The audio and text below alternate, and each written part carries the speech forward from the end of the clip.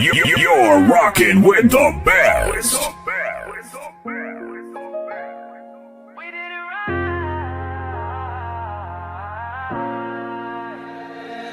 Credit acceptance was trying to finesse me. High interest. You're rocking with the DJ that keeps the hits coming.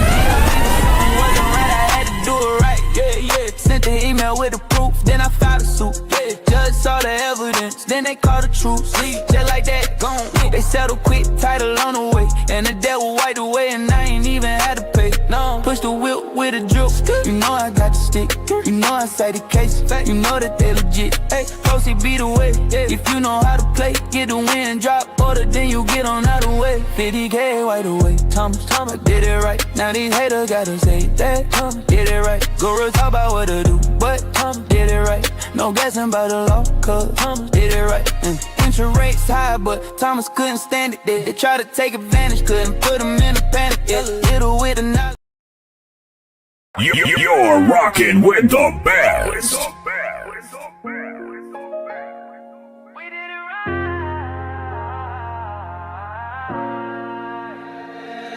Credit acceptance was trying to finesse me. High interest. You're rocking with the DJ that keeps the hits coming. Sent the email with the proof, then I filed a suit. Yeah, judge saw the evidence, then they called the truth. Sleep just like that, gone. They settled quick, title on the way, and the debt was wiped away, and I ain't even had to pay. No, push the whip with a drip. You know I got the stick. You know I say the case. You know that they legit. Hey, proceed be the way. If you know how to play, get the win, drop order, then you get on out of the way. 50K right away. Thomas did it right. Now these haters gotta say that Thomas did it right. Go real talk about what to do, but Thomas did it right. No guessing about the law, cause Thomas did it right. Interest rates high, but Thomas couldn't stand it. They tried to take advantage, couldn't put him in a panic. Yeah, little with the knowledge, running through his pockets, funds charging through the roof. Feel like Houston on a rocket. I landed in the booth, litigation like a pro. Tell me what you say. Guru filing lawsuits, but never wanna pay. Who bad is me? Balance sheet in the court, casualty. You're rocking with the best.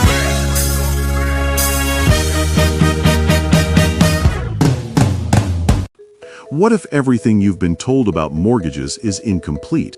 What if the transaction you see on the contract is only a fraction of the transaction that actually occurred? For decades, homeowners have been taught to believe one simple story. You borrowed money. You owe the money back, make your payments, and everything works exactly as it should. But what if there is more to the story? What if hidden transactions, institutional accounting, regulatory reporting, and the modern shadow banking system are affecting your rights without you ever realizing it? What if what you call a mortgage loan is being viewed very differently inside boardrooms, financial statements, investor reports, and regulatory filings? Most homeowners think they're making a down payment. Most homeowners think they're simply paying back a loan. Most homeowners think the finance charge is merely the cost of borrowing money. But what if those assumptions are preventing you from seeing the entire transaction? And more importantly, what if understanding the difference could completely change how you analyze your mortgage? Welcome to the Mortgage Reality webinar, sponsored by the New Culture Empire. This is not another internet theory class. This is not another securitization audit sales pitch. This is not another one weird trick to stop a foreclosure.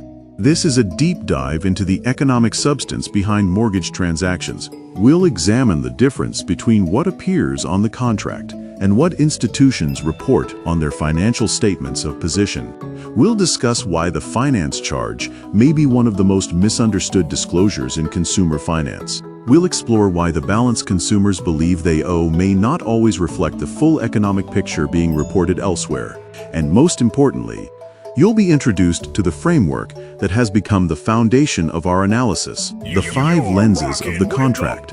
5 different perspectives, 5 different ways to analyze the same transaction. 5 different ways to uncover information most people never think to look for. The consumer lens, the legal lens, the corporate finance lens, the regulatory lens, and the investor lens. When viewed together, these lenses create a completely different understanding of mortgage transactions. But that's only the beginning. We'll be examining real-world examples, real disclosures, real filings, real reporting, and real results. Most importantly, the authorities, methodologies, and analytical frameworks discussed during this webinar are applicable to virtually every mortgage transaction, regardless of lender, servicer, or investor. And unlike most presentations, we'll approach these issues from both sides, the defendant's position and the plaintiff's position, because if you truly want to understand the mortgage system, you must understand how both sides see the transaction. June 20th. June 21st. Mortgage reality. Link fee, $75 per session, or attend both days for $150. If you're ready to move beyond internet myths, if you're ready to understand what institutions see that consumers often miss, and if you're ready to challenge your assumptions about mortgage transactions, then this class is for you. For registration and information, thomaslegacyrecordings@gmail.com. The New Culture Empire. Knowledge, strategy, perspective. Mortgage reality. You're rocking with the best. Planning out the dream. Turn every late fee in the case law. Judge bang gavel, he don't skip a beat. They like how you flip stress into assets. How you turn a loss in the last check. Thomas took notes, broke codes, then he proved it. Now the classroom global and the language fluid. Thomas is the blueprint. Write that in the sky, let the crew print. From the courtroom smoke to the new man. He designed the way we move our 2 cents. Thomas is the blueprint. You're rocking with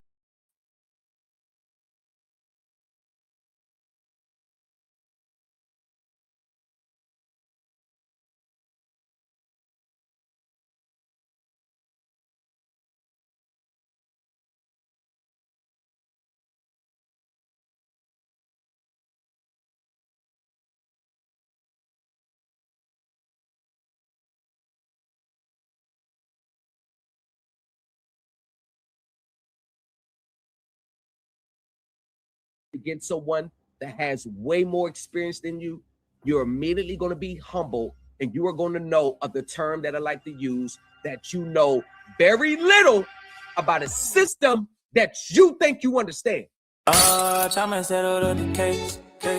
Big checks from credit acceptance. Welcome to episode 29 of Are You Afraid of the Dark?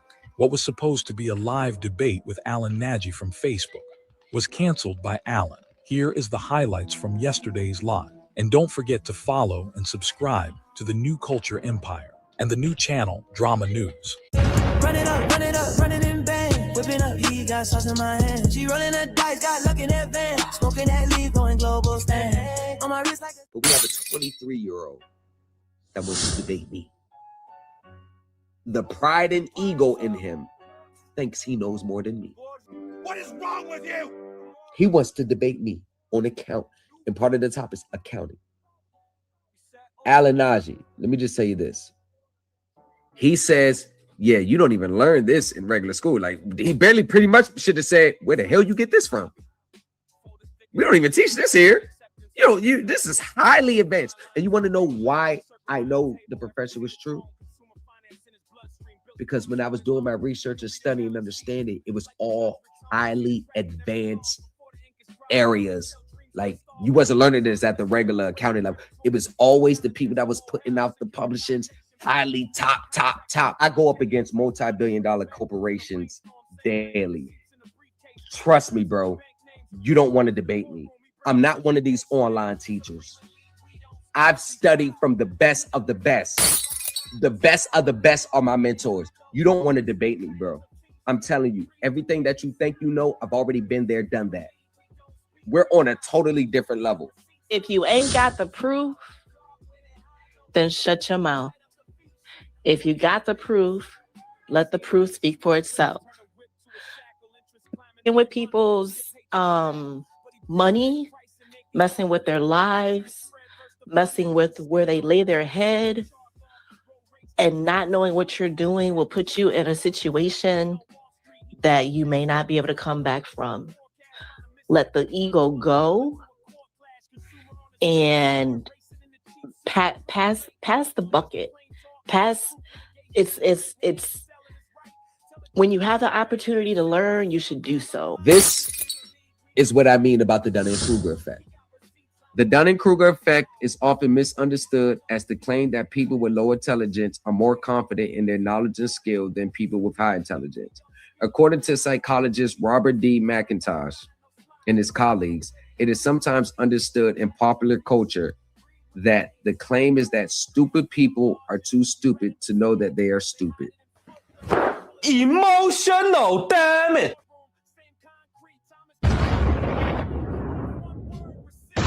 But the Dunning-Kruger effect applies not to intelligence in general, but to skills in specific tasks like research, litigation skills, when to make the argument, how to structure the argument, when is the right time to make the argument, when do you hold back for later stages, what to attack at the beginning, when not to attack because you know based on case law that those arguments have been denied before, when to go this way, when to use court doctrines, when to not use it, when to go in, when to go left, when to go right, when to say this, when to say that, when to skill. Court is a strategic ability in which one gains understanding over years of experience.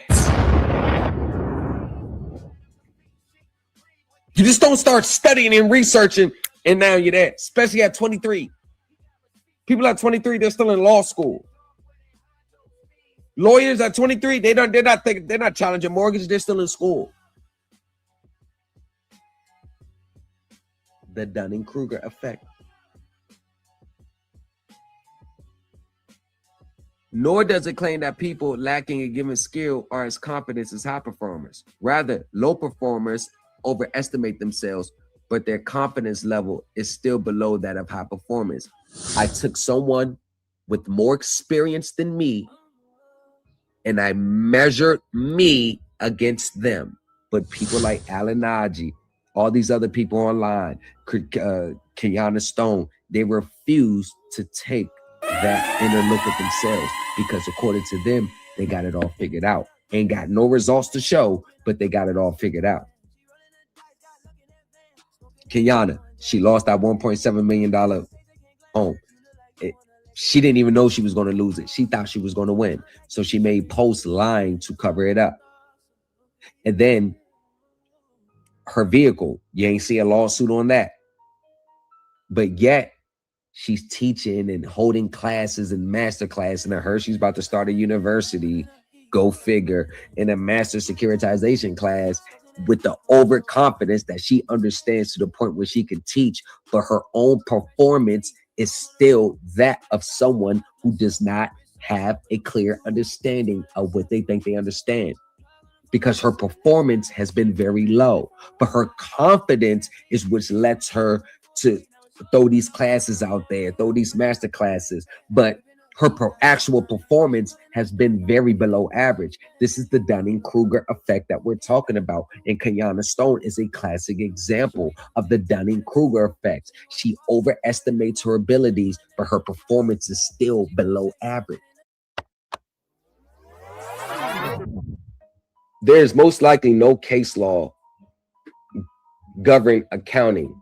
Most times you won't really specifically see it when researching any cases that solely go into accounting defense or exposure of the accounting, because let's be honest, they don't want people knowing the accounting, let alone challenging it.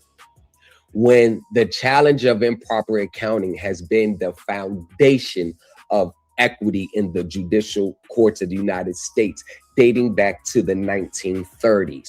So one key word, accounting defense. Researching any cases that solely go to accounting defense. I just said it because they're looking at accounting as a defense to their consumer obligations. So you will never find a case that goes into that because you can't use accounting as a defense to your consumer obligations. You're rocking with the best.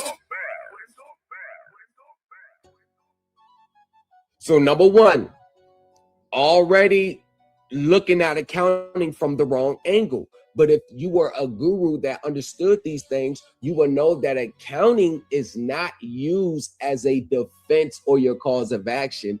It's to highlight the evidence and substantiate your legal cause of action. So when you take accounting away as a legal defense and only using it in support of your legal defense, this is when they're back to square one. They don't know where to go from there.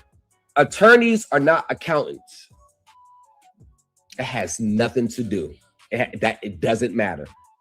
Administrative judges are not accountants. Once again, these administrative judges, it keeps hindering to the sovereign citizen lingo. It's like, no matter how much you want to jump to accounting and securitization, once you've been bit by that sovereign citizen bug,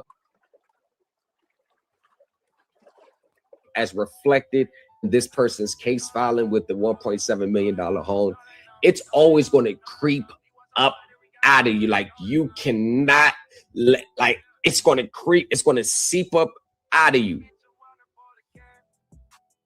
Administrative judges, that is that sovereign citizen way of looking at it. Administrative judges are not accountant, so how would they truly know who is obligated and how the accountant reveals the truth? Well, how would you know? So think about it. If there's no case law on accounting, and lawyers are not accountants, and administrative judges are not accountants, then where do you go to get your relief? Because accounting relates to financial disclosures. How do you connect accounting to a courtroom setting?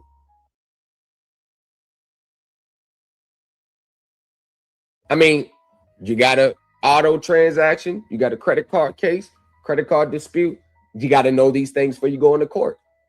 How do you bring accounting into a consumer obligation? If there's no case law on it, the judges are not accountants, the lawyers not. So how would they really know the truth? The same question could be posed to the guru. How would you really know the truth then? And this is what it means. The truth is always what I believe the truth is, or how I feel the truth is. And if the courts or the judges don't see it this way, then them themselves are wrong. But these are the same people that you are going to get relief, or requesting or seeking relief. These are the same people. It's like somebody trying to tell you you're wrong about something, but they actually need you for help. You get what I'm saying? Like somebody trying to tell you, oh, you wrong about this, but they actually need your expertise. You see what I'm saying? Like, how does that look? So you have no judges. Judges can't tell you what the truth is. The lawyers can't tell you what the truth is. There's no case law on the truth. So going by this own logic, then why are you even trying to bring up accounting in the first place? Oh, let me guess. Let me try to deter people from the questions asked. Because I remember after I went live, people did start asking questions. Hey, and this post came about. Multiple people started saying, hey, can you evidence this in a court case? Hey, can you show me any court cases? In which some people started to take that advice, because I told the people, yo, just ask her, prove this in court. Where are the cases to support what they're saying? I found over 70 cases to support what I'm saying. So where's the cases that supports what this person is saying? And it's either one conclusion: they don't know, because they don't have the true understanding of what it's really about to give you a definite answer. Versus in my Supreme Elite team group, we go over cases just like the weatherman goes over the news every morning. The stuff that many people out here are struggling to even grasp 1% of, we go over in our group effortlessly. Oh, no. It's not me. My members are saying this. And do I have to drop screenshots and emails they sent to me and comments they made in the group? I got to do that. It's not going to mean anything, because people are going to believe what they want to believe. Actually, more people are going to stay away further, and it's sad, is because they're just envious. They're actually, that the years of them spent with these people and getting spunt around, people like Mensa, Yusavelle, Jonah Bay, Tamika, they are so punch drunk today, like they are shell shocked. And that's what these people, these gurus do. They take your money and destroy your will. So now everybody to you is in that same boat where you got the Supreme Elite team. We're just going to continue to keep trucking and moving along. Do you think I will want 100 to 250,000 people knowing exactly what I know? As soon as people in mass, let's say I do a Thanos and I gave everybody my understanding. If the court started to see this stuff, these claims come in drones, do you not know they're going to find a way to shut it down? They're going to find another way to shut it down. I just dropped my last video on it. They're going to find a way to shut it down. This is open. This door is open, but it's not open for everyone. The harsh reality is, no matter how many people spent trying to fight all those mortgage, consumer, all that with these gurus online, the harsh reality is less than 10% are ever going to win. So don't come asking me what supporting case law do you have to support this. Wow. That is going to be the same question the judge is going to ask you. The judge is going to ask you that.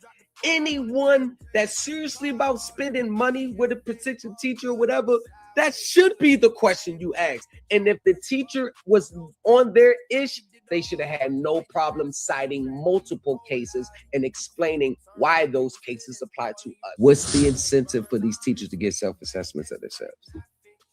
Nobody in their group is going to challenge them. Nobody in their group knows what they know. I mean, let me pull the curtain back. So I think for most people that follow gurus, I think just the hope is good enough for them. I think they say certain buzzwords like, you're not going to have to pay anymore. Oh, this is going to discharge your debt. Oh, you know you don't owe for real. Oh, you know that was your credit they lent back to you in the beginning. Like, I think that's enough for people. My approach, if you look at it, less than 1% of pro se litigants ever even figure out anyway. Every person that you see online, they all think that everybody in their group doesn't know as much as them. They all believe that they don't know as much as them. And in many cases, that's true. This is why you see them all get bent out of shape when I pop up in their chats and their lives. Moderating, blocking, thank you. Nobody got time for him. I don't even want to deal with nobody and talk to them. I tried to explain to him, plain and simple, clear. The man don't want to listen. He, like he said, he was sending messages to his attorney, and his attorney was responding, saying that violations of a right has nothing to do with a foreclosure. Yes, the hell it does. We gonna prove her wrong. Cold lobby, you can feel it turn when they whispered in the corner. You can smell that burn. Diamonds beat the bank, that's fact, not fiction. Let them circle back for a quiet. You can't help, man. So meaning Title 42 and Title 18 gives you a private right of action. The title. You see how if you've been on my team and you follow me, y'all have noticed that they've all been out of shape as soon as I come around. Because when a person comes in there live, it's expected that everybody in the group knows very little than them. I tried to explain to him, plain and simple, clear. The man don't want to listen. That anybody that's popping it, it's already expected.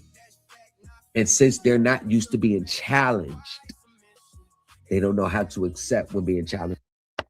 Moderating, blocking, thank you. When you pay off your auto loan and make your final payment, isn't it standard that it takes 30 days for you to get the title? Turning pressure into gold. Summers beat the bank, that's swing, that's proof. Put respect on the name, and you speak that truth. Talk less, showing. Close mouth, signing. Screenshot, statement.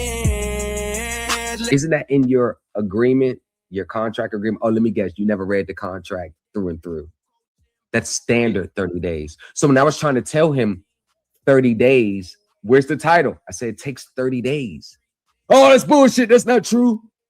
But I'm like, you said you set off an auto before. Why wouldn't you know that it takes up to 30 days? After makeup appointment, you may receive your title in 2 to 6 weeks. Anywhere from 2 to 6, that depends on whether your state uses an electronic system or mails the physical title. Most lenders processing the lien within 10 business days. Often within 2 to 3 weeks, paper title 3 to 6 weeks. So everything I'm saying is it's within the normal standard time. And I'm gonna tell you this. My favorite thing about the SET group is the emphasis on understanding, the emphasis on foundation, and the emphasis on studying fact-based information. Just these elements alone make this a very unique group inside of a very unique space. I appreciate Lamont having put in the work to create this group and putting in the work to maintain the group. Regardless of what it is we're studying in particular, it's all a cohesive experience. Everything that we're studying is relevant to everything else that we're studying. So I am very grateful to be in a space where I can learn at my own pace and know that everything I'm picking up is relevant to where I'm going and what I intend to do. I am grateful for this, and I am really enjoying myself. A little idea of my experience so far with the Supreme Elite team, Supreme Elite family. Call it a family because it's a team, but it definitely feels like a family in there. Shout out to New Culture Empire. I'll check that out. Before I met Lamont, it's not on the right path. I was a bird just flapping away, and be involved with the Supreme Elite team. I'm a bird that's landed. Shout out to Lamont. Shout out to the Supreme Elite team. I want to thank this group for showing me that there's more to just writing your name on a packet and sending it off and thinking you're finna get results. These people are not going. These people are going to make you prove that you know what you know. We were underprepared for this by a lot of these teachers. I'm not finna go into names, but you name it, I've probably tried it and wrote on that coupon, stamped it, all that goofy stuff. They don't care. They're going to make you go to court. They're going to make you prove it and stand on it. I appreciate you, man. Well, tell me when to start. Yeah, you can go ahead. All right, so the attorney says that the mortgage note absolutely serves as in this process. And he says, the deed of trust, he says, you're dead on. And he says, in the language is the characteristics, okay? Yes. The key thing that you want to look for, he says, when you're going in there is looking for of the initial documents going in through the process. He said, they do this all the time. And he says, they do it willy-nilly. And he says, they break, and he says, they blur the lines between it. And he says, that is exactly where you attack. He says, they do it all the damn time. I said, what is all the time? He said, 90% of the time. Yep. That's all I've been saying. That's all I've been reading. It seems like that's what they do. He says, from our initial talk, he said, your things that you got and you're preparing for whoever you're doing it for. He said, it's point on. And he says, you're absolutely right. You're rocking with the best. What we go over in group is right in line with the legal standards and the professionalism on how it has to look and what you need to know when you attack these people. The words that he used was, you're going about it standard operating procedure. He said, whoever you got to doing this, he says, he must be on his game. He said, because he said, most attorneys that's got 10, 15 years of practice, he said, don't even understand this language. He said, they don't know nothing about this realm, this world. It's a foreign world to them. Regardless of who's here, regardless of who's not, we are a family, and we are continuing to push, and we are continuing to make moves behind the scenes and follow in the path that was laid out for us. That is what we're going to do. We're going to continue to do it, and those who rocks with me public, behind the scenes, or somewhere in between, the Supreme Elite team is always going to remember.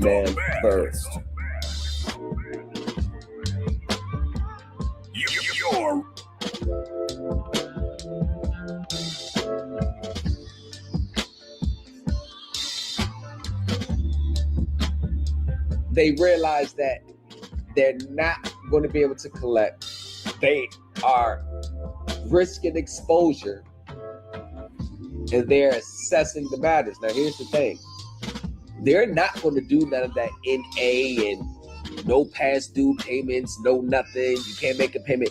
They're not going to do that if they didn't already make the decision as to what they're going to do with the. You see what I'm saying? They don't put everything on hold while they investigate. Your ass is still going to pay while they investigate. Because I sent them a letter last time. And when they investigated it, during the investigation, they ain't put no hold or nothing. So the reason why they didn't do it last time, because the issues I raised, they felt like they could defend against it. They felt that they could defend against it. This time,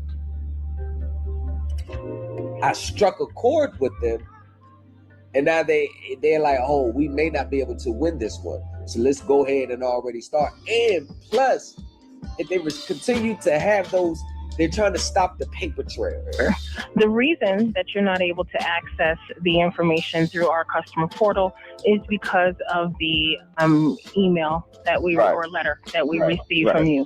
That was actually escalated to our compliance team. So whenever we have, an issue or we're investigating something, we place everything on hold. That whoever you got to doing this, he says, he must be on his game. He said, because he said most attorneys that's got 10, 15 years of practice, he said, don't even understand this language. He said, they don't know nothing about this realm, this world. It's a foreign world to them. Application is a security collateral. Didn't you deposit? Wasn't that application deposited?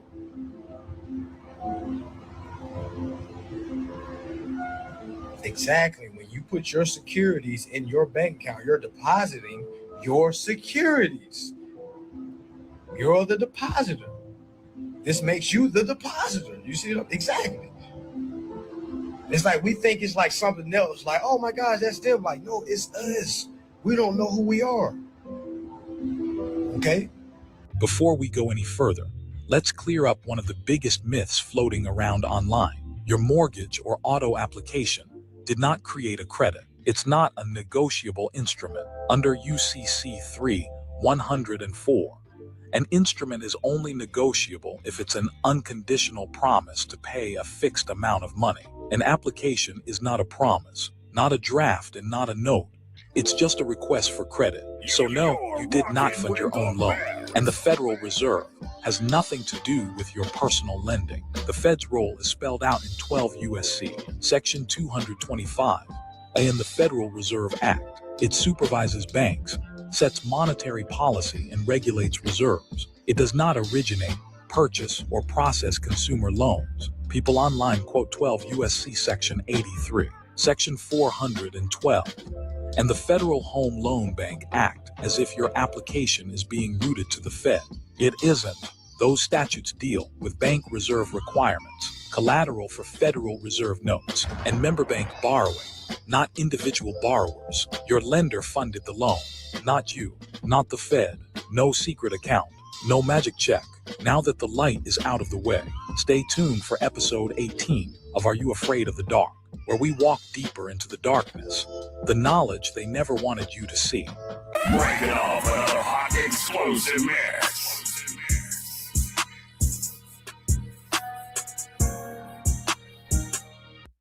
The loan I have applied for in this application will be secured by a mortgage or deed of trust, which provides the lender a security interest in the property described in this application.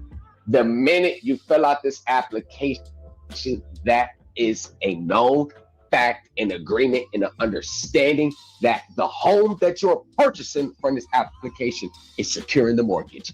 Welcome to episode 18 of Are You Afraid of the Dark? Where knowledge is dark and ignorance is light. In this episode, Thomas dispels the application is credit, myth that is being pushed to people who cannot otherwise get approved for a mortgage the traditional way. Supreme Elite Team, welcome to a unusual late night class. You are in the building with me, your host, Lamont A. Thomas, the founder of the Supreme Elite Team, founder of the New Culture Empire. So yes, a lot of information in which I gauge what I teach.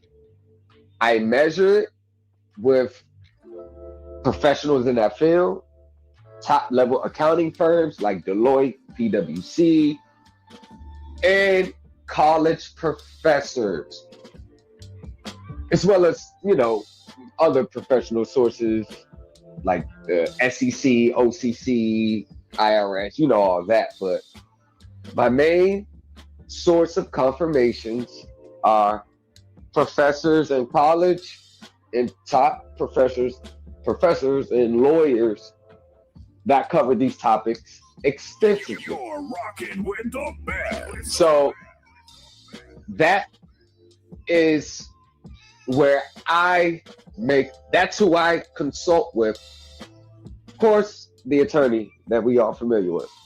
But that's pretty much what I consult with as far as outside of myself, to make sure that my interpretations are correct and I'm understanding the best way possible. So what I haven't, well, I ain't gonna say I haven't, but what I'm still trying to break through the firewall is at the application stage. And I've pulled up a lot of applications, especially mortgage. And every application that I've read has the verbiage, especially your 1003 application. That is kind of one of the common applications people get when they are getting a loan. So when you fill out that 1000 application, you sit down with your broker. Once they process it, as soon as they get your application, they're taking it to Fannie Mae, right? So they're taking it to Fannie Mae. They're getting paid on the application. Once they close, they get a percentage after it.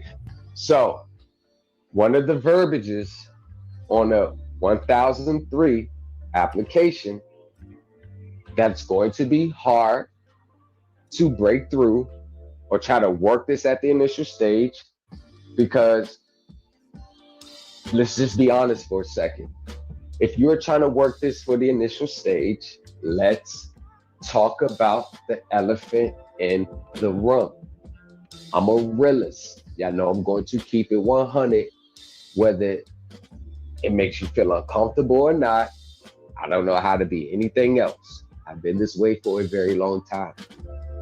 If you are trying to work this at the very, very initial stage, it only means that you're trying to get something without paying for it. Whether you title it in your mind as something else, whether you title it as something else, whether you think it's standing on your rights, let's break down the layers. Let's break down the mental talk that we tell ourselves. Let's break that down and let's get to the hidden, unspoken intent. If you're trying to do this at the beginning stage, that means you have no intention on paying for something that you're trying to get. Let's just be 100% honest, because ask yourself this question. What's the difference between you doing it at the beginning and then coming back on the back end? Because if you think that means that you're not paying nothing up front and that you're going to be getting the dividends check from them, you have lost your mind. There is no way any investor, any pool is going to even accept the contract if there's no guarantee from you that you're going to make the payment. That's called, I'm just talking about it. If you're not paying but you're getting the dividends, then there's and I don't need any type of proof to show that it can be possible, because I understand how corporate financing works. Investors are not going to invest in a contract in which you're being kicked the dividend every month. It doesn't work that way. In a perfect world, we're all supposed to be getting the dividends check, which I know doesn't work that way. So what I'm trying to tell any of you that still has that inkling of a hope, it's not going to happen. Because every contract right here, pretty sure that a lot of you are familiar with this form, right? There is no way that you are going to circumvent this form. See that? See, this is what you call a social media process if you are trying to circumvent this initial step. See, this is the epitome of a social media process. It's not rooted in law. It's no basis. It's outside the norms of the system. You see?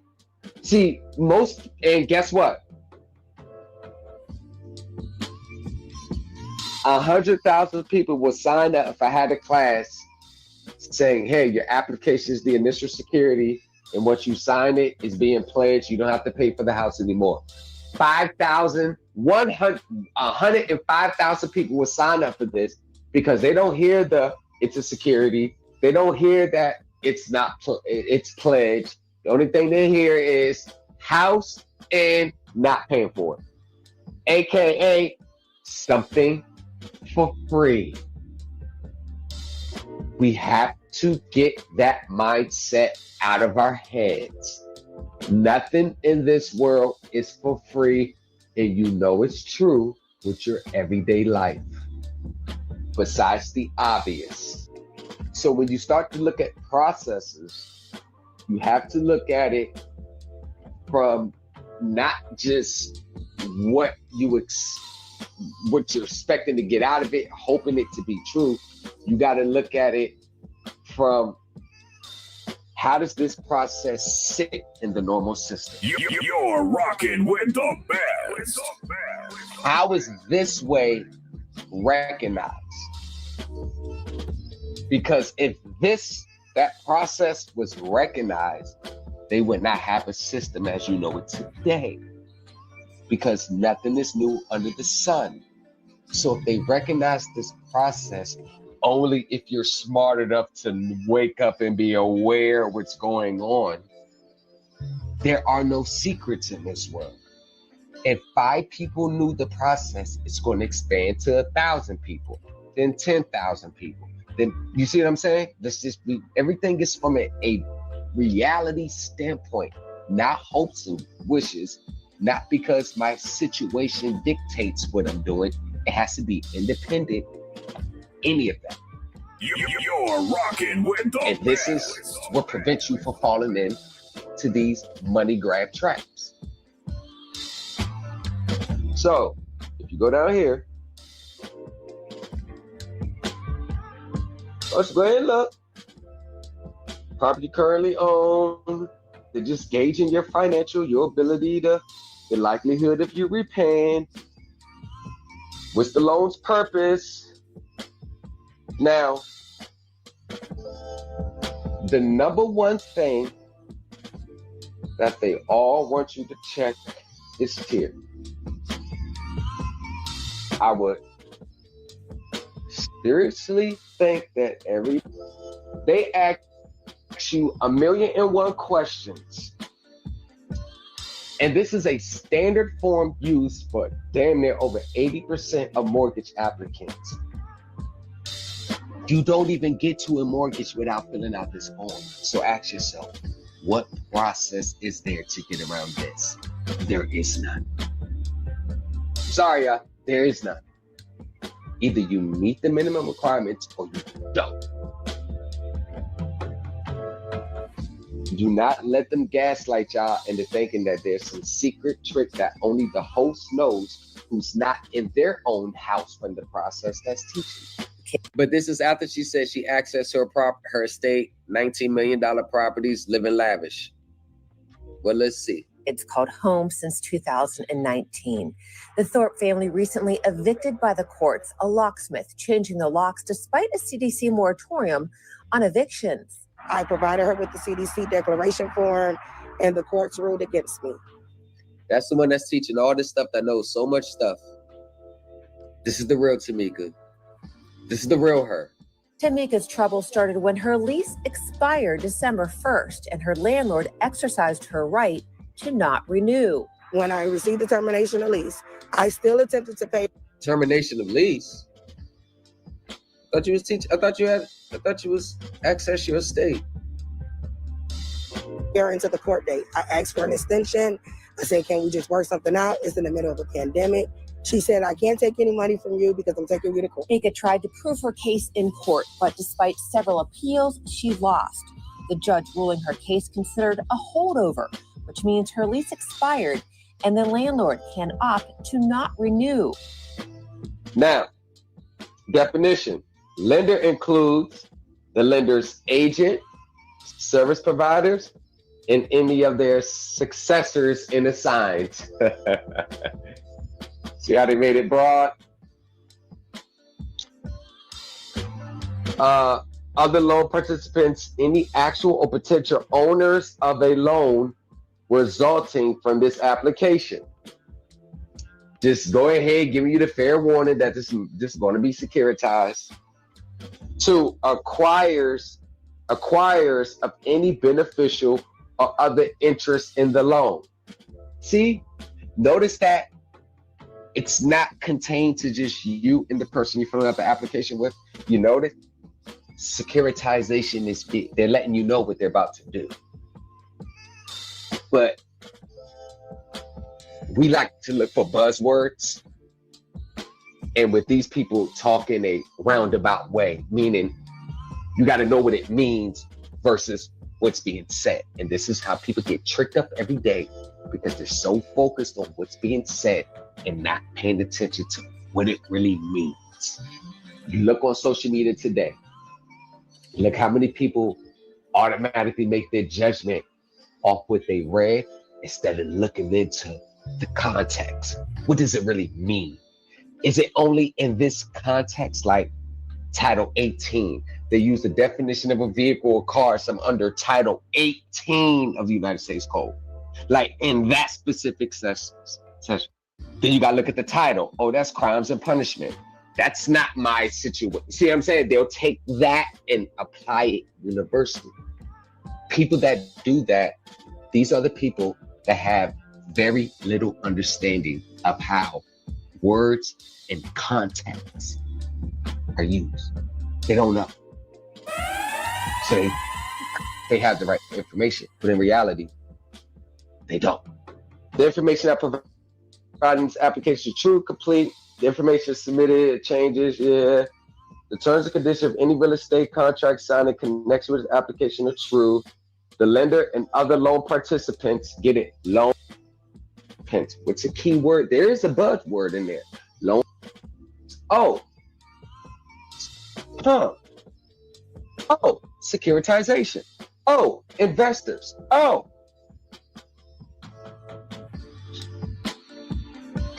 Lender and other loan participations may rely on the information contained in the application before and after closing the loan. Well, if I'm only getting the loan from the lender, what is the other loan participant? See, that's what it says. What it really means is once the lender takes it to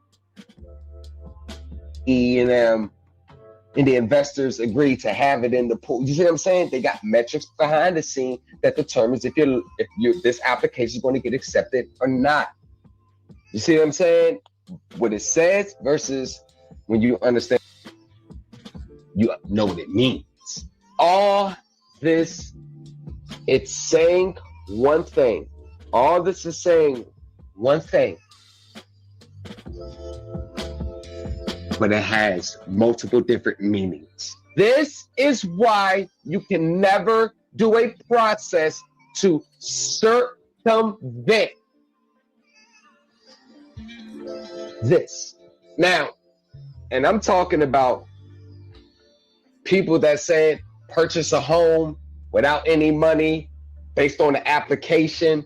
The application is the security. They take it to the Federal Reserve, the application, doing a process on the application. I heard him talk about it. This is why all that was nothing more than a money grab to get people who could otherwise cannot afford a home, to get them to believing that they're going to be in a home by just giving $1,000 or $500 for this class. This is why no process that's going to circumvent the application stage, if you go through application, doesn't work. They had a lot of people filling out applications, attaching that sovereign citizen crap to the applications, thinking that they were just going to get the money in their account, they buy the home clear and free, they don't owe nothing back. This is why a lot of them felt stupid. And guess what, y'all? Do you think they went for a modest couple $100,000 home? You think they started modest? No. Guess what they filled out? All multi-million-dollar mansions. See, that lets you know what's already in their mind. A process is the direct outward expression of a person's real intent. See, they really wanted that $1 million mansion, but they never filled out the application before. So as long as they heard that you don't have to pay for it, look at the greed come out in them. You're rocking with the best. And you think we would have a country if that stuff would actually go through? Human nature and greed would destroy this country in 24 hours. A lot of these teachers, they can never fool me. This is why it would never work. So anytime they say a class on getting a house for nothing, this is why I call it. This is why I was blocked, because the person was teaching a class, converting the application to a security and getting the home clear and free. This is why. These teachers don't read. You think they read to understand? They don't read. And they dead sure don't look at it from a realistic standpoint. The only thing they're worried about is, what can I say that can get the people emotionally attached to it and hit at their financial heartstrings? That's all it takes. The loan I have applied for in this application will be secured by a mortgage or deed of trust, which provides the lender a security interest in the property described in this application. The minute you fill out this application, that is a known fact, an agreement, and an understanding that the home that you're purchasing from this application is securing the mortgage. Game, set, match. You're rocking it's already with the known. best. This is why none of it will work at this stage. Can't get around this. Break it off. These receivables are, it's the name of the game. It's the name of the game.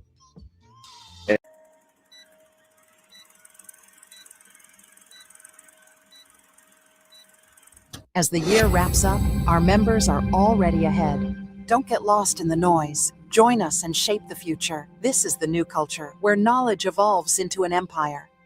Motions must be supported by case law, regular, authoritative, and they tell you that in the court rules.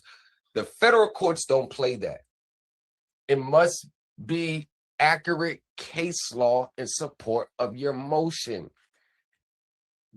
Once again, you cannot just cite the facts and file. The affidavits and the attachments that you attach must be in conjunction with the rules of evidence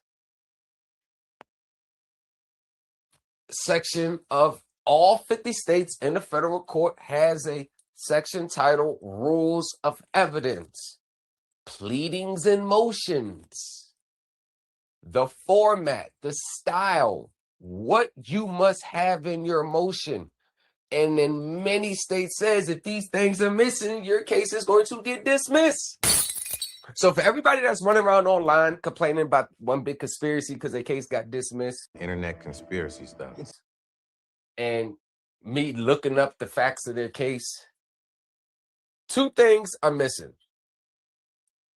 Number one, the rules and procedures missing, which is a given. They're all going to miss that.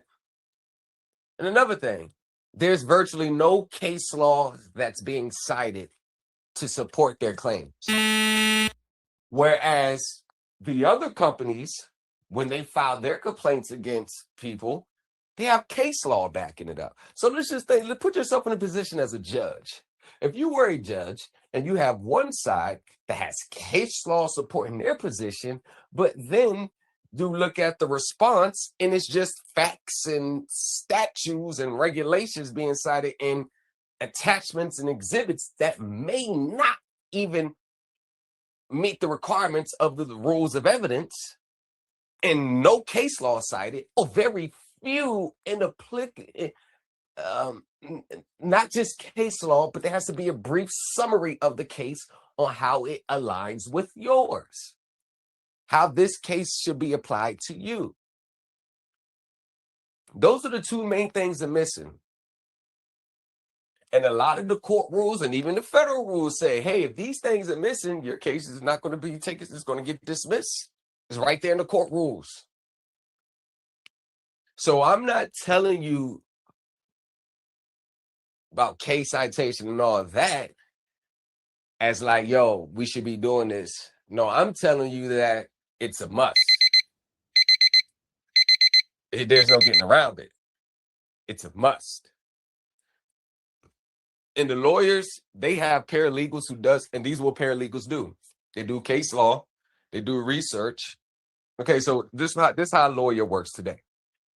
Lawyer takes a case, whether it's a complaint they're filing or response. They get the facts of the case, they get the evidence of the case, they get all the other side's pleadings, and then the arguments that their client wants to make, they take that down, and then they say, okay, we see the violations, we fit in it, and we're going to respond. From there, the paralegal is the one that does the research on the case. They does the formatting of the motion. They put the arguments together. And then as soon as they're done with that, they give the case study to the attorney. Hey, these are the cases that are applicable. This is the case that did this. This is the case. Like, so they have a whole summary report for the lawyer. This is why it applies. This is why it applies. And then the lawyer may take a week or two to go over the case laws and the summary. And then the lawyer, okay, goes into court and argues it. That's how it works. The lawyers don't do the legal research themselves anymore. That's why they hire paralegals. The paralegals put that together. The lawyers, they just go in court and argue. Given the nature of these claims and the blurred lines and the treading of the lines that we have to do, you not only have to be your own paralegal, you have to be your attorney. In many cases, depending on your claim. If your claims are less technical, you can hire an attorney. But if they're a little more technical, you may have to go at it yourself. So in preparation for you having to go at it yourself, there are no shortcuts in doing it. Before you even think about putting pen to paper, the first thing you need to do is become very aware with the court rules. That's the number one thing. Forget the facts of the case. I don't even give a damn when the deadline is. You better get a fast start on it. Court rules. Because time and time again, every time we show videos live, what are the number one things these people are losing? They didn't follow the procedure. They didn't follow the court rules. So if I keep showing you evidence, proceeding after proceeding, where the judge having to school the pro se litigant on the court rules when they're ruling against them, when the opposing attorney is always attacking them because they didn't follow the rules of the procedures.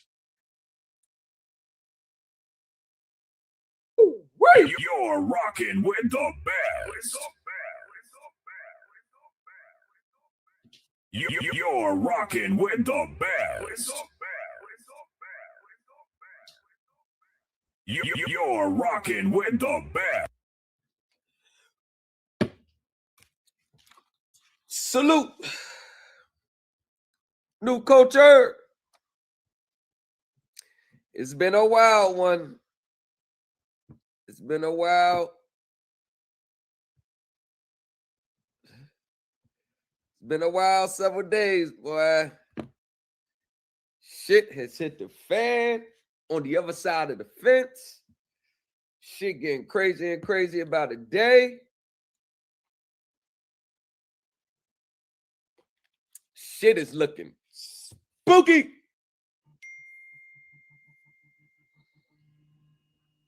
All right. Yeah, read that, Core.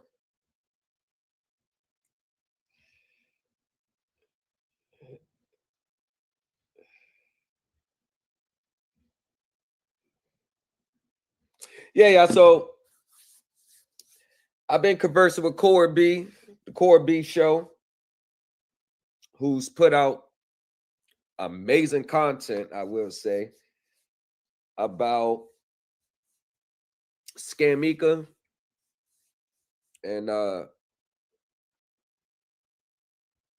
the awareness for the unsuspected people who fell for the trap. And not only that, even if you just put the teaching to the side,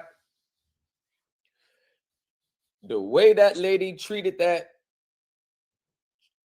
Core, and the way the most vile, disgusting, negative, and evil things that she has said to that female, it's beyond, to be honest with you, Tamika should be ashamed of herself. Oh, yes, I got time today, Core. Yes, I do. Yes, I do. 7 p.m. is good. I will be setting time up with her. She's going to come on live. Well, I'm going to request it from her, y'all. And she could give her, I mean, everything is on her channel. She has a 14-page series. Then she added more videos to it. What's that dude? Caleb. He's on there trying to, and I'm going to address Caleb too, because to be honest with you, like, come on, bro. It's just no way. What's good, y'all? What's good, members? Before we get into all that, after I get off this live, I will be buried in the books, be buried on my laptops. I will be buried. I'll be very busy, so don't bug me. But okay. Hold on, y'all. Talking to Core right now. So when y'all with it, man, I don't even know where to start today. For real. I'm usually not at loss for words, but I don't know where to start. How I gotta give Tamika her props though. How she was able to keep it going for so long. Had a good run. One thing that stuck out to me though, she's supposed to have a VIP class. I guess YouTube. I don't know. I don't know what it was about. I have no idea. But she postponed it because she was sick. Remember, it's postponed after people already paid. Now, postponing things happen. Really can't nitpick with that. I had to postpone things for just reasons. I never postponed things so I could take a trip to New York and spend $100,000 of other people's hard-earned money.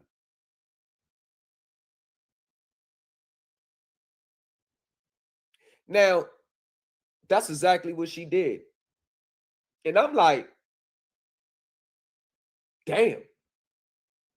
It's just well, you know what gets me? It's just like, you have to not have a conscience. You have to not have any type of inner spirit that is saying, man, this is wrong. Like, there has to be something within your soul that's convicting you. Like, nah, man, go ahead and get them people this shit. Go do something. Go. It's just wrong.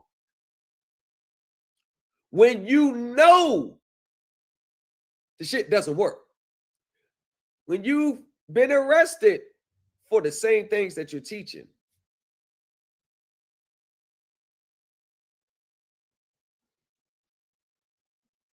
Teaching a mortgage class after you was evicted from your apartment.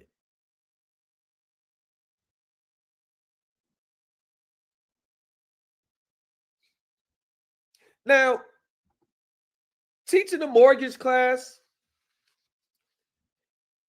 is not the problem. The problem with teaching a class about a mortgage is when you don't know what the hell you're doing. And everything that you're teaching is passed down. Y'all, I've been saying this for years, and people would fight me left and right. You don't know what you're talking about. You're an agent. You're just hating. And I said, okay, just sit back and watch. I predicted this. I said, just sit back and watch. Everything's going to come to a head. The process has started changing. And this is a telltale sign. When your processes start to change, you was doing this last week, now you're doing this, now you're doing this, now you're doing this. When it starts to change, because one thing about a foundation, if you understand the system, if you establish your foundation, the venue may change. The other party who you're dealing with may change. This may be a car here. This may be an auto here. This may be a mortgage here. This may be the tax forms here. This may be court over there. But one thing that never changes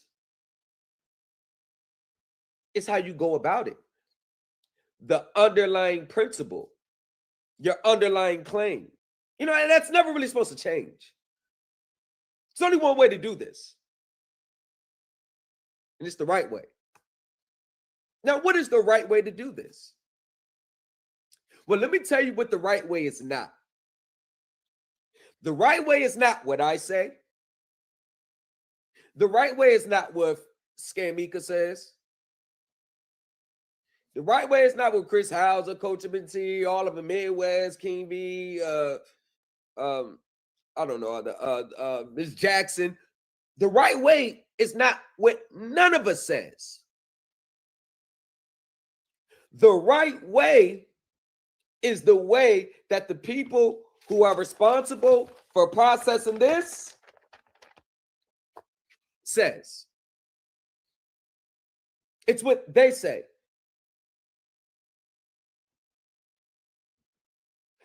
People are going out of their way to search for a teacher to teach a system, a new system, to get results from a system that's already tied to its own set of rules and regulations. That's the biggest, one of the biggest issues that I see. That people are still looking for ways to attack this system and their process that's outside of the sets. I told you, it's only one way to do this. These standards are uniform. They're substantiated in regulations, statutes, the regulatory documents. It's already set in stone.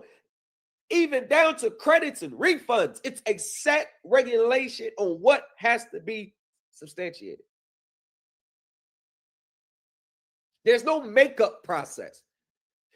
There's no individual processes. There's no, I'm going to do Coach MT's way. I'm going to do Tamika. There's no a particular teacher's way.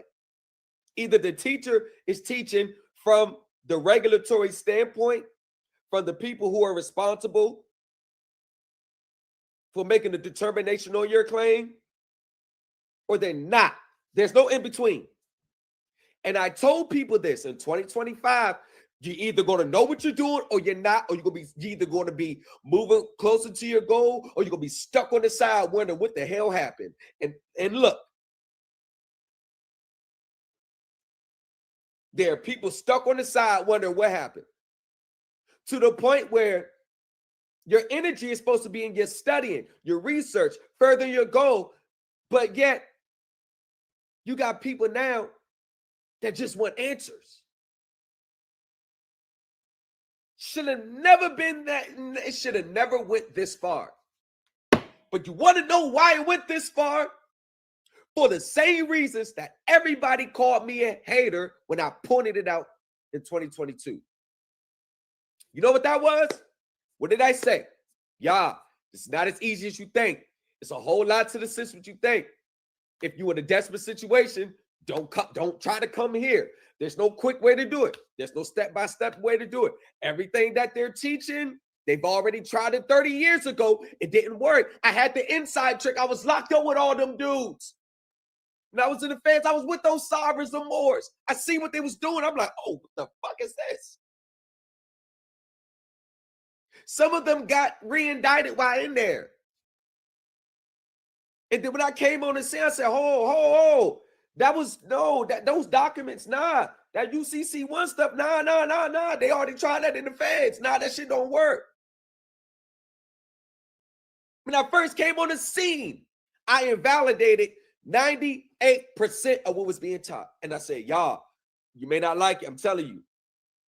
I would just round those, and I started naming it all. Acceptance for value, conditional acceptance, thumbprint, stamp on the side. And I named it all. Look, yo, they already tried this 25, 30 years ago, y'all. People say, you know what? It may work for me. Because people were looking at the teacher and how they feel about the teacher versus what is the teacher actually saying? Are they connecting the dots for me? I say, you know what? Maybe my word is not enough. So what did I do next? I say, you know what? Let me show you court cases. And I start showing you court case after court case. There's no secret trust fund account. Denied. Judgment for the defendant, which is the bank. Foreclosures, repossessions, left and right. I'm like, maybe that will get, so you don't just hear from me, you're hearing the courts. Even court cases saying this stuff we have seen for the past 2 decades in this courtroom. And people were still saying, no, maybe it will work for me. I said, okay.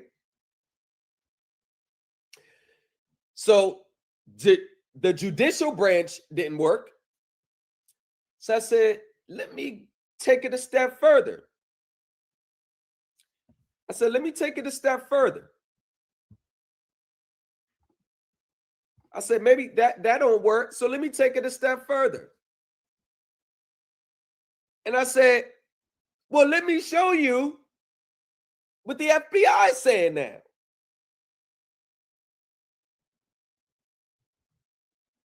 All of their process. No, what did Tamika have? What class she had? Oh, shit. Shit.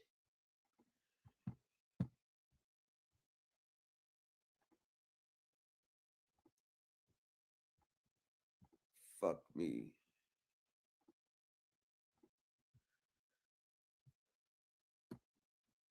What did she have?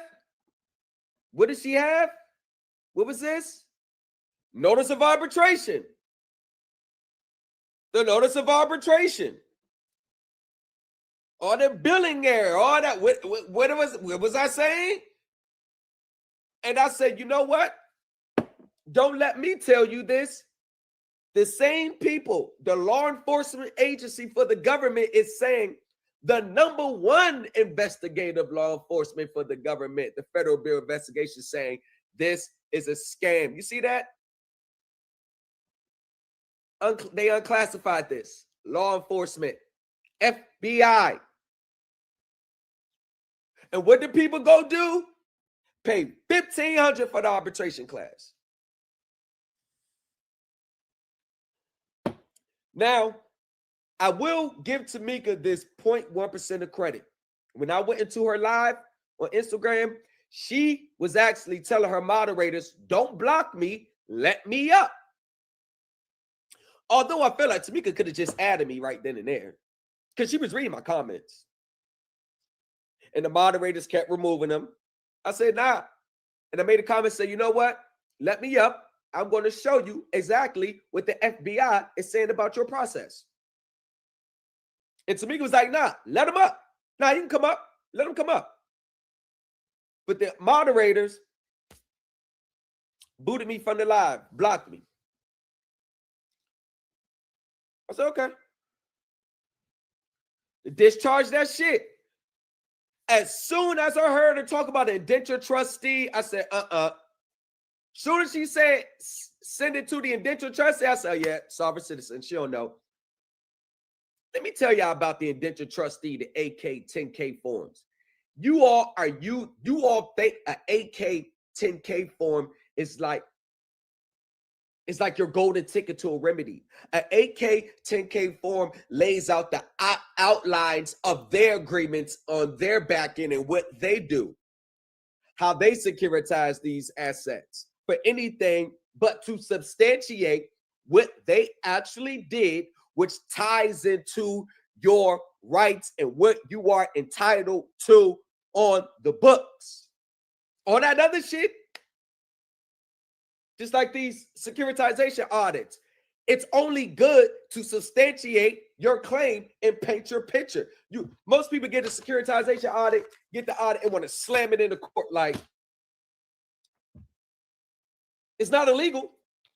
Securitization is not illegal. I've been saying it. It's only used to substantiate the facts and circumstances surrounding your individual case. But the problem is most people don't even know how to accurately convey the facts and circumstances from a legal standpoint. Not you did me wrong. I'm so wrong. You committed fraud. You scammed me. I want everything back.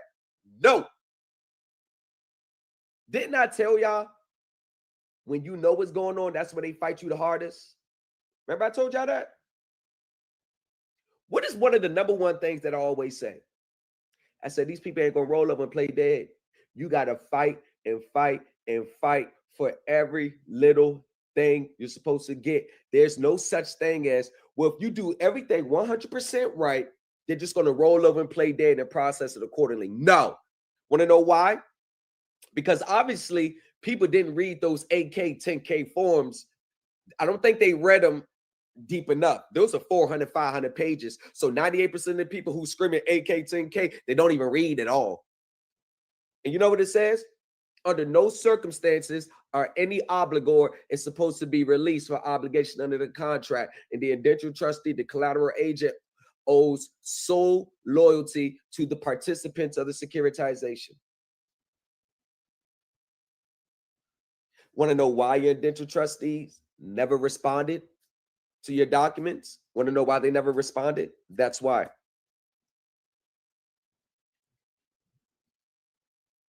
You have to enforce your rights for them to come up off shit.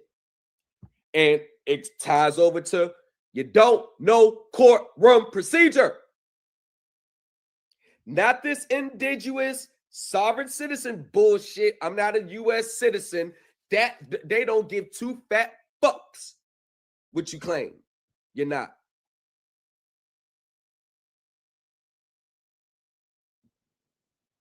They don't give two fat fucks what you claim you're not. And hold on. Here's the part that I don't get.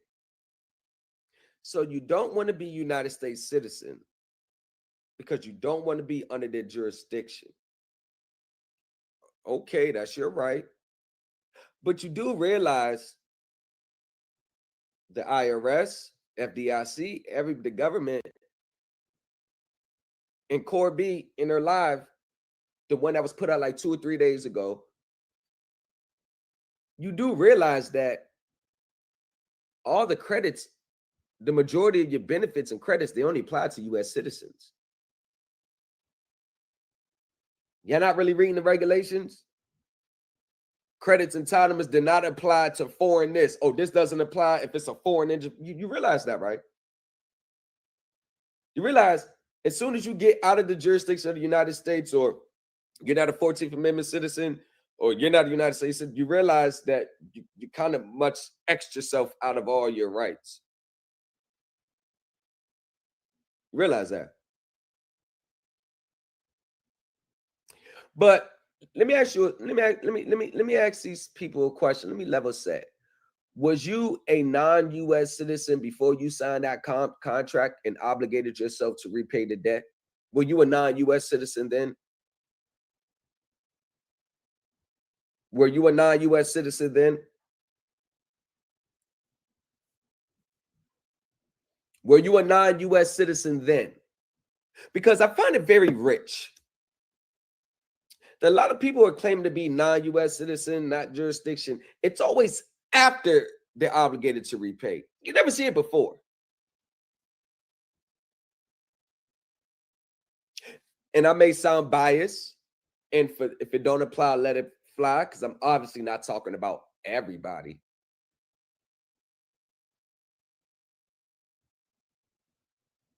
Yeah, may be mad at me for saying this.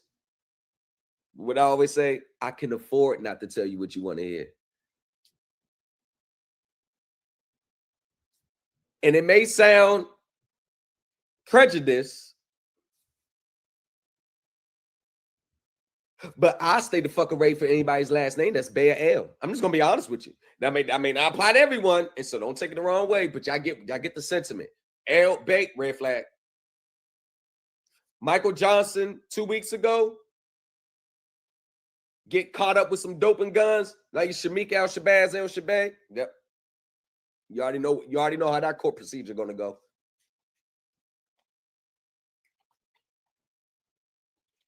And it's not the fact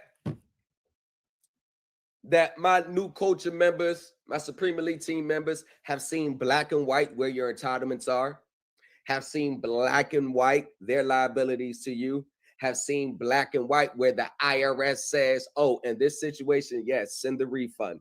Oh, yes, in this situation, yes, send the credit. Oh, if they do this, they have substantiated the credit. Process the refund. Do not send a notice. Do not send a frivolous filing. Credit substantiated. No. If they come in like this, they'll get this. New culture, put a 1 in the chat if I haven't showed you that black and white. I mean, if I have, put a 1 in the chat. If you ain't see it, black and white. in the Supreme Elite Team group. Black and white.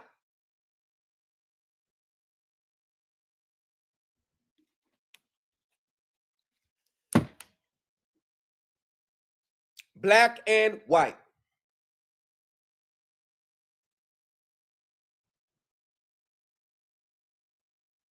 Now, why is that important? Want to know why that's important? I'm going to go back to my original point. This process is not about what I say. It's not about what Tamika say, not about what Yusuf. It's not about what nobody else says. I'm telling y'all that. It's all about what the people say who are responsible for processing these documents say. They are not going to step outside of their set standards and procedure just because you want special treatment. The process doesn't change, and the processing times do not change just because you're in a desperate, vulnerable situation. It doesn't change. Remember, a lot of Tamika's victims were people who were in desperate situations. And I took a lot of slack for that. But I know what it's like. I've been there. I know what it's like when you're desperate and you're trying to get shit done now. It never works out the way you think it will. It never does. It never does. It never does. And when I look at this system and look at all the nuances, all the levels of education people go to get to the level that where they're at in these corporate vehicles, these investment vehicles, when you look at their background, you look at the schooling, you look at the years that they've got in this, you look at the SEC, their lawyer, if you look at their background, these people have been doing this stuff for 25, 30 years. There are people who write the accounting rules, who work for the FDIC, their accountants, their lawyers. These people got advanced degrees for this. So when you look at it from that standpoint, exactly, like, do y'all know who the chief financial officer, the head one for the IRS, the lady, have y'all seen her background?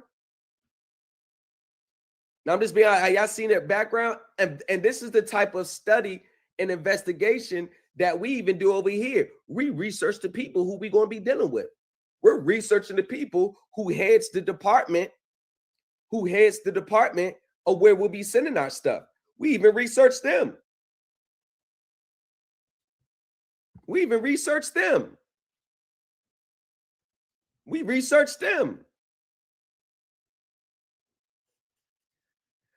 Teresa, Chief Financial Officer at the Internal Revenue Service. She is the principal advisor to the commissioner.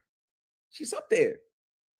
Deputy Commissioner and Chief Operating Officer. She leads the IRS's financial management programs and oversees financial policies and programs, budget formulation, and execution of a multi-billion-dollar budget. This ain't no dummy. This lady knows books. She also manages the $4 trillion revenue collected each year. And you about to send this? You about to send that? You see the level? You see the level of understanding that it actually takes? Now, you have no background nowhere near in the field that she has. So how long you really think it's going to take you to get yourself up to a level like this where she could look at it at a glance and understand what you're saying and private process correctly? How long do you think it'll take? Especially for us who come from the hood, who come from poverty, who never had that advanced schooling. Let's just be real honest with ourselves. How long do you think that shit going to take? Do you know these people speak a totally different language? You know, these people speak a totally different language. These people are going to be speaking words that you never heard in your life.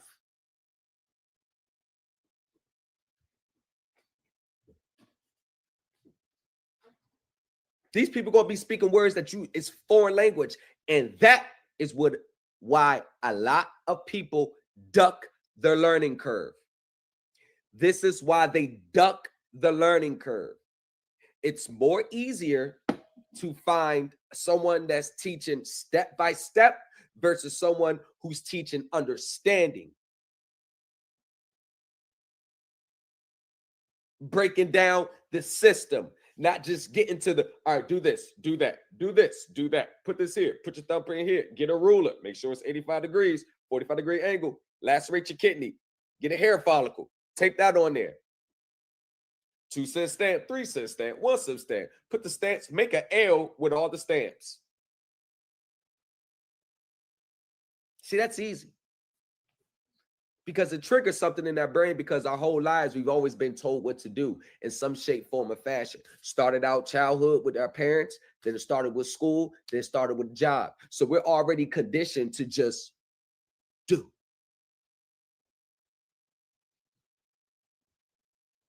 We're conditioned to just do. So when you come across a teacher and all they're teaching is do this and you'll have this, do this and you'll get this, do this and you'll get that. That's cool. And especially if you're just looking at what can be instead of what are the odds of it happening just like this? And what happens if they don't respond exactly how you're saying? Because that's the most important part. What are you going to do if they give you some pushback? What do you do? Because I would be remiss to sit here and tell you that just because you took all the proper steps and presented your document correctly, that they're going to respond in a manner where they just roll over and play dead. You don't know that. I mean, let's be real. They violate your rights every day. At closing, they violate your rights when they're making you put a down payment on a mortgage. When they're presenting it like you need this to close, in all actuality, for accounting purposes, they're recording it like you agreed to assume their loan commitment fees. Why do you think they have to report it as unearned income? And why do you think it's a liability until you come claim it? Oh, that's black and white, by the way, too.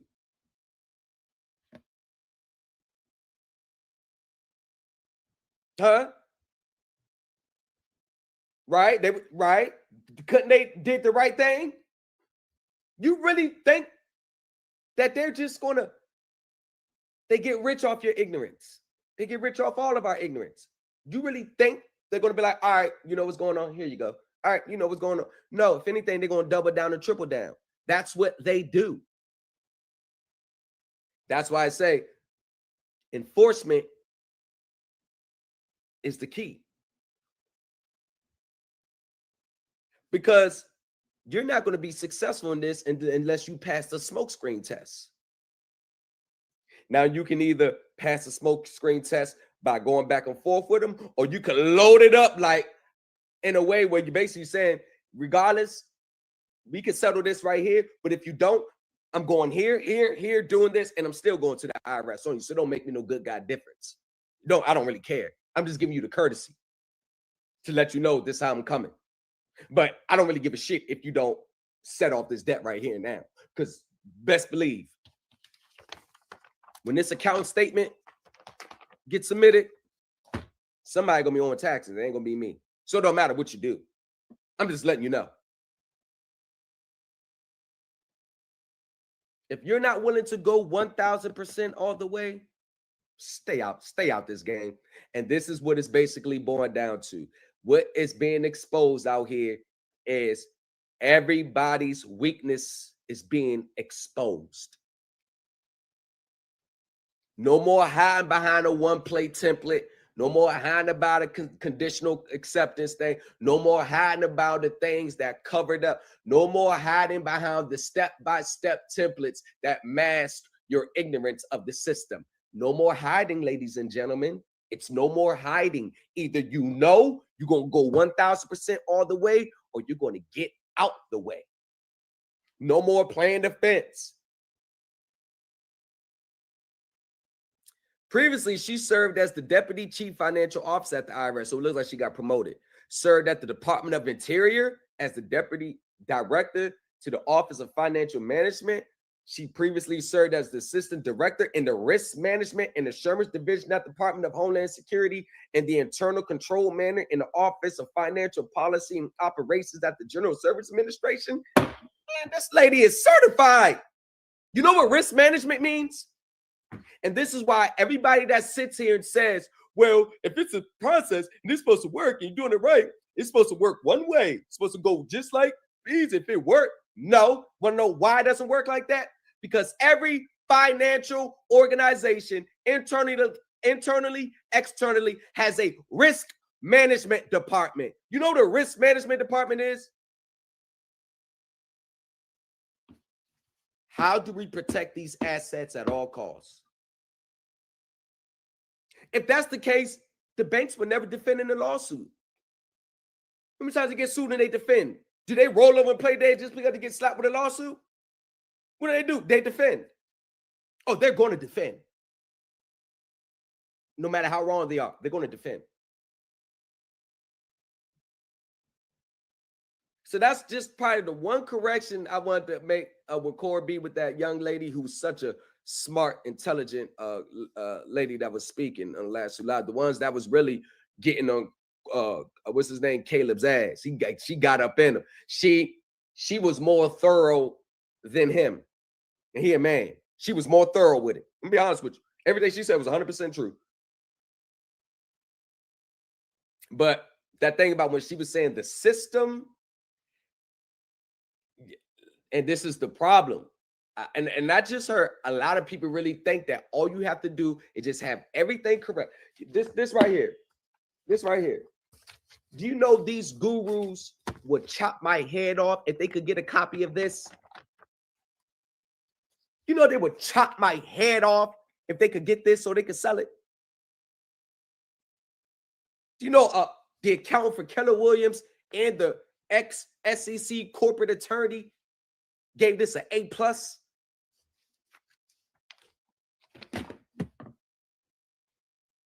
If you was to read this, you'll be like, oh my gosh. The research and the details is crazy. Ain't no way out of it.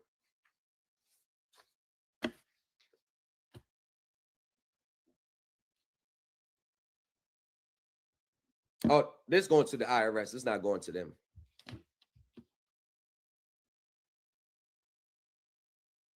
But you know what a risk management's there for? To protect the assets. You know what that means? You fight. Regardless. You fight until they prove that they're going to go all the way, and then they'll lose by default. So even if you're right and they're wrong, they're still going to fight. I need y'all to understand that. Don't look at it from, well, why would they do that? Don't look at it from what's wrong or what's right or how it should be. That's been the problem now. You've been doing these processes on what you think it should be, and it's not that.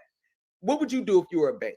Would you roll over for every time a customer come in with a lawsuit or claim that you owe them? You gonna roll over? You gonna set a precedent? Yeah, remember they got shareholders too. They got to answer to. They got people they got to answer to. How's it gonna look for a shareholder every time someone comes with a claim? You just cashing them out. How'd I look? How does that really look?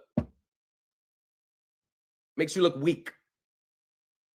Their job is to defend, deny, and fight until fighting will put them at more greater risk than bowing out. But they're definitely going to lawyer up. Now, that's just what it is.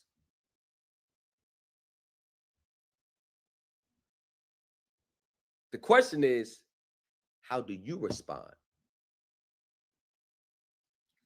Do you got all your angles covered? Do you really have all your angles covered? Or everything is just narrow-minded based on how you see the system? Are you looking at the system at its totality for what it really is, or you're looking at the system through the lens of what you've been taught? See, those are questions you would have to answer yourself, and you would have to answer those questions honestly. And if I'm going to jump out there and make a prediction, most people are doing process based through the lens of what they've been taught, not through the lens of this is the system, this is what it is. It's more like, nah, I've been taught this, so I should get a response like this.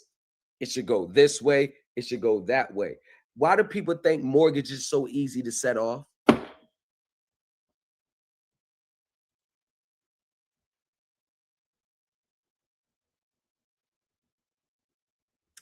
Do y'all know they falsify documents all the time?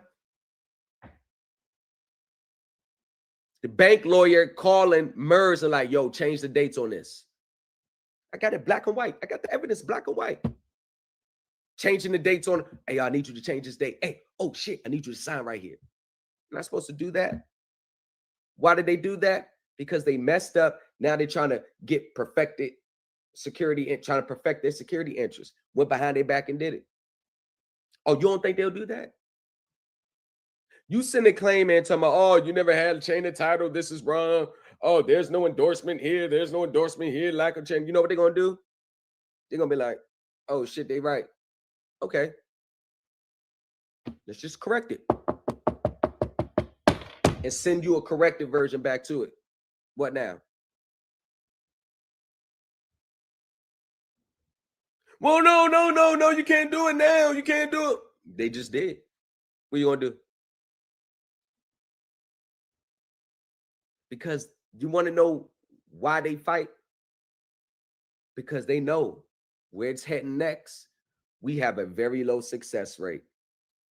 You want to know where they really win? Courtroom. Because we don't know courtroom procedure. They are spanking us in court as a whole. Don't know courtroom procedure. Don't know how to state a claim upon which relief can be granted. Don't know how to put your claim where you're just making a prima facie showing. Everybody wants to give a book report on what happened when your initial claim. It's like 1 or 2 paragraphs, and you have to pass the threshold standard, and the judge determines if that standard's been passed on. But what have we seen time and time again? They go into a diatribe, how they never really lent them any money, how they never really, it's just all the same stuff. And the judges keep shooting it down every time. But my question is this. Well, no, before I make that question, I do have a statement.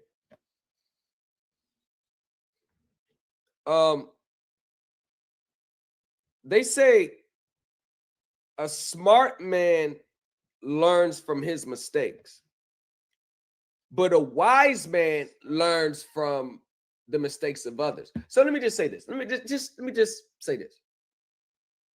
If someone was like, yo, everything that you just learned in this class is on this FBI document. If everybody is having a class where someone's saying, do the 1099A like this, but then I have a class that say, hold on, although this person is saying do the 1099A like this, the regulations are saying something totally different. It's just a question. I'm trying to figure out, why do people think that their outcomes are going to be different?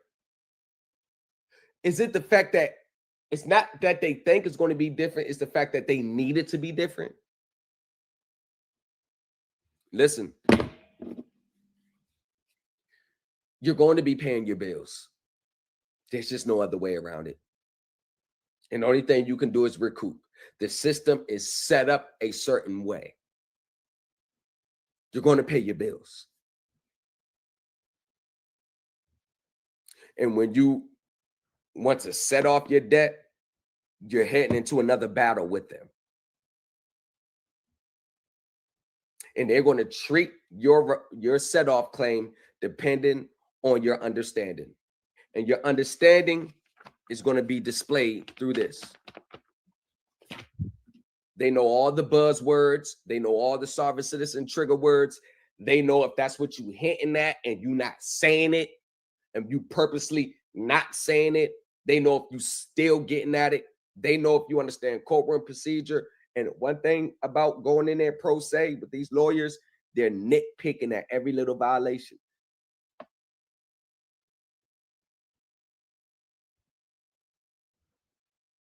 But remember, I went to that comment where it said a wise man learns from another man's mistakes. Remember, I went back to there because if you watch these court cases where these sovereign citizens lose and these redemption, patriot, more movements, people lose, the judge actually tells you what to do.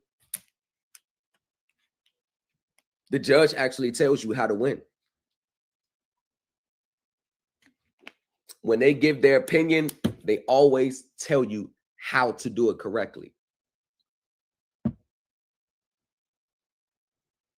It's not a big secret. Their court rules are all published on their website. Everything you need to know to be successful, all the knowledge you need to put the pieces together so you can eventually be successful, everything you need to know is available for you when you're ready. There's nothing hidden. Anybody saying no one knew this until now except for us, they're scamming you.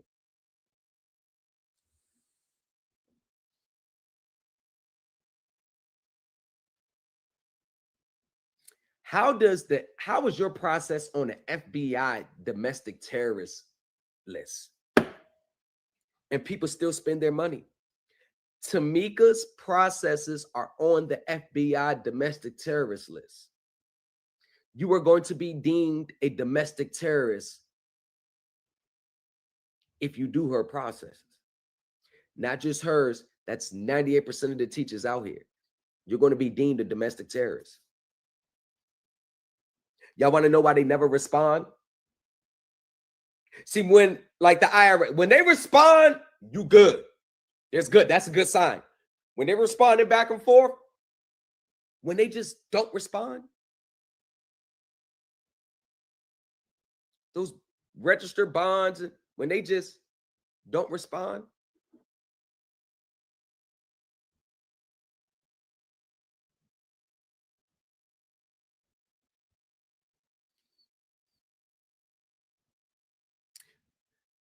even for $1 billion, there's even a procedure for that.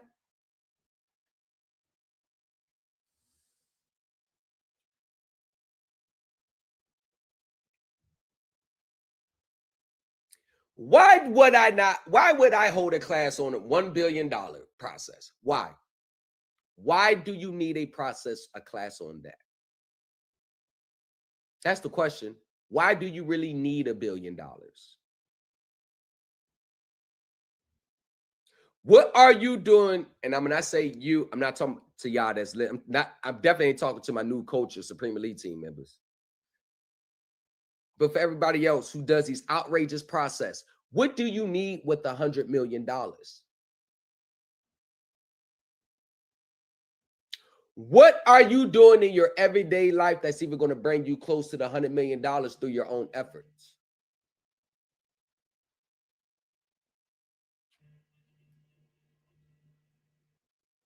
What are you doing in your everyday life? Do you need $100 billion because you're struggling? That's why you want it? It got to be more than that. Why do you really want $100 billion? Because someone said, oh, it's free money. Are those really the motivating factors? Because you need the money and someone said it's free?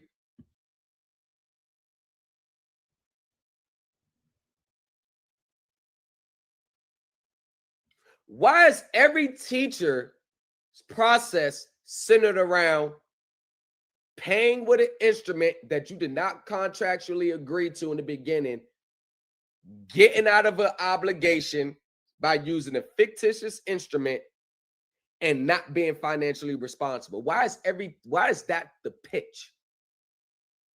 Why do so many people gravitate to those pitches? Why do hundreds of thousands of people pay money based on those pictures?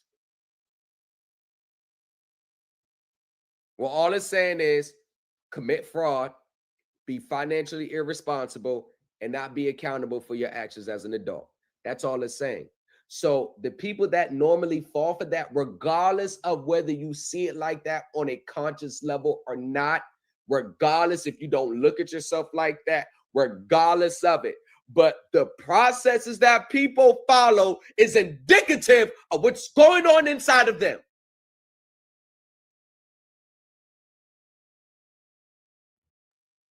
Not saying it's causation, but it's damn sure correlation. It's no different from welfare, no different from food stamps. It's no different. What is these processes different from government assistance? What's the difference? Because they're all getting shit that you don't have to pay for. Why is that the motivating factor to learn this system? Just so you can get free shit. Do you know how low level you're thinking of yourself when you do processes just on that? When you're at the point where, and you're struggling in your life to the point that you will tap into this system just to keep your head above water, how low you think of yourself. You see how you look when you do that? You look, it's like,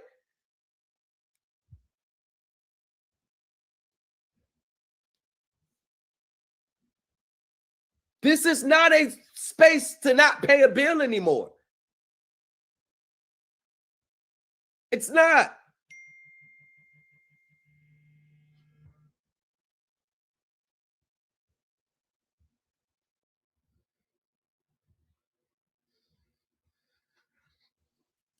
I mean, I'm just saying, like, it's not. Let me show you the mindset. Let me show you the difference. Sign this, you get the contract, you're obligated.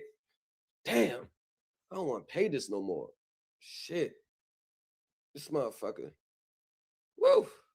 Let me find a process so I can get this discharged. Or, all right, sign it, obligated. All right, making my payments.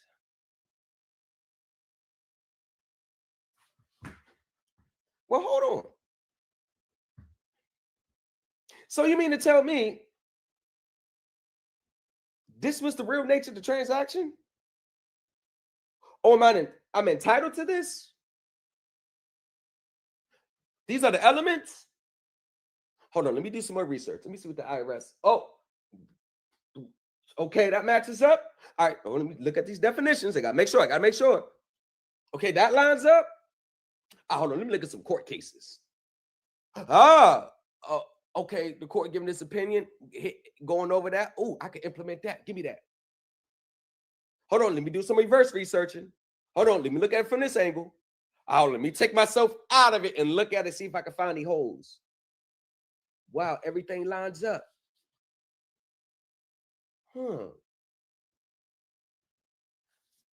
Okay. So it's evident. I could prove that I'm owed. I could prove black and white that I'm owed these amounts, the same amounts. Okay. How can I leverage this? How can I convert what's owed to me into assets? How can I do? That's a different level of thinking, not just, I need this to come through, man. This bill kicked my ass. I need some help. Nope. No.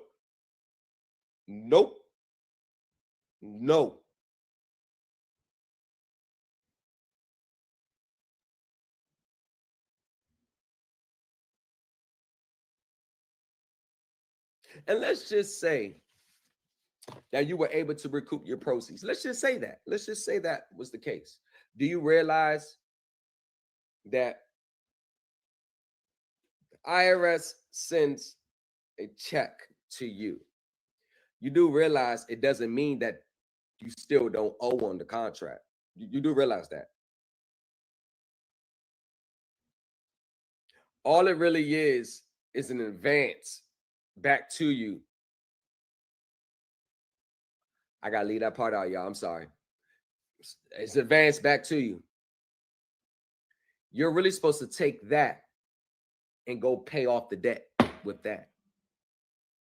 It's not just free money that you take. I can do whatever I want because you have not set out the contract.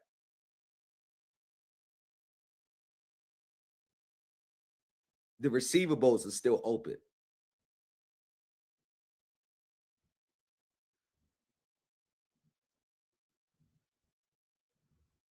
You can give it all to them up one front, get clear title, put it, pay a year, break it down, whatever, but it's not just free money you get to go spend.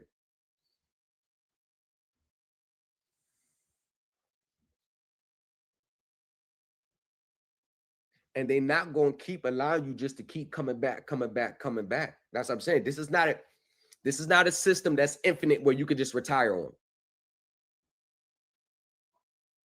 Unless you're one of my clients that have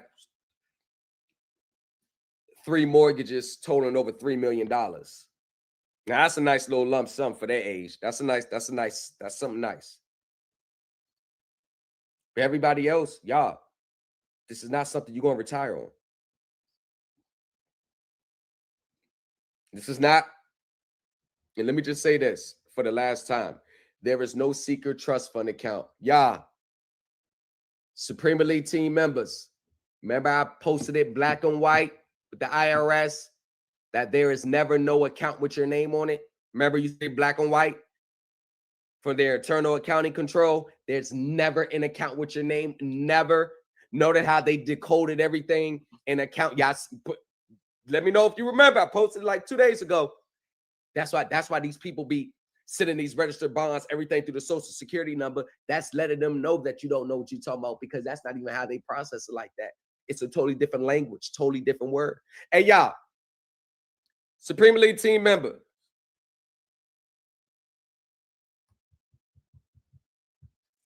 Supreme Elite team members. On a scale of 1 to 10, 1 being highly unlikely, 10 being highly unlikely, will 98% of these people ever find or figure out what I posted in the group over this past weekend? Dealing with the IRS. You think they ever find it? Or figure it out?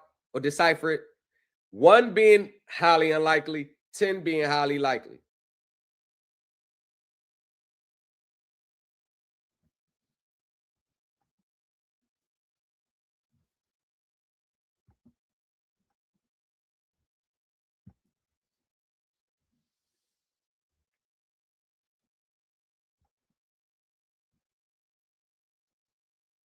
Oh, that definitely plays a factor.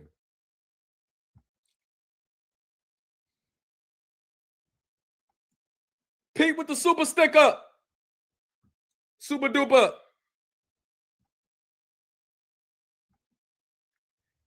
He said, nope, it's damn near non-existent. No, that's a fact.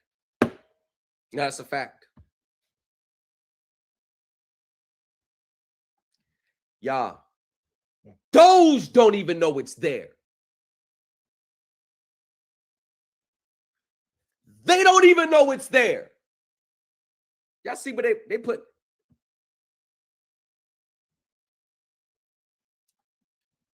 Ten is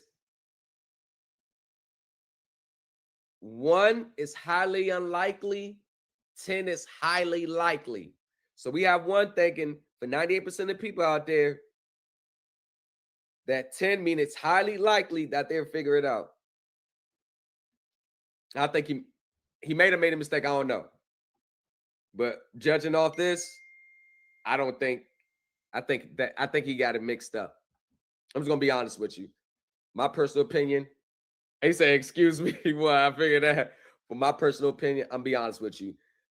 Most people don't even have the brain power to even figure that shit out. And that is not a slack on their intellectual ability, their intelligence, although it does play a part. It doesn't play a majority of the part. You know what plays a majority of the part? The will, the perseverance, the patience. The deciphering, the understanding, the intangibles matter more than the tangibles. And you know what the biggest problem is? Most people are mentally lazy. They won't read a 138-page book. They won't read a 250-page document. They won't read it. They are lazy. Lazy. I wish it was 5-6 pages. Y'all think I want to sit and read 138 page? Y'all think I want to read all that shit and got to try to figure out and do research inside the document? Y'all really think I want to do that? Hell no. I know my members getting tired of me. Everything I drop, 138 pages, 127. I'm like, shit, what else you want me to do? I mean, at least I'll break it down and point it to like, all right, y'all ain't got to read all 138, but I encourage you to do so. But the part that I want us to focus on is right here, these 12 pages. Not lying. Y'all, what I'm saying is you have to worry about getting your success. The way James deals with Navy Federal is going to be different the way Samantha deals with Wells Fargo. Pete's dealings with PNC Bank is going to be different from Jonathan's United Bank. You can't think that all these, it's so many, like there is no one singular uniform response just because you think your documents are correct. You can't predict how they're going to respond. Prime example, I sent a document off for one of my clients' mortgage, and they drove by like a day later, and all the head people at the bank was huddled up at the bank. Their loan officer and CFO got mad at them that they submitted that document I put together for them. They got mad at them. Like, you're going to come with this? I've been trying to work with you. You're going to drop this on me? Tried to run my client's wife off the road.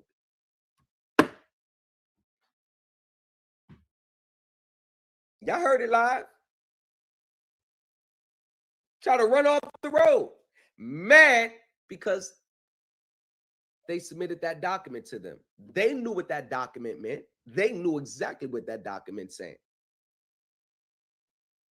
If they knew what it meant, oh, they know exactly what it meant. And they got upset. And what did he say? I'm going to get my lawyer involved. Did they just say, all right, here's your title, here's your keys now? No, they're going to fight harder when you understand. I'm telling you.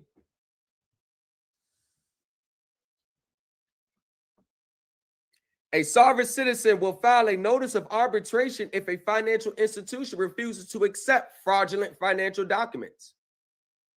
The notice demands the financial institution agree to binding arbitration to resolve the dispute.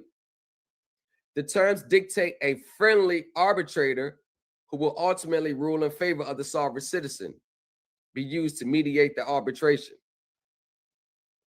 UCC filings.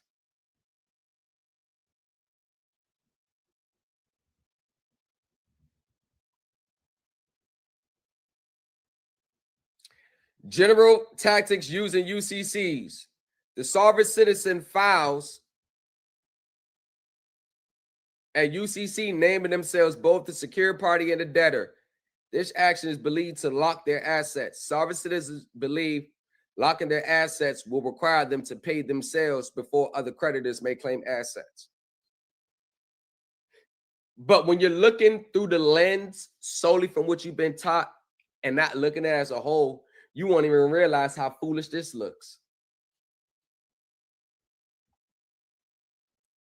Bills of exchange. Tamika.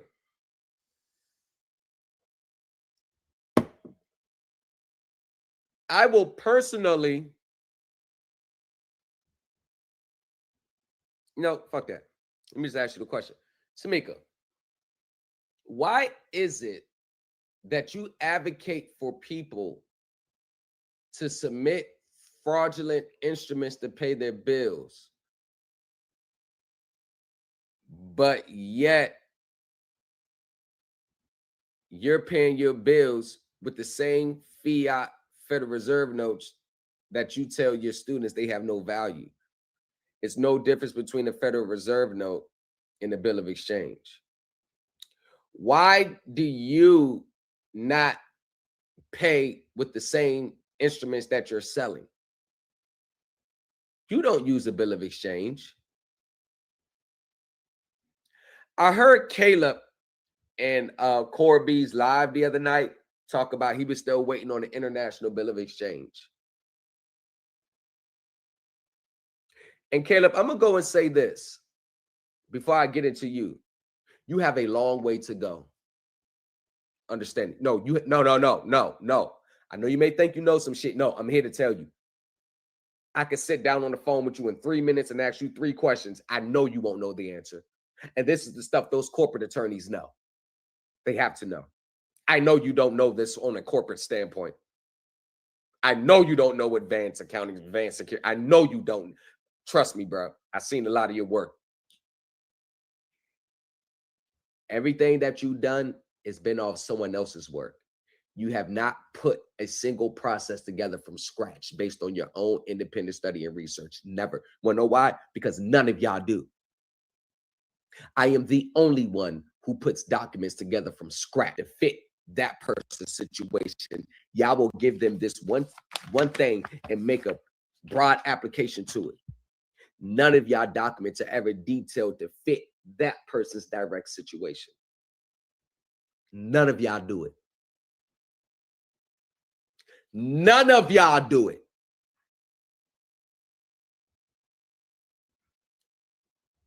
But I'm gonna give you a heads up, Caleb. I'm gonna throw you an alley-oop.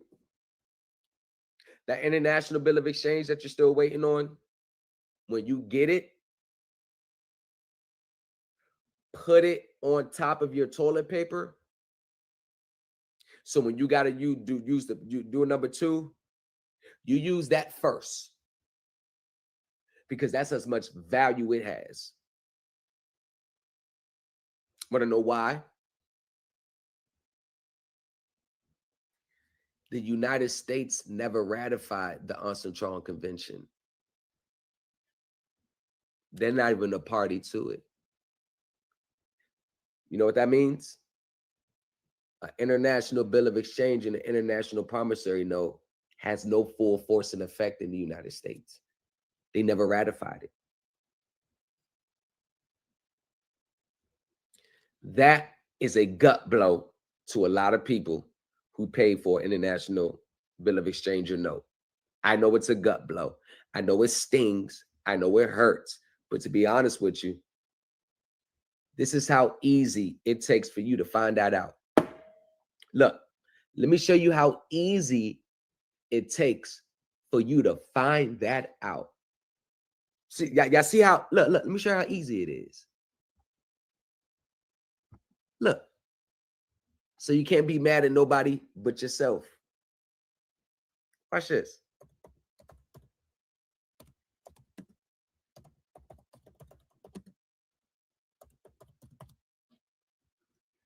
Just how easy it is.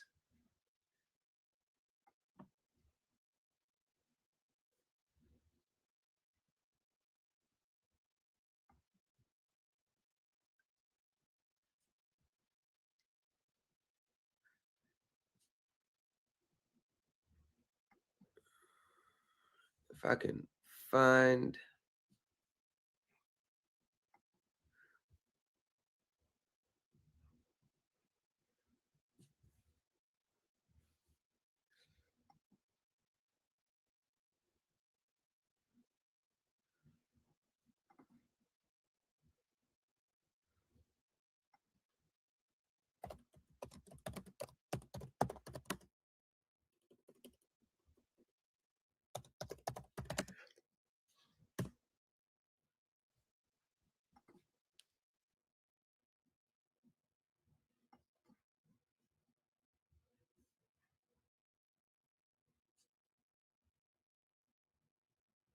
See?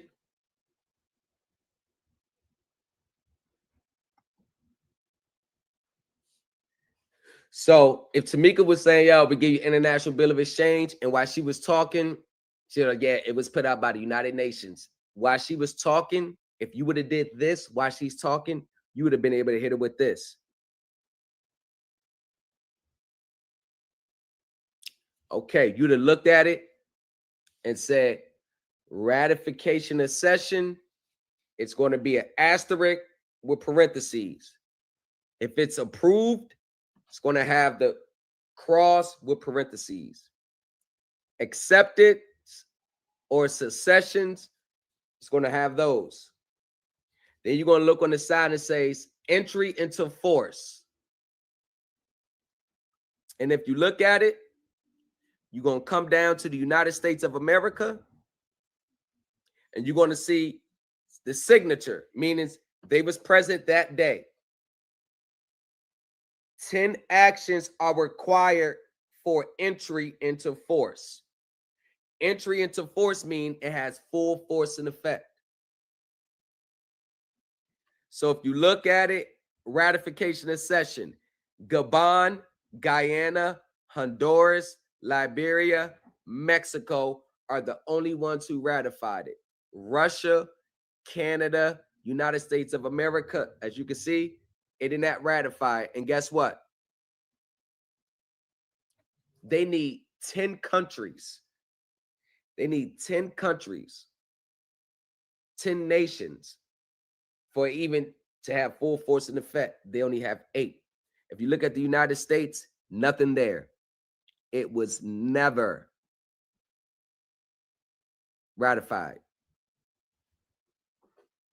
See, if you would have looked this up while she was talking, you'd have been like, hey, I'm on the website right now. Tamika, United States has never become a party to it. They never ratified. It has no full force and effect. I'm looking at it right now.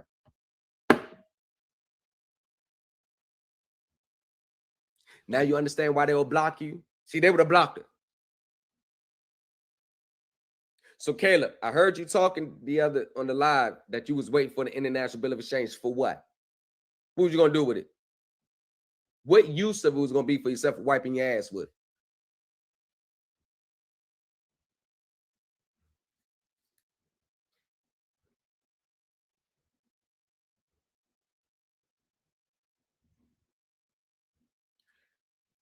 Just like with the March 9th, 1933, Caleb, I know you bit that from me. I know you did.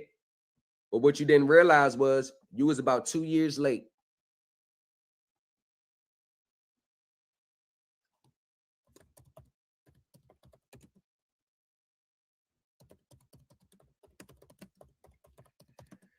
You about 2 years late.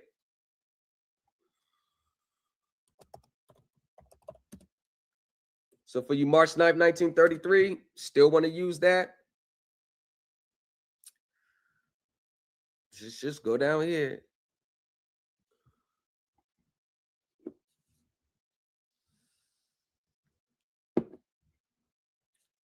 Remember this?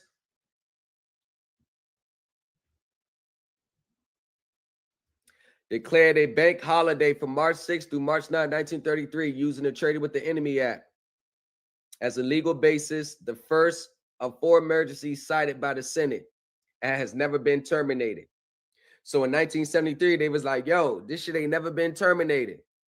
So when you go here, it ended in 1978.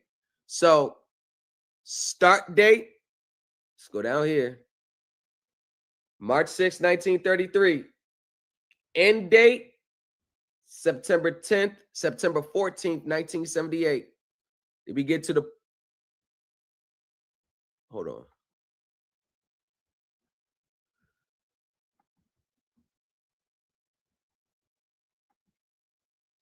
Did you get directly to it? This is the law that ended the national emergency, so you can't even use March 9th, 1933 anymore. What's next? What's the other process next? I told you. I could shoot all that shit down. 2 seconds. March 9th, 1933, no longer in effect since September 14th, 1978.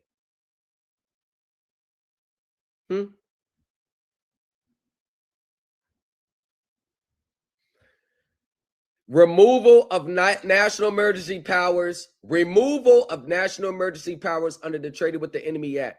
Section 101, Section 5B. 1 of the Traded with the Enemy Act is amended by striking out or during any other period of national emergency declared by the president. They struck it out. It's no longer an emergency. So you can't go back and say, oh, they took our gold and now we ain't got no way to pay our bills. Yes, you do. You got Federal Reserve notes to pay your bill. You got checks. You got wire transfer. You got money order. You got a certified check at the bank with a real bank official signing it, not the certified funds draft that you're putting together. Not that. Speaking of certified funds draft, let's just see what that.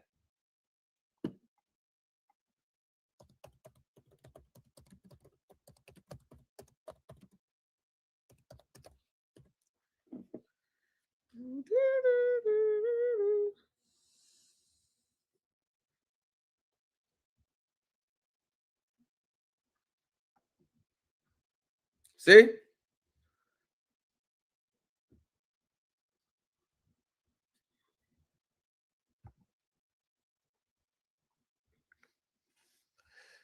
June 2018. Remember 2017? How they was talking about they was paying all people's debt with the pay people's debts. Remember 2017? Dudes making videos. Yeah, it worked. It's paid. And that was the only video they ever made. Because when it got a reverse, they ain't come back and make another follow-up video. Look at all those videos from 2017. Notice they just fell off. The Federal Reserve Bank in New York has recently become aware. This is 2018, almost a decade ago. Become aware of Federal Reserve Bank of New York phone numbers being spoofed, unsolicited. Many times call these phones. Federal Reserve recently become aware of a scam with fictitious official bank drafts having been sent by law firms. I remember that. By fraudsters who claim to be overseas individuals intending to make large assets purchased in the United States. Would like to retain law firms of conduct conducted. If the law has initiated payment fraud, it could overdraw the law firm's bank account. All that. Please be aware of another fraud. Look at all these frauds.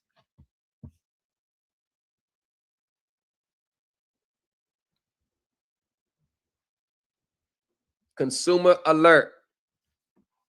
Do not use Federal Reserve routing account numbers to pay bills. Could face late fees, other charges. And this is July 2017. Remember? See? Around 2017? Remember all those fidelity videos from 2015, 16, 17? Look, right in the middle of a scam. Y'all don't believe me when I say the people that y'all love so much and follow so much scamming like a motherfucker. Scamming. I told you, what is their number one pitch? It's to sell you things that get you to believe that you can buy shit without money, pay without money, and live life without debt. It's an impossibility. But people are so desperate. Oh, I would love to live debt free. This shit kicking my ass. Well, it's going to continue to kick your ass because you ain't walking around this world without no type of debt. It just ain't happening. Y'all give me a few moments. I'll be right back. Another one. Recently, the Federal Reserve Bank have received a number of unauthorized transactions in which consumers have tried to use the Fed's routing numbers and their social security numbers to pay their bills. It is important for consumers to know that when making online or e-check bill payments, they cannot use Federal Reserve routing numbers. You are not licensed Federal Reserve agent. You don't have the right to do so. When do I know this? Now I'm going to read this. My partner's friend is a Federal Reserve agent. We have a joint venture together. Contracts being finalized. Talk to him about an hour about it. Have a joint venture.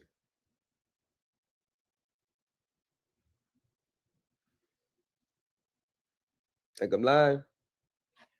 I'd love y'all to play some of these recordings of our phone calls. He's aware of my channel. This individual watches my channel. He'll never comment. My friend just tells me his thoughts when we talk. Everything looks good so far. IRS watch my channel. FBI watch my channel. Government watch my channel. I know they watching. Because I talk like this whether I'm public or behind the scenes. My position, y'all notice my position has never really changed.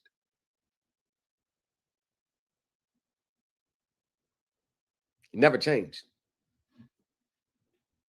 Federal Reserve routing numbers are used for sorting and processing payments between banks,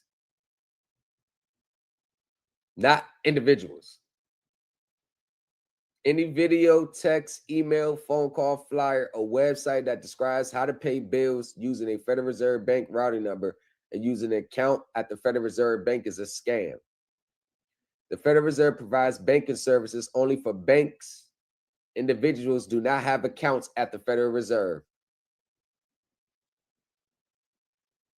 Now, anybody that said, of course they're going to tell you, like Alicia Hinton, she responded to my email and said, of course they're going to say that. They don't want people finding out their remedy. So how you find out? How you find out? You say they don't want people finding out their remedy. How you find out?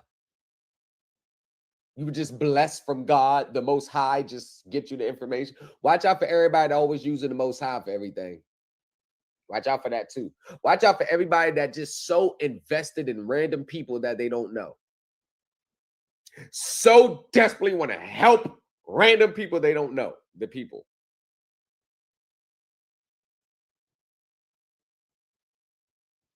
Notice that, right? You give me money, I give you an instrument to pay your bill. Now, let's think about it. You have a bill of exchange that I can use to pay my bills, but you have to pay me fiat currency for it. When you pay me fiat currency for it, I can use that fiat currency to pay my bills, and you can use this to pay your bills. Will it work on mortgages? Oh, yeah. Auto? Oh, yeah. Nah, that's money. So people get to thinking this is legit, it's real, and they're not paying the normal way because they, nah, this works.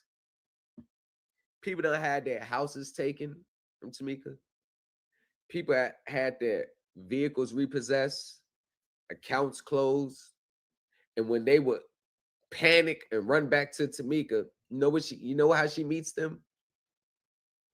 She blocks them. How low can you be?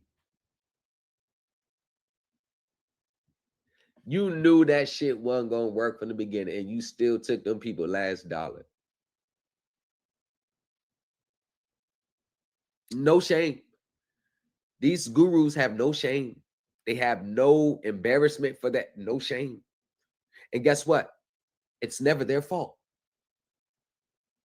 Oh, it's never their fault. Your phone messed up. You got spam block on my phone. You know you never called. And like, it's never their fault. And every time people come speaks the truth, they're always trying to defame them. There ain't shit to defame.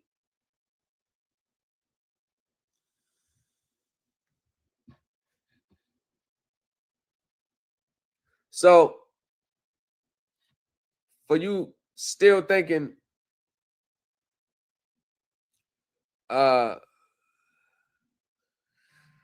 for you people that's still thinking that somehow you can just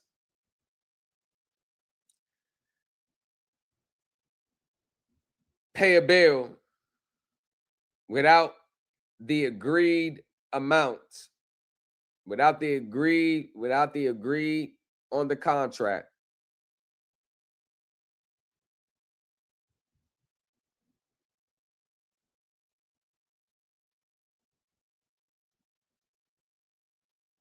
At this point, y'all know that shit don't work. But this is how sad it's become, where your outside circumstances override logic, not knowing that that decision could put you further behind the 8 ball, but it's only because the financial turmoil some people are in that moment. And it goes back to say people will do anything for money. People will do anything for money.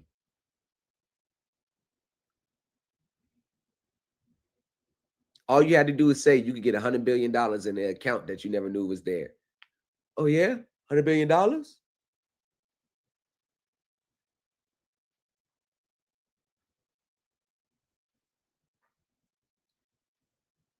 98% of people do this shit to try to get some free money.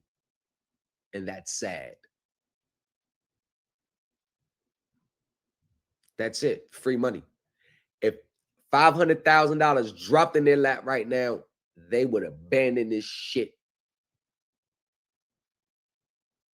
If they knew that all their bills would be paid on time every month and still have a surplus where they could still do the nice things that they want, they will abandon this shit. That's why I don't have no sympathy for them, for real. Because I already know what their real intent is. They're motivated by greed, desperation, impatience, and want free shit and don't have to work for it.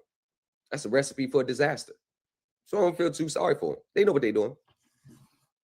Their own logic and their higher self is like, hold on, this don't sound right.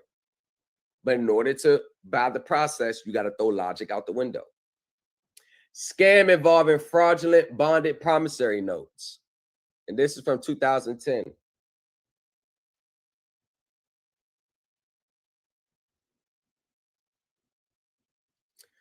Federal Reserve Bank of New York has become aware of numerous attempts to present fraudulent bonded promissory notes which reference a fictitious bond account at the Federal Reserve Bank of New York.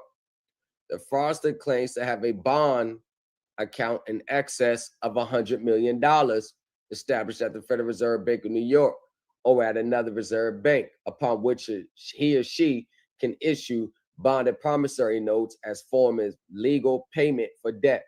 Sometimes the fraudulent bonded promissory notes are remitted as payment for debts owed by the fraudster issuing the bond, while in other cases, the fraudulent bonded promissory notes are used in attempts to pay debts of third parties. Do you notice how they don't make no distinction between the fraudsters and the ones who got scammed? You're all considered fraudsters to them. This is what I'm trying to get you victims to see. They don't give a shit if you think you got scammed or not, because all they're going to do is be like, well, we made this public in 2010. So you trying to say 15 years since you've been in that space, you never ran across any contradictory information? You was in this field. You trying to say for 15 years you never seen this? They're just not going to believe it. That's why some of you victims are getting prosecuted too. And what you're going to have to do is tell on the whole organization, Caleb.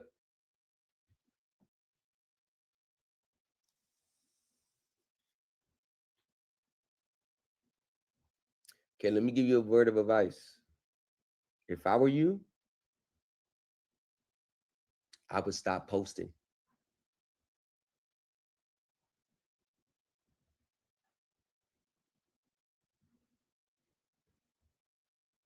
I would stop posting and start watching your 6. You ever been somewhere, you in a room, and you look across the room and you see someone looking at you? You just lock eyes, but you really don't know how long they really been watching you.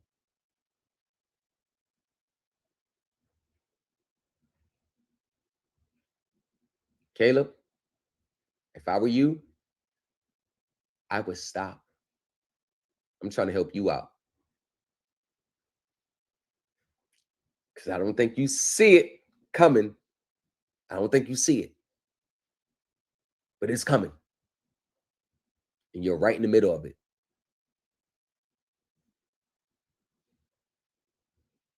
I got a crystal ball. In the future, Caleb, you're going to have to make a big decision.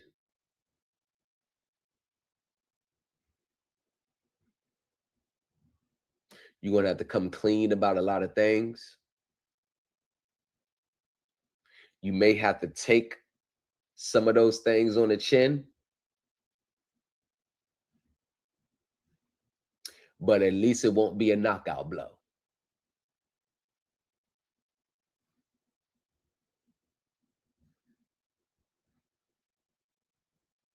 Because in the future,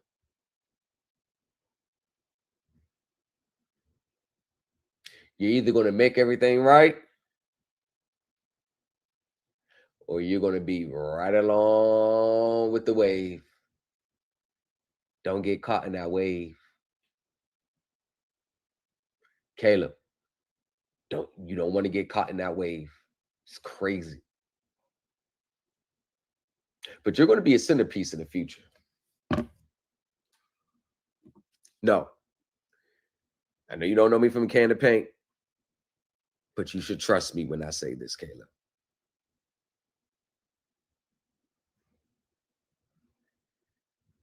Hope you catch my drift.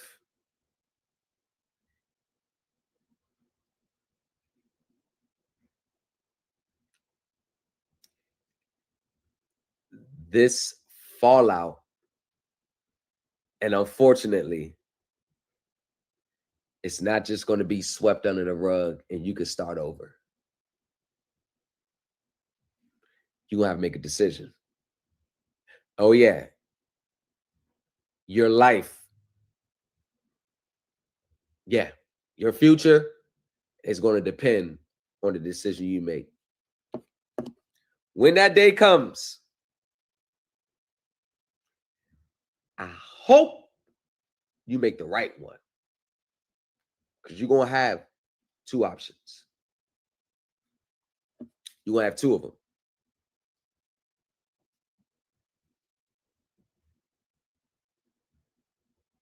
I'm not speaking on theory, Caleb. I'm speaking on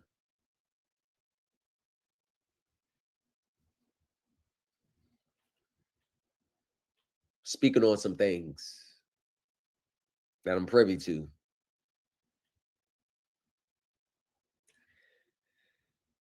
The company you keep can fuck you around too. And Caleb, sadly, you kept the wrong company. If you would have got out at the beginning, you wouldn't be in that position that you're about to be in the future.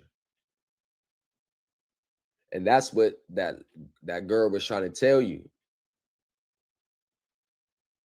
Nobody believes that it took you 2 or 3 years, and nobody believes it. Nobody believes it. You was in a totally different state. It's the first time people came back with complaints, and it's your face. Remember, they only paid for it because of you. Just like me bringing someone in. And he's like, yo, he can do security stuff for my people. And people pay this man based on like, yeah, go ahead and do it. And then he just turned into Tamika. At the very first sign, one of my people was like, yo, I'll be like, oh, what's going on? No, what's going on? And then guess what I got to do? I got to wear that shit. I got to give all their people their money back because they paid because of me. These videos that you're making about it right now, if you want to ask me, it's all bullshit. And I let you know on your channel. That's why you blocked me on Instagram. Yeah, I'm the new coach of Empire. I was one that was responding. I know why you blocked me, but I was keeping it 100. And me, you was in on it the whole time. You may got core fool. She may still have a soft spot for you. You was in on that shit the whole time. You knew that shit wasn't working. People kept telling you left and right it didn't work. And that's all it took. Mr. Integrity. Mr. All that speak proper shit. You sold your soul for money. Oh, you definitely sold your soul. You sold your integrity. You can't come back from this, Caleb. No matter you try to dress it up. And you know what's really what you thinking in the back of your mind? How can I salvage this so I can get some money coming back in the future? I know what you're really thinking. And that's not something that you just sell your soul. You made a mistake. That was already in you. Just the opportunity never presented itself. And what's the first thing you want to tell what people really are? Add money to the mix. It never fails. Add money into a situation. You'll see who people really are. You can go on a redemption tour, redeem your face. Bro, people are not fucking with you.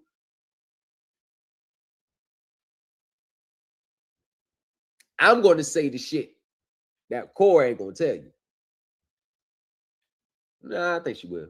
But what that girl was saying in Core's last 2 lives, she was absolutely right. Your whole explanation was bullshit. You should have just came out, yeah, I was in on it the whole time. And that was wrong. Yeah, you was in on it the whole time. Oh, this narcissist and can't get out of the mental gas. Motherfucker, you in a totally different state. You out there in Colorado somewhere. She down there in fucking Texas or North Carolina somewhere. You on the other side of the fucking country. And you a man. I ain't buying it, Caleb. I ain't buying it. You knew the whole time. And that's why you blocked me on Instagram. Because you know I was telling the truth.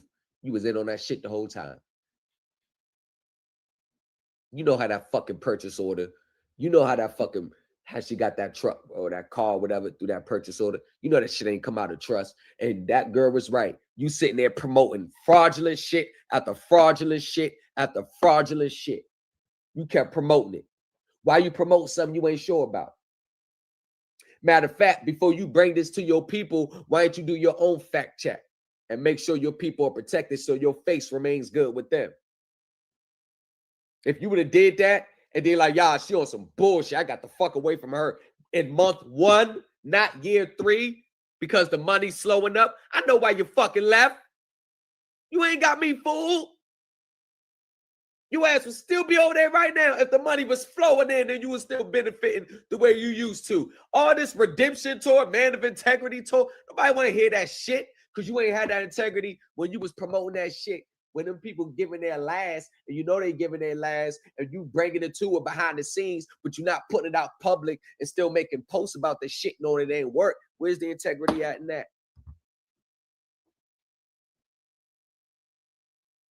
Where was your integrity at then? You ain't never had no integrity. Your little soft-spoken words, and you ain't got no, you're a fucking coward. That's what you are. You're a coward. You just met yourself. I'm introducing you to who you really are. That's who you really are. In moments like that, you made it about the money over the people that you were supposedly helping. You made it about money. You said, fuck them, just along with Tamika, and made it about money. So don't try to clean your hands up now, nigga. Don't try to clean your hands up now. Your hands got just as much blood on that money. Your just as much blood from that money as Tamika do. You neck and neck with her. And this is one of the reasons why, if you catch my driver, said you're gonna have to make a decision soon. And you're gonna have to wear some shit on the chin. But it won't be a knockout blow.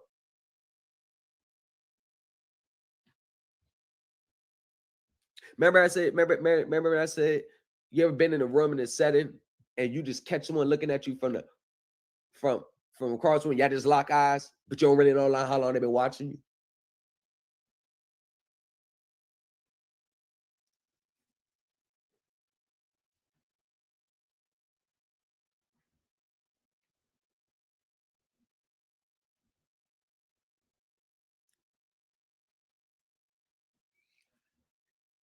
And then you trying to, well, some shit didn't work, but not from her. Man, nobody want to hear that shit.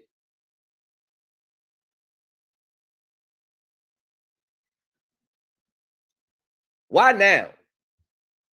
Why there's people who left in month 2? Why people, when they realized this shit was coming back reverse, why was it that they was able to leave, but you couldn't? All that narcissist shit, I would have caught hell, yada, yada, yada. Bro, you a goddamn man. Ain't like I living in the same house. You thousands of miles away. You could have unfollowed her, blocked her, but you didn't want to leave the money alone. Because you was raking them in, she was lining them up. I know the system. Y'all think I was doing something extravagant? It's the same shit. One person with the information links up with person with the followers. The one with the followers vouches for this person. They split the money behind the scenes. They all do it.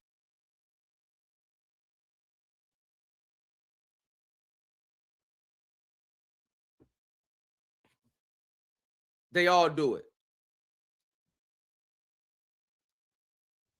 And to be honest with you, why the fuck you ain't been pay Corey her money back for that ebook you stole from her information? Why ain't you been pay her back? You knew she was sitting there struggling. You knew she was sitting there at the homeless shelter. Why the fuck you ain't been pay her back? You knew she was fucking struggling. You knew you stole her shit. Then you want to hop on this motherfucker on some fucking integrity tour? Y'all playing. You and Tamika playing. Y'all. Let y'all would have been in the DMV trying that shit. Let y'all would have been in the DC area in the DMV trying that shit y'all trying. Let y'all would have been up here. Let y'all would have been up here trying that shit.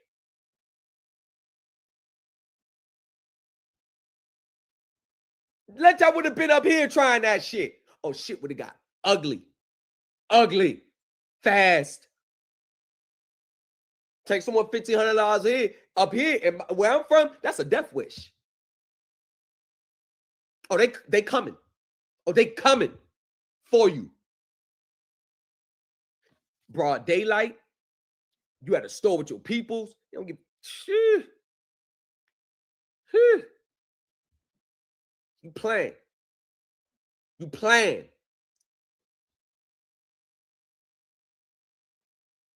All them videos you make about Tamika don't mean shit, boy. Don't mean nothing. Because you been new. You been new. You been new for years. I've been calling you out for 2 years on that shit. When you running around stealing information too. Like the shit you was trying to steal from me.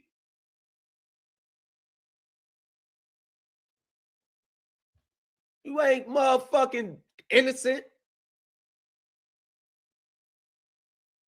I was young. He was just, how old you? 22, 22? You grown enough? Nigga, you can buy beer, you can buy cigarettes. Nigga, you grown.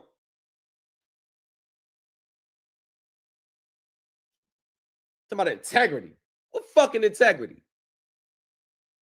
Taking struggling people's last, knowing that shit ain't gonna work, and still going to promote that shit? Nigga, you promoted that fucking purchase order.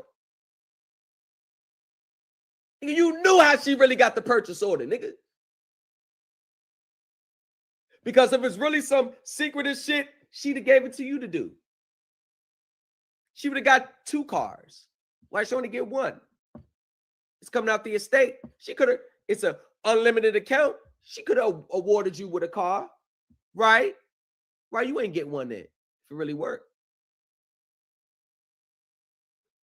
It's unlimited, remember? $100 million, $100 billion. What's 2 cars when you got 100 billion? Right? That girl was more thorough than you. The one that was calling you out your shit, she way more thorough than you. She way more thorough than you. She ran right through that bullshit, and you kept trying to make excuses.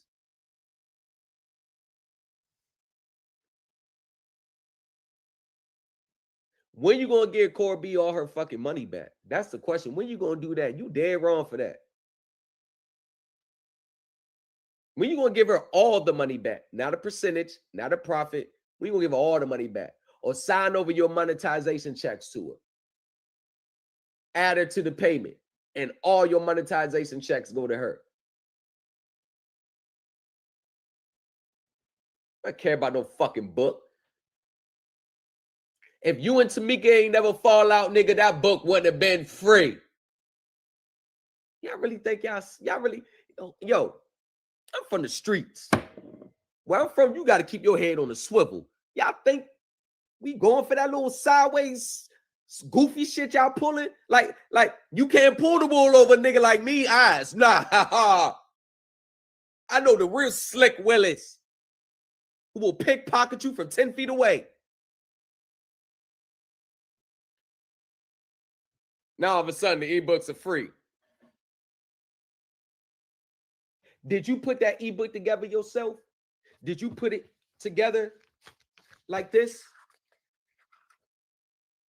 Like this?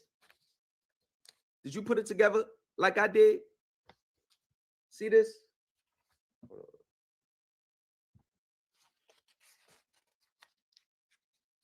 Huh? Page by page? Hours after hours researching? Page by page? Page by page? Let's put it together right here. What's that? 1, 2, 3, 4, 5, 6. You put it together like this? All typed up yourself. All based on your own research. 6, 7. Huh? Did you put it together like this? 8. Huh? 9. All research. Well, that's 10. That's the last one. 11. 12. 13. You put that book together like that, all based on your independent research and your legal authority citations with it, speaking directly from the horse's mouth. Did you put it together like that? Check that shit down, nigga. Check that shit down. I already know what's in it. More bullshit.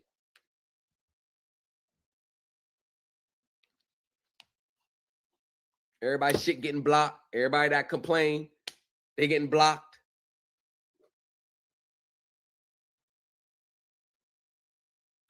From what I heard, I don't think they was being disrespectful. They more like, yo, what the fuck going on?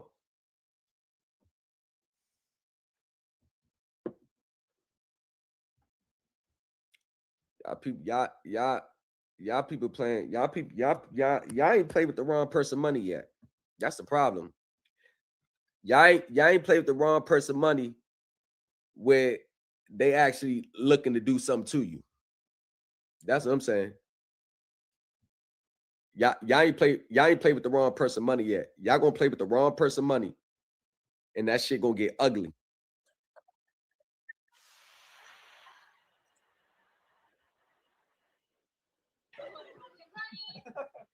Rocket Money. Yes, it was Rocket Money. Fair use, fair use. You had 2 Netflix accounts. I had 2 Fubo accounts. How much money did it save you?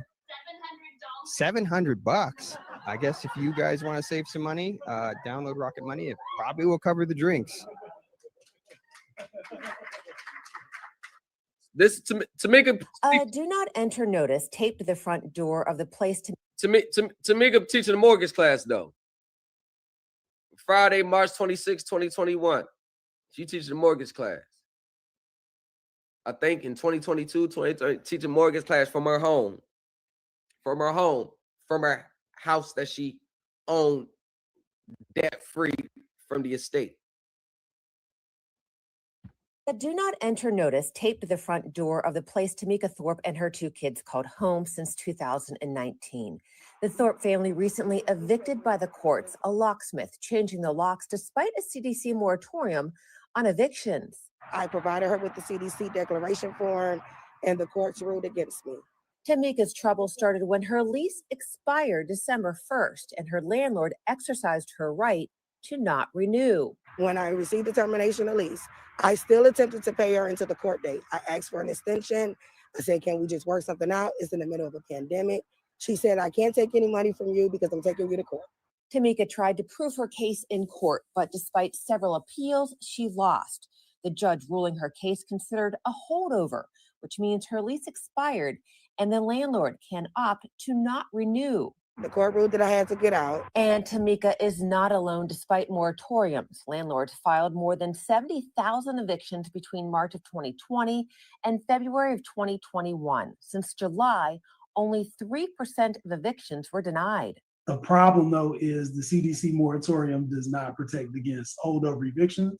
Jesse McCoy, who runs the Durham County Eviction Diversion Program in partnership with Legal Aid of North Carolina, continues to try and help distressed renters.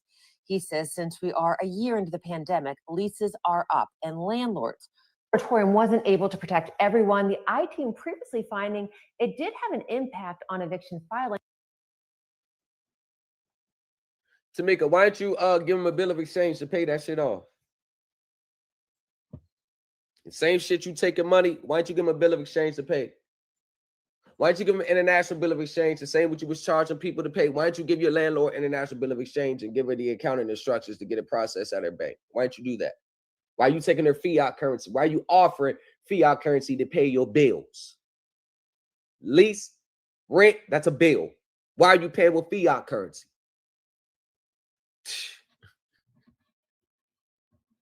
You're rocking with the best. You're rocking with the best. You're rocking with the best.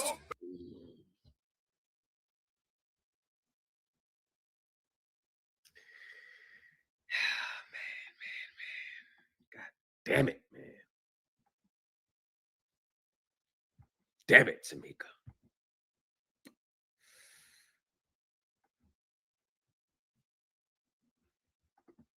That was 2021. When she had that banking class. Oh, speaking of the banking class, yo. What are the odds? Tamika had a banking class. You already know who else had a banking class. And what's so crazy about the banking class,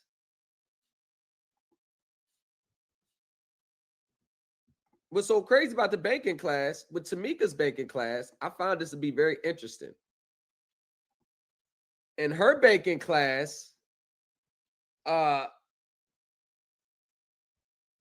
opened up a trust account, get $1.5 million in the trust. You can get access to the $250,000 insurance.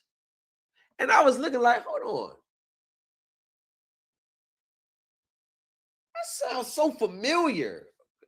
So I started thinking. I thought I read something like a banking class overview, some type shit on there. I'm like, I couldn't remember where I read it from, but I know I think it was like last year or some shit.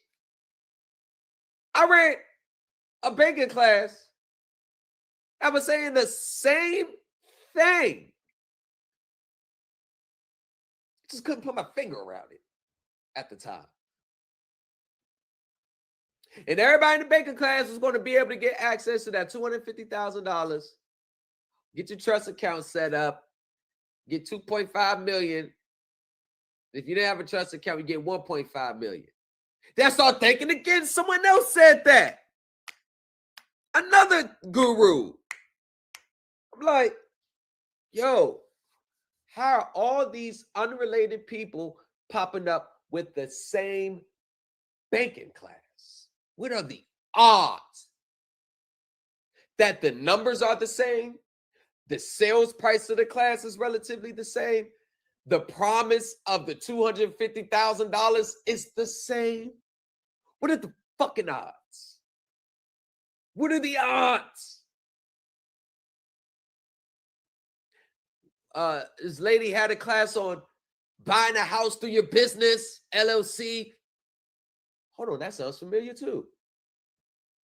Building your credit, getting what net spend 20s and 30s. What this?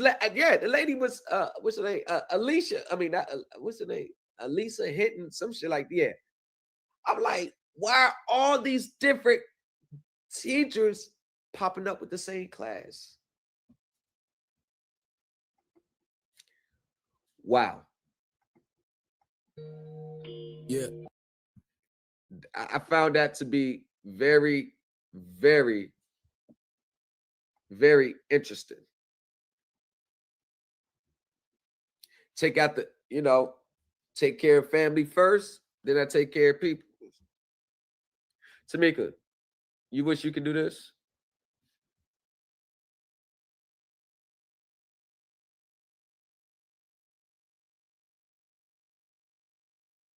You wish you could do that, Tamika? That was 2023. It's 2015, 16.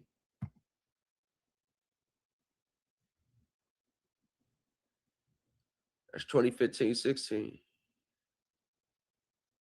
I think that was the very first one for my mom.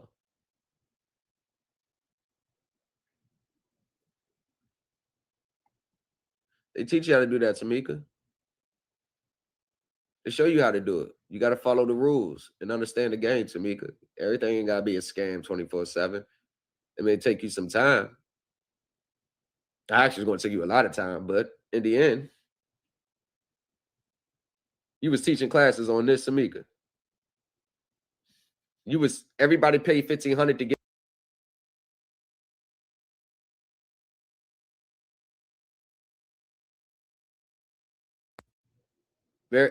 They paid $1,500.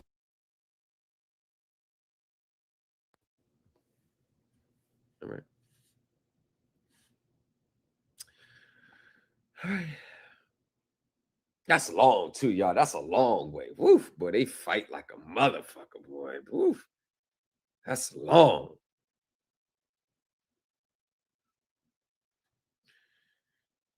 Tamika, when you substantiate your claim and to the point where you got all your I's dotted and T's crossed, when you substantiate your claim, Tamika, y'all gotta remember me. I don't have 5,000 different bills. A lot of people in these spaces got a million. I don't have 1,000,001 bills. Remember, I was in the feds. I don't have 1,000,001. I don't have really bills where I'm so geeking to set off every month. I don't have it. I don't have 1,000,001 bills. Can't do it. My home is in the seller finance, so I ain't gonna put him under the gun by filing on this seller finance home. I can't. It's gonna fuck the, gonna fuck the owner up. It's gonna fuck him up. I can't do that. I know he got 1,000,001 unreported income. I didn't give that man. I get shit. I know he got about almost 70,000 that he ain't reported. I know that. But if I do, I'm gonna fuck him up. I can't do that. So I really don't have a lot of necessary needs. I need to set up a bill. I need to set this bill. I need to set this bill. I need to set this credit card. I don't have it. I really don't. So my shit is really more for others because my little main shit is auto. That's about it. I don't have much shit to do. I don't have any shit for real. But Tamika, when you understand, Tamika, you need to understand advanced accounting, securities law, corporate tax law, corporate county, federal regulator laws. So when they what they call it, zero out the, I don't even know what that bill pay was. What was it? Zero out the account, whatever. Let's say when they statement saying, oh, nothing, instead of it getting in reverse, you actually get something like this.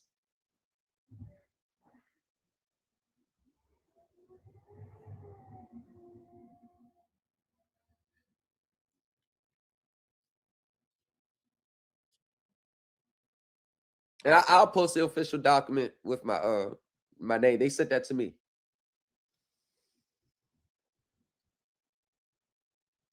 We have reviewed your records and written to provide the following. We have closed your account and ceased collections. You have no further obligation regarding this account.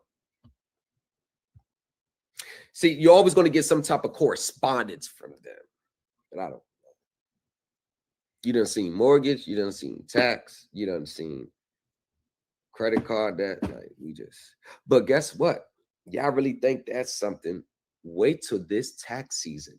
Wait till this tax season. Wait, well, it is here. Wait until all that stuff gets processed that I've been working vigorously on the last 6 months. Wait till it get processed. Just everybody just sit back and wait. Sit back and wait. Just sit back and wait. Just sit back and wait. We ain't doing this.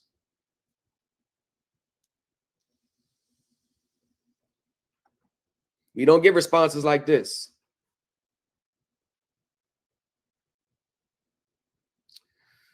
Has received your document directed to P&Z Executive Office. P&Z read the content carefully and determined that the item does not create a duty with or impose an obligation on P&C. The document has no legal consequence. You may wish to review the following cases, which items similar to the ones you sent to P&C have been rejected by the courts as frivolous. Nope. You won't get that over here. Oh, you definitely going to get a smoke screen from them. Oh, yeah. Oh, yeah, they're definitely going to hit you with the smoke screen. But that's what we study for. We don't study for the first presentment. We study for the war. Let me check on one of my clients right quick. Let me check on one of my clients. Let me check on one of my clients.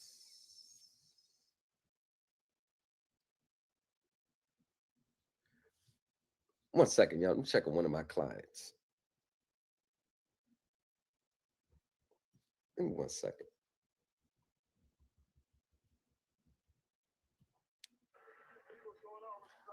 Mr. Wiley, what's going on? Okay. What's going on, man? I was wondering, did what's his name? Mike, did he get reached back out? Did their lawyers reach back out to you?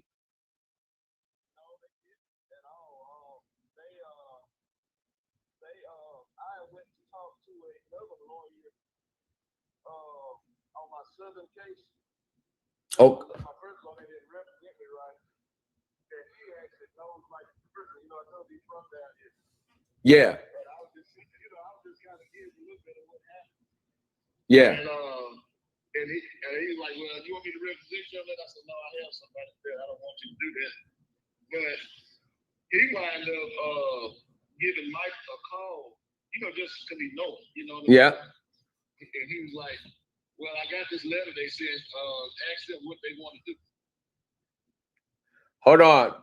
So hold on. You got to back up. I'm sorry. I'm a C student. Yeah. So the lawyer about your other case, I remember that other issue. Oh, you talking about the one where you gonna break me off on? That one? Yeah. Oh, hell yeah. Let's go. Hey, what I need to do? Yeah. Shit, we need to get that rock and rolling. Hell yeah. Shit. Yeah, hell yeah, boy. Hell yeah. Hell yeah. If you need me to do some research or whatever, man, hell yeah, we need to get that. Good God almighty. Shit. Oh, hell. Woo.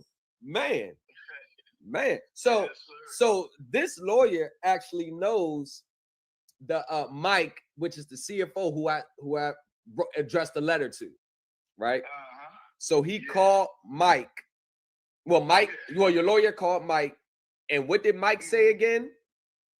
He was like, well, I just want to know how they want to work this out, what they want to do, what can we work out. Oh, okay. So the bank is basically saying, all right, what do y'all want to do? How can we work this out? Yes.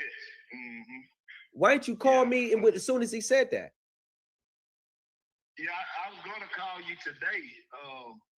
I was trying to get a little work done first. Okay. My brother's getting married today at the courthouse, so I was trying to get a little work done on my ride. I was going to call you, but I'm glad you called anyway. Oh yeah. I'm not gonna be able to get done with what I was. Oh yeah. I check in. I don't give a fuck if it's been I've been working on your case for a year, 2 years. I'm always going to check in with you. You notice I'm always going to check in. I'm always going to let you know we still working. I'm never just going to disappear and leave with your money and just disappear. I don't have that type of integrity. Yeah, I don't have that type of integrity. My mom wouldn't even be able to look me in the eye. I couldn't look myself in the eye. Where I'm from, I'll be considered a bitch ass nigga. Yeah, and I work too hard to get my reputation the way it is. And nah, you ain't gonna have me looking. Nah. So Mike basically told the lawyer basically saying, all right, I got this document that they received, and they want to know what do they want to do? How can we resolve this? Yeah. That's what they want to know. They want to know. I haven't talked to Mike. Okay, so you let him know. You let the lawyer know, because now you got a pipeline to Mike.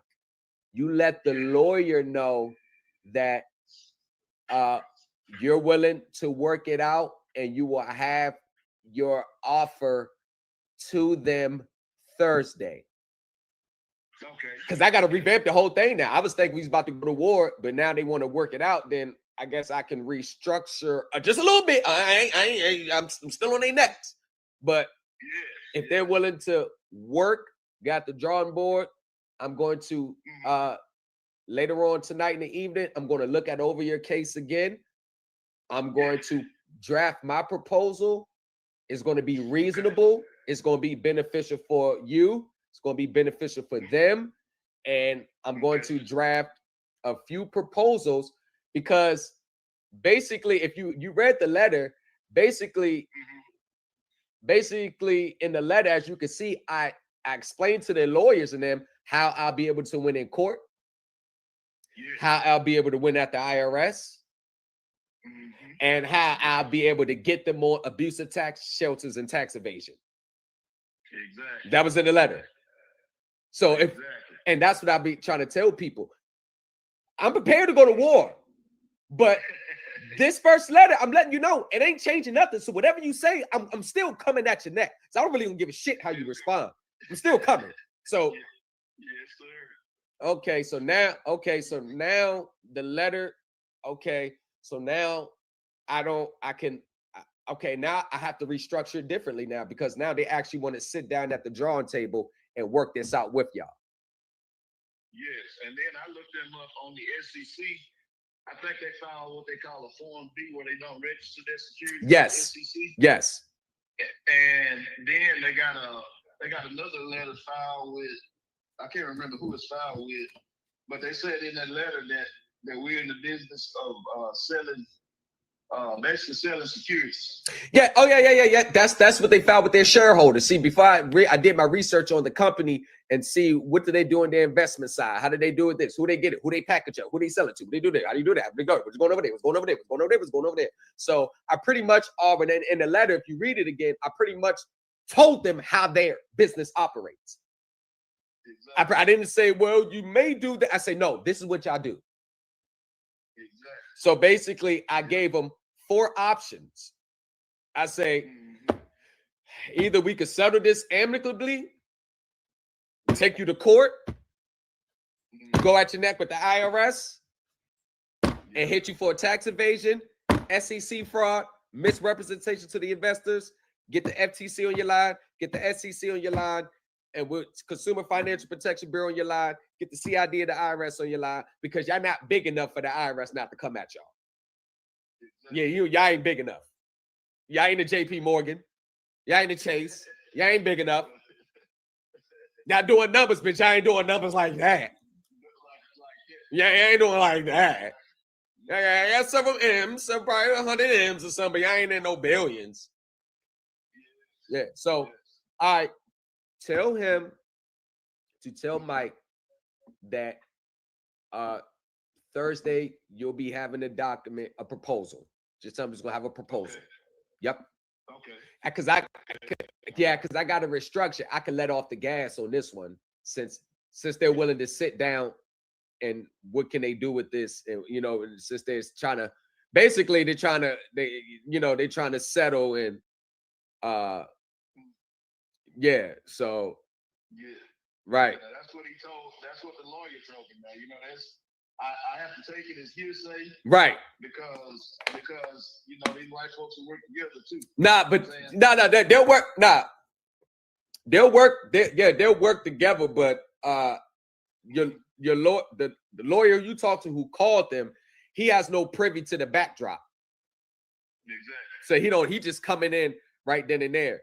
And the fact that he said that to the lawyer, he probably wouldn't have said that to you. So now I'm looking at the lawyer. See, I'm looking at everybody. How can it be an asset in this situation? Now that you have a lawyer, I'm saying if we can indirectly slide the proposal to him. Yeah. And have him represent it instead of them trying to deal directly with you. Use him as an interface now. Yeah. But that's the thing too. And I tell you this, he said, because he's on the board at several banks down here by where I live. I live an hour from Gibson, but he said, man, I don't want to. He said, I can't. After he found out who Mike was, he was like, I can't represent you on this case. Right. But I know him personally, and I'll call him. But he said he's not going to represent me on the case because it would be a conflict. No, I know that, but that's exactly what I mean. I know that's what I'm saying. Indirectly. Yeah, indirectly. Right. See, I'm just going to just use him but this is like an off the books conversation between them. That's how I'm trying to route it. Like, yo, hey, it's more like, hey, yo, holler at your mans, man. Tell your mans, man, look, check this proposal. Holler at your man. Yeah, tell your mans we'll do this. Yeah, like we handling this Friday. Right. Yeah. Because if you know him personally, I trust it. I'm thinking 10 steps ahead. Use that, yo, holler at your mans, man. Let them know, man, we do this, man. Do this, man. And then he'll pull a mic like, yo, by the way, Mike, off the books, man. What you think? You see what I'm saying? I know how these corporate people work. Oh, Yeah. I told the lawyer down here, I didn't tell him about your letter. I just told him we sent him a letter because I was instructed by you to keep that private. Right. But I kind of told him the gist of what they did. Right. And he's like, man, he said, man, you got a smoking gun. He said, but I can't represent you, but you got a smoking gun. Right. Man, he said they messed up. Right. Yeah. Right. Mm-hmm. And that's exactly what we're gonna use him in. We're gonna use him as a mediator. Exactly. We're gonna use him, and that's all all we gonna do is use him as a mediator. That's his best friend. He can have that private conversation. He's like, come on, man, y'all don't want to blow this spot up. You know what I'm saying? He's gonna be the voice. We're gonna be the voice of reason for Mike. Come on, man. Y'all just let this go. You don't want to blow the spot up. Ain't like y'all losing nothing. Y'all can file this shit up as a loss. Y'all got millions of dollars in investment credits at the IRS. Y'all ain't losing nothing.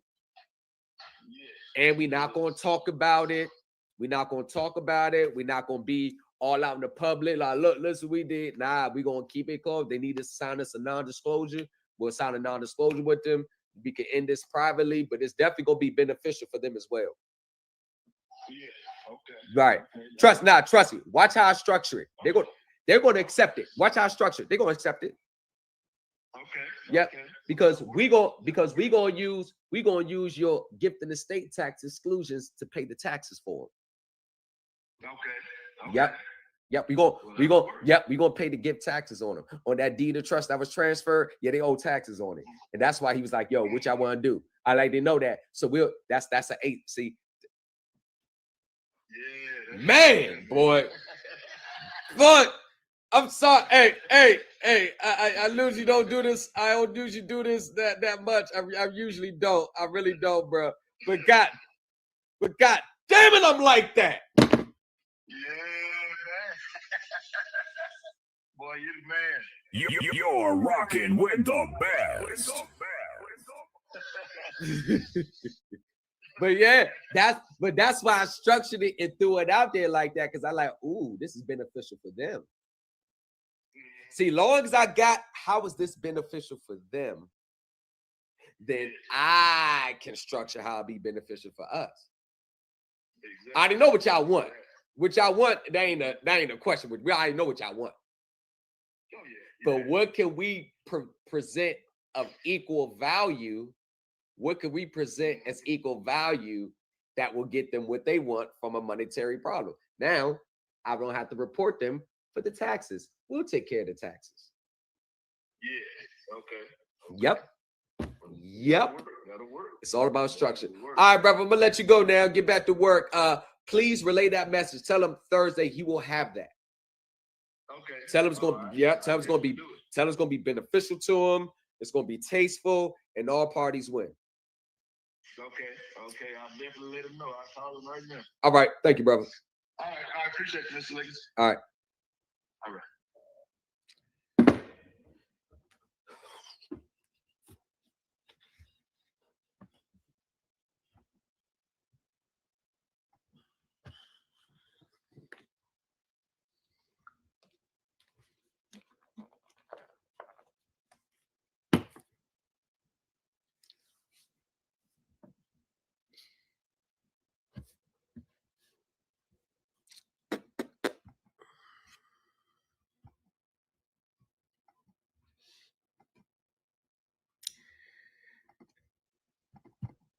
This is why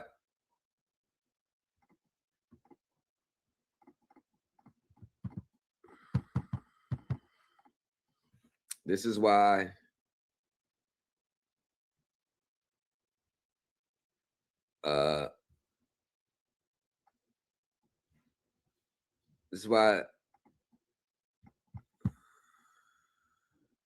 yeah, how y'all do the pace?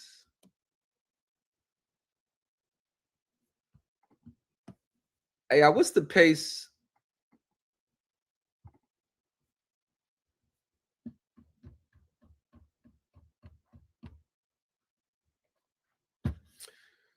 This iMac, I mean this MacBook, I don't know where the pace logo at.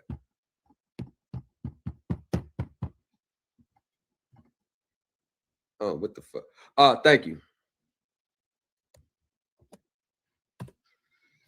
But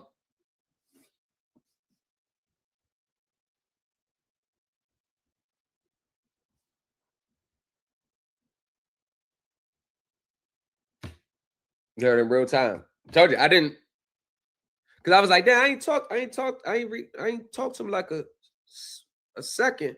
I was like, I ain't talked to him in a second. Let me just check in, because I know that the last time he said he was getting his lawyer. So basically, they reviewed it. See, when they was talking about I'm getting a lawyer, I'm getting my lawyer on this.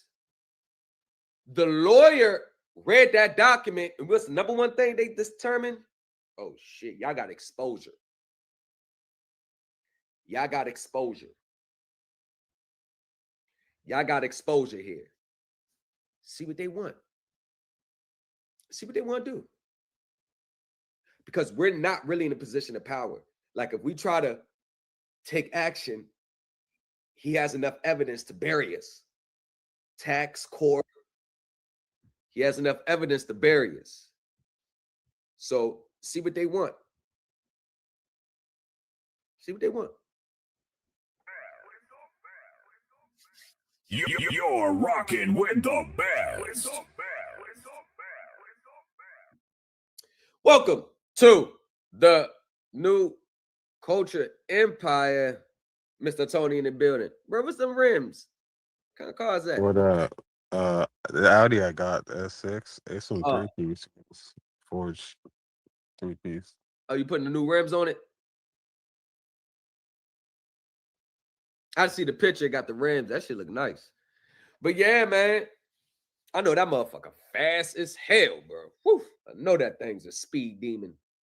I ran someone for some money last night. I bet, yeah. I know that Acura makes some fast cars. But Yeah, man, that's a you know, it's most people, you know, I mean, I get happy, but it's like it's hard for me to really get excited about shit that was supposed to happen. You see what I'm saying? It's really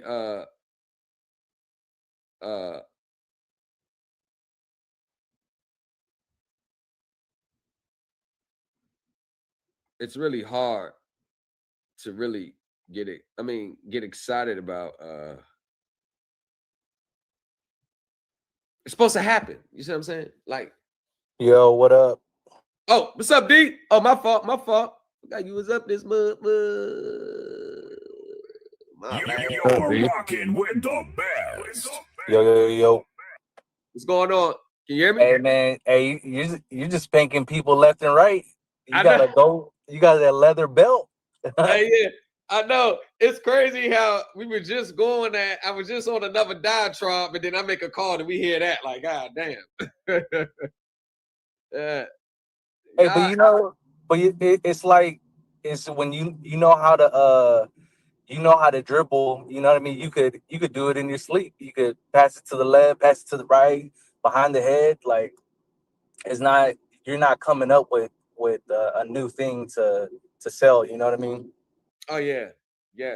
But you know what the biggest thing about this whole thing is that he's building some reputation in the corporate world now, because now they see the name.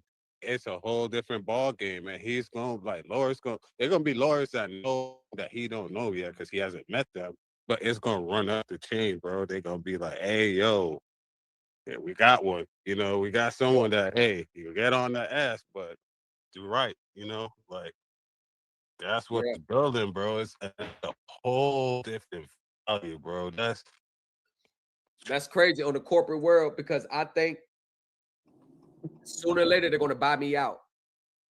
No, for real. I can see that. Right. Yeah. Yeah, sooner or later they're going to buy me out.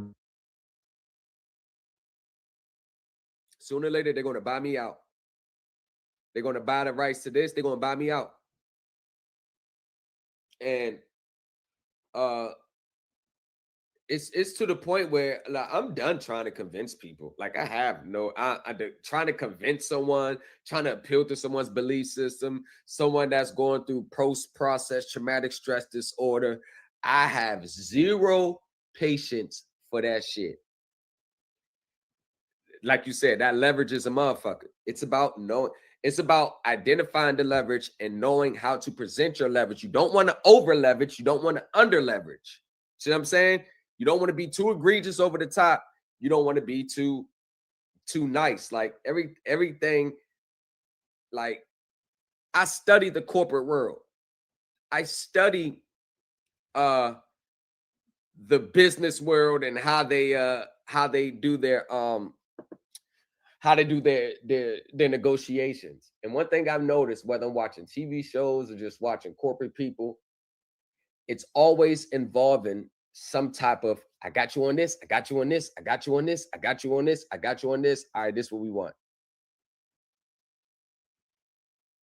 If you don't want to do that, here's your exposure.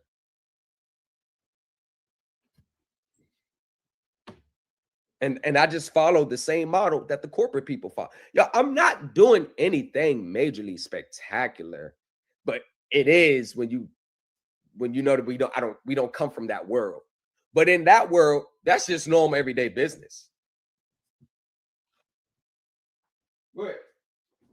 Well, it's normal for them, but it's like they know their enemy. You know what I mean? Like, oh, it's little Johnny, that's his nephew. You know, he works for such and such law firm. But if you're coming in and they don't know who you are, they don't know your company, you don't have a website, like, and you're just spanking them, they're like, who is this? You know what I mean? Oh yeah, I see what you're saying. Like they don't really know, so they really can't.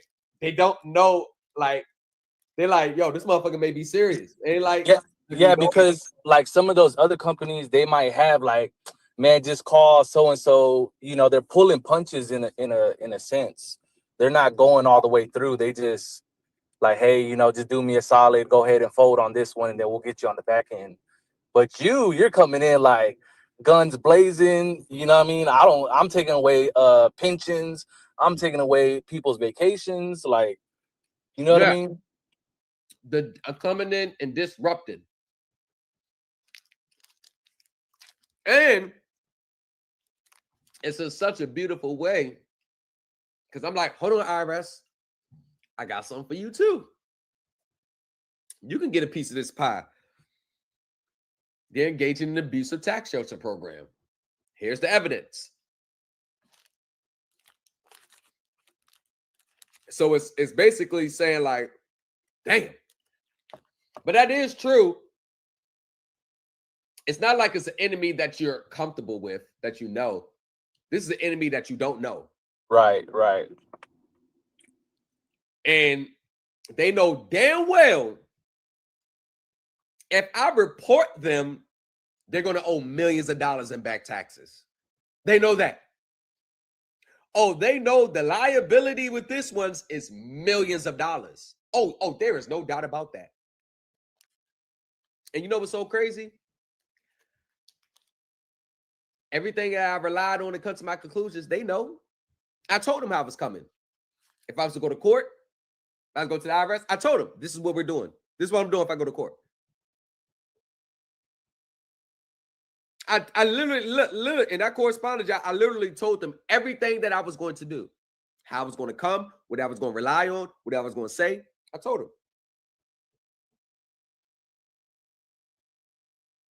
Yeah, they thought it was gonna be like a normal Tuesday. We have 3 closings, we're gonna go in, you know what I mean? And then all of a sudden they're getting a call when the CEO is supposed to be going to get on a boat about a file that's not closing. Right. You know how pissed he was probably? He was Oh, like, man, I got to give up my family time to come in and work on a file that y'all don't know how to close. Right. Right. And then they showed him the paperwork. He's like, oh shit. Yeah. He's Right. all, thank you for calling me. Thank you for calling me. He's all, who is this? Mr. Wiley? Okay, yeah. Yeah, let me call some people. Let me make some calls. Yo, they say when they pulled up at that bank, they said all the big wigs was in there huddling up. And you know what's so crazy?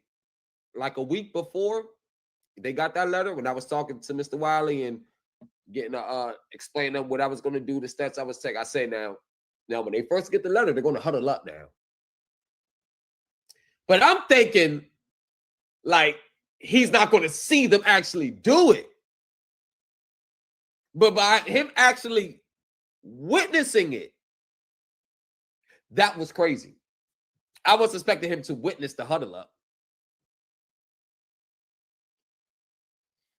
And then for him to be that mad, that dude Mike to be that mad. Listen, y'all, I've been talking to bank vice presidents, high up. I've been talking to them for the last 3 years on the phone, like them calling me. The vice president of the bank called me for Navy Federal, called me. Now, I say that to say this. I can see them being a little mad, but I never think they'll get that mad unless they're personally profiting from the kickback. Because that's a mad where I'm taking food out of his mouth. You see what I'm saying? I'm personally taking money out of his pocket. It wasn't I'm mad because I'm losing and I'm trying to protect the business. That was the type of mad like, yo, motherfucker, you stepping away in my kickback. And remember, they're not big enough for the IRS not to go after them. They're not big enough. Yeah.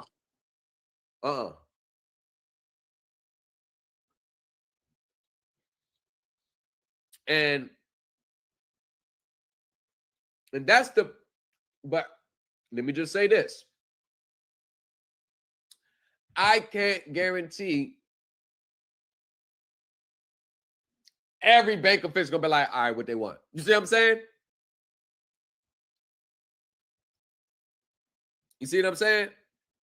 You understand what I'm saying? Like, yeah, it's not a universal thing where right. everybody's just gonna comply, because that's what they hire. Like how you're saying earlier, the risk management people. That's where they come in, and they have they might not have the whole picture, but they know how to, like, all right, we're not gonna call Jim in because we've seen this before, so we kind of know how to deal with this. So go ahead and we'll don't respond to him.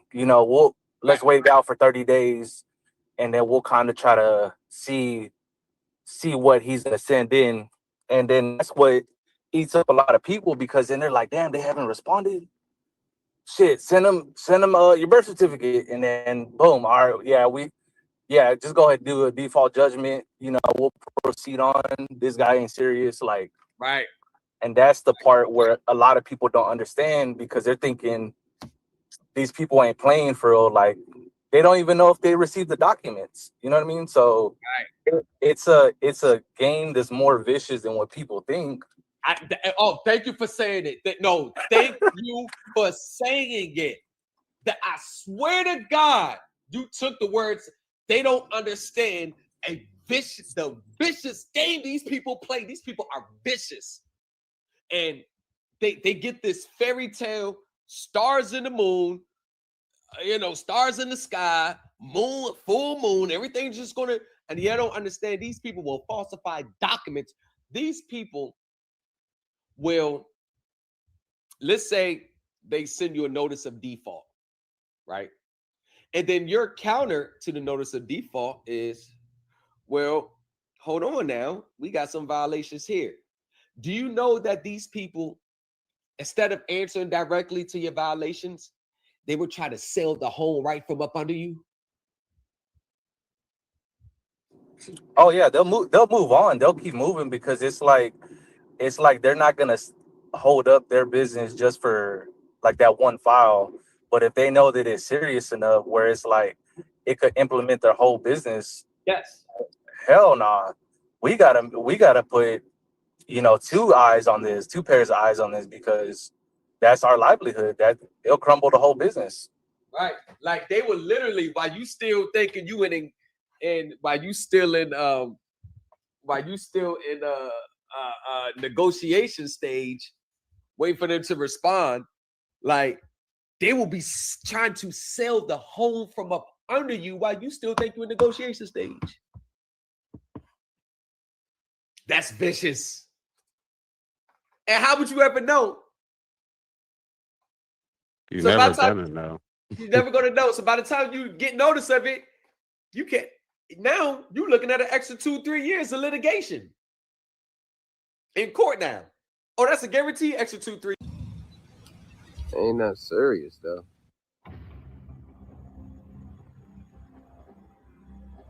It's hard out here. It gets hard for everyone. This is not a process where if you don't get $100 million off the government, you're not successful. It was never that. It was all a scam. It was all a fraud. You're never going to get $100 million off the government. That will never happen. Even if your documents are legit, they're not fucking cashing you out $100 million. Regardless of how legitimate you think it is, just look at the reality of it. Why would the government cash you out $100 million? The thing, being modest has gone completely out the window. What do you think is going to happen when the judge sees our documents versus what you see on social media today? Because I'm gonna tell you this, unless any of them can prove that they got professionals that says, yeah, they're correct, I would stay far away from them. Because no matter how you look at it, it's all the variation of the same sovereign citizen. So it doesn't matter how it's titled, it doesn't matter how it's styled, no, it doesn't matter if you reject the title of a sovereign citizen. If you submitted a process or done a process with that intent, you were doing a sovereign citizen process, whether you knew it or not.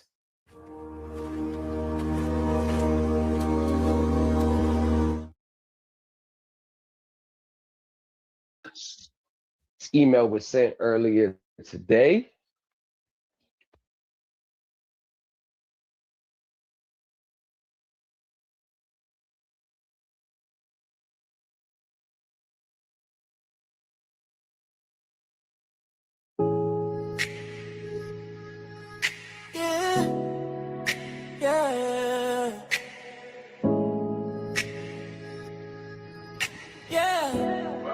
It's lit.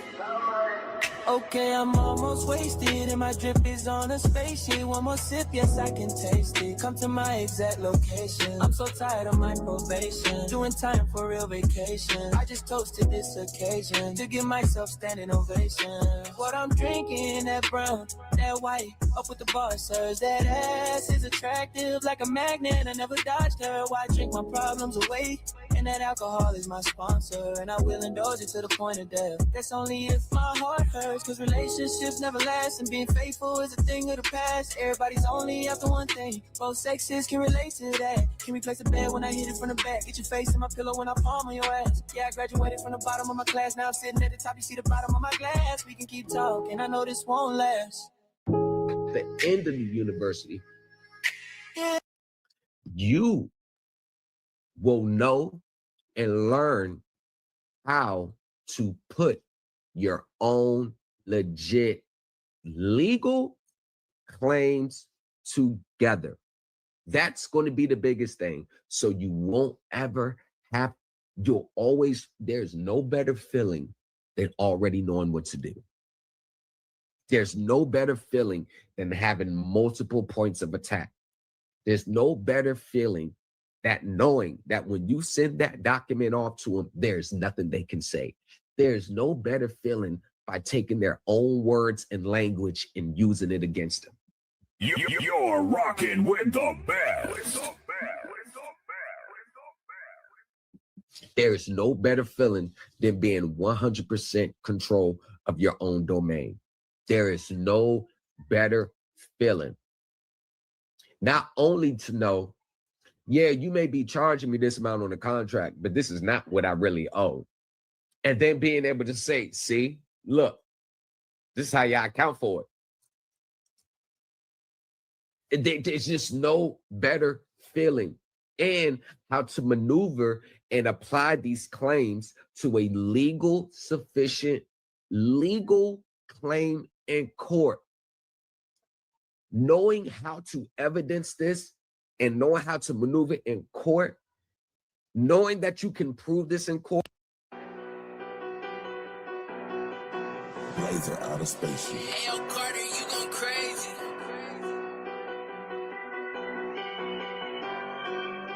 Hey, run that shit up, Chase.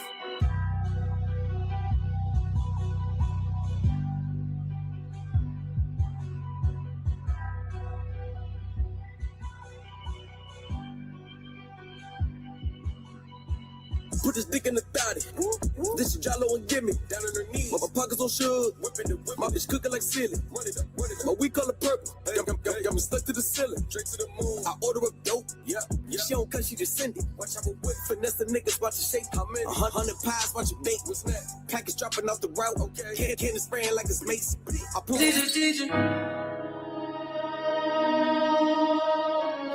You're rocking with the best.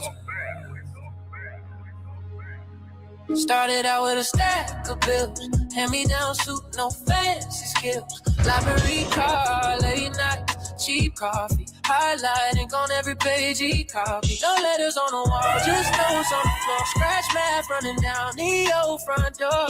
Every question that the others left fade, he turned into a rule and a plan he made. Time to start to teacher. Build it off from broken pieces. Read the books, the words got weaker. Turn confusion into secret. You're rocking with the best. Who's a man behind the speakers? Tell them that's my quiet leader. Time and started teachers teaching. He can turn a red line black in a week.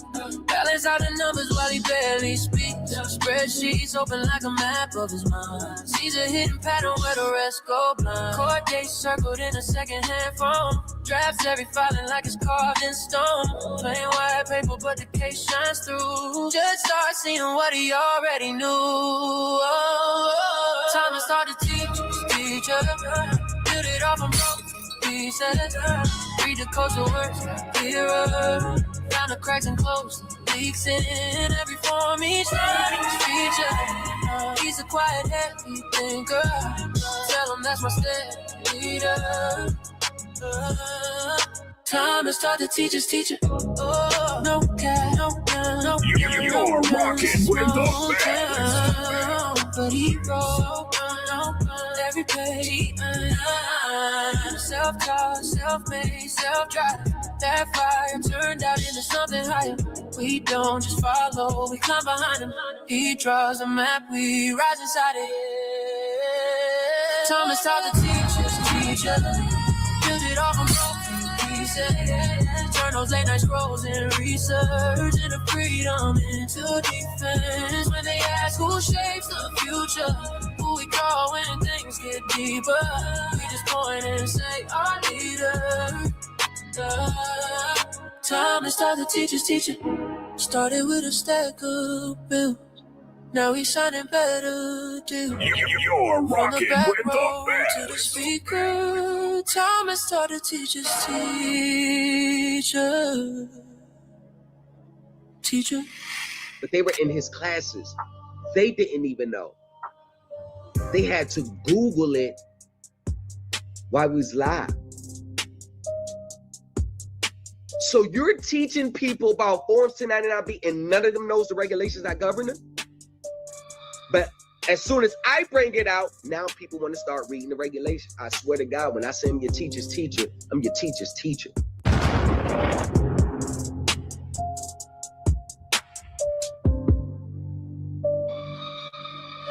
The question is, if all these gurus on social media got the sauce, why aren't they attracting professionals? Professionals in those fields where they could come back and be like, yeah, what he's saying is absolutely right. None of them got professionals behind them. So it's all a theory.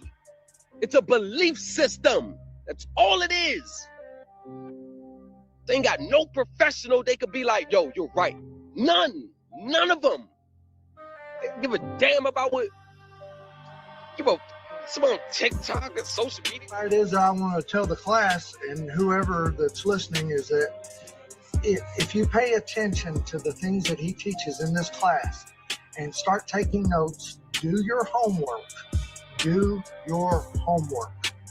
You know, he can only lead a horse to water, but he can't make it drink. You have to drink yourself. Missed 85% of the classes and stuff, but I had the core things and the core principles down, and I read whatever he put out there. I throw it on my iPad and just start scrolling and reading, scrolling. Who securitize their contracts or receivables? Don't know. Credit acceptance agrees to settle. All of to take the deal. They say you can't win. Time is read the fine print, smile. Say, watch this dance, watch this. They had that paper, thought the game was over. He pulled receipts out, dropped the photo on the table. Every call, you're rocking with the best. Just looking sideways, bank looking unstable. They tried pressure, he chose pressure back. He did the homework, they just ran the same track. In that cold lobby, you could feel it turn when they whispered in the corner. You could smell that burn. Thomas beat the bank, that's fact, not fiction. Had them circle back for quiet submission. They said we settle in the truth, got loud. Now the online guru got a show in now. Praise a new culture empire, say it from the soul. Supreme elite team, turning pressure into gold. Thomas beat the bank, that's frame, that's proof. Put respect on the name when you speak that truth. You're rocking with the best. Accept your fate. He built the case up, brick by brick, no haste. Zoom screen froze when the lawyer saw the file. Email on dimes on display. All that just in case style. He ain't flex on, just to come alright. When they slid papers, he said numbers not right. Walked out lighter, they walked out tight. Whole plate flipped in a Tuesday live. Thomas beat the back, that's fact, not fiction. Had him circle back for a quiet submission. You're rocking with the best. Got it out, now the online ghouls gotta show wins now. Where's the new culture empire? Say it from the soul. Supreme Elite team turning pressure into gold. I'ma beat the bank, that's frame, that's proof. Put respect on the name, we use beat, that's true. Yeah, it's all got my teacher teaching.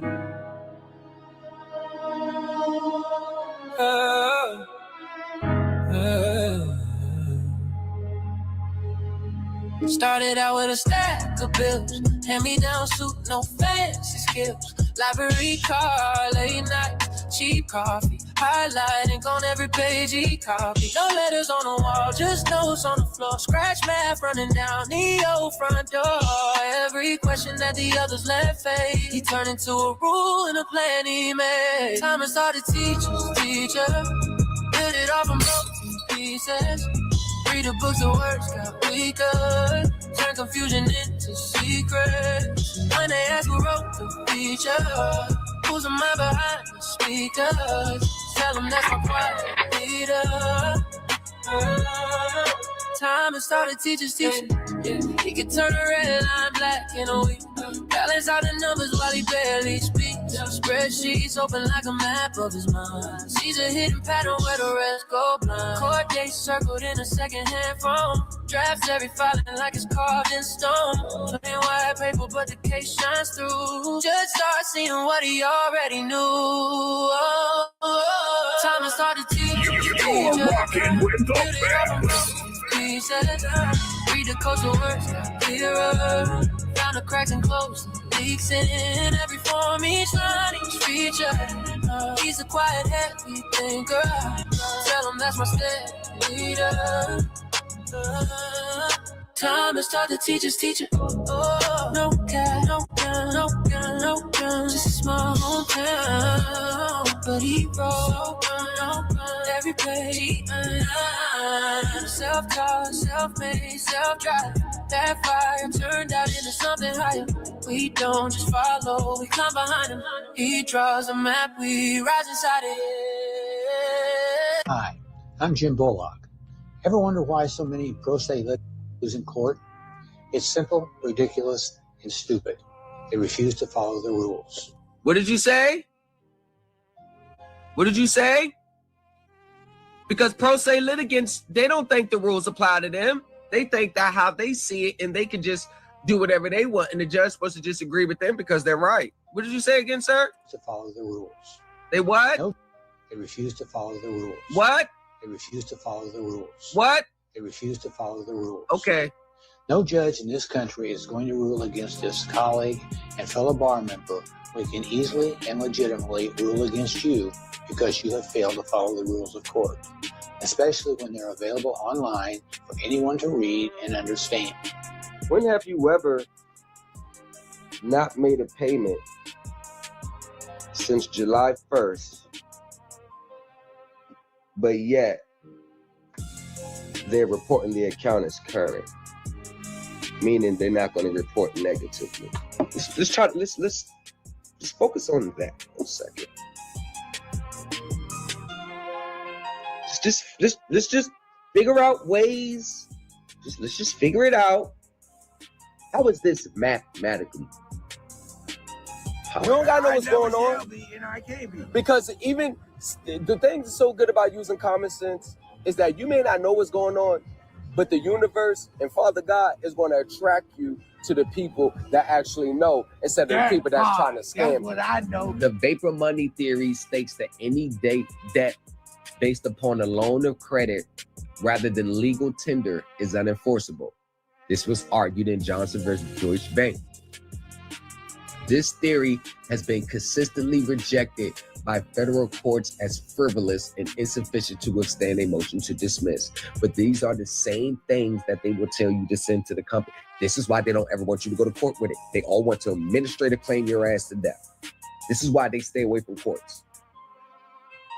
All the plaintiff's claims are based in whole or in part on this frivolous theory, and they are therefore subject to dismissal. The only dispute he appears to have is that a few paragraphs here, he does not agree with the fact that by virtue of defendant's default or breach, the entire balance of the account is now due, and these statements were attached, that the contract and or monthly statements are written instruments, evidence indebtedness with a specified interest rate, and that he disputes whether or not it's account. You're rocking with the best. Gotcha, bitch. Welcome to today's live stream brought to you by the New Culture Empire and the Supreme Elite Team. In this live stream, we uncover the latest development in Thomas' lawsuit against Credit Acceptance Corporation. You're rocking with the best. Got sauce in my hand. She rolling the dice, got luck in that van. Smoking that leaf, going global stand. On my wrist like a stage, I can't claim. You look like you wanna let go straight. What's up? I thought so. Okay. I'm back in this symphony, stuck on the band. What's up? I thought so. Okay. Yeah.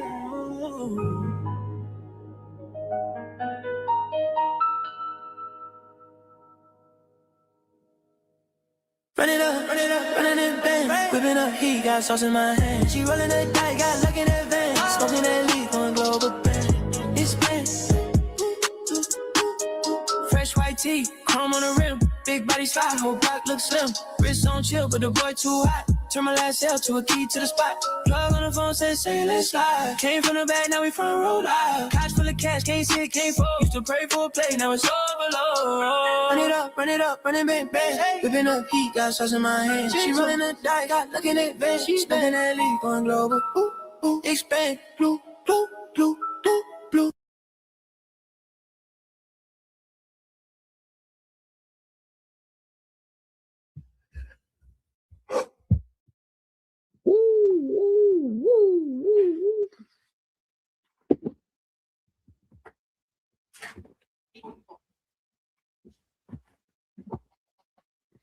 Yes, sir. You're rocking with the best. You're rocking with the best. Welcome to another explosive live today. Now, we're going to be here for a while. It's Saturday night. It's a storm brewing. So if y'all not East Coast, Midwest, bundle up. Bundle up. Because it's about to be a doozy out there.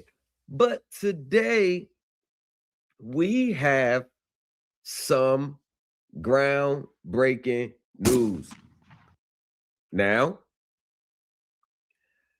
I think I said going into 2026, we was going all gas, no brakes, and we wasn't letting our foots off the gas. Well, 2026, we are starting out with a bang. We planted the seeds in 2025. Now, 2026, we are all actions. We're not online talking. I'm going to get into what happened on TikTok last night. But, you know, as we navigate through these spaces, what did I say to y'all? What did I say to all y'all? What I said was 2026 is going to begin the same way they ended 2025. All talking, posting everything they do every 5 seconds. Every document they put together, they posting it. And they just keep posting it. And I noticed one thing. Why do these gurus always post documents that they just filed? Now, like, I can see if you're going over it in your class and y'all, see how this document measure up to what we was going over. Okay. But it's like they're posting documents that they just filed. And it's like they're like, do they want somebody to come contest? Do they want somebody to see if they know what they're talking about? Because there's this person on Facebook, I won't name her name. She's taking on a client's mortgage, and she said, reading the mortgage, I found this. But when they're posting, one thing that they're never posting, they're posting from books they read, they posted from documents they found on Scrib. But one thing that they're not posting is actual court cases that are validating what they're saying. But then I noticed, there's a glare here, y'all. They're posting the documents they just filed. But then when it comes to the finality of the case, they don't ever want to tell you the case. They don't ever want to tell you the outcomes. They all say that they won. They all say that they won, but they never want to show you the order. They don't want to show you the settlement. They all say they won. Oh, I won that. Show us.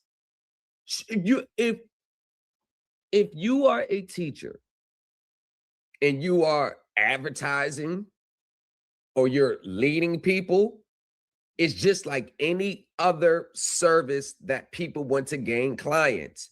You advertise. You gotta advertise your wins. You advertise for your losses. Do you take that to your group and say, hey, we got to tighten up? But one thing that I've noticed, everybody is just posting documents they just filed, and everybody is just telling you this is how it goes. They're telling you this is how it goes. They're telling you it goes like this. They give you a statute to read. You type up the statute. You're literally telling them, yo, this says it doesn't apply. Oh, no, you're not listening.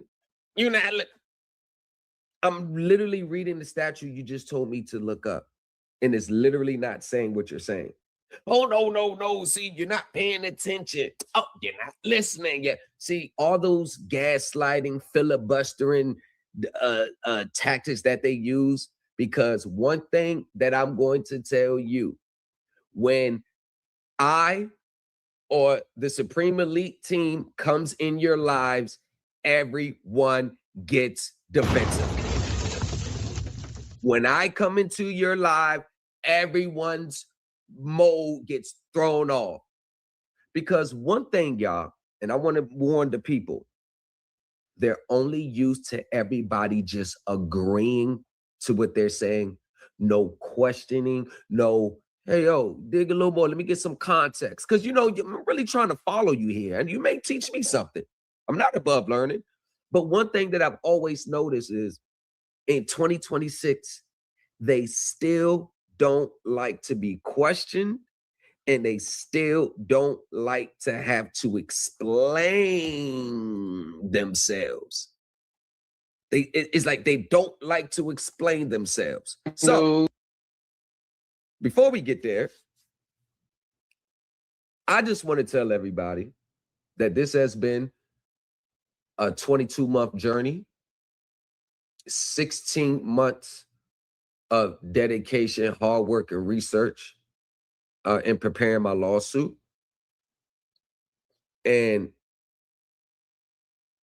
I can come to you on good authority today. I can come to you on good authority today to tell you that we have reached a settlement in the credit acceptance matter. The details will remain confidential. You'll never hear me talk about the details publicly, but I am here to tell you today that we have reached a settlement in the matter in order to prevent, so I don't have to continue with my lawsuit. We have reached a settlement. I will tell you this, because I'm not going to get into all the details because it's being formalized as we speak. We're going to meet. We're going to sign the settlement agreement. I'm pretty sure there's going to be a non-disclosure in there somewhere, which is cool because I have no problems with that. But one thing that I can tell you is that everything that I teach, everything that I advocate for, everything that I stand on, everything that I can defend, everything that I put in court papers, it has resulted in the same outcomes in which a lot of people want today. A vehicle that you legally are not responsible for or don't have to pay anymore, in a vehicle in which you do not have to satisfy the outstanding balance as related to the contract. My understanding and my teachings have saved me upwards of $45,000. And legal title, free and clear, is definitely part of the settlement.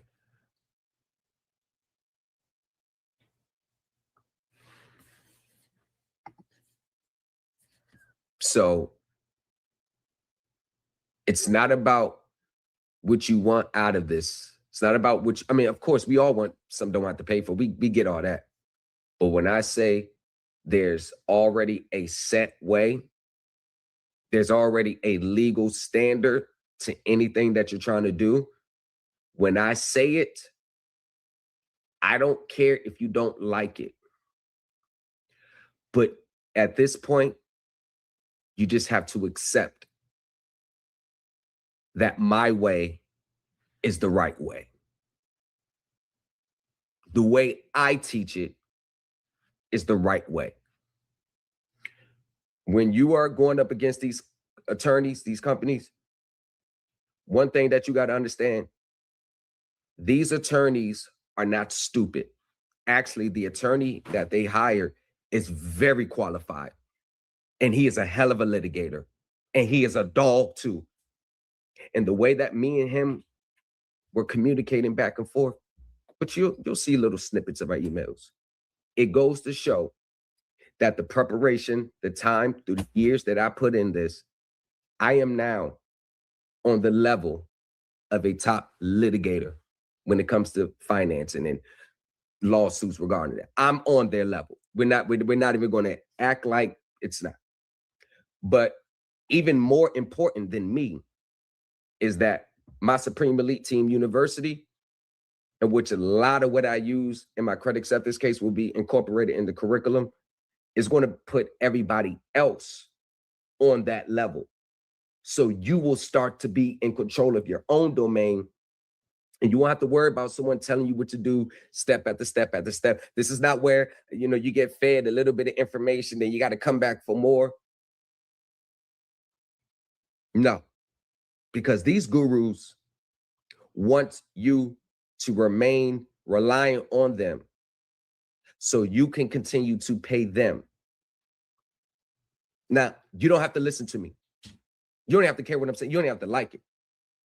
But what better way of leading the people than using yourself as an example? What better way to be a living example of what you teach, what you stand for, what you advocate? What better way of being a leading example in this new wave of pro se litigants than the teacher to step out there himself?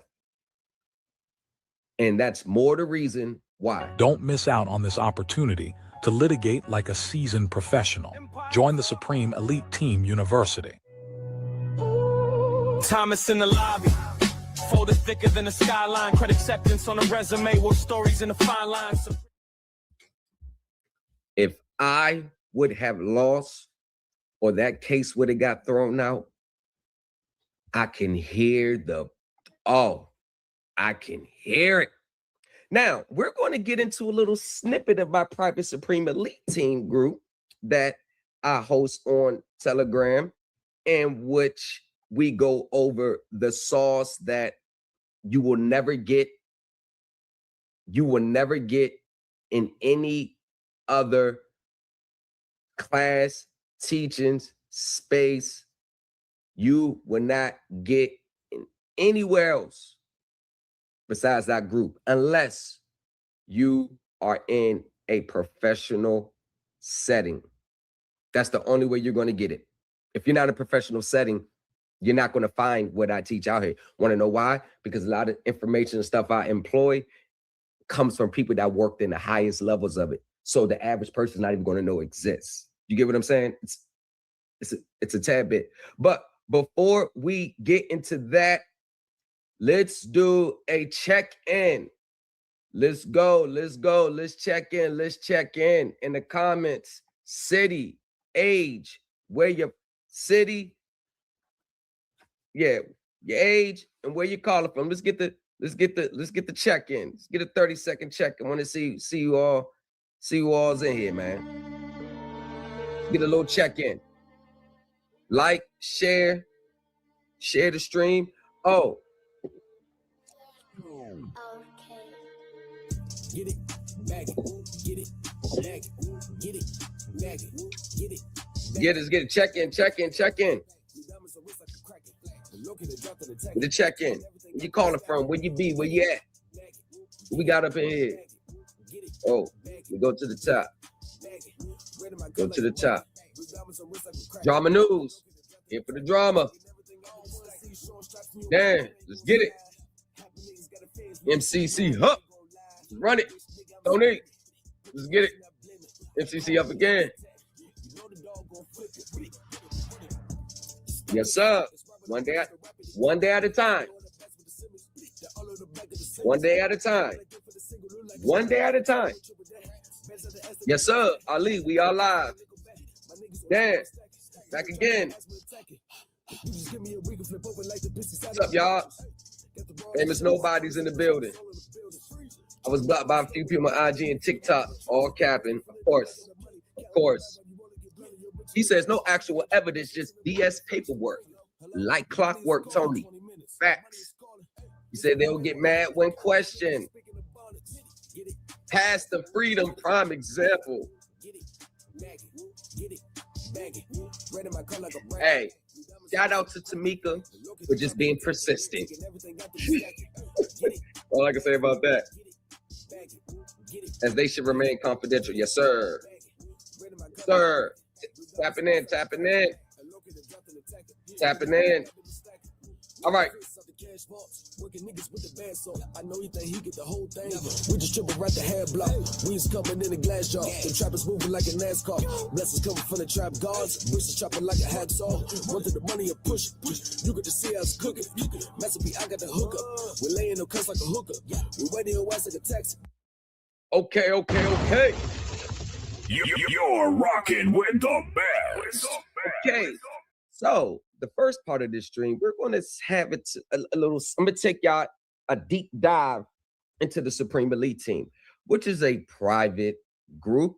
Yes, there is a lifetime membership fee that you have to pay to be in the group. It is what it is. There's no real house rules in that group. The only thing about that group is class participation. Everybody knows coming through the door. If your class participation drops, you may be subject to a little suspension and continues. Because I ain't got time to play around. See, most people think, oh, I paid you so I can do whatever I want. No, I don't care if you pay me $1,000. There's still rules that you have to follow. And that's the problem with a lot of people. They think that what you pay, like you could just break the rules, like you're bigger than the rules, like you're bigger than the group. Nobody is bigger than the group. Nobody is bigger than the group. So for the people that were banned from the group that I banned, the people that were banned, please know that they were banned because I gave them a year and their class appearance did not meet the standards, so they were banned. And I do have a refund policy for the group. So if there's a reason where you end up, let's say you joined for 7 classes and you say, nah, this ain't, I don't think this is too much for me. You will be charged $250 per class you attended because you actually received the benefit of my hard work and effort in putting these classes together. So you'll be charged $250 a class, could be way more. And whatever the balance is, I'll just send it back to you, Cash App, Zelle, however you want to do it. So that's how that goes. But if anybody's saying that Thomas is going to just take your money and kick you out, which I don't even think that makes sense. You could continue to listen to him But one thing that I do know is everybody wants to talk about me in all these other different ways instead of what I teach. You notice they all dance around that topic. Nobody ever has a comeback for what I teach. You notice that, right?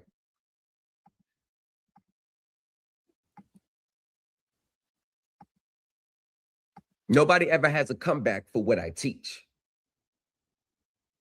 Nobody ever has a comeback for what I teach. So without further ado, let's get it. This email was sent earlier today.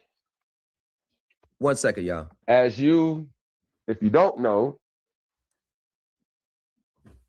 Credit Acceptance agrees to settle. Congratulations, big guy. Congratulations. Thanks, bro. Yeah, boy. Congratulations. Congrats, bro. Thanks, bro. Very proud. Congrats, man, on the scout. But listen, Cat, real talk, man. I don't know why you didn't. I don't know why you didn't already know this. I had a long talk with the lawyer today. I had a long earlier. That's what I'm saying. This is like 10, 11 in the morning. That's why I didn't. We was going over the hashing about, you know, the notice of withdrawing the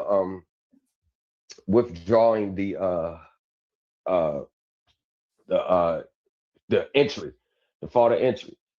And I told him, I said, listen, man, let me just talk to you for a second. I'm not a man that kicks a dog while it's down. I'm not here to blow up the scene. I'm not here. And you know what's so crazy? I can't say it's true. I really can't say it's true or not. I don't know. I can't confirm it, but I actually think Credit Acceptance was like, you know, and I told her, I said, listen, man, tell Credit Acceptance this. Listen, man, no one's here. I'm not, the last thing I want to do is have this long drawn out in court and have a bunch of copycat filings. That's what I told him. Like, that's the last thing I want. A lot of people, when they get in this position, they can't see any beyond anything but their immediate situation. They look at, ooh, a big money grab. Ooh, I can fight for it all the way to the end. Ooh, I can do this. Ooh, I can do that. Ooh, this is an opportunity for me. And I said, I'm not that type of guy. Like, I already told you, like, where we can meet in the middle at, and it's generous and it's very reasonable. I laid it down. I said, Credit Acceptance, there's that. Like, I told the lawyer, I said, listen, man, the reason why I don't want to drag this out longer, because I believe that I'm kind of the one that's actually getting in the way of their real defense. Yes. Rosen Law Firm. He's like, yeah, I heard they have, and I said, yes, that's very true. The Rosen Law Firm has just filed another class action lawsuit against them, and another law firm is investigating them as we speak. So they're getting hit from all sides. What makes my case with them so unique is that the arguments that I raise were the equivalent of what class action lawsuits would raise against them. It wasn't the typical consumer law, UCC law claims. It was actually top investor-like claims. So the claims that I raise, it's hard for them to fight and combat those without exposing themselves on the back end with their other lawsuits. You get what I'm saying? It's kind of like on a rock in a hard spot. So that's why this conversation you're hearing that. Oh, y'all don't leave. Oh, there should be no reason for anyone to leave. I mean, what more do y'all want from people? You know what? I'm starting to think that many people just follow you if they like you. I mean, I done got mortgage receipts, auto receipts, IRS receipts, debt buyer receipts, case law receipts. Oh, no, I'm talking about all stuff I can show. It is like, it's still not good enough. Like, what's good enough? Like, just let me know what what do I have to do? It's like everybody mad at me. Why people get mad at me? Because I lead with receipts and don't lead with just do this, do that. Why does it seem like people mad at me? Don't be mad at me. I ain't do nothing to y'all. Shit. I know I'm that thorn in the side to credit acceptance right now because, and of course I could have took advantage of that and said, no, we're not doing no setups, we going all the way to trial, and then they would have been exposed on the end. Then it would have opened up, it would have opened up a can of words, but it just and you got to still remember, this is still one of the biggest, if not one of the world's largest finance companies, even though they say they're not a finance company or indirect auto lender. You got to understand that sometimes instead of trying to fight the system, sometimes understanding your position in the system and capitalizing on that, it kind of does you better than the actual results that you see. Because let me be honest with you, one thing that I've noticed throughout my journey with this, the outcomes that I thought I was looking for was never really the outcomes that I actually needed to have and could benefit from. Once again, the system is bigger than our individual debts. It's bigger. It's a whole bigger picture going on out there. And the system is going to come out on top regardless. The system is going to come out on top. They are going to win way more than what they lose. They're going to win way more than what they lose. Do you think credit acceptance is going to do this for the next person? Do you think it's going to happen again? Absolutely not. And part of understanding this stuff, y'all, is you have to protect them as well in order for you to get what you want.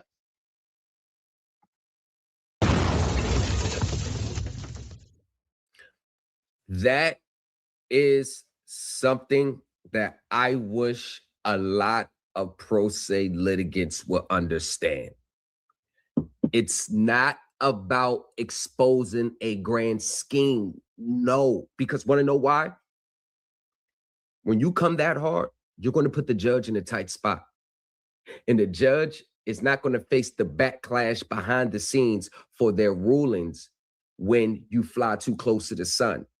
So this is when you set yourself up for being railroaded and having these adverse rulings against you because you're flying too close to the sun. Yes, with this stuff that I teach privately, it's not used to expose a grand scheme. Leverage negotiations. You don't want to put yourself in a position where the whole system can collapse because of your filings. They are not going, the system is going to win in the end. Banks don't loan money. It doesn't matter how they get it. It's not going to stop the way they do it. And this is why I say you have to look at the bigger picture and step outside of your own singular case so you can make a more objective approach to it. Yes, protecting them in the process is part of the game. And this is why I know these social media gurus, they have no clue on how the game goes. You have to protect them in some way. That's just how it goes. Even when we review these law reports, these law reviews, and they give in the game, you notice that they're wording things differently. They're not coming out and just saying it. They're talking around. You have to protect this system at the same time. It's a balance. There ain't no question, no doubt. That's not even enough of discussion.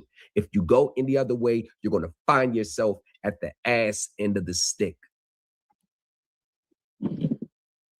you have to protect them as well. And I'm talking about from a legal standpoint. You have to learn how to protect them. Another thing that went good in my favor, and which we talked about today, is everything that I filed, which me and the lawyer talked about, and that RICO talking claims, you might as well rip it up and throw it in the shredder. That's definitely flying too close to the sun. Not the fact that you're saying RICO. Do you know the elements that you even got to go through to prove it? Like you know how much research that you got to go through to prove criminal liability, and not just they violated my Constitution acts, color of law. No, they are going to make it so hard for you to get through. And let's just say that you got everything down pat. Guess what? You're not going to trial anyway. You're going to settle anyway. You're not going to, you're not even going to refuse the offer that they make you not to go to trial. You're never going to refuse it. Anyway. So let's just, you got to tone it down. Know when to stick, know when to tone. When you got the knife to their neck and they like, all right, don't keep pushing, fall back. It's called legal warfare. You got to have grace even when legal warfare. This is a practice amongst all attorneys. One on this side, they're at war, but they still have that professional grace towards each other. That's how, and when even as pro se, when you come at them with that mindset, like on a professional level, number one, they're going to respect you more. Number two, they're going to be more willing to work with you. When you come out with a RICO and you violated this and the UTT and you did this and you're going to jail and you did this and fee schedules and you owe me $500,000, they're just going to.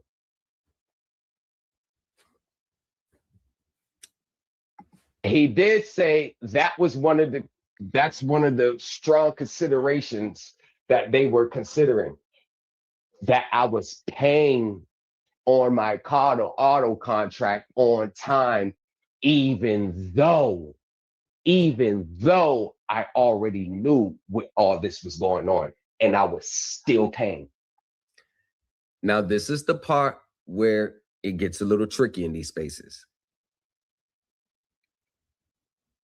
The way I look at it is, if you can, even if you find out they're doing BS, I would still pay during the whole process of until you get to the lawsuits. I would still pay because it actually shows equity and good faith on your end. And that actually is going to go a long way into negotiations. It's actually going to go a long way. I don't believe in the mindset, I found out you frauded, so I'm not going to pay anymore. Because if you want to raise a breach of contract, like they always like to say, the ones who's bringing a breach of contract has to fulfill their obligations the whole time, regardless if the other side hasn't. So once you stop paying because you feel they breached the contract and then you stop paying, then your breach of contract argument falls in a legal court setting. Hey, listen, everything that I'm telling you is from a legal court professional level. It's no feelings. It's not what I saw online. It's not for no private citizen American trust group. Everything I'm doing it from a court lens, court rules, court procedures, court precedents. So maybe I'm on a different page than a lot of people because I deal with practical law, no pseudo legal law, no common law, no equity. I deal with practical everyday laws that everyday attorneys use. And a lot of people say it doesn't work. It doesn't work. You don't use their statutes. You don't use their codes. Hey, you be the judge. I believe it works just fine.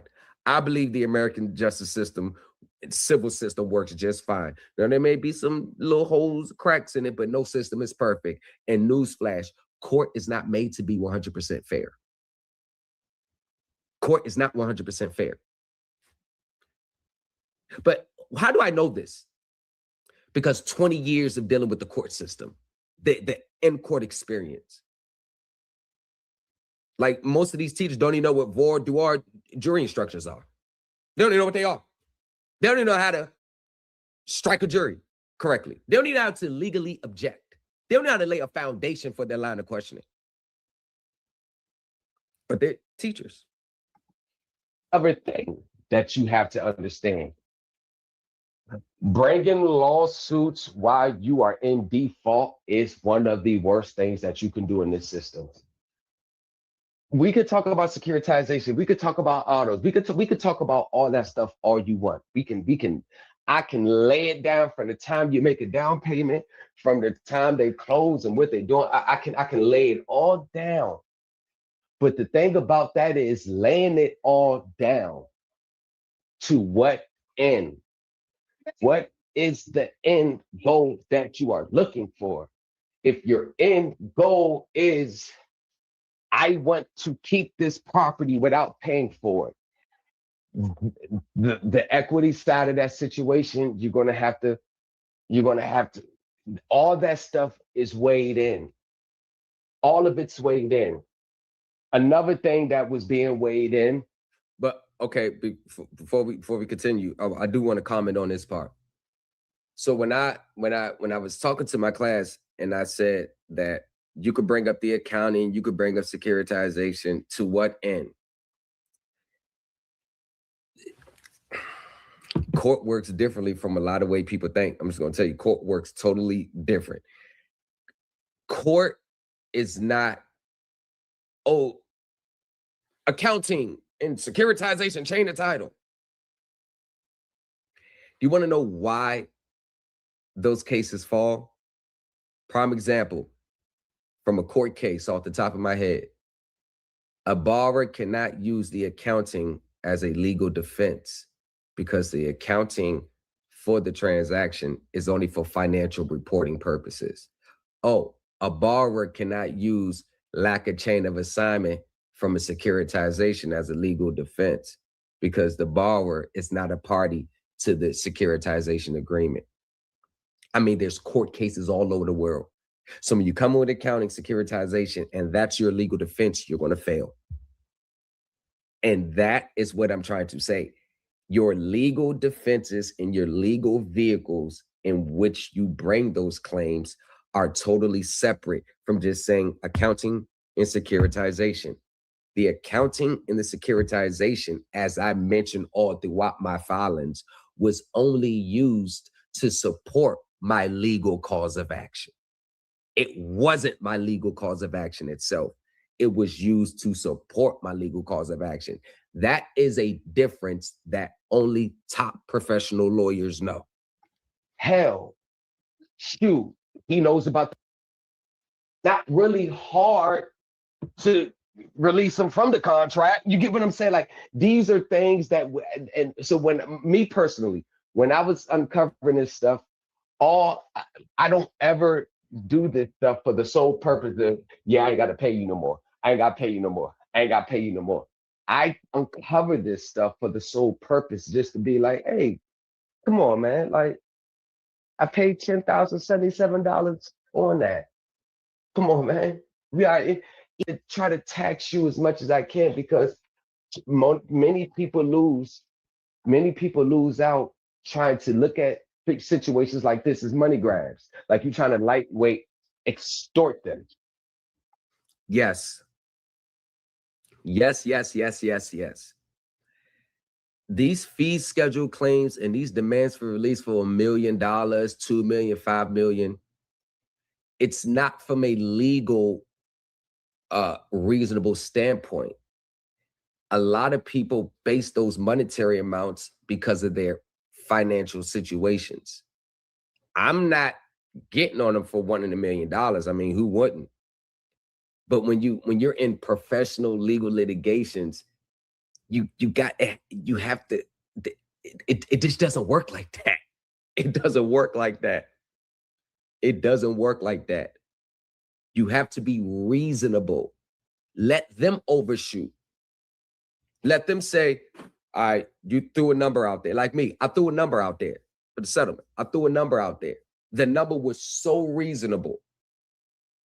If they want to overshoot, let them overshoot. But taking all facts and circumstances as in the totality of the case, I thought that was a legitimate reason. It's not hitting their pockets too. It's legit. It's perfect. If they want to overshoot, if they want to be like, nah, we'll agree to this. Let them do it.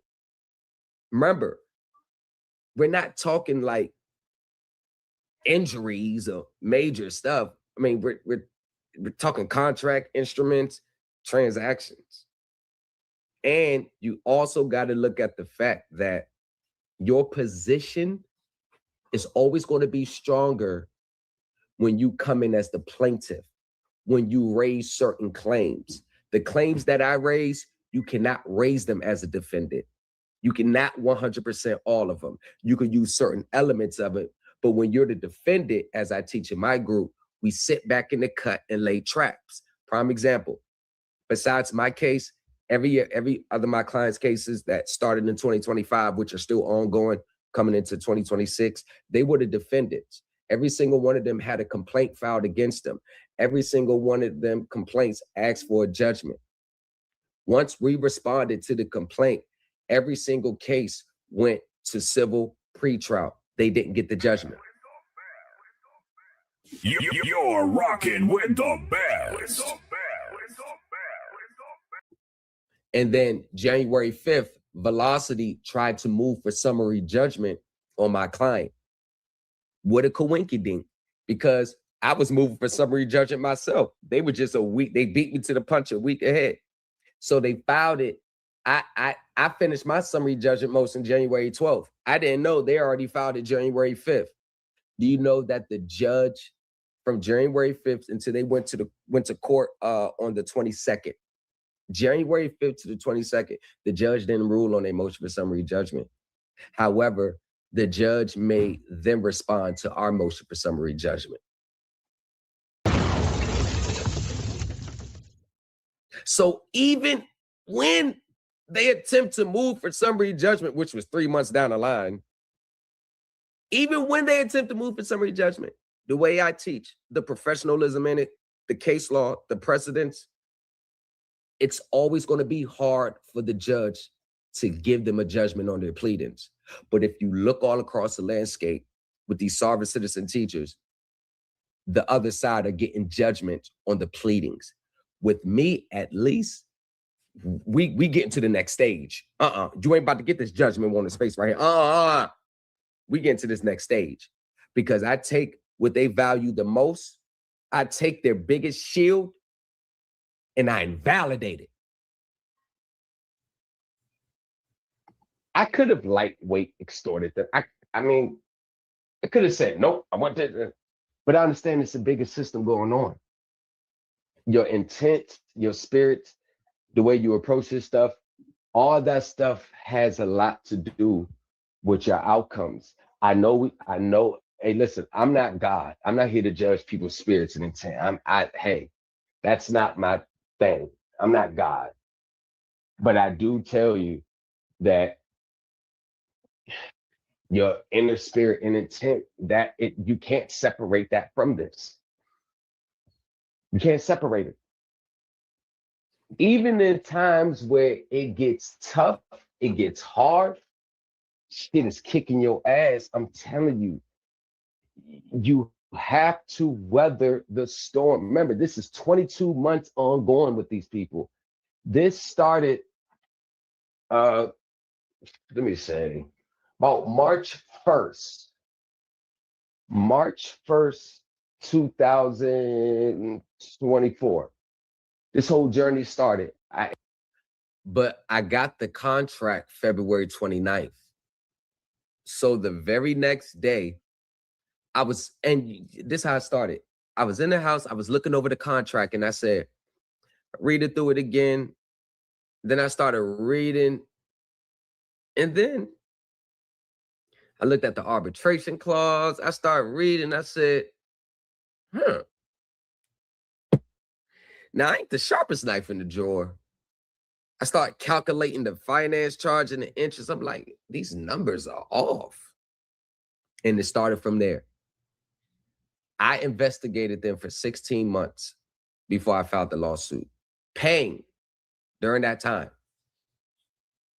Although sporadically, I was sending them letters like, yo, there's some serious issues with this. Still paying because I'm bringing a suit. I don't want to give them no reason to duck it or try to come take my vehicle during the process. So I'm still paying. 16 months of investigation until I filed the lawsuit. From the time I filed the lawsuit to the attorney made the appearance, as soon as he made the appearance, after we spoke before he made the appearance, settlement. They don't even need to respond to my complaint. There's no need. You got to understand that sometimes instead of I already knew what all this was going on and I was still paying. Other thing that you have to understand, bringing lawsuits. Oh, and another thing about this is sometimes in life, you're going to have to let go in order to let in.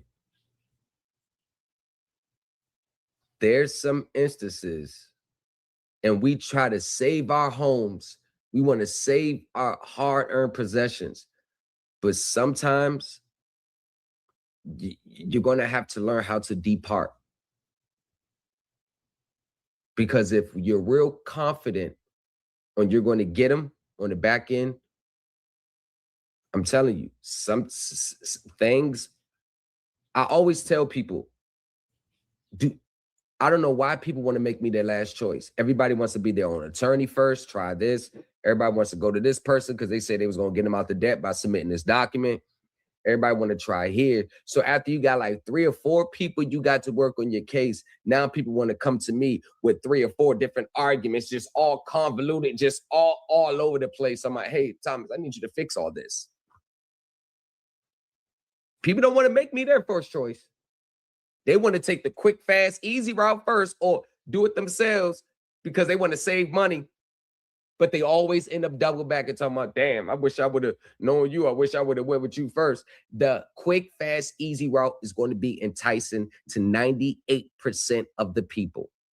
And most people it's not like they want the results fast. It's like they need the results fast. Like they need you to do something that's going to stop them from taking my home in a week. Like that's not even realistic. There's no way anyone can operate under that, trying to put people under that pressure. There's no way, especially if you already filed stuff on the record and the judge denied. You see what I'm saying? Like you're making it harder and harder and harder for people to adequately assist you. And this is why, no matter what, I always hop on not being desperate in my group. Because when you become desperate, you make decisions that are not in your best interest, and they actually do more damage to you than good in the moment. But when you're in a desperate state of mind, you're not thinking objectively. When you're emotionally attached to the situation, you're not thinking objectively. No matter what's going on around you, the system is going to stay the way it is. The court process is going to play out the way it is. The court proceedings are going to play out how they always go. And they're not going to speed it up or give you favoritism just because you need to keep your house or your vehicle in the moment. The court system is the court system, and feelings and emotions have no business inside of a courtroom. You're going to learn the easy way or you're going to learn the hard way. Why you are in default is one of the worst things that you can do in this system. We could talk about securitization. We could talk about autos. We could talk about all that stuff all you want. That they're ever going to come at the time you need it. This is why I separate what I really want from the work that's needed. This is why I separate the things that if we all know what we really want. But the system operates on its own time. Do you know how many times I dealt with sending them letters and just kind of, hey, y'all, hey, man, yeah, we need to talk about these things. And I got met with complete silence. Do you know how many times I said that I got met with complete silence? But the thing about being met with complete silence can do some things to some people. Because if we're not firm in our foundations, Being met with complete silence can be, it can mess with someone's psyche or their confidence, or they can use that as fuel and keep pushing. Don't matter if you remain silent or not. I'm standing on what I'm saying, and I know it's true. And in my spirit, I know it's true. I know it's true. You're rocking with the best. 100% facts. I don't need the finance company to validate what I'm saying is true. I don't need an attorney to validate what I'm saying is true, because all they've done is just confirm it. Once you know it here, wisdom, discernment, and understanding, use those pillars. Those the pillars that you use to build your foundation on. Remember, I never went to law school. I never went to legal school or nothing. All self-taught. So I didn't have the benefits of law school to guide my decision-making and understanding and interpretation. I use what we all have. Wisdom, discernment, and understanding. Does this feel right? Start questioning the question. Hold on. So I have a secret account with $100 billion in it, and everybody else has it, but it's somewhat a secret.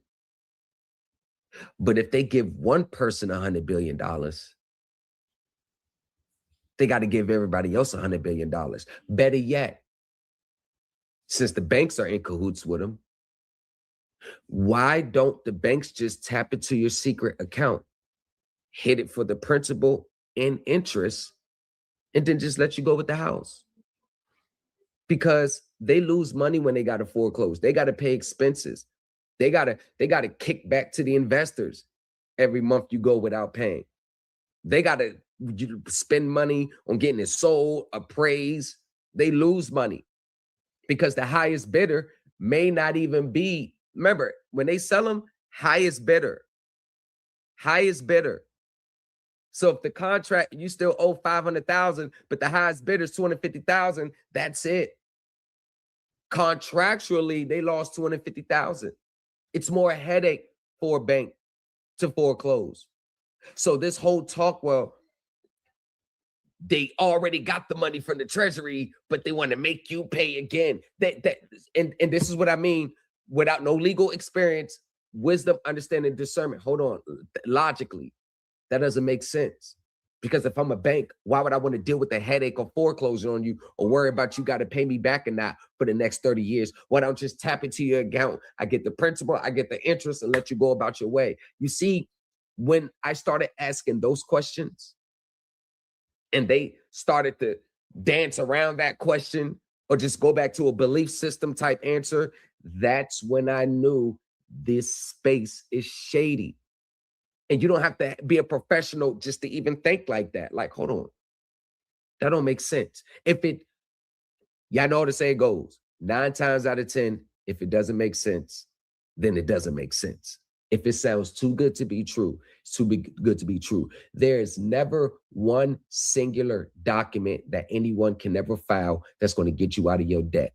That document is going to be in a series in the totality of the events taken in. There's no magical document that exists. The sooner people understand that, the sooner people will start approaching this stuff from a realistic standpoint. Your belief systems, how you think it goes, the system works totally opposite. Hey, listen, I'm telling you this from a professional standpoint, not my opinion. Listen, I have conversations. I done converse with people who reach the top levels of this stuff. This ain't an opinion. This is an absolute fact. In my spirit before any professional confirmed it. There is no process that is going to remove the thunderstorms that we're going to have to go through. I done dealt with all the stuff that some of y'all may be experiencing now. They're not answering the questions. They're not addressing the core issues. They're not. I've been there, done that. There is no system, y'all, where you submit a document and they just let you go.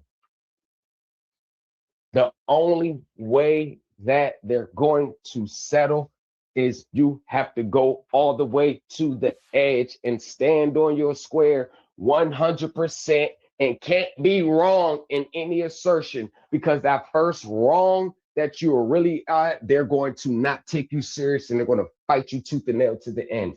And they're going to throw curveballs at you. That June 20th, let me tell you this. And before we get to that, yes, you have to be 100% spot on with your arguments. Every argument that you raise, you have to be 100% spot on. My original complaint was 90 pages, not counting the attachments. I couldn't have been wrong on one argument. And that's one of the things of being pro se, going up against these multi-billion-dollar corporations. You have to be 100% correct on everything. Not 50, not 70, not 80, not 90. You have to be 100% spot on every claim. That's the only way they're going to respect you. And no, they're not going to settle unless it's in their best interest to do so. In their best interest to do so, you have nothing to do with that. Your documents can influence the situation, but if they still want to fight, they're going to fight. But from a business and legal standpoint, they're weighing the pros and cons. Your job is to make sure that the cons of them fighting outweighs the pros. I sent them, and I sent and guess what? Although I was engaging in good faith, I never let them butter me up to the point where I was getting off my square, because I sent, you know what I had? My amended motion to strike the arbitration clause, in which they got a good brunt of it yesterday, that I sent the credit acceptance. One of the biggest hurdles that 99% of pro se litigants can never get past. You're rocking with the best. The arbitration clause. And that was one of the things that we talked about on the phone.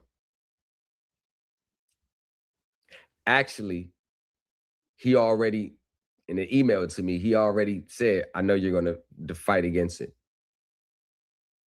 Invalidating the arbitration clause, like I did, is the gateway to a settlement with them.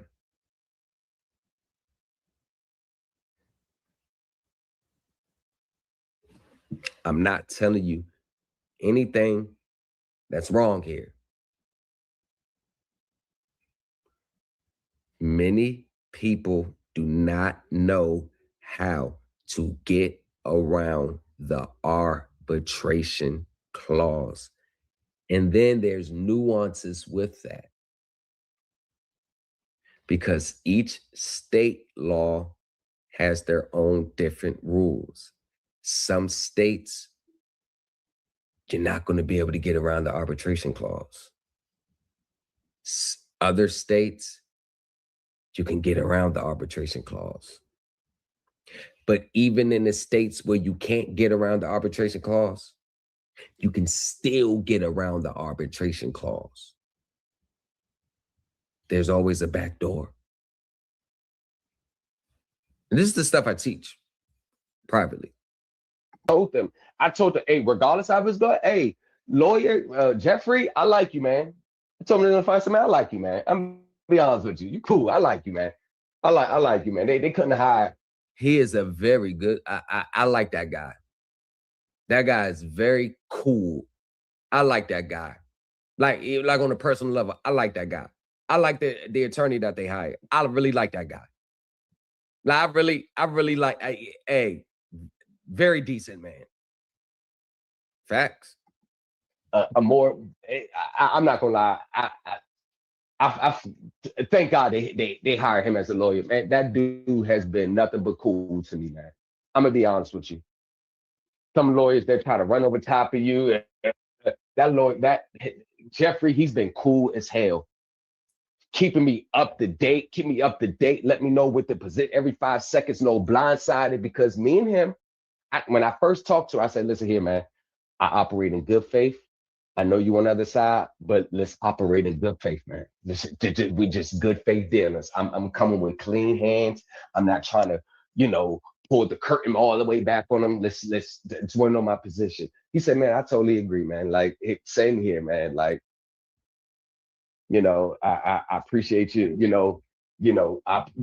They appreciated that I was willing to operate with them in good faith. Not for real. You talk about credit acceptance, they say they appreciate that. That's credit that they appreciate that I was willing to operate in good faith and not try to put the dagger through them. Nah, because there's no need. There's no need." I told my group like a few classes ago, I don't even feel like going to trial. If you was in that class when I said that, go ahead and comment in the chat. You wanna know why I said that? I think I proved my point already. I think I already made my point. Like, I don't even want to continue to keep going. I don't even want to go to trial anymore. So if they willing to settle, I'm gonna settle because I proved my point. It's no point. I told you, there's no need to put the dagger in them when you don't have to. We have investigated your question. I'm happy to find our findings. We have reviewed the allegations in your letter to the various statutes you reference and determined they are inapplicable. Right there. Let me just say this. I'm just talking to the mindset. If you're not firm in your foundation, if you're not firm in your convictions, you're not being led by your inner spirit, you would start to second guessing what you studied was right or wrong. Many people indirectly seek the other side to validate whether they're right. Yep. I said it and I'm standing on it. Too many pro se state nationals do this. All these people online, they secretly seek the other side to validate them. Why? Because look at their reactions when they don't tell them what they want to hear. They get mad and upset. You want to know what that getting mad and upset really means? It's a projection because their foundation is shaky and they start second guessing themselves. And they thought that if they knew that I knew this, they would just let it go, because most of these people, they don't have legal stamina. They got just enough to send their first set of documents. When it don't get dismissed right there, you see it in court all the time. They always want to dismiss, challenge jurisdiction, dismiss. As soon as it doesn't happen, they run out of gas. They have nothing left. They don't know how to take it to discovery. They don't know how to take it to pretrial. They don't know how to federal rules of evidence. They don't know how to go through the different stages. They run out of gas. And as soon as they run out of gas, the desperation kicks in. Now they're back to the sovereign citizen filings. It's the same with all of them. And what does that highlight? Your foundation. 98% of people in these spaces have no foundation. They think they got a foundation, but they don't really got a foundation. Many people actually want the banks and finance companies and whatever to validate if they're right or wrong. The inner spirit and your inner conviction, that's the only validation that I need. What feels right? And this is why I say we got to strip that other stuff that they was telling you. You got to remove it and build your foundation on solid ground, because once you do that, you are going to know if this is right or if is it not. I spent 5 full years building my initial foundation. 5 years. See, a lot of people think I just popped up out of nowhere. And I kind of did from 2022. But what a lot of people don't understand is I'm not like the rest of these online people. You know, they don't ever have a backstory. You ever really talk to your gurus? What's your story? Ask them what their story is. How did you get into this? What group did you start off in? What's your guru's story? Because they all have the same ones. I was a student in this group. I saw the teacher making money off this. I went and started my own channel from studying the stuff my guru was teaching me. And I built a following, and now I'm teaching. But if you really ask them, how long have you been studying the right things? Most people, I've been doing this for 10 years, 15 years. You could be doing it for 50 years. Have you been studying correctly? And if you haven't been studying correctly, you're still on square one 15, 20 years later. And it's evident on the responses that they get. You notice they don't ever want to show their court results. Or when they do show it, it's skewed, or the little wins that they get, it's a little $200 credit card debt. It could be any other reasons. I'm talking about autos, mortgage, big boy crap. I'm talking about the big boy stuff. I don't see a result in sight. Does this apply or does this not apply? This was a curveball letter. And no, I didn't switch up anything. I just doubled down. I didn't switch up anything. I just doubled down. So when Troy told me what the lawyer said about my lawsuit, I was like, I knew it. That's all I kept saying was, I knew it. I knew it. I knew it. I knew it. I knew it. I did not need the lawyer to tell me I was correct to proceed. I was going to proceed regardless.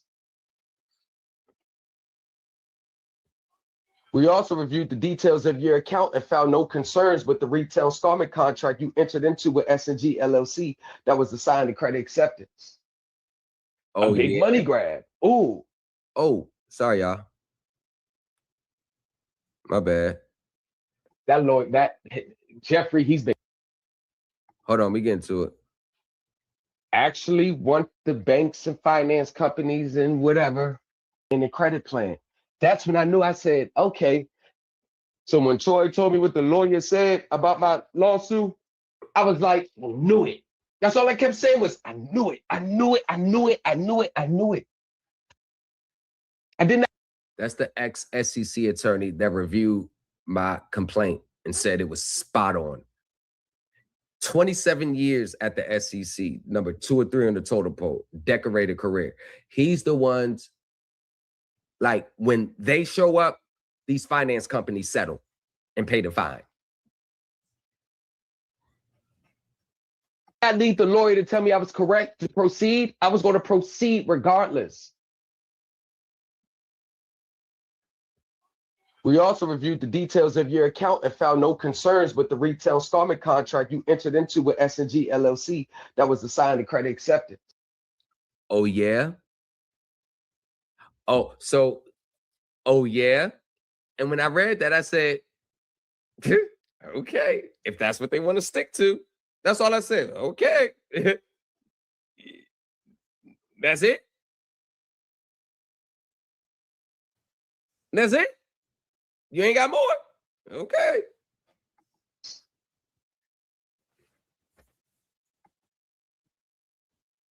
To be clear, you saw.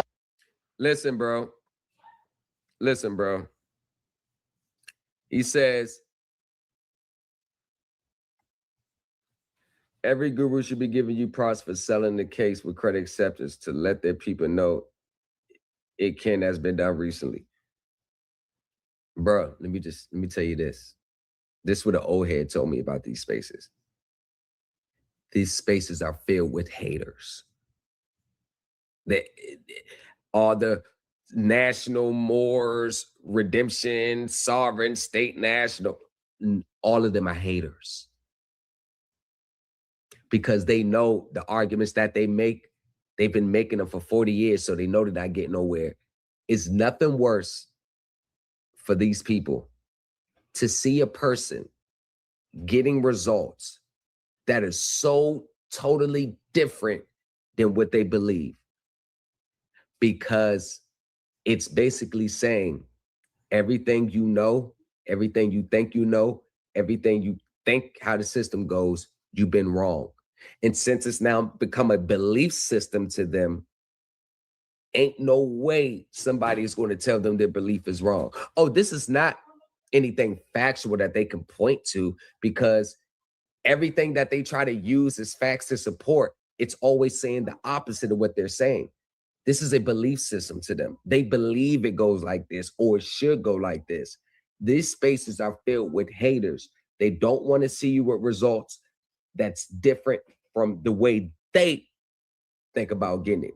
If I would have told them I got it through the color of law 42 USC 1983, they'd be like, oh, what you found? Oh, you did that? Oh, yeah. See, I know. Oh, I'd have gave them hope. But when I said everything that you're talking about is wrong, it's not going to get you no results, I did it this way. Oh, by the way, here's my results. They hate to hear it and they hate to see it. In these spaces, it's reverse. Showing receipts in this spaces is a taboo. Nobody wants to really see a receipt because everybody has a certain belief on how it should go. And there's a certain thrill about chasing it, hoping to get there. So when you see someone that reached the mountaintop and settled with a multi-billion-dollar company, one of the largest auto lenders in the world, one of the world's largest multi-billions, settled with them pro se, that was totally different from what they believe, they hate it. They'll never give you my props because they are haters. And it's not the fact that they hating me. They're hating the reality that my situation brings. My situation basically tells them you've been wrong the whole time. Signed a contract to finance the purchase of a vehicle, not to obtain a credit card, and your account does not involve an open-ended credit plan. That's when I knew. I said, okay, that confused me. I'm like, do they not know that that's exactly what I'm arguing? My account doesn't involve an open-ended credit plan because you can't. You get what I'm saying? If it was an open-ended credit plan, in the letter, I clearly told y'all this is not an open-ended credit plan. You get what I'm saying? So that's when I was like, oh. I was going to proceed regardless. Like and this is what like and this is what in the credit plan. That's when I knew. I said, oh. So when Troy told me what the lawyer said, credit acceptance.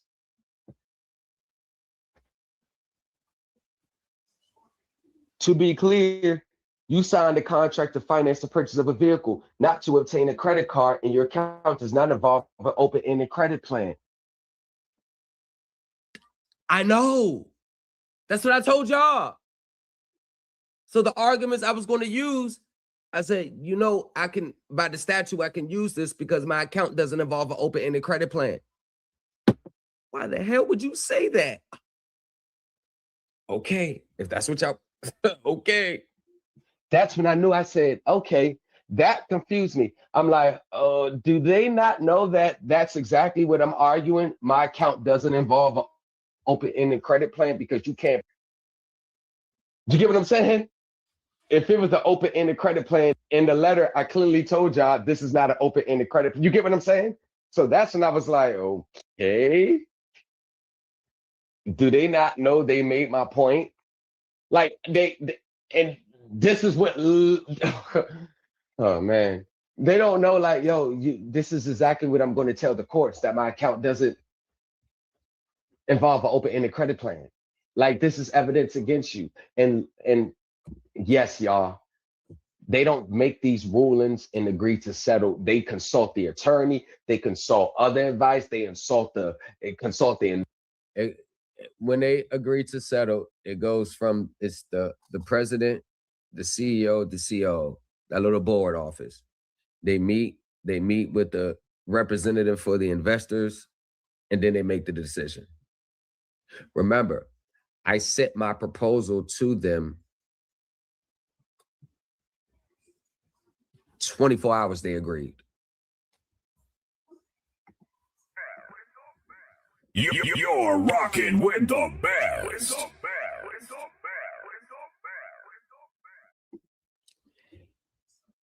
They was actually hoping I would want to settle.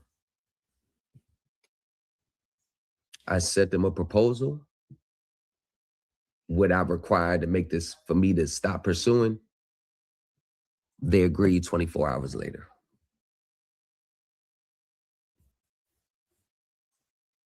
Investors, they consult the corporations, and then they all come to, it's not just no, all right, they're going to look at the case. They're going to look at all angles. Well, do we have him here? Yeah, we got him here. Okay, yeah, we ain't going to settle. We're going to hit him here. Or do we have him here? Well, how can we get around the arbitration?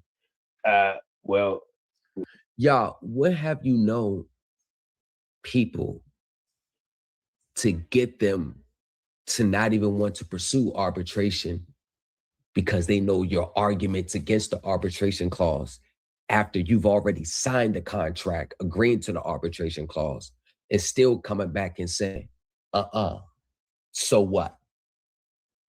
And then saying, okay, let's table the arbitration since we're going to be settling here.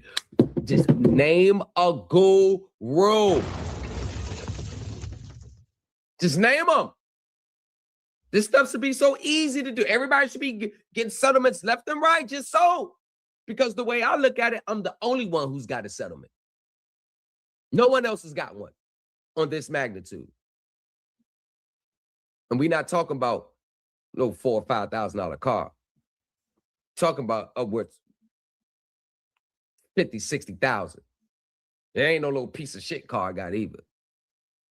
It's a GLE 350. I actually got two now. But still, you get the point. With the settlement, what means with the Supreme Elite team, I don't know if these gurus are people watching and knowing, but it goes to show that we are the standard. The new culture empire is the standard. We're the standard. Anything less than what we do is uncivil. We're the standard. If you're not approaching these people in a way that what we do over here, you have no chance of winning. You have no chance. I'm telling you, but not from a braggadocious standpoint, from a legal standpoint. Remember, everything I'm saying now is from a legal standpoint. You have no chance of winning. I already know what they're going to do. They're going to argue the chain of title. They're going to argue securitization. They're going to argue all that shit, UCC9. They're going to argue all this. It was split title. The note was split from the more. They're going to argue. I already know what they're going to argue. I think they're going to argue all that. And you're still going to get your case thrown out. So that lady on Facebook that was taking on her clients for their mortgage, guess what she posted about something she researched about the split title, the note from the title, and this and that, and the note was detached from the deed of trust and the securitization. And I said, yo, you about to walk yourself right into a trap. You want to know why? Because people don't realize they update the laws. The deed of trust, whether the note was separated from not,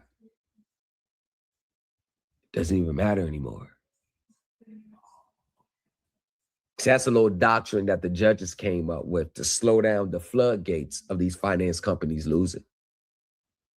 See, that's the problem.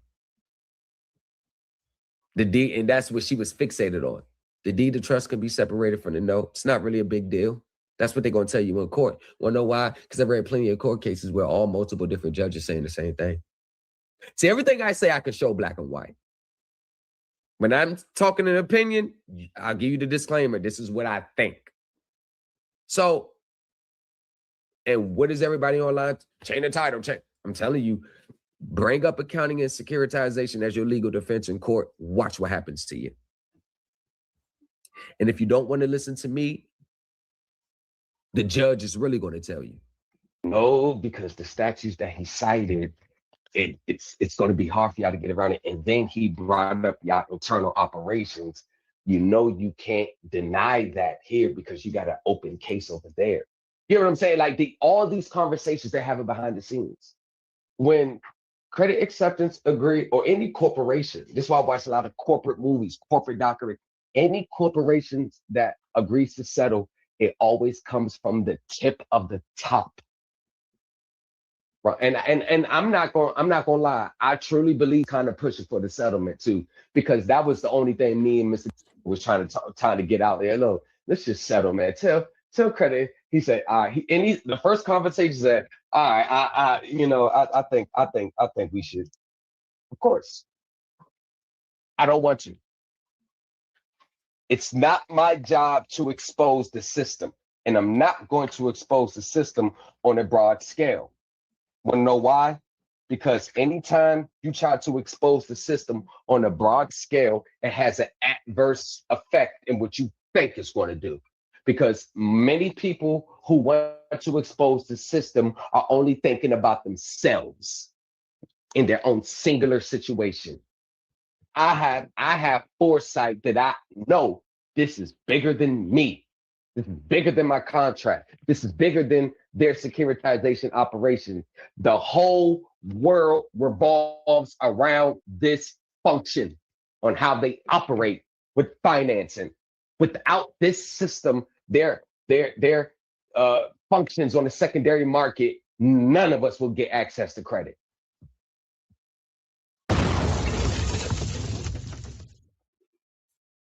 Go ahead, expose the system, shut it down. Now you got it. Now what you gonna do? But they're not thinking that far because they're so tied up in their singular case. Go ahead, just pay for everything outright now. Y'all, the system is undefeated, and the system will remain undefeated. I don't care about how much courage you got. Get the word out. Let's do it. You're never going to beat the system. You could sit there and virtue signal with your pom-poms and yell and type online. Yeah, they can't do this. It's illegal. It's illegal. It's illegal. It's illegal. They can't do this. Courts ain't got jurisdiction. State courts are fraud. Madison versus Murdoch. Oh, they didn't do this. UCC, supreme law of the land. You can. All frivolous gibberish that sounds like it belongs in a legal document. It's just words stringed together. That's all it is. It has no legal validity from a legal standpoint, not a common law equity belief system standpoint. From I told you, I do everything legal from the legal side of the courts, the practical law, court rules, civil procedures, case law, precedents. Case laws from the 21st century on up, not the 18th, 19th century. I'm not talking about driving, citing case laws, talking about for a driving situation where cars weren't even on the road at the time the case came out. Yo, the misinterpretations, the misquoting, misinterpretations, because how does everybody have the same misinterpretations? Because everybody's reading from the same script.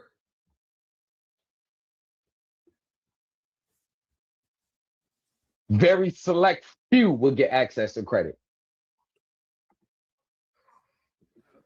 And you talking about a $49 billion a week.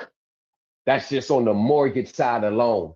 You're talking about $16 trillion a day on the secondary market dealing with these transactions. What the hell do you think any of us is going to stop in that regard? Nothing.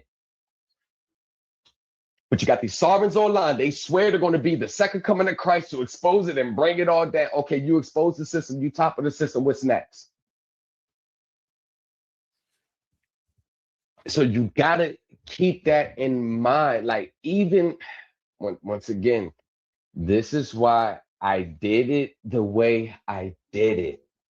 Anytime you bring up these stuff like my lawsuit, anytime you file it, you don't file it just because it's a defense you came up with.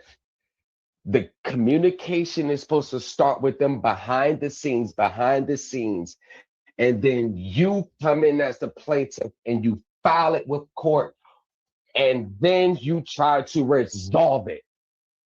Court is the placeholder to preserve your claims, but you always aim to resolve it. There you go. You're rocking with the best. That is how the professionals do it. You know, Lamont, why you always talk about professionals? You want to know why? Because I look at the professionals, they're the only ones that seem to be winning. I look at the lawyers that work for these finance companies, they always seem to win. Finance companies winning way more than they lose. And I looked at the professionals that worked in that field, and I was like,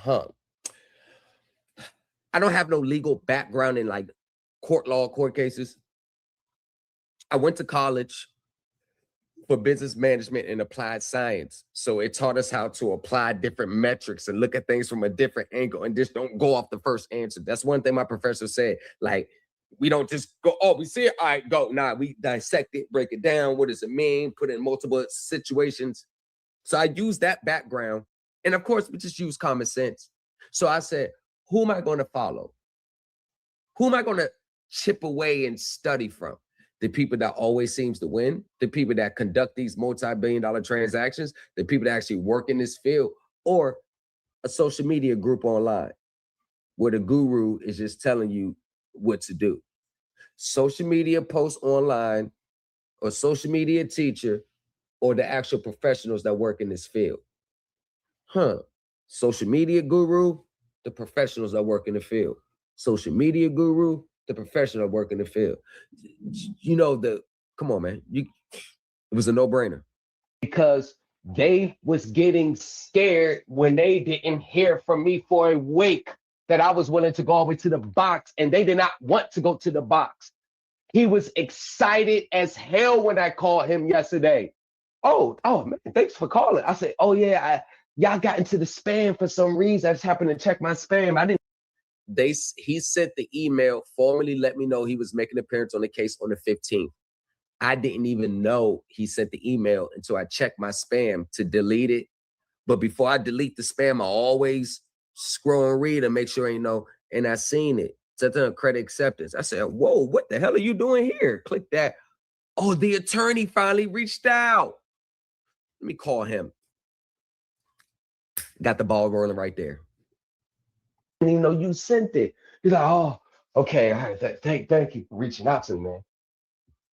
Start talking about my background a little bit. His background, what school he went to. That conversation with. Hey, the government ain't going for none of that sovereign citizen stuff. They're not going for you can't even get a sentence out in court with that stuff. As soon as you start the script, they're gonna shut you down. Federal, why I think they always talk about state court or traffic court.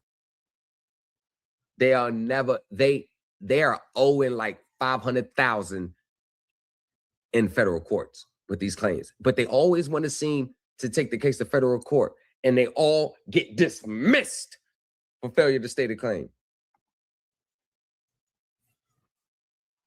And he's on the other side. But one thing that I noticed, yes, when you owe money from credit cards, the lawyers always try to settle. Exactly.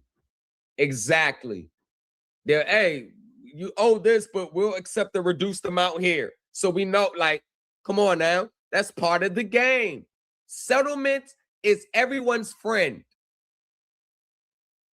Settling is everyone's friend. Everybody benefits from settling. Especially if you're pro se, you benefit the most of settling. It saves you, bam, you good. You ain't got to keep going. You may make a procedural mistake. They got it for them. They ain't got to spend money. They ain't got to expose. Everybody wins in the settlement. What's wrong? Why does everybody want to just be the exposer? Because it's nothing but pride and ego that's motivated through their wicked spirits. 98% of these teachers and these people in these spaces have wicked spirits. That sovereign citizen community, there's nothing positive about it. It's all a scam. It's always to get something for nothing. Parasites on the country, frivolous violence. There's nothing. What do they teach you that's positive? take a $1 money order, scratch it off, and put $27,000 to pay your bill, filing frivolous tax returns, filing nonsensical court filings. What is so positive about the sovereign citizen movement? What's so positive about it? Nothing. I don't care if they're on the other side. I'm going to try to build a line. 1 second. Build a relationship.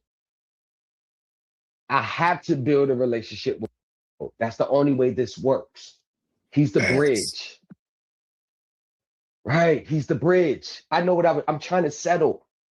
I'm not trying to, because I know what's going to happen if this goes all the way to term. It's not going to be good on the back end.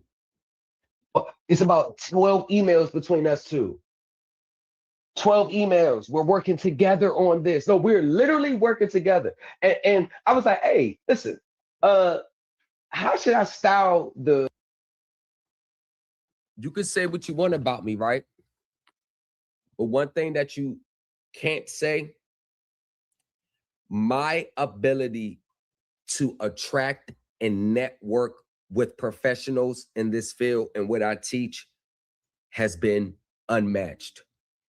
There hasn't been any other guru,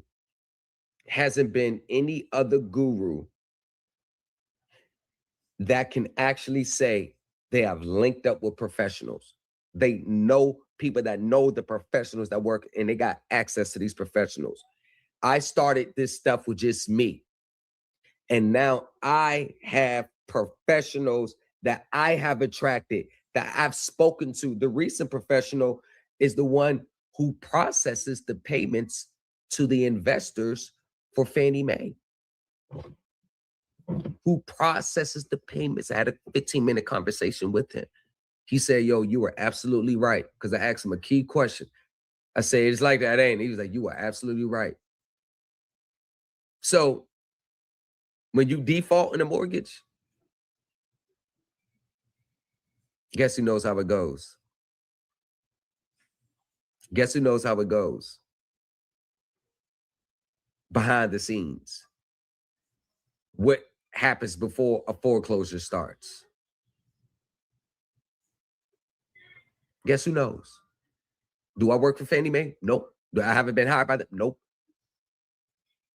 But we attract professionals on our team.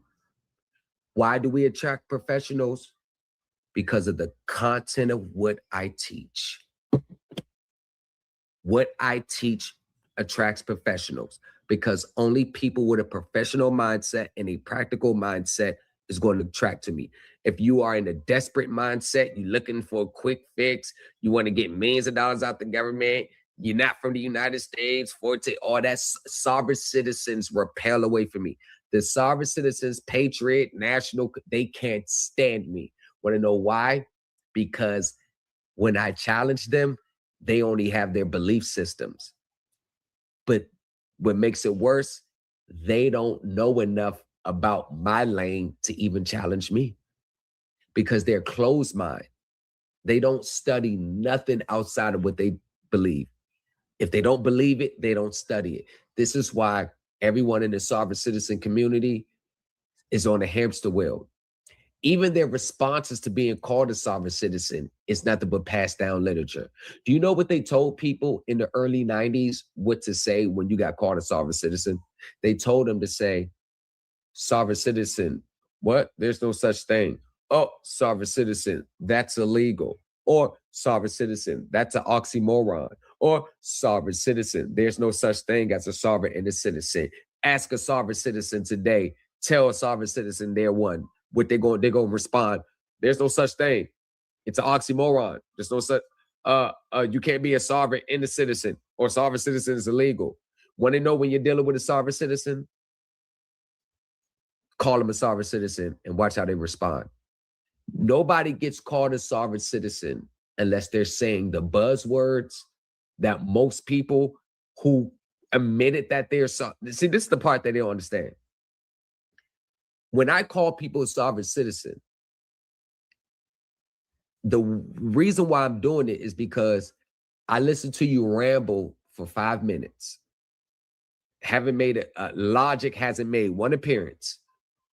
ain't making no appearance in 5 minutes of your ramblings, right? Everything you just said, I can find it in a case. I can find it in literature from people who actually admitted, like, I am a sovereign citizen. You are saying the exact same things they're saying. But what you're saying is supposed to be different now because you don't like the name. And yes, they used to put out bulletins say, y'all, we're going to stop using the word sovereign citizen. It's getting a bad rep in the court. So if they call you a sovereign citizen, you start saying this. Tell anyone they're a sovereign citizen today, I guarantee you on my soul, they're going to say there's no such thing. It's an oxymoron. It's illegal. You can't be sovereign and a citizen. That's their only thing.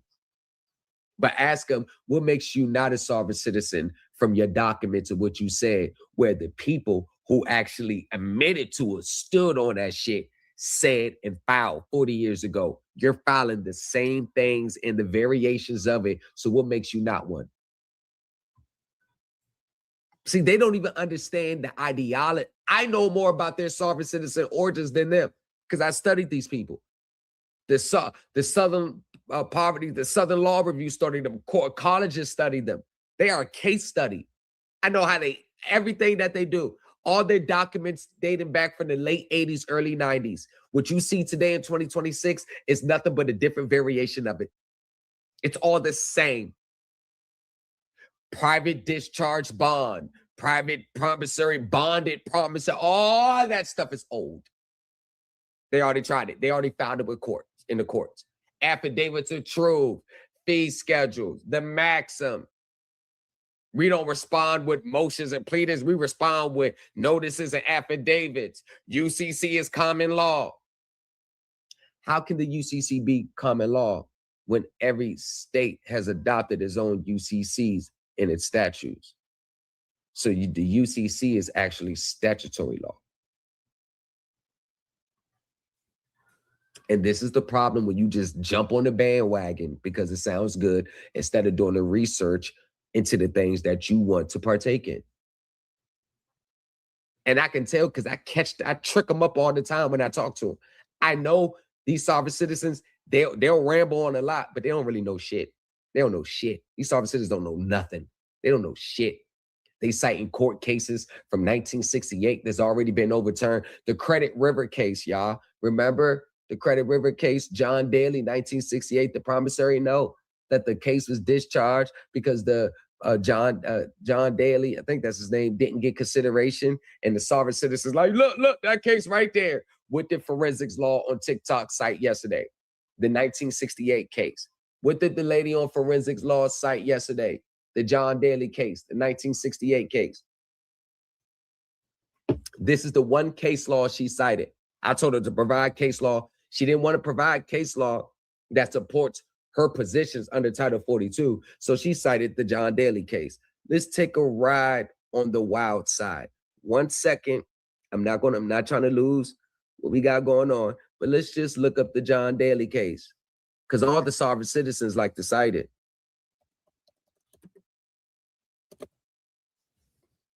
It's the Credit River decision.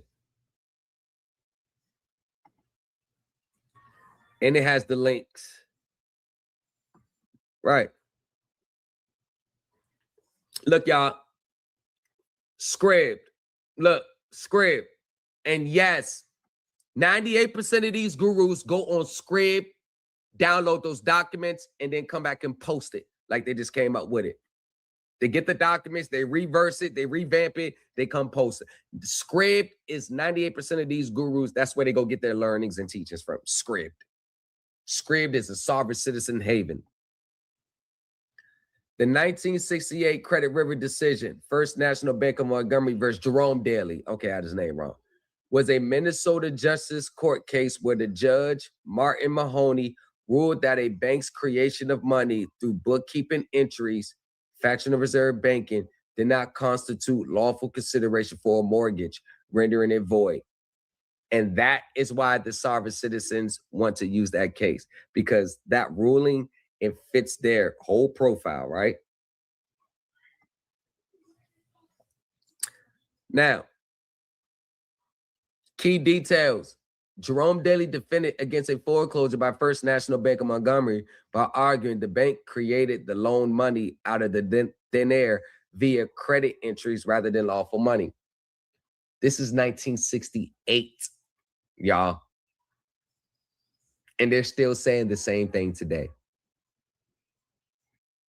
The ruling, Justice Mahoney agreed, holding that the mortgage was null and void because no lawful money or consideration was provided. Significance and controversy. The ruling challenged the Federal Reserve System's legitimacy. However, this was a low-level justice of the peace court's decision, and it is not considered a binding legal precedent. Judge Mahoney died shortly after the ruling, and the case was not appealed, allowing it to stand in that specific instance, though it has been widely dismissed by legal professionals as a sovereign citizen style argument.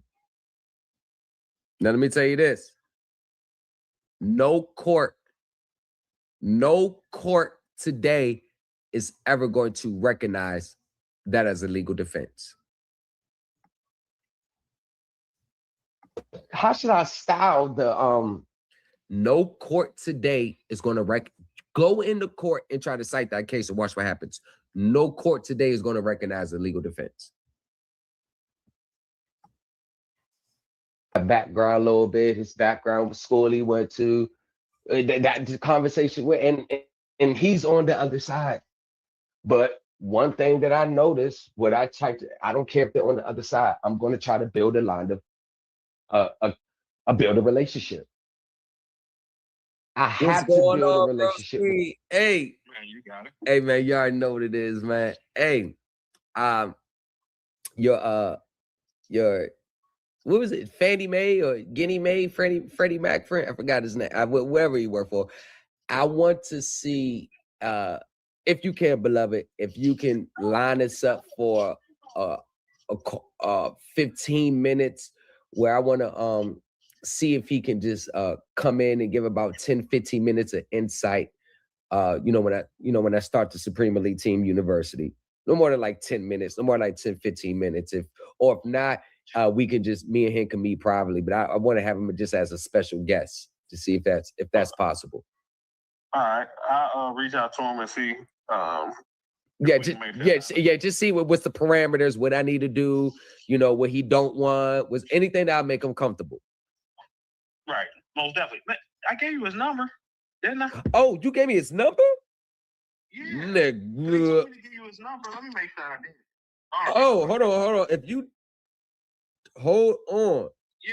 He told you. Oh, he did say give me. Oh, yeah. Yeah, I sent it to you. Yes, sir. I see it right now. He did say give you my number and his bet. Yeah. Oh man. Well, still, man. Still reach out to him. Tell him I'll do this. Most definitely do that. Yeah, reach out to him first. And then afterwards, we'll reach out together because I want to bring you in too, because you know your expertise as well. You get what I'm saying? Like, so reach out to him still first. Right. Yeah, I got you. Yeah, at first I was like, damn, I thought I sent the number over. Nah, I appreciate it, but I still feel, you talk to him. I don't want to talk to him off the break with that. You talk to him first, and then we can implement, we can merge together and reconvene again. Yeah, I got you. Perfect. Hey, I will have that. It's not a manifesto, but about the mortgage and stuff that we talked about. Yeah. I have some put together. I'm going to send it to you. You keep a copy and forward the other copy to him and let me know what he thinks. All right, bet. Bet. I appreciate you, broski. Yeah, you already know. All right.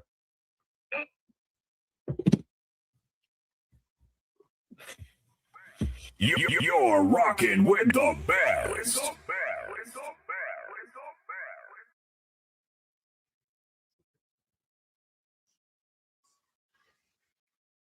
IT works for Fannie Mae, works with the mortgage-backed security side of it. Oh, he did say, tell him, give him my number. Hey, yo, Supreme Elite Team, new culture empire. You're rocking with the best. Got another lawyer, 10 years law experience out of Georgetown. Got another lawyer. Because I told you, I'm networking with all professionals. Because these people working this stuff. I'm going to soak up any information that they have, any knowledge. And I feel confident for me and my students that any information that I bring to you, my research skills is impeccable. So I'm already going to know a lot of this stuff. But if I can get insight from people that work like this, he works in a power position. He knows how all the little intricate insights that you got to be on. See, prime example, hooking up with people who works on the inside. See, he has inside stuff that I wouldn't know because I don't work for them.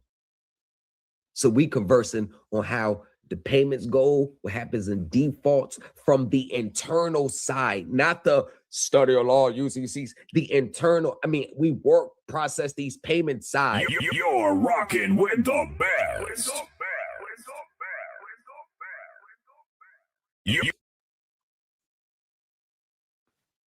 I mean, what more else do you want?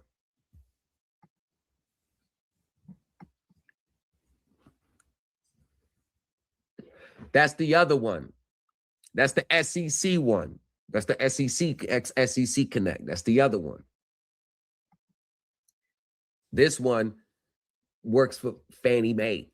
Work like they the one that processes the payments on the back end to the investors and collects the payments from the borrowers and this and what they do in case of default, how it goes, boom, like the internal side of it. Not just the reading the books, study online, which is good, but actually people that work on the inside. That's what we was talking about him there. That I forgot he told me to give him his number.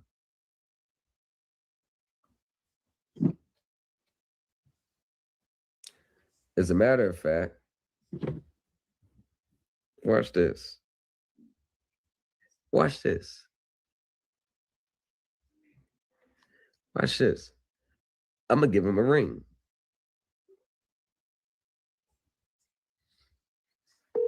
Your call has been forwarded to...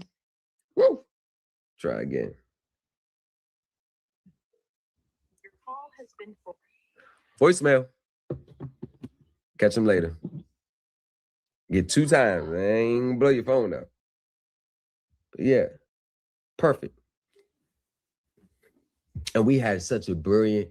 We went over oh man, and I let him talk for a good 8 minutes. He broke it down to me exactly what happens at the time of default, exactly how the payment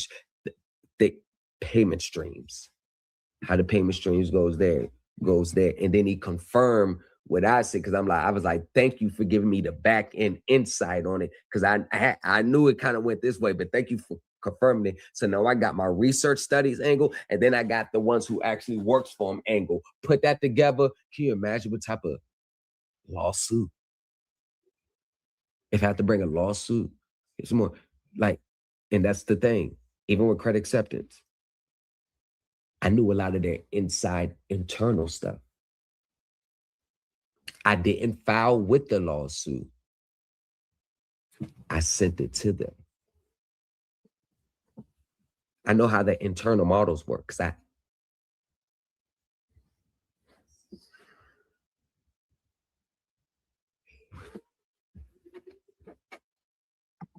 that's the only way this works. He's the bridge. Right, he's the bridge. I know what I'm trying to settle.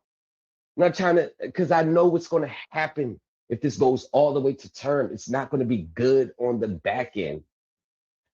It's about 12 emails between us two. 12 emails.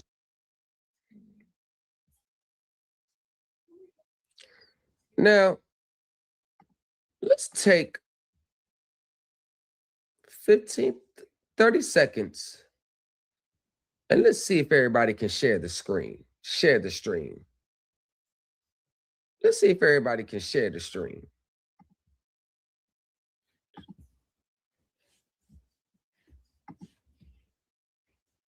Let's see if everybody can share the screen. No pressure, nah, I ain't feeling no pressure, no. I ain't stunting her, man, she wanna get on top of shit, I'ma let her. With this street code, I'll bye to the letter. It's just me against me, I ain't feeling no pressure. There's no hoes barred with the shit, nigga, everything gon' go. Hoes come to see me, I miss a heart and hustle up with the flow. I used to stand in the crowd, but I'm the star of the show. My 10 in the field play, I know you niggas looking down at my toes. I'm only smoking, no pressure. Digging graves with the shovel. Just like Pac in my nigga bags, you should know Liddy be a brother. They watch the corner for a stat. Watch out. My little nigga be the lookout. You broke that shit embarrassing. Like the drunk uncle watch the cookout. My 10 down, you got a foot out. I fuck a bitch, never pull out. A bitch drowning my drip flicking. She gon' feel the stain from my wrist. You disrespect when that click. I put the tech on your lips. No handouts, they gon' go get it litty. Cut a check for a quick. No pressure. I ain't feeling no pressure. No, I ain't stunting her, man. She wanna get on top of shit. I'm a letter. With this street code, I'll bye to the letter. It's just me against me, I ain't feeling no pressure. There's no hoes barred with the shit, nigga, everything gon' go. Hoes come to see me, I miss a heart and hustle up with the flow. I used to stand in the crowd, and I'm the star of the show. My 10 in the field play, I know you niggas looking down at my toes. I ain't feeling no pressure, I do this shit in my sleep. I treat the hoes like a dog, while the bitches on a leash. I open up my palm, and tell the niggas come to eat. Here, I got a kiss in my hand, can't tell me I ain't no peace. Lady counting his blessings, know he put me up on this level. You're rocking with the best. You're rocking with the best.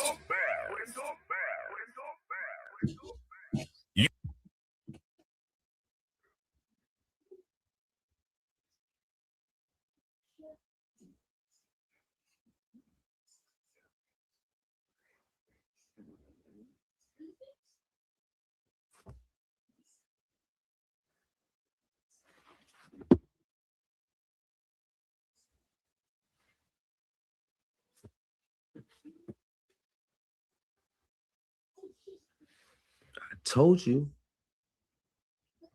they hate when you have results. They only want to see you with results is if they like you.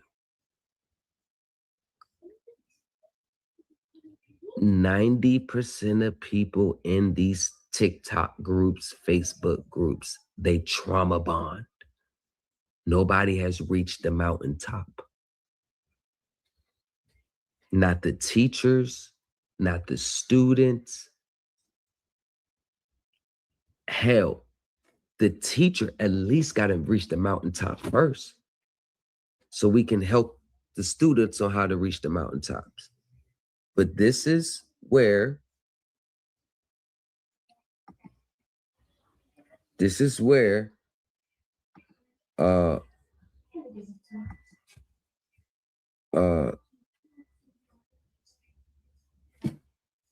look, I told you, your results don't mean nothing to these people unless it's in a way in which the sovereign citizens. Now, the analytics says I had quite a few people in here because I got people from external browsers, the cloud watchers. And one thing I've noticed, as soon as this email came, many people just leave. Why do people leave when receipts are shown?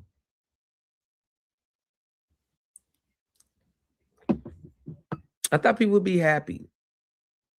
I mean, I put all this time in, I put this work in. I'm able to keep a Mercedes-Benz. Don't have to pay the rest of the 40, 50,000 on it. About to get the title lien removed, the title. No admission of guilt on both sides, because that was part of my stipulations. No admission of guilt. Got a confidential monetary settlement coming on next week that I won't disclose. Actually, I won't disclose none of the terms of the settlement once it's in writing. Went toe-to-toe with a multi-billion-dollar finance company, pro se by myself. The mountaintop It's where a lot of these gurus want to get to. They post every day online trying to keep people engaged. Like they'll make a post talking about the next steps, talking about a class coming up. They'll make a post talking about what you should do. I'll make a post just dropping shit like this. And then like everybody scatters like roaches. I didn't know for most people this was a trauma bond section where everybody getting railroad, everybody in for everybody going through something. So it's like we are trauma bonding together. But when someone rises up from amongst the people and says, I'm going to take on these people by myself and I'm going to take on them in a professional way on their playing field. And I'm going to come out on top. That doesn't even get respected. That doesn't get respected. It doesn't even get respected, y'all. We're working together on this. No, we're literally working together. And I was like, hey, listen, how should I style the notice of withdrawal? Like, how should I style it? Let me know. I want your thoughts. Cause I'm like, motion as a notice, like, what's up with the rules? So he reached out to his colleagues and then they came back with the style for me. The opposing side, we was working together the whole time to get this resolved. Wait. Sovereign citizens run with receipts are shown because they think it's a bill. Oh, man. Stop it. It was nice speaking to you this morning. Thank you for your agreement to a waiver of service. We will file the attached waiver document either today or tomorrow. I spoke with my Virginia colleague who advised that a withdrawal of the plaintiff's request for entry of default is likely the appropriate document to file with the court to withdraw. If you could file that with the court, that would be great. Lastly, I conveyed your settlement proposal to credit acceptance. I hope to have a response to you on that soon. Okay. Hey, yo, style it like this. I looked at, I researched, I said, oh, yeah, that's cool. So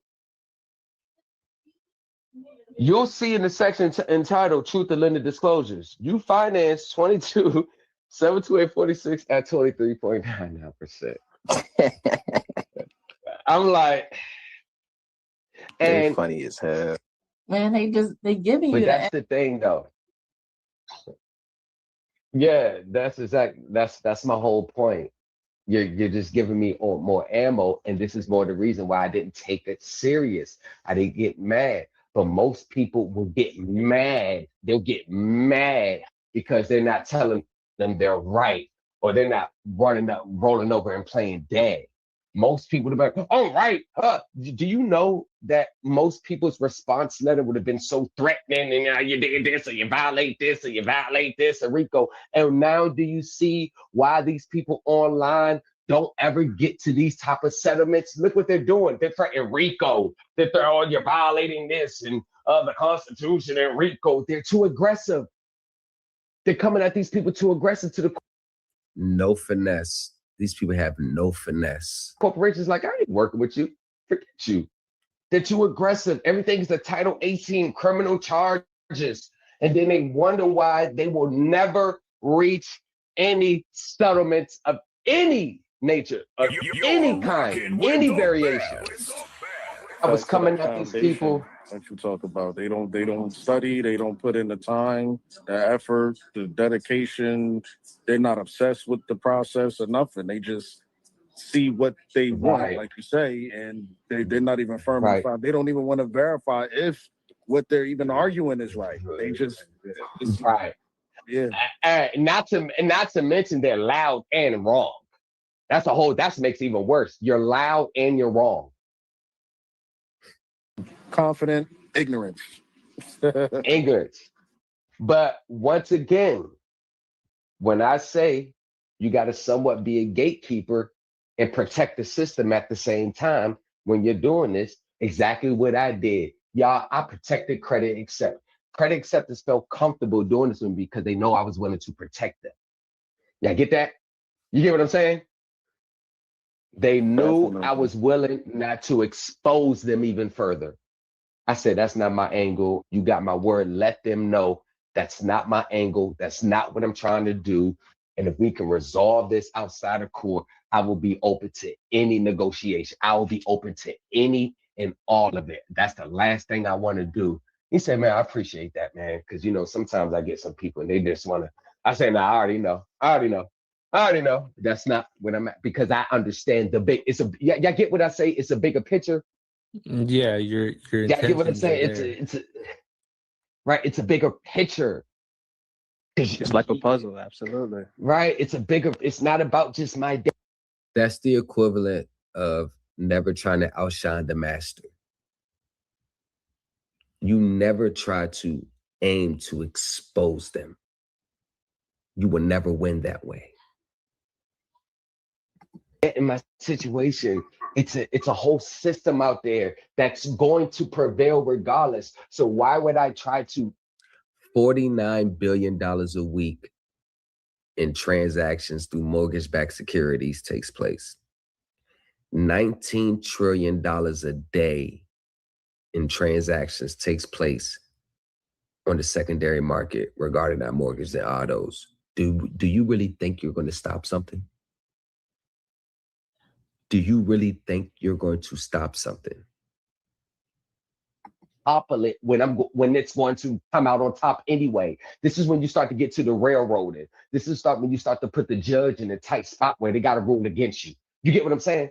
Most definitely, absolutely. Like you get what I'm saying? Ramifications. You get what I'm saying? Like right, rulings. Right. Like everybody can get affected by that. You know what I'm saying? Everybody gets affected by that. You trying to expose them because of your one anecdotal case, everybody's going to feel the brunt of you getting your one singular win by you exposing the system. It's not, oh, I'm free. Yeah. Everybody's going to feel the effects of it. And this is why 98% of people in these spaces are not going to come across this knowledge because number one, they don't know how to handle it. And number two, they don't even have the mindset to deal with it. All right, that's what I'm saying. That's what I'm saying. And right, that's what I'm saying. Is letting them know that's actually letting a legal mind know that this guy here this guy got some, like, I'm saying, really integrity. You said you're coming with clean hands. That's all it is. That's what it is. That's what it is. That's what it is. That's what it is. It's about because I filed a motion to seal some of the filings, and some of the filings is not even on the docket. Yeah.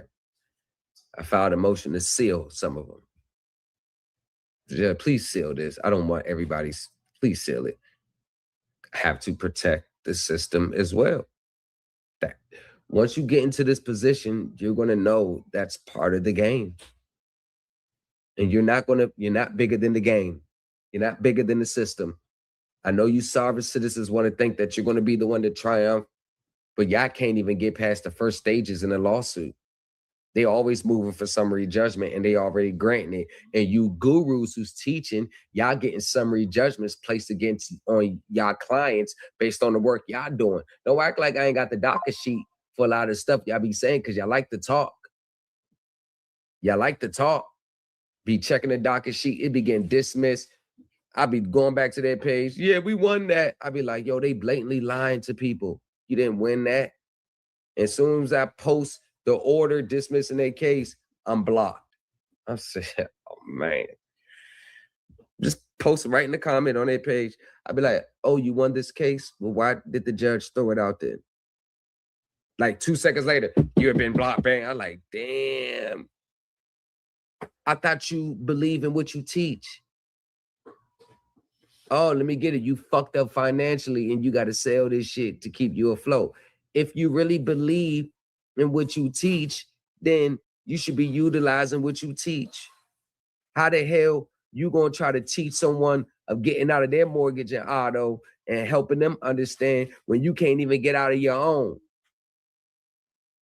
Kenyatta Stone, you got your vehicle repossessed with Chase. Oh, you thought I ain't know? So how you gonna talk about accounting and autos? You can't even get you out your own stuff. Those fraudulent instruments ain't work.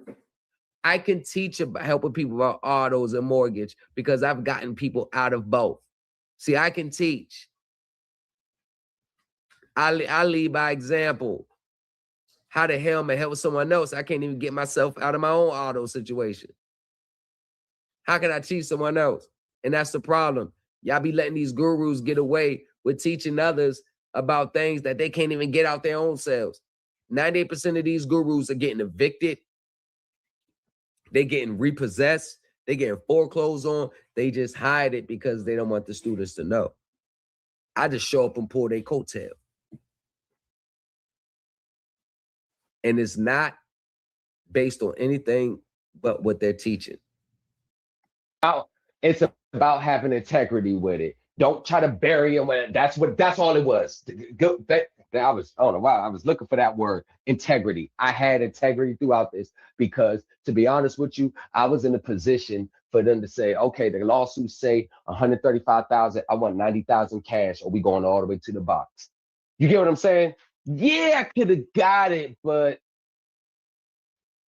like,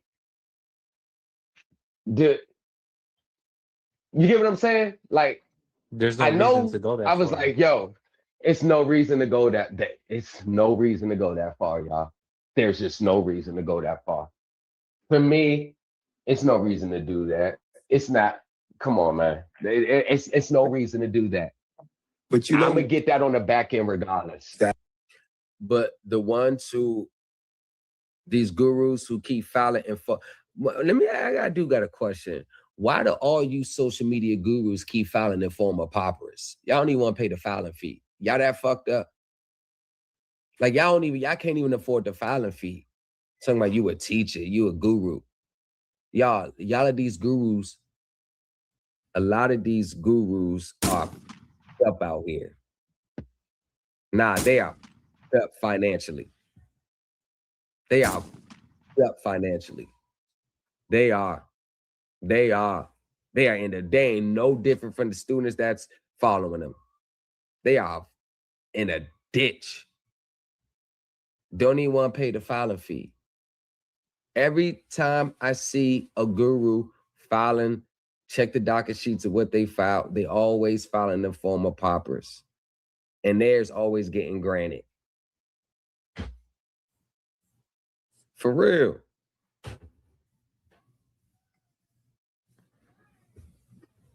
If you criminalize N-word, they're going to have to defend themselves, not to give into your threats or other demands. Hell nah, they ain't going for that. The prince with Machiavelli never outshined the master. No, you don't ever try to no. The judge is going to say, take it to the Supreme Court. I'm not dealing with this. That's a fact.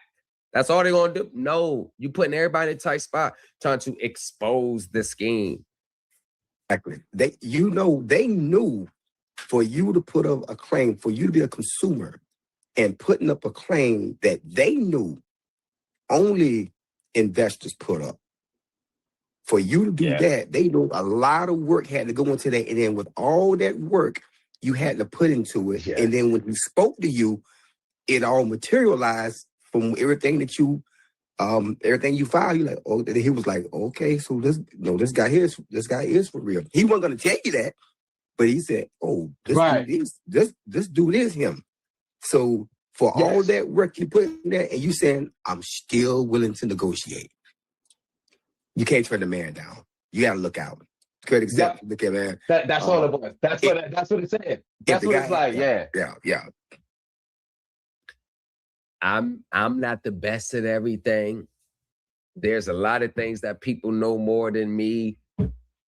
I'm not saying I'm the king. Hell nah. But one thing I can say, being pro se, when it comes to litigation, civil litigation in court, I am a dog. No, I'm not even to my own horn. I'm just being honest. When it comes to civil litigation, mortgage, autos, credit card, debt, buyer, student loans, I am a dog with the litigation.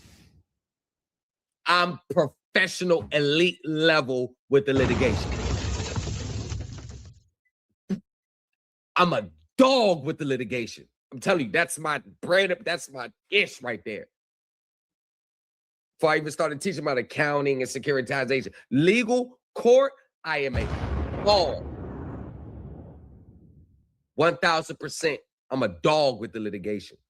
You need help with your legal stuff, you better come to me because I'm going to be the closest you're going to have to a professional lawyer doing it for you. I'm going to be the closest you have. If he's willing to still settle with us, put all this work in, obviously he's going to win on a lot of merits that could expose us forward. Let's show him grace as well. That's all credit acceptance did. Let's show him grace as well. You know what? Because they knew I had him. If I really wanted to push, now we ain't said we go all the way. They knew I had him. They knew I had him. That's why they waited a week for me to contact him before they made an appearance. Because he was asking me, what's your position on this? What's your position on this? Hey, what do you think? Hey, I know you might defend. What's your, what can we do to resolve this? I didn't ask the question. He brought it up. So, what do you think we can do to resolve this?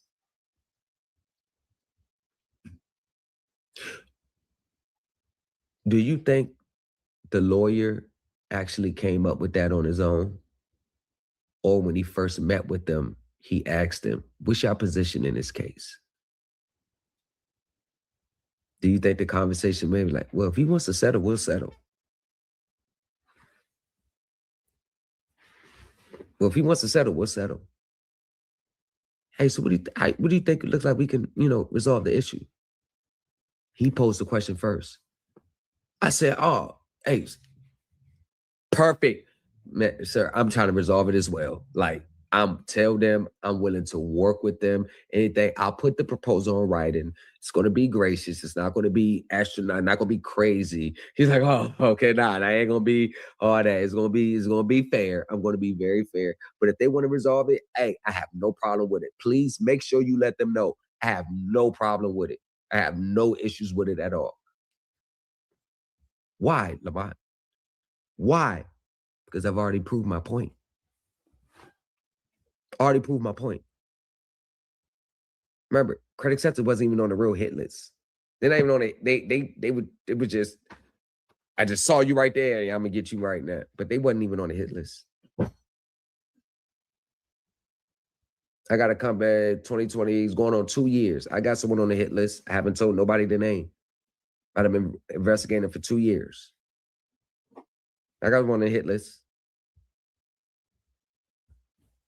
They were just available in them. They were just right there in the line of fire. That's just what it is. So that,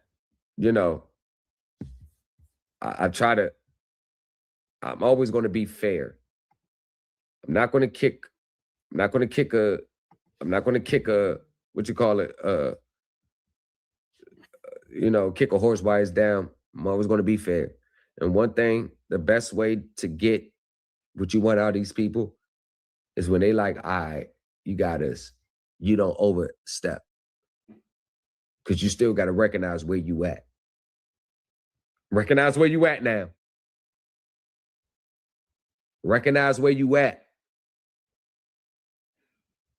Don't say, we actually admire that, man. We actually respect it. Pro say, yeah, we ain't got no problem settling with him. But them investors, shit, yeah, y'all know what y'all signed up for.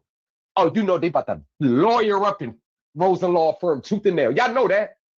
Y'all know that. Y'all know that. But this is one of the benefits. I'm still a little fish, y'all. No, I know. You up there with the big. No, I'm a little fish in that world. And even though I know I'm not a little fish per se with my ability to communicate this stuff to them, but I still play the role as a little fish. You get what I'm saying? Because them got to come out their pockets just a little bit to a little fish. Man, that ain't shit to them. But them having to come out the pocket 15, 20, 30 million to invest. You get what I'm saying? You get what I'm saying? Like, I ain't coming after y'all for that. I'm the little fish. Get me out y'all way. And one of the things that I know how to do is I know how to negotiate and broker a deal. I've been brokering deals for a long time since I was a kid. I know how to broker a deal, which is one of the reasons why. Don't miss out on this opportunity to litigate like a seasoned professional. Join the Supreme Elite Team University. Thomas in the lobby. Folded thicker than a skyline. Credit acceptance on a resume. What stories in the fine lines.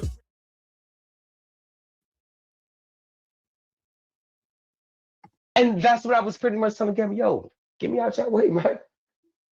Tell them I'm open. I'm open. We ain't got to do this. We ain't got to go back and forth with court, spending all that money. And that's one of the things that he said he appreciated that me recognizing was having a lengthy drawn out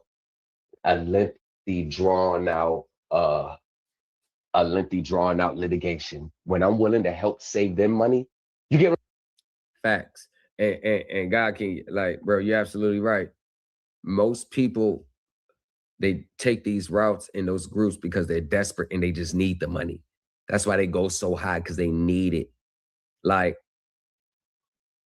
these spaces, and it's not the space itself, it's the stuff that they do.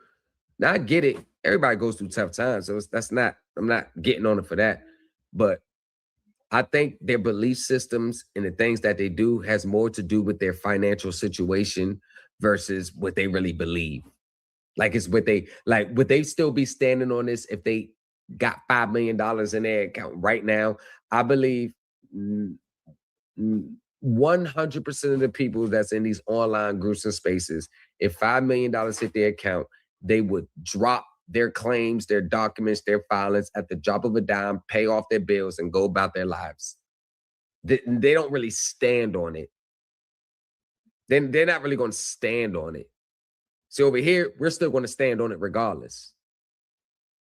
But they're not going to stand on it because they're motivated that this helps them get out their financial turmoil. 98% of the people that are in those spaces are there because they're in some type of financial dilemma. You don't see millionaires in those spaces. You don't see people who's still paying their bills with, while things are going on. No, everybody, I'm going to say at least 90% of those people in those spaces, they in some type of default. They haven't paid a bill, already got their stuff repossessed. Those spaces are solely for the low-hanging fruit. Financial dilemma, money tight, can't afford the bill anymore. Now let me start doing this. Kenyatta Stone is a big example of one of them. She's a big example. I seen her in former paupers, $200 a nail tech. She on food stamps, 4 kids, vehicle repossessed. I see why she wanted that $1.7 million home. She never got it. Talking about the banks, the judge said the bank stole your money. Just lying. Kenyatta Stone is a liar. She lies every day. She lies in her posts. She tries to stretch the truth, and people don't want to see the reality because they like her. Kenyatta Stone ain't got no results. Where her results at? She's on Reddit. She being blasted on Reddit as a sovereign citizen. Okay,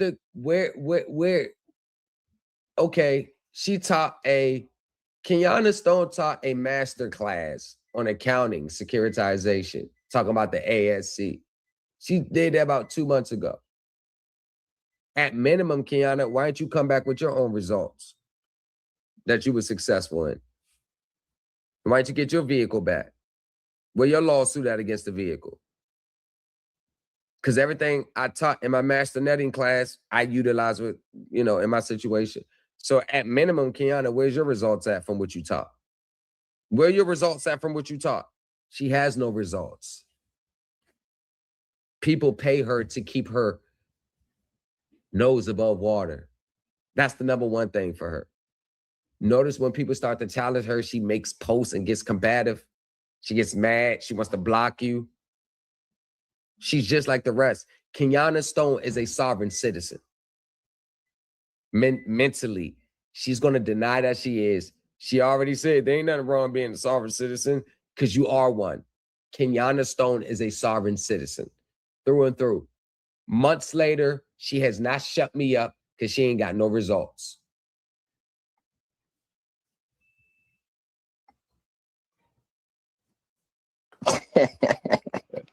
I'm like, They and funny as hell. Man, they giving but you that's the thing though. This dude is him. So for With these people, I operate in the right way. I understand that there are major benefits for this system the way it is. We all benefit from it. Let's not act like we don't benefit from it as well. Lines of credit, that's a benefit. You get your credit up front, you pay back over time. You leave the dealership with a vehicle, you pay back over time. You get a whole goddamn house up front, you pay back over time. Okay, without this system, the way that is, you got to buy all that shit outright. So for the people that want to expose the system, that's what's going to end up happening. You got to buy it out right now. But you want to expose the system. They don't even have the mindset. Of course, she's going to release a University of today. Why would she not copy? Why would she not copy your teacher's teacher? Of course, she's going to release bills coming up. She need them bills paid. You're rocking with the best. She need them bills paid. Of course, Kenyatta Stone gonna come out with a university. It ain't gonna be the Supreme Elite Team University. That shit gonna be another shit she teaching and no results. Where the results at from her master class, securitization class? Where even her own results? Where's she at with her clients in their court cases? You know that girl don't know about court. You seen the shit she filed in her own case? Fraudulent UCC ones. She don't know accounting. Why she use accounting to get her vehicle back? It's like I use accounting to keep my vehicle without paying for it. Come on, Kenyatta Stone, you gotta show me something. You can't let me shine. You gonna let me do you like that, Kenyatta Stone? You gonna let me flex on you like that? With a settlement? You ain't got no settlement either. And I ain't talking about your Navy Federal, because that's just money that was allegedly hacked from your account and they ain't want to investigate it. Then we ain't not. We talking about you winning. Where your lawsuit against Chase when they repossess your vehicle? They repossess your vehicle. Why don't you get it back? Why don't you get a monetary judgment? Why don't you get a set off? Why don't you produce your claims to court, file a lawsuit, and have them settle with you? Where they give you the vehicle back or the monetary equivalent? Huh? Where that at, Kenyatta? Kenyatta. You gotta show the people something now. Your little Facebook post, all you doing is just posting on Facebook. That's all you doing. You ain't posting no results, no wins. You just posting shit, just talking. I know for you social media gurus, that shit get frustrating because like you want to show receipts so bad because there would be no better way for you to let people know you know what you talk about by posting receipts. Y'all so mad, you ain't got no receipts to post, so you just got to keep posting just regular on Facebook. You got to keep posting the regular shit. Won't you post a settlement? Won't you post a win? Kenyatta, I'm waiting for you. Matter of fact, y'all, let's wait for Kenyatta Stone to post a win. This thing, do you think Kenyatta Stone will post a win? Do you think she can post one within the next 30 days? I'm going to take a poll. And I never lose sight of that. One of the benefits is you get access to the goods and services. Upfront, of course, you probably got to make a down payment. But it ain't to the point where you got to buy it all outright. If the system changed the way most of these people wanted it to change, all of us, unless we got a credit score of 830, all of us have to pay for it outright. Now you understand Like, come on now. Come on, let's be honest. We rely on this system. Why try to crumple a system that you know you rely on? Because all these sovereign citizens, they got all this shit to say. You notice that they ran their happy asses down to get into that contract. They signed that damn application. They entered into the agreement. They put a down payment down. You know, they ran their happy asses down to the finance company. They didn't go buy it outright.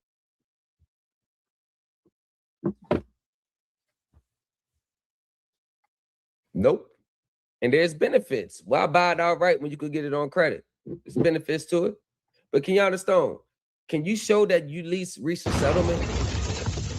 Can you show a court case? Hell, can you show that you at least got past the first stages in court? Because I remember you was in another person's group as a student talking about court is so overwhelming. You're still just trying to figure it out while you still had your other group up. But you was in that group that nobody else knew because everybody else in the comments wasn't from your same group. So you slid your happy ass over there where nobody would notice you. But I found you. Remember when you lied, said that you won your Navy federal case in that group on that guy's post that was then taken down? You say you won your Navy federal case. Well, let's check the updates on her Navy federal case. Let's just check the updates. Let's see if there's a update on her Navy federal case. Because she be lying like a rug. Kenyatta be on there. She posting a case the other day. Like, it wasn't even her case. She be lying like a rug.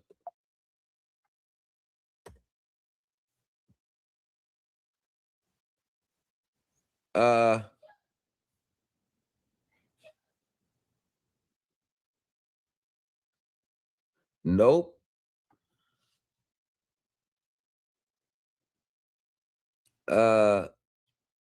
These are all.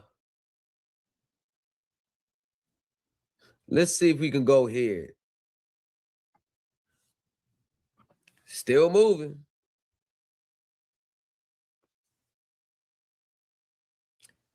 It's still open. Hey, Ali, Kenyatta Stone versus Navy Federal Credit Union, case number 1.2.25-CV-01827. Because she never liked to talk about. She never liked to talk about what happens in their case. Defendant, Navy Federal, is represented by Christian Small and Thomas Cuss. Uh-oh. And this is about filed by plaintiff without an attorney alleging that Navy Federal Credit Union mishandled unauthorized electronic fund transfer. Oh, okay. I wouldn't be surprised if you won this. I thought like the stuff that you teach case. Why aren't you going with your client, taking cases for your clients? Or at least yourself. I mean, I get it. How much was it? $1,163. You need that? I can loan that to you right now, Kenyatta. You need that because God, Lord knows you need it. Kenyatta, Lord knows you need it. Hey, broski, Ali, look that up, man. Deal with any of this. Why don't you go into your Social Security trust fund and go buy the shit outright then? If you don't want to deal with financing.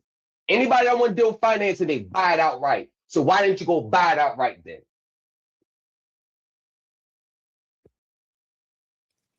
They get quiet on that. You have to be. They get quiet on that. Why don't you tap into your Social Security trust and just buy it outright? They see they get they get quiet on that. They'll be so, well, you can only use it to discharge debt. Then why your ass still getting your shit repossessed then? Look, these people so stupid. They don't even realize how stupid they are. Somewhat of a gatekeeper as well. Yes, I'm somewhat of a gatekeeper. Of course I am. I have to. You're damn right. You think I'll be casting my pearls amongst a lot of these swine out here in these groups? Hell no. And when I drop gems, I'm speaking in a roundabout way on these platforms. And even if I unleash my whole files, it's so much nuances that you got to know through experience all they'll do is just copy and paste, put on the paper and file, and they'll still lose because they don't understand the nuances of court. All the mothers willy-nilly online just talking, they don't know shit.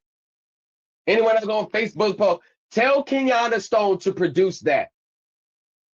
Tell Kenyatta Stone, tell these social media gurus,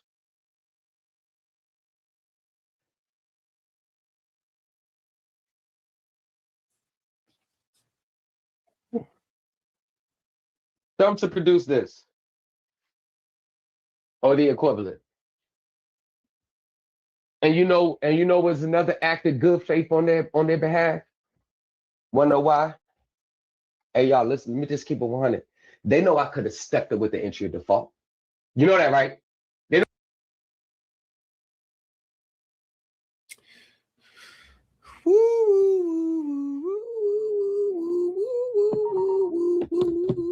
Go ahead, read it.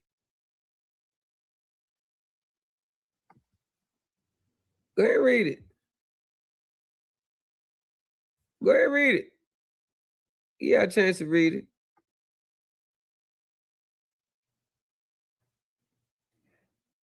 I will give y'all a chance. Go ahead and read it.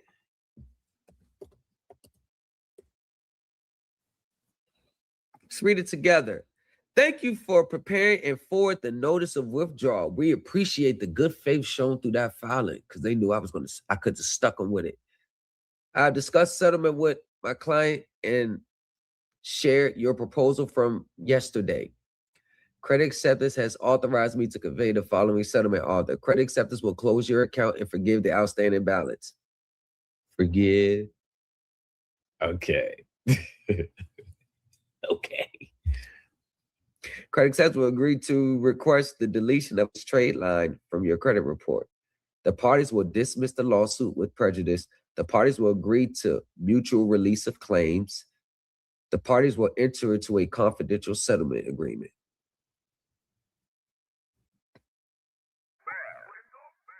You're rocking with the best. You're rocking with the best.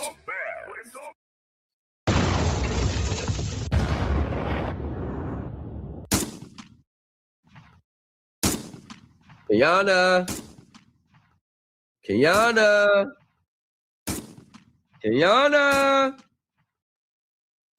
Stone. I am hopeful that these terms are satisfactory and that we can move forward with preparing the settlement. Of course we can. Of course. My job is done. Your job is done. Of course. Kenyatta, when your group members get a whiff of this, they're not gonna say nothing to you, but they're gonna be like, all right, girls, we trying to see something now. Like, all right, we keep taking these classes. Bet. You keep taking these classes. She should just tap into her estate that she's the creditor and beneficiary of. And that's what I'm saying. She's still talking beneficiary and stuff. And they're not going to come out and say it to her because they know how she gets when you start to challenge her. Just like all the sovereign citizens with no receipts, they get mad when you question. But Kenyatta Stone's group member is like, hold on, let me read this again. Like, damn, that's what I want. Damn. He was able to get that in court? I only see that with other attorneys. So then they're like, when they see this, and then they start looking at her posts, it's like, let me go ahead and like, yeah, girl, we gonna get him too. He ain't the only one. Like, but secretly they're like, all right, Connor, we trying to see something like this now. Like, we keep seeing you post, but you ain't. It's like we just following you blind, but deep down inside, they like, damn, I wish Kenyatta would be able to post this to shut him up. See, this will shut him up. And I know that goddamn New Culture Empire, people watched this video, then they came back and started questioning me about case law and stuff. That motherfucker, they wasn't start questioning me about case law until they watched this video. But it's like, damn, he is showing his receipts though. Like at least he shows he knows what he's talking about. Kenyatta, I can't wait for the day you got receipts to combat him. That's what they waiting on over there. Kenyatta, you gonna get your receipts too. You'll be able to combat him soon. Kenyatta, you'll be able to combat him soon. Soon. You'll be able to do it soon. No, I had him. With the controlling case law, actual notice. They know if I would have doubled down on that, they know they would have lost. Why do you think they kept asking me, like, yo, yeah, and guess what? I didn't even file it yet, but I sent it to them, the notice of withdrawal, just to show y'all I'm operating in good faith. I'm operating in good faith, y'all. And let's be honest. They know if I would have doubled down on that entry of default, they'd have been stuck with the default because I have Fourth Circuit precedents that would have showed that they got actual notice and they were aware, so that waives any little material defects. But I still show good faith and say, you know what, y'all? Because I told them in the letter. Sure, where I told them at. Hold on. All right. They know if I would have doubled down, why do you think they kept asking me? They was asking me to do it. Yo, can you? Listen, man, it would be so helpful, man, if we could just get that notice of withdrawal, man. You know, we have to focus our time on that. Because right there, I could have doubled down on this. And I had them. They knew I had them. I could have doubled down on this. And went for the whole entry. I could have doubled down. Because the entry of default means you know what the entry of default means? Even though, listen, I know for showing for good cause, that they could come back in, and I know that the judge knew, but if I would have doubled down on it, you know where was my smoking gun? You sent me a letter September 8th last year letting me know that you was aware of the lawsuit, and then you let the CFPB know that you was aware of the lawsuit, and then you know you received it, it was dropped off, and you kept communicating them that there was a pending litigation. Y'all get what I'm saying? Yo, that angle would have crushed them. That would have put me right under the Fourth Circuit precedents. And they knew that. But they asked me to withdraw. And I said, you know what? Because Kenyatta, we know damn well you need that. You need to come up with that university soon. We know damn well you need to come up with that university.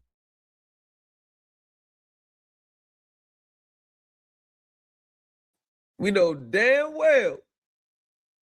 We know damn well you need to come up with that. Because I do not have sufficient income and resources. I live with my 4 children. Family's income, $200 a month. Nail tech, self-employed, $200. Our expenses total is $1,973. Food stamps, $1,500. Utilities, $130. Yeah, we know. Oh, we know, girl. Shit. We know. You need all these classes you can get. You need to sell all the classes you can get, girl. We know. We know. Trust me, we know, girl. We know. Hey, there ain't no doubt about it. I feel you, girl. I'm going to operate in good faith with y'all. I'll withdraw it. And I think that was what made them want to settle with me, because I was willing to withdraw that entry of default, knowing that if I would have doubled or tripled down on it, I would have won. Now that does show integrity. That does. Yep. Because if the shoe was on the other foot, you know they wouldn't have done it for you. But here's the thing, though. Here's the thing. Once again, we know the shoe on us. We know what happens when the shoe's on the other foot. But for me, I don't look at the shoe on the other foot, because that's just who I operate. You get what I'm saying? That I operate. This is just me. Oh yeah, definitely. I operate. So if they would have buried me, it would have been wrong. Hey, that'd have been wrong and shit on them if the shoe was on the other foot. But I would have argued, I'm pro se. Give me a chance. The judge, since I'm pro se, the judge probably would have been like, you know what? You pro se. We ain't going. And now if I was another attorney and I fucked up like that, oh nah. Pro se, I would have cried to the. Hey, Lamont, and you talked about that before about how the system is so wicked and how they do these things intentionally, and they go to court every single day, you know, messing these people up with no good intentions of doing the right thing. But it's like the integrity of what you're doing is not, you're not moving in bad faith, but it's like you're leading with the truth. And so by them basically saying uncle is like, you have no like, you could have moved forward, of course, but it's better for you to just like, yeah, No. okay, they're basically telling you you won already, you know what I mean, without saying it. Yes, without saying it. Like his whole, listen, our phone calls, our emails, indirectly credit acceptance saying, you got us. Remember, they didn't put an appearance on the record until they talked to me first. Remember? You notice that, right? You notice they sent that email to me. Right. He first communicated me on the 15th. They didn't make a move until they heard from me. What the heck? Now, you know it's bad. You know it's bad. Kiana Stone as an individual has been associated with sovereign citizen ideologies, primarily through recent federal litigation and public filings. Legal action against Navy. September 12, 2025, Kiana Shakur Stone filed a federal complaint against Navy Federal. While specific details of the complaint are often sealed or limited in public previews, the case is frequently cited in social media groups and legal forums that track sovereign citizen litigation. Damn, girl, it's bad. Even fucking Google got you listed as that. Sovereign Citizen Association. Her name has surfaced in online discussion in groups such as Facebook and Reddit dedicated to monitoring sovereign citizen activities or nonsense, where participants often analyze legal filings that use non-traditional legal terminologies like lawful law or specific jurisdiction claims. Damn, you on the sovereign citizen watch hit list. She has been linked to Indianapolis, Indiana through social media business profiles. Note, sovereign citizens generally believe they're not subject to federal or state laws unless they consent to them, often citing specialized interpretation of common law, maritime law, or the UCC. Courts in the United States consistently reject these arguments as having no basis in law. What are your thoughts, hold on her teachings?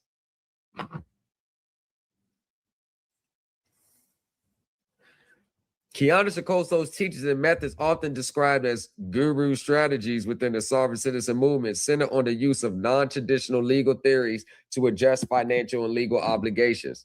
Her methods generally involve the following. God damn, girl. Financial redress claims.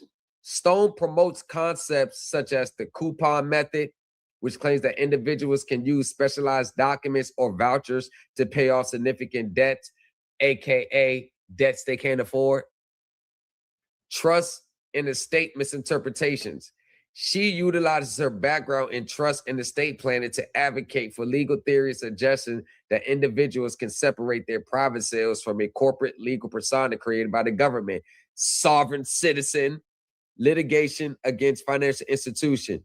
She has applied her teachings in practice, most notably in a 2029 federal lawsuit against credit union, where she accused the institution of mishandling electronic funds transfer.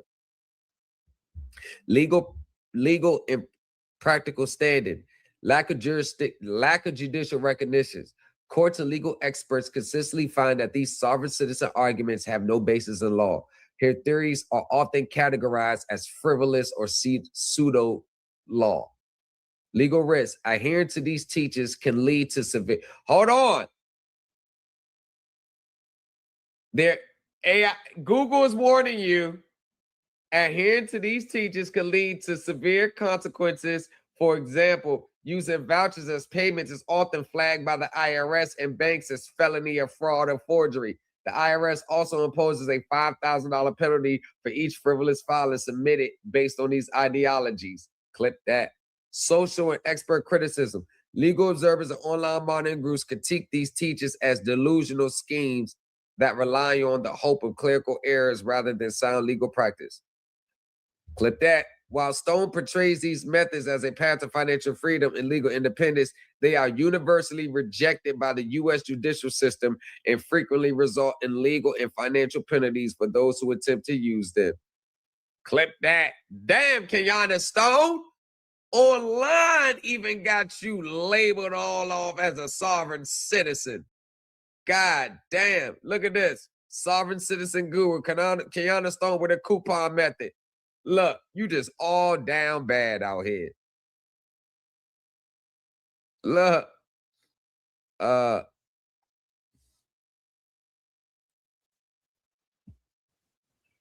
Hey, bro, get that to me as soon as you can.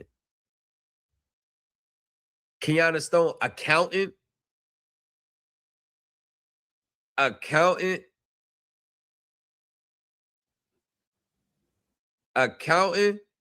You said you having babies now. One thing, you having babies all over the world. Look at this shit. Got 4 goddamn kids.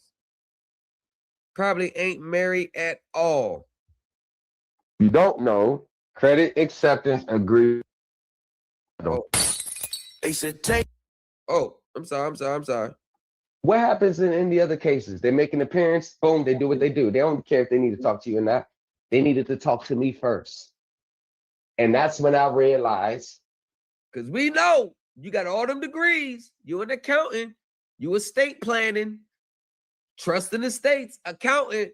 All these degrees you post on your Facebook page. But goddamn, girl. Shit look bad.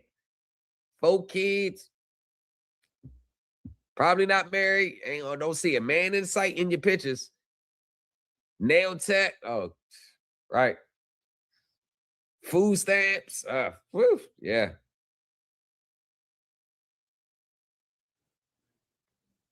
And this is why she needs to come out with a university. Them kids whooping her ass.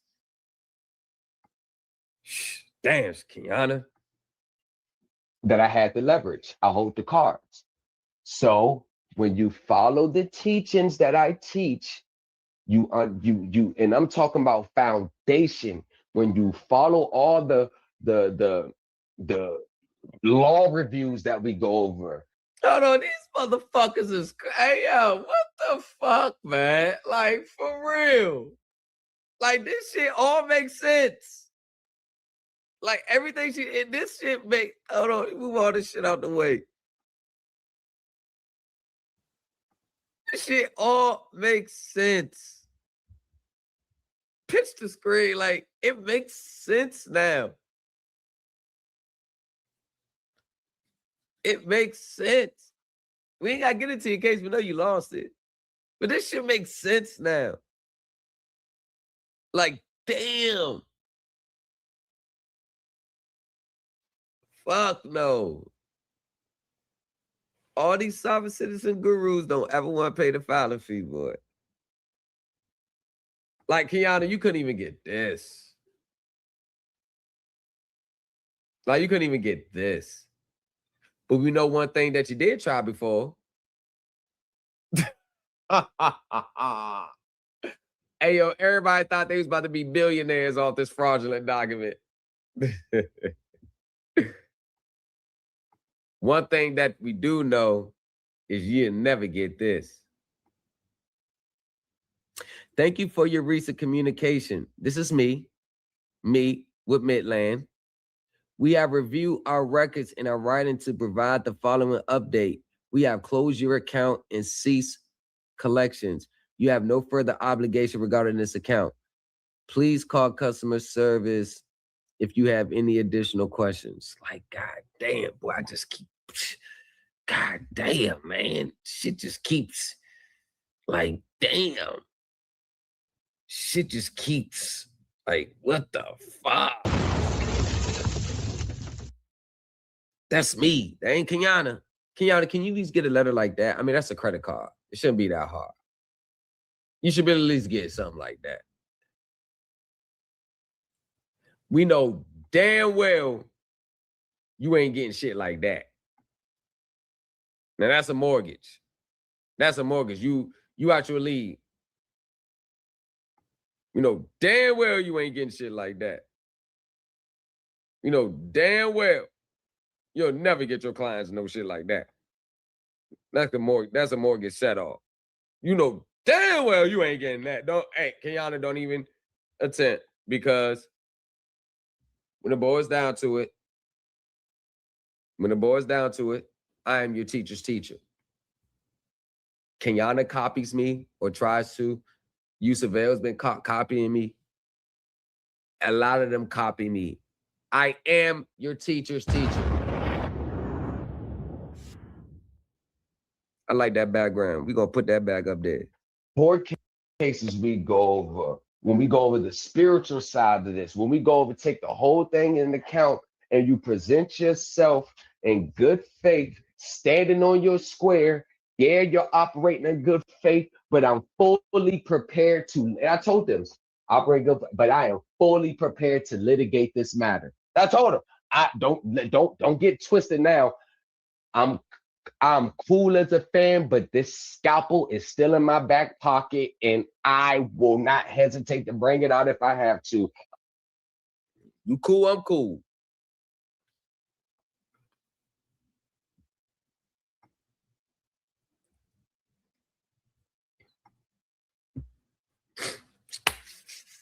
So, that's what I forgot to show you. So, let me see if I can pull them up. See if I can pull up a few.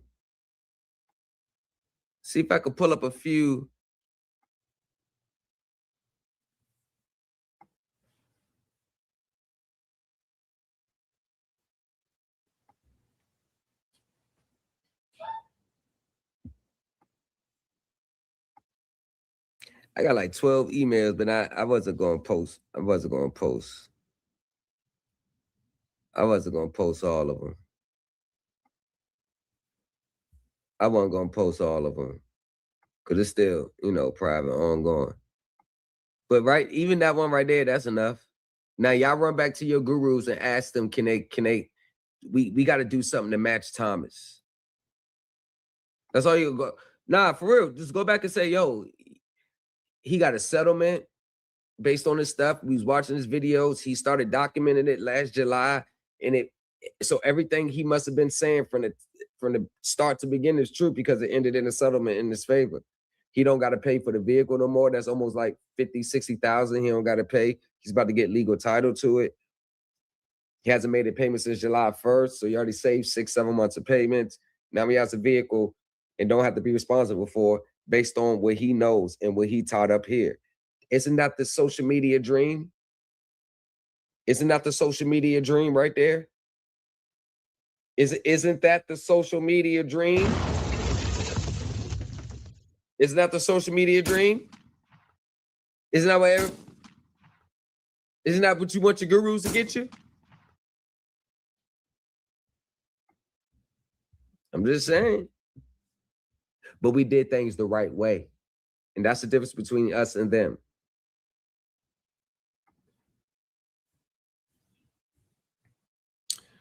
It was nice speaking to you. Oh, yeah, he said, thank you for your agreement to waiver of service with that file and attached documents today. Oh, yeah. We already seen that one. That was dealing with the other one. Let me see if I have more, but that I don't really need to show nothing else after that. That's pretty much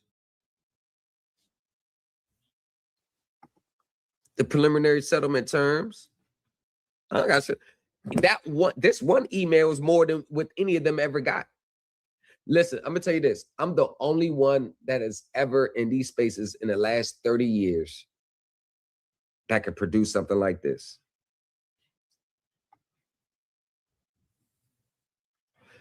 Credit acceptance will close your account and forgive the outstanding debt. Credit acceptance will agree to request the deletion of his trade line from your credit report. The parties will dismiss the lawsuit with prejudice. The parties will agree to mutual release of claims. The party will enter into a confidential settlement agreement. None of your gurus will ever get that. None of them. None of them. I am your teacher's teacher. Listen, gurus, if y'all really want to learn how to teach your students correctly, y'all sign up for my university. Don't go to their university. They ain't on shit. If having a university means you at least got to show that you've been successful with verified, we can all track it because I've been tracking it for months, that you know what you talk about. And this is why they don't like me, because my reality shuts down all of their dreams. Remember this, y'all? According to your conversation with your friend, the attorney, what we go over in group is right in line with the legal standards and the professionalism on how it has to look and what you need to know when you attack these people. The words that he used was, "You're going about it standard operating procedures." And that's what the SEC attorney said. I'm going to buy standard operating procedures.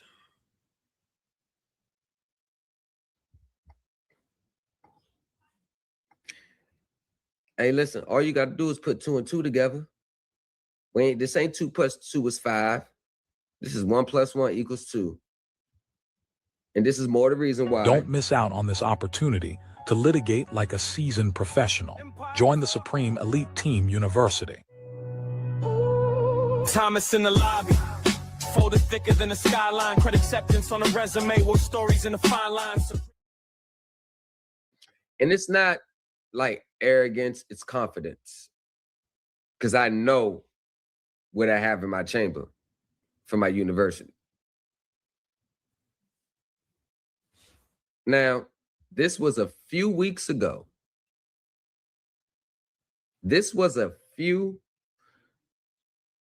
I would say about 2.5 weeks ago. This was about a few weeks ago that I was giving my commentary. And what I did was bold. I was speaking confident on my lawsuit. I was speaking very confident. I was posting clips. I was posting phone calls with them. I was being very, if it would have, it could have it would have been bad. Oh, they would have been, oh, look, you ain't no different. But just when they think you ain't no different, I pop back out with something, bam, another receipt, like, damn it. It's like they wait, are we gonna get him here? Oh, your credit report. Oh, shit, he just popped out with fucking $75,000 worth of Gucci bags and stuff and purchased for his wife. Oh, damn, we thought he was just like the rest. He just popped up with another Mercedes-Benz. God damn it. He got, damn, he just dropped a $100,000 receipt that he spent that one time. Damn, he posted this whole 12-month receipts. That shit's over 200 something racks. God damn, you can't get him there no more. Another firm has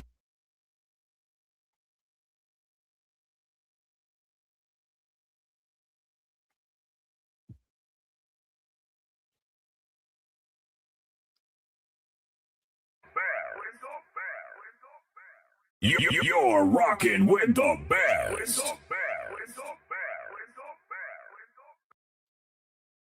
Those are my predictions. Now this is the reality.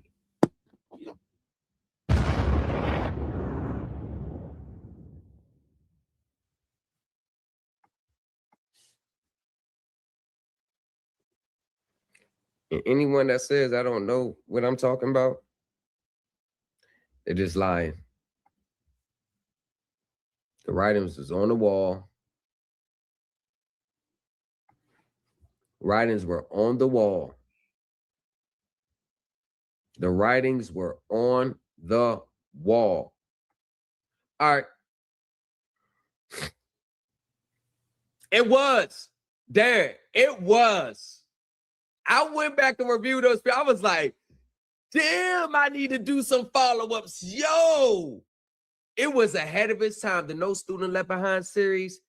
Anybody that took that No Student Left Behind series, I guarantee you, that was like 2 years ago. Their foundation would have, it would have killed all that noise. They'd have been on the right track right now. That No Student Left Behind is one of the most underrated series I ever put out.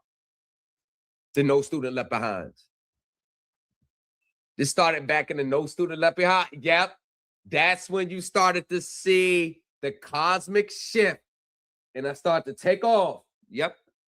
Because everybody, you got to find your niche. You got to find your position. You got to find what works. You got to, yeah. But one thing, what I don't do, what everybody else do, I just don't throw mud stuff at the wall, hoping something sticks. When I throw at the wall, I'm like this. Okay. Next one. I don't know about that. Okay. We got that one. We got that. Okay. All right, let me scope the scene. All right, let me see this. Bing. Okay. Cool. That don't work. Never shoot that dart there ever again in life. What else? Oh. Bet. Okay. We got 3 so far. Okay. All right, let me stop and let me connect these 3 dots. 3 stuck. Let me connect these 3 dots. What's the underlining? Because that's the foundation. Okay, what was common in all these 3 dots that stuck? Let me find the common denominator. Okay, these 3. Oh, this is the common denominator. Okay, this is a brick of my foundation right here. All right, let's go to the next one. That's how I operate. That's how I move. This is why no matter what the situation is, my arguments are going to be the same. The only thing's going to be changed. Only thing's going to change is what I'm arguing. I don't care if it's in a mortgage, auto, credit card. I'm going to be arguing the same things. Well, Lamar, how can you be arguing the same things from a mortgage, auto, credit card? Because all my core arguments never change. It's just what I'm arguing changes. If it was an auto, I'd be saying the same thing. Mortgage, I'd just be saying it for a mortgage. Credit card, I'd just be saying it for a credit card. With your gurus, y'all got to learn about 5, 6 other different ways for every argument that you want to pick.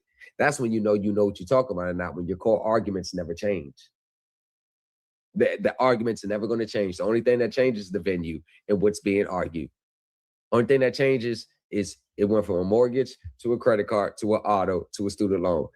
So when people learn from me, you don't have to learn multiple different things. You learn the core elements, and then those core elements are going to apply to all these situations. Oh my gosh, we are the best. Pro se, we are the best to do it. Woo wee! You're rocking with the best. All right, y'all. Now I know what time it is. It's review time. Before I even came to YouTube, that was Mon Dukes. Before I even came to YouTube. Before I even came on social media, is already getting results from Mon Dukes. I crushed about 100,000 of her tax liabilities. About 100,000. Uh-oh. No student left behind. Help me get my first wins. Yo, how many times I gotta tell y'all, when y'all get wins based on what I taught, y'all gotta let me know. You know I like to rub mud in these gurus' faces.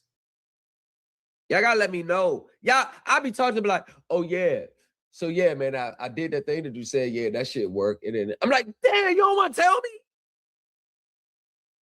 Yeah, I found out, yeah, that shit worked too. Yeah. I was able to get that done. Bro, why you want to tell me? I ain't know about this insurance. There you go right there, y'all. We all seeing for the first time. Do you know people have reached out to me on the email? They're not part of the group. They just watch me. They've been watching me for 6 months. Do you know people reached out to me like, yo, I've been studying what you're saying online for 6 months, and I was able. Okay, my fault then, bro. That's probably you 100% probably right. Do you know that they'll reach out to me and be like, yo, I want to thank you. I'm like, yo, thank you for what? Now you helped me get rid of this. I was watching your videos, what you were saying. I caught your gems. I went back, studied, and applied it. I was able to do this. I was able to do it. I said, for real? Damn, you ain't even in my group. You just watch what I put out on YouTube. I can imagine if he was in the group. Yo, this shit speaks for itself. And when you know you don't have to sit in front of a camera and lie to people for 3-4 hours, that's the best feeling. When you know you don't have to lie to people. You back up all your stuff with receipts. You back up. It's the best feeling where most of these gurus, they'll sit in front of y'all face and lie to y'all for about 3-4 hours. I don't have to lie to you because everything is black and white. And guess what? I'm going to make it regardless. I'm going to get mine regardless. I don't have to lie to you. I'm going to get mine regardless. I'm going to get back on track and I'm going to get mine regardless. I got a family, you know, kids, beautiful wife, beautiful wife. We good. We good. We got two Benz trucks in the car. We good. We good. About to moving on up, bigger and better. Been taking our time this time because the last one tried to snake me out of more money when I sent them my whole deposits for the whole year. He tried to up it up like, oh yeah, he got it. I'm gonna pay. Nah, he tried to snake me out. Yeah. He tried to get on some snake shit. I said, nah, we gonna take our time. One sec.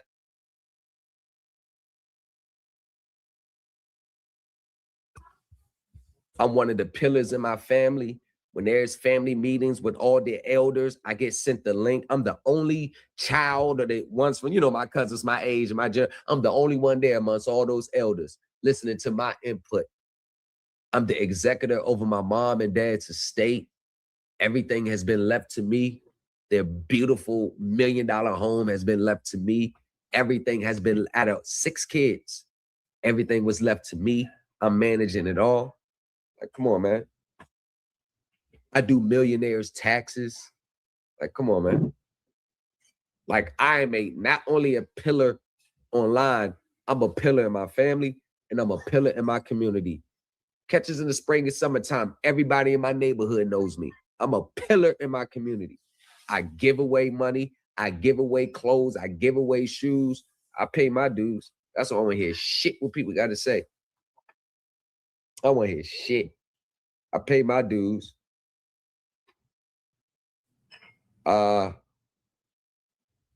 So y'all know, teachers teaching. The New Culture Empire. ThomasLegacy603@gmail.com. We are about to get into, if we can get into it. Yep. Got it queued up right here. Let's get to it. That right there is a violation of my constitutional rights. I have the rights. That's the same thing forensic law was saying last night. Constitutional rights, constitutional rights. Your constitutional rights have nothing to do with your mortgage in a simple mortgage auto credit card case. We got to stop looking at these banks and these corporations as U.S. officials or government officials. Title 42, 1983 does not apply to a fucking lender. They're not officers of the government. To see that the UCC does not pertain to any of your rules or your regulations or any of that. All right, this is the District Court of Comanche County, Kansas, case number 25 CV1. Case is entitled American Ag Credit PCA versus Timothy Peterson, individually and as trustee of the Timothy Charles Peterson Trust, and Shelley Peterson, individually as trustee of the Shelley Peterson Trust et al. We are set today for hearing on the plaintiff's motion for summary judgment. Plaintiff is appearing through its attorney, Nicholas Grillo. And I believe we have for CNH Industrial, is it Quan Nguyen? Is that right? Yes. Yes. Your Honor, we need to make a correction to the record before we get started. Just finish introducing the case and then we'll take up any issues. You bet. And then also appearing, we have Timothy Peterson and Shelley Peterson appearing pro se. All right. So as I stated, we're set for hearing on the motion. This Just because you appear pro se does not mean you are not required to know the court rules and procedure. And that's the number one problem.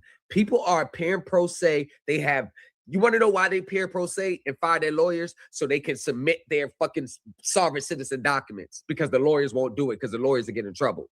That should tell you something right there. Court operates off rules and procedure, not your UCC sovereign citizen beliefs. As you know, with my settlement. You know what? It feels so good to say, yo, we done reached the settlement. All that hard work done paid off, man. Hard work pays off, ladies and gentlemen. If you listen to what I say, don't listen to nobody else. If you listen to what I say, I take you to the promised land. If you listen to what I say, don't listen to nobody else online but me. I'm going to take you to the promised land. Motion. So, Mr. Peterson, you believe there's some issues we need to address first? Yeah, I've got a couple through, Your Honor. Before we begin with my introduction, are we in a constitutional court of record? Once again, you don't. The judge does not answer. The judge is not there to answer your sovereign citizen questions. Ladies and gentlemen, don't ever go into court asking the judge, is this a common law court? Is this a statutory court? Is this a constitutional court? Don't ask them. You're going to put yourself behind the 8 ball. You're going to be at a deficit. They're automatically going to assume you're a sovereign citizen. Want to know why they're going to assume you're a sovereign citizen, even though you don't think you're a sovereign citizen? Because the ones who were sovereign citizens asked those sovereign citizen questions 40 years ago. I'm not sure I know what you mean. Are we in the public record? Yes. Okay. So therefore, this court is a constitutional court of record then. Would you agree?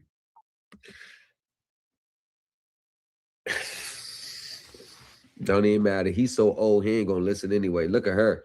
She's looking at you like, Tim, I told you, you should have just paid him. No, we're gonna exercise our rights. I don't know about this. Well, we're going to do what we got to do. These are all constitutional rights. Tim, why didn't you just pay them? I don't know. God damn it. We're not going to pay them, Shelly. Well, look at Shelly. Either she's asleep in a stupor or is like, why am I here? Got the sovereign citizen flag in the background. They all ready to go. It exists under the Constitution of the state of Kansas, so I suppose that's correct. Okay. Okay. Before we finish, I ain't gonna keep stopping. I just want to say this part. The 10th Amendment of the Constitution says, any powers not specifically delegated in this Constitution are reserved for the people or the states. When they said people, it didn't mean us individually people. They were meaning some states go by the state of this versus this, or the people. Well, look at Shelly. Either she's asleep in a stupor or is like, why am I here? Got the sovereign citizen flag in the background. They all ready to go. It exists under the Constitution of the state of Kansas, so I suppose that's correct. Okay. Okay. Before we finish, I ain't gonna keep stopping. I just want to say this part. The 10th Amendment of the Constitution says, any powers not specifically delegated in this Constitution are reserved for the people or the states. When they said people, it didn't mean us individually people. They were meaning some states go by the state of this versus this, or the people of. They're talking about the state governments. So basically, there's a separation of powers. The government can't just go and force their will on individual states. This is why you see with ICE, the states are bucking ICE in certain states. Why do you think the governments in the states are bucking ICE? Because they have their own powers, and the government can't force a state to do anything.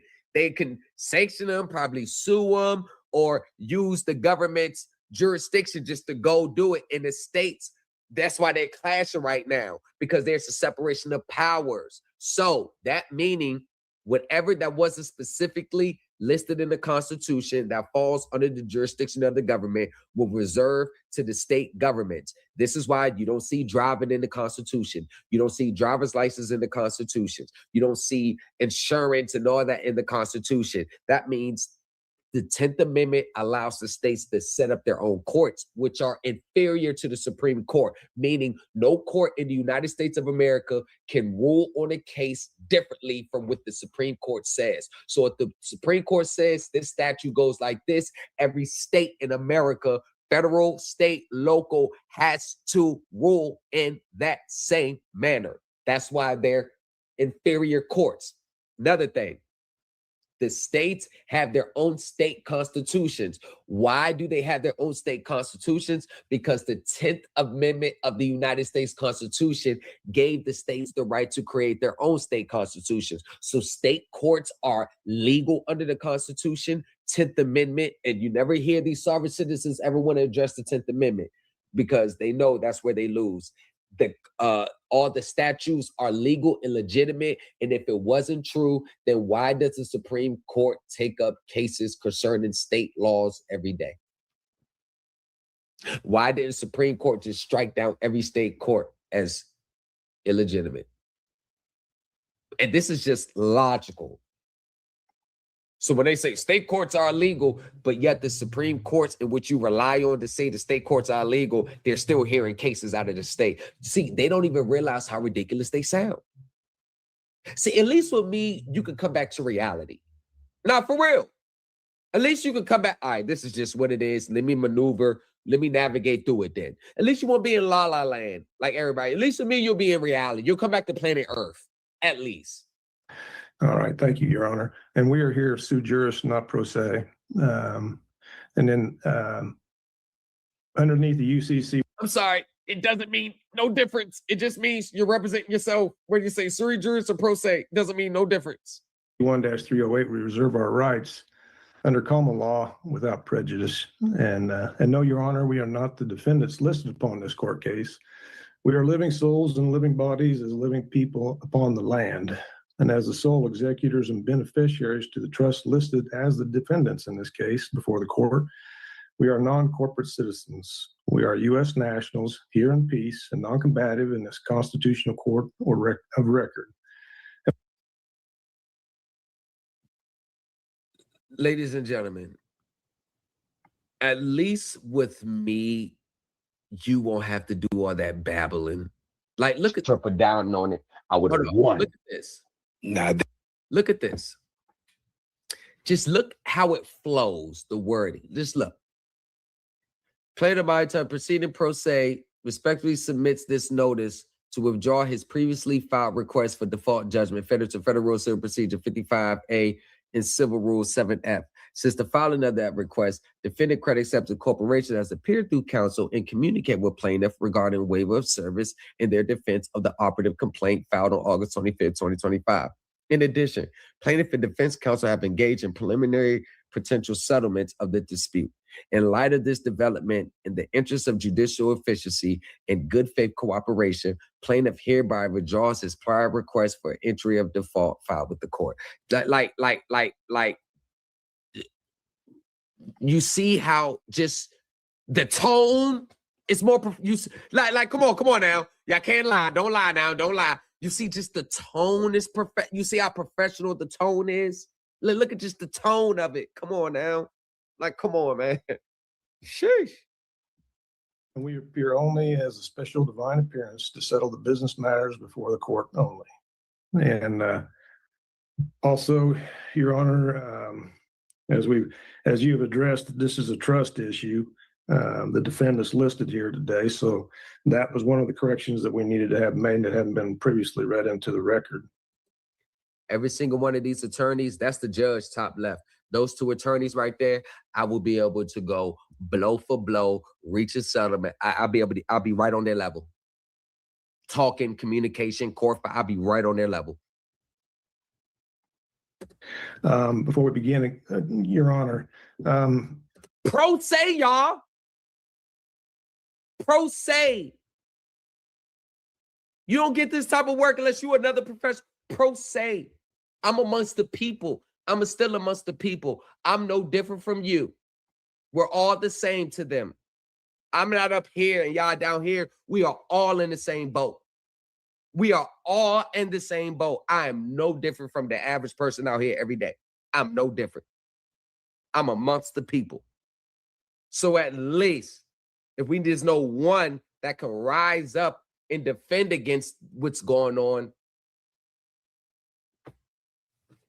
and I still, it's like they don't, like, what do y'all want? What do y'all want? Do you want, I have to conform to how you want it to be? I can't be me. I've been like this for 3-4 years now. You know how I am. You know how I get. I am who I am. Haven't changed not one bit. I ain't run from shots. Yeah, they try to take shots at me. But guess what? I'm still here. I'm still here. Still progressing. I'm still progressing. While everybody else is spinning the wheels, recircling the wagon again, we moving into, you know what? Guess what? In 2026, we moving on from this stuff here. We going deep into the other side. Do you have proof of your constitutional oath of office to the people? And do you have proof of your oath of service? Because we require you to be in your oath of the Constitution to the people of service and to your oath of office here today. Okay. Yes. Okay. And would we be able to get copies of those? They didn't have that. That Jonah Bay copies of what does having their oath of office, like, what does that mean for the matter in court? See, how I look at this is they're suing for non-payment of debt. So if my clients is being sued for non-payment of debt, my argument is to defend their request for judgment for the non-payment of debt. Once they sue you for non-payment of debt and they attach the agreement, do you know how much of an uphill battle that is? That's a major battle. And I still climb the hill where none of my clients get a judgment against them after we respond.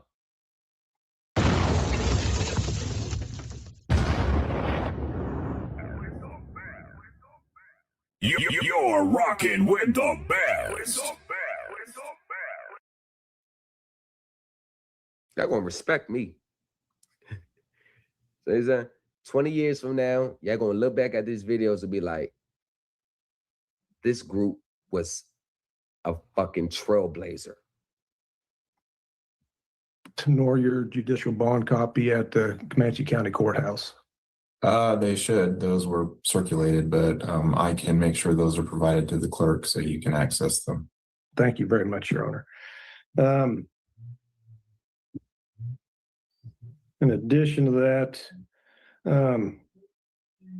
as we are now clearly in the jurisdiction of common law and underneath the Constitution itself, which is the supreme law, well, are you able to uphold your oath to the Constitution, Your Honor? Yo, what the hell does all these questions mean, Timothy? Like, look how she's looking at him. Everybody stop and look at the wife. Look at the wife. Look how he's looking. Quan Nguyen is saying, what the hell are you talking about? Nicholas Griller like, oh my gosh, this guy. Andrew Stein is like, oh, he cannot be serious. The wife is like, oh my gosh, you're going to get our stuff taken. Stop what you're doing. Yeah, so I've executed my oath, and that's of the record, so I don't know that that's immediately needed to be addressed today. So we do need to get on with the time that the issue that we're set for, which is the motion for summary judgment. So are there any other specific issues before we proceed with that, Mr. Peterson? As this is our private, I would like to know, as these are the defendants, if you can see there, Your Honor, these are the defendants, which is our birth certificates.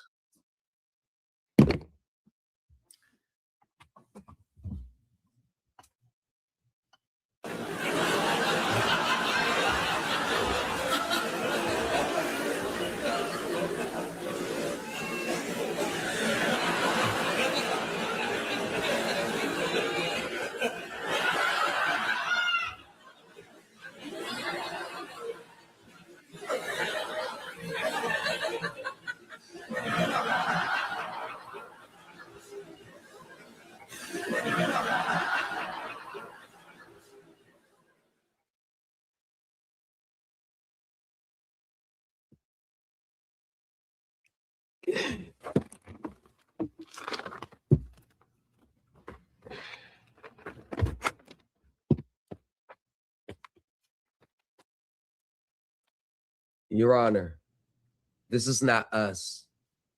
We're not the defendants in your court today. These are your defendants, Your Honor. This is not my clients. This is my clients. This is the trust. We're not the trust. So we're going to grant you powers over this trust to close and settle the case.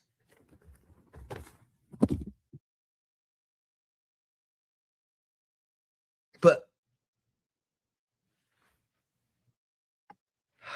and also they are our minor estate trusts. Does anybody here present today have a higher claim to these trusts and these birth certificates than we do? Okay, so we're not going to continue with this line of questioning because it's not relevant to the summary judgment motion. So I think with that, that's the part. None of that has anything to do with court and the proceedings. See, you know what I would have been doing? I'd have been filing in response to their summary judgment motion. See, I wouldn't have been coming to court. Do you got your oath? Do you got this? Make sure your constitution. I'm going to, and want to know why they do that route? Because that route he just did is so much easier than responding accurately to a motion for summary judgment, because most of these people have no clue about the court rules of procedure. That's why that's easier. You're rocking with the best. That's why that way is easier. The sovereign citizen way is easier than what I do. I'm going to foreclose any additional quote unquote preliminary matters, and I'm going to turn it over to Mr. Grillo for any argument on his summary judgment motion. So with that, Mr. Grillo, whenever you're ready, if you have any additional argument, you may do so. Yes, Your Honor. I appreciate the time and effort, the court allowing us to appear via Zoom. Appreciate the accommodation. For the most part, the response, the motion and memorandum in support, as well as the reply, set forth most of the arguments that American Ag Credit would be proffering today in detail.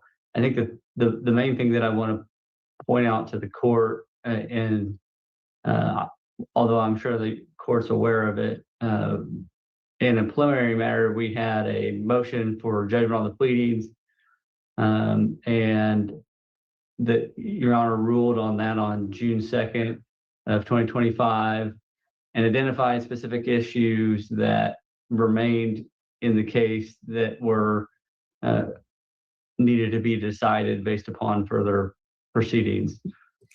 I just want to say this part. Everything that Tim Peterson said, it's in a script that you can find from the 90s from the Redemption Manual.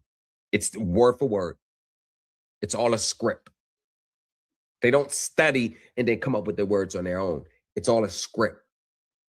See, what I do, you got to study the court rules. You got to study the court procedures. You got to look at case precedents, historical case precedents. Then you got to put your own complaint together from scratch. There's no template when putting your complaint. Everything that I do, I put all my stuff together from scratch. This is why my client over here, their documents is going to look totally different from this client's documents, because each case rests on its own facts. So I got to do more work. There's no template that I use. Every case rests on its own set of facts and circumstances. These sovereign citizen gurus don't even have the mental capacity to compartmentalize and be able to differentiate case by case in certain elements, and then researching case law to support every argument or claim that you're bringing. So if I got 12 claims, I have to find 12 different case laws, multiple, to support those 12 different claims. One had to do with whether or not payments or whether there was considered. Oh, by the way, I don't, $10,000 for a trustee. No. $10,000, actually, $10,500 is for mortgages. If you come to me with a mortgage issue, It's 10,500. I don't even pull out my laptop for anything else. Want to know why? Because unlike these other gurus, I can actually show you that I know what I'm talking about.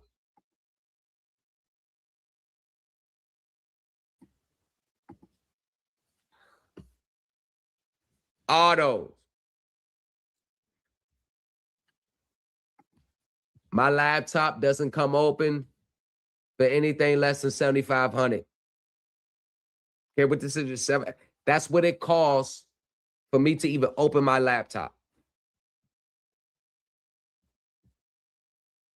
Because unlike these other gurus, at least I know what I'm talking about. At least I know how court works. So yes, I'm not cheap at all. I'm not cheap at all. And guess what?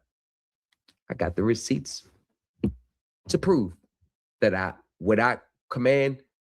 Because if you go to any other attorney that knows this, just like I know, you're going to be paying upwards of $100,000. And then they're going to charge you by the hour, and then you're going to pay in stages.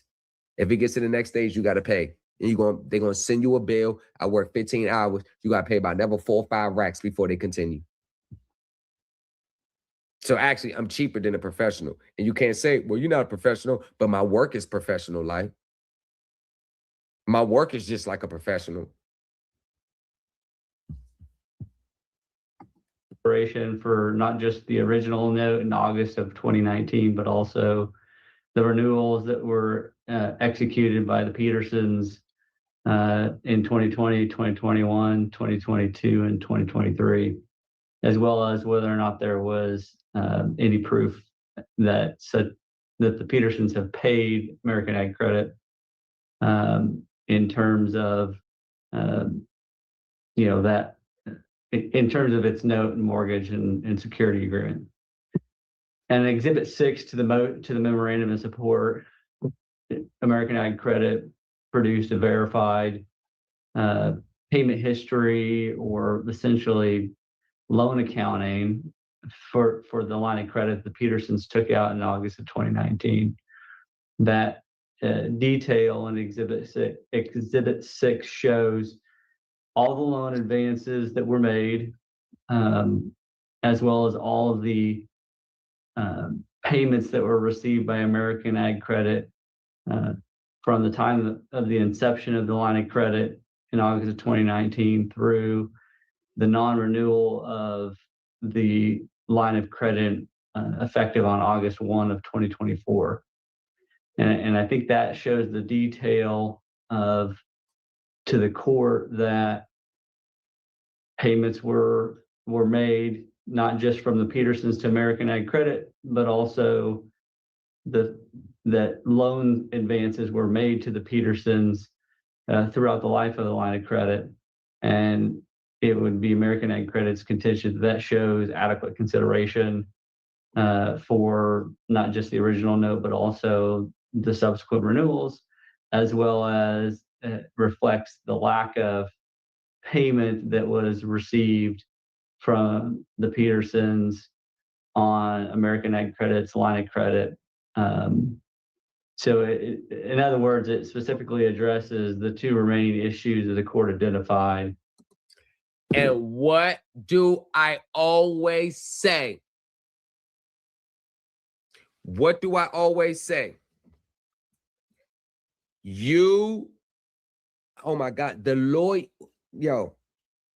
lawyer is saying the same thing that I tell people. Me and the lawyer are on the same page. You took out a line of credit. You made payments. They got another advance.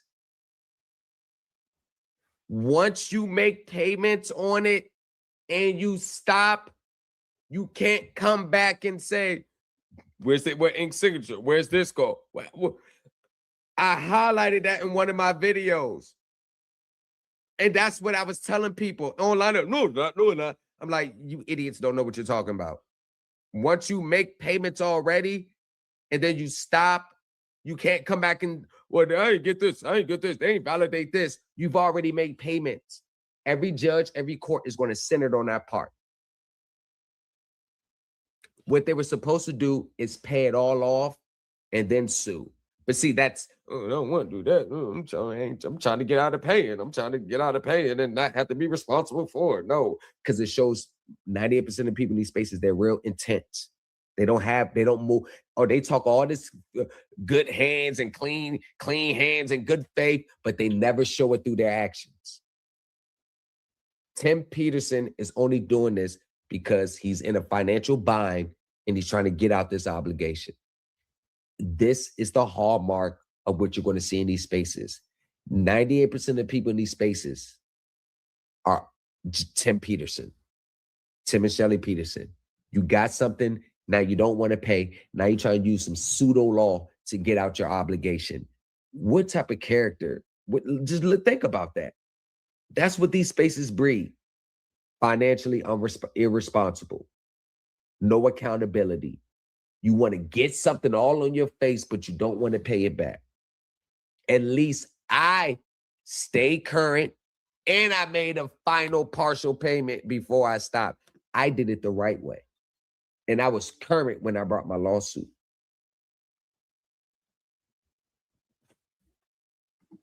And shows that that everything was supported by consideration and the payment hasn't been made.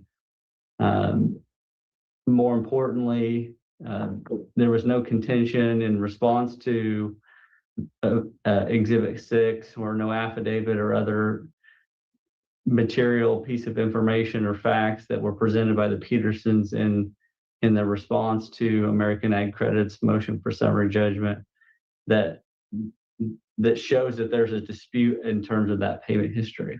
Yeah, objection, Your Honor. They received several negotiable instruments to pay that account in full, and they accepted them, never did.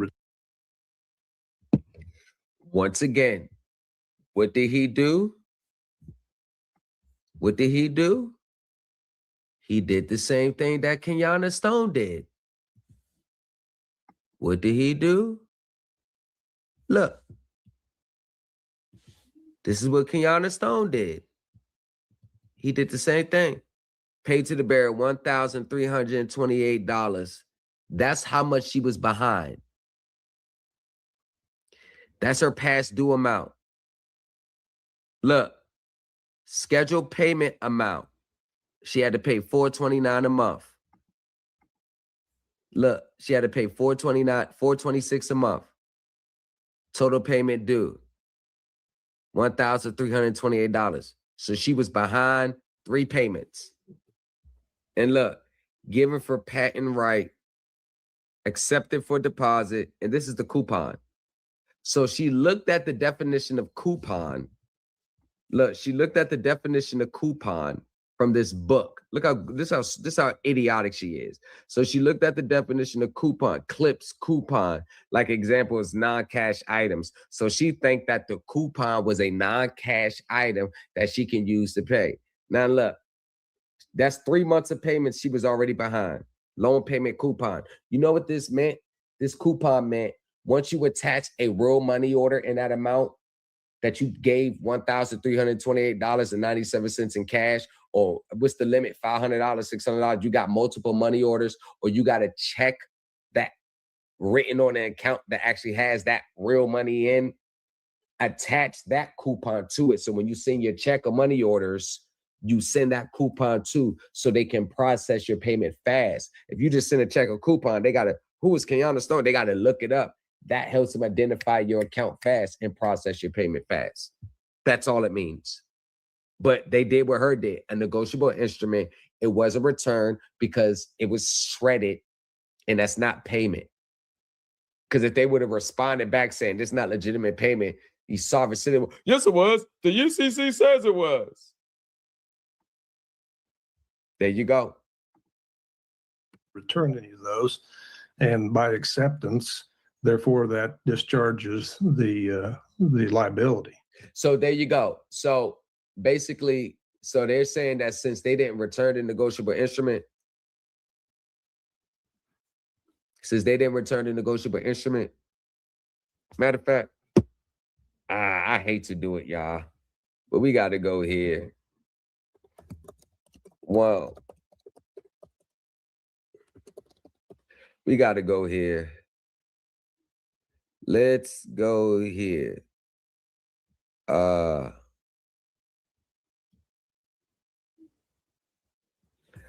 on. Notice, hold on, I'm just queuing it up. Queuing it up. There we go. All right. Notice of dishonor.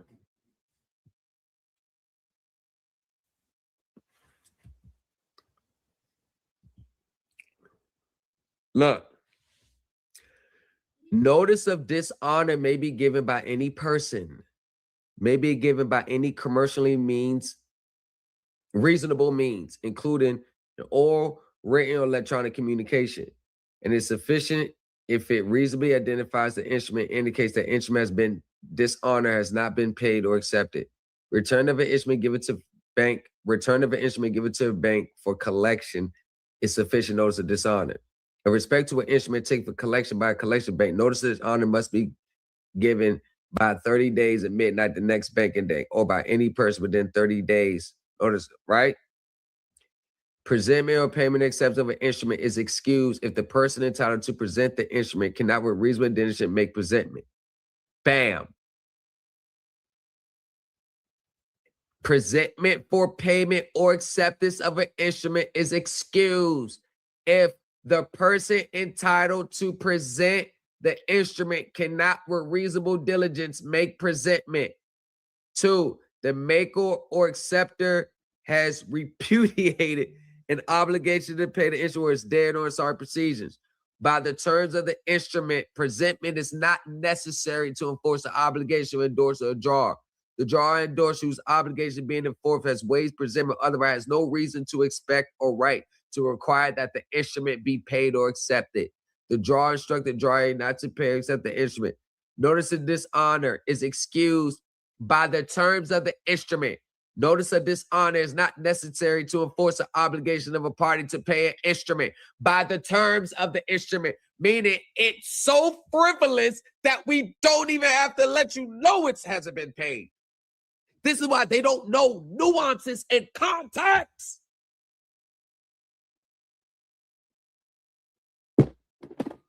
Damn it. So tired of this, it hasn't been returned. So it's no, it's not. It doesn't mean that. I mean, it's so frivolous and fraudulent. They just shred it.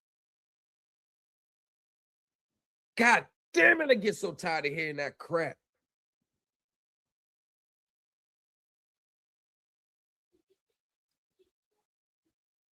Right there.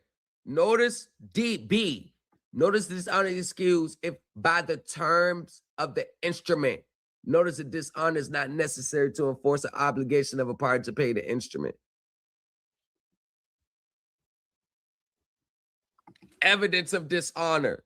The following are admissible as evidence to create a presumption of dishonor and of any notice of dishonor stated.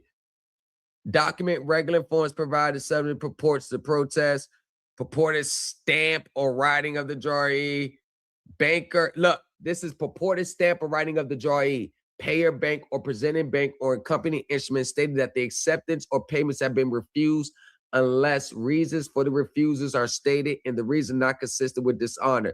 A book record of the drawee, payer bank, collector bank kept in the usual course of business which shows dishonor, even if there is no evidence of who made the entry.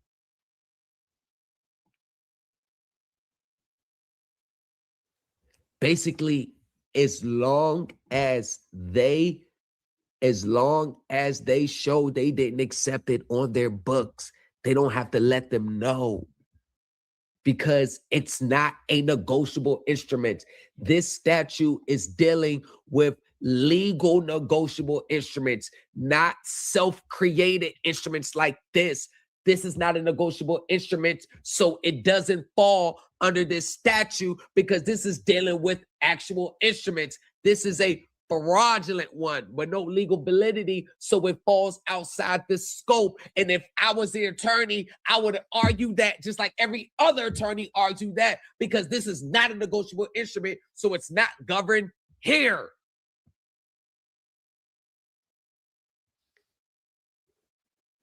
Yo, if I was going up against these sovereign citizens in court, I would have a field day.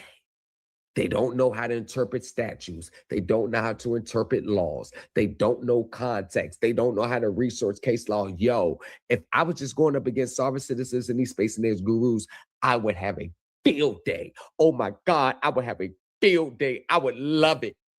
This is why they don't give you notice. In order for it to fall up under the statute, it has to be a legal, legitimate instrument. If it's not a legal, legitimate instrument, they can just shred it. And the record might any of those, and by acceptance, and they accepted them, never did return any of those. That shows that there's a dispute in terms. They received several negotiable instruments to pay that account in full, and they accepted them, never did return any of those, and by acceptance, therefore, that discharges the liability. The record, my paperworks are complete with that and has evidence that it's. You'll have an opportunity to make your own argument here in a second. So if you'll let Mr. Grillo finish, then I will give you an opportunity. Thank you. Well, not in regarding to that, none of that information was presented in response to the motion for summary judgment. There you go.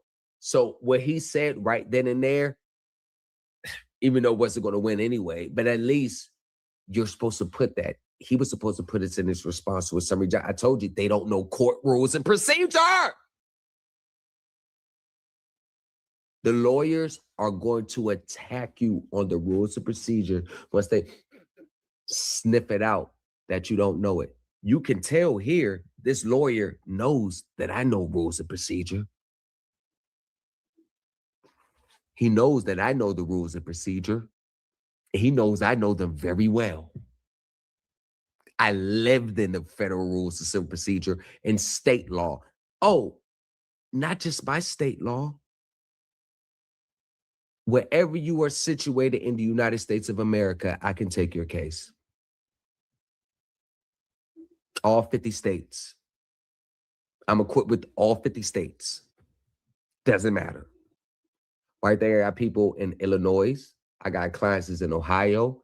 Got clients in Indiana. I got clients in Nebraska. I got clients in Alabama. Because it don't matter. Want to know why? Because I know court rules and procedure. All I got to do is just see, how does this court do it in this state? Once okay, boom. Everything else is... no proof was put forth. And I'm very confident that if Your Honor, would review that negotiable instrument that Mr. Peterson refers to, it's not legitimate. There you have it. There you have it. What did I just say? What did the lawyer just say? It's not legitimate.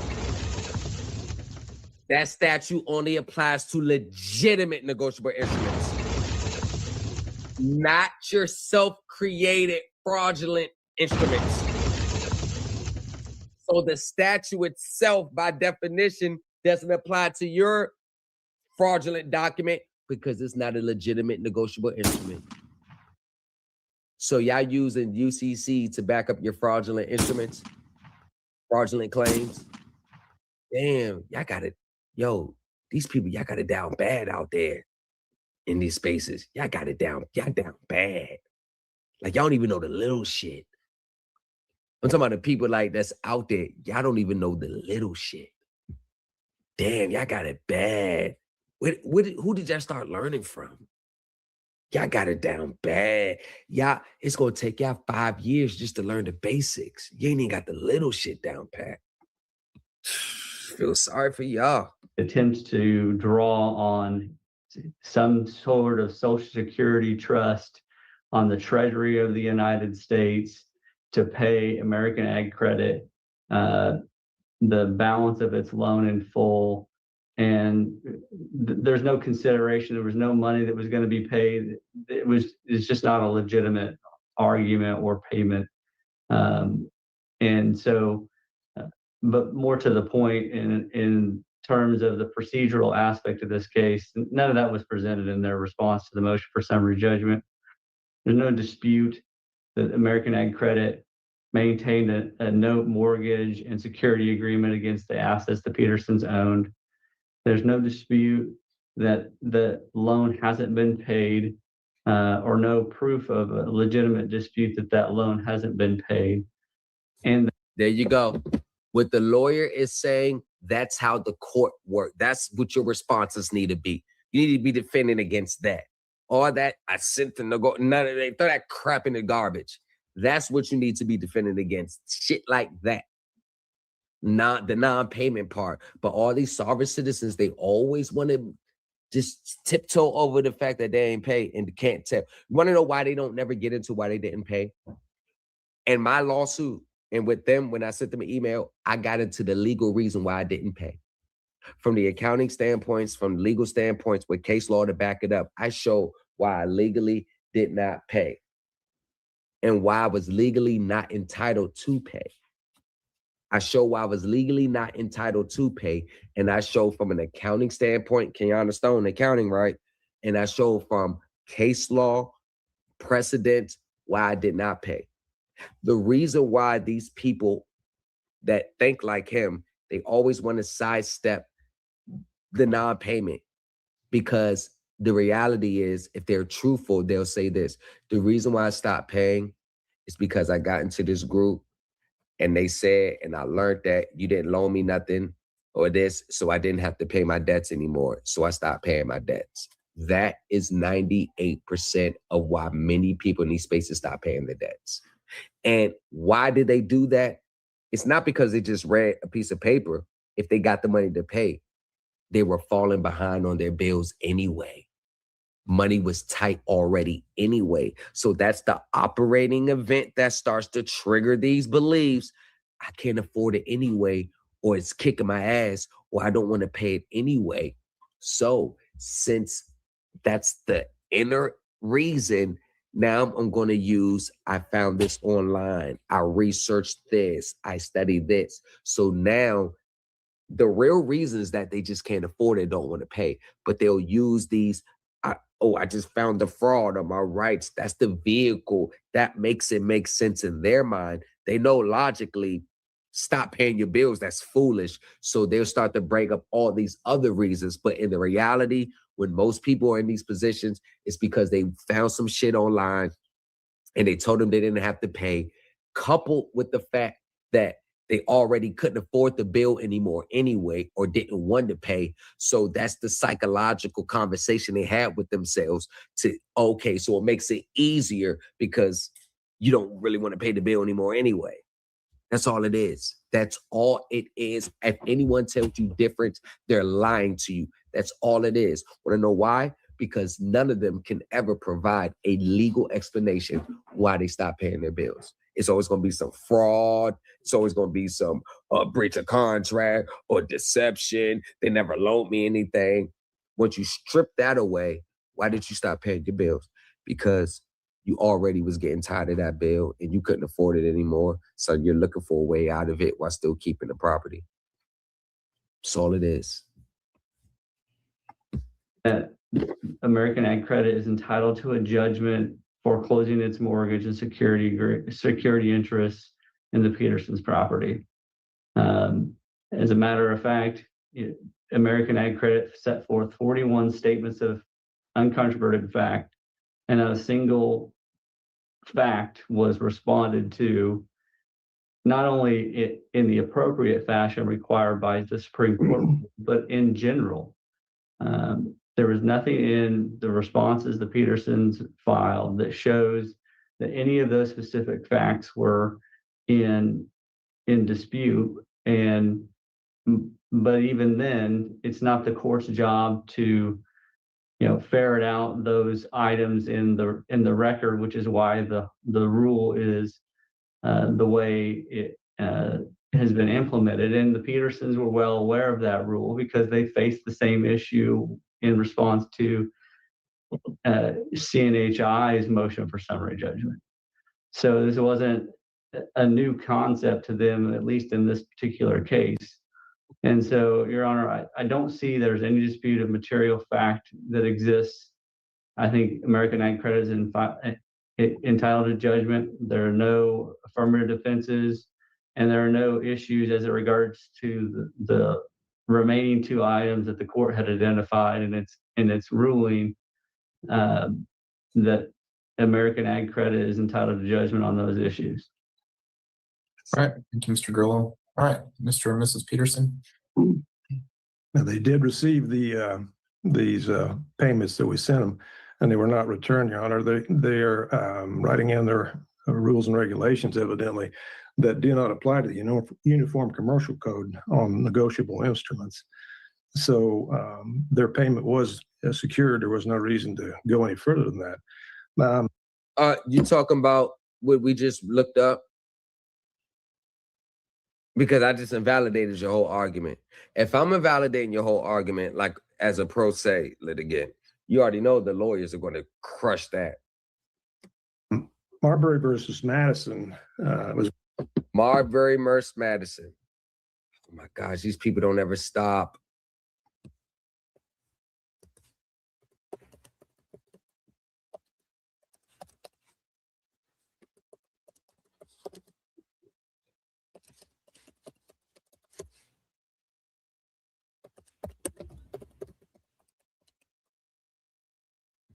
Marbury versus Madison. In Sovereign Citizen Legal Theories, Marbury versus Madison in 1803. Are you serious? Is frequently cited out of context to challenge the authority of statutes or the jurisdiction of courts. While the case legally established the principle of judicial review, the power of federal courts to declare laws unconstitutional, sovereign citizens often misinterpret specific quotes to claim that any law they personally deem unconstitutional is void and can be ignored without a court ruling. The void ab initio argument. Sovereign citizens frequently quote the passage, "An act of the legislature repugnant of the Constitution is void." They cite that every day. They use this argument that they have the individual right to decide which laws are unconstitutional and therefore are not required to follow traffic laws, pay taxes, or recognize the authority of the court. Clip that. Laws versus statutes. Proponents often claim that Marbury distinguished between lawful constitutional acts and statutes that are merely corporate rules. They argue that because the statute, like a motor vehicle code, is not explicitly in the Constitution, it is void under the Marbury standard. Clip that. And notice how I said the 10th Amendment destroys all these arguments. Officer liability. Some use it in the case of discussion of ministerial duties and vested rights to argue that the government officials can be sued personally if they fail to perform a specific duty if they infringe on a sovereign right. Actual legal precedents. In legitimate U.S. law, Marbury versus Madison does not allow individuals to unilaterally invalidate laws. Instead, it establishes that judicial department's duty. It is emphatically the province of a duty of a judicial department to say what the law is. Only a court, not an individual citizen, has the authority to declare a law unconstitutional. Clip that. And that comes from the Supreme Court.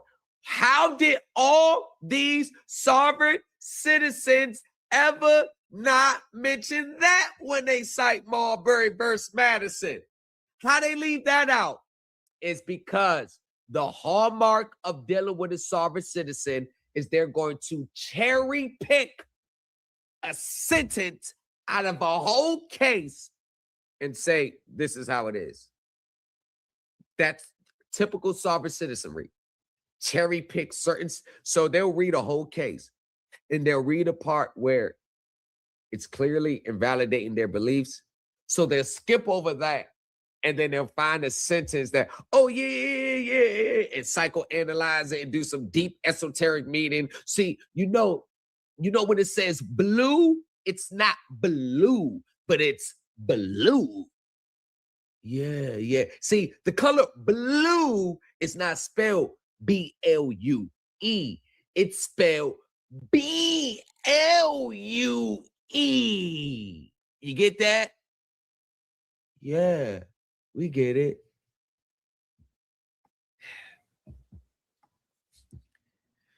Supremacy of the Constitution. If a law and the Constitution conflict, the court must follow the Constitution, and the Supreme Court does that all the time. No direct enforcement. Courts have repeatedly rejected sovereign citizen interpretations of Marbury, often characterizing them as frivolous or meritless legal theories. A, for further reading on the legitimate legal impact of the case, visit the National Archives, milestone documents, or review Supreme Court summary. And this is Supreme Court summary of dealing with Marbury versus Madison. I guarantee you, nothing about this case, the summary, has anything to do with the frivolous sovereign citizen claims that they wish to raise today. Marbury versus Madison, I have completely invalidated your sovereign citizen beliefs on it. Now clip that.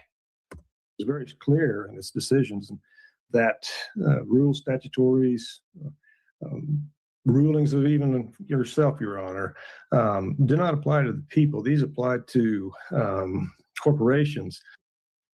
Notice how we just read the legal breakdown of it, but yet that's their interpretation of it.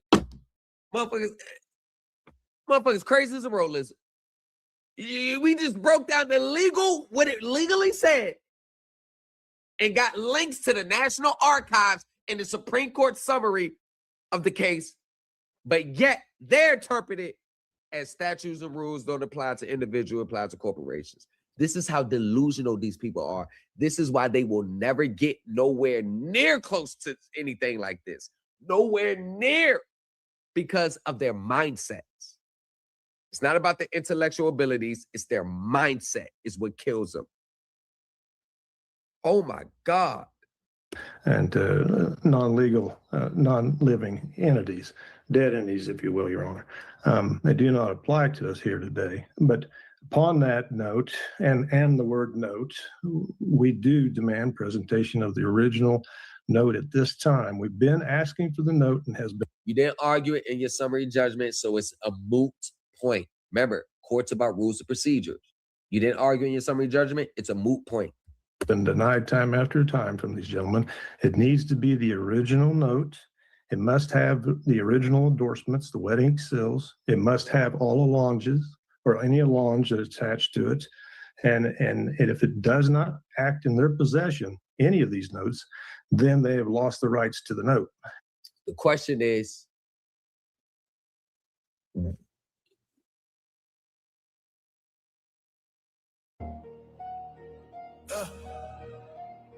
they studying the source now. Supreme Elite, New Empire Talk. Came on reading numbers, they were reading memes. He was reading filings, planning out the dream. Turn every late fee in the case law heat. Judge bang gavel, he don't skip a beat. They like how you flip stress into assets. How you turn a loss in the last check. Thomas took notes, broke codes, then he proved it. Now the classroom global and the language fluid. Thomas is a blueprint. Write that in the sky, let the blueprint. From the courtroom smoke to the new man. He designed the way we move our 2 cents. Thomas is a blueprint. Supreme Elite team, that's the school stamp. From the first lay bill to the full camp. New culture empire, watch the flag plan. Supreme Elite Team University. Turn the credit star into currency. Turn the closed door to a first key. Turn a side job to a legacy. He beat odds, then he beat litigation. Now we teach law.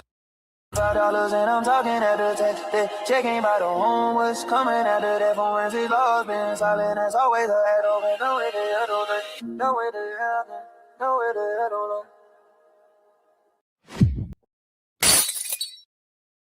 So I find it, why is going into court so much of a bad thing when millions of companies and millions of corporations go into court every day to settle disputes? They settle disputes every day by going into court. But now we're not supposed to go into court. His documents are so powerful. They think it's artificial intelligence. Scalpel engaged, another myth is sight, ready to be destroyed.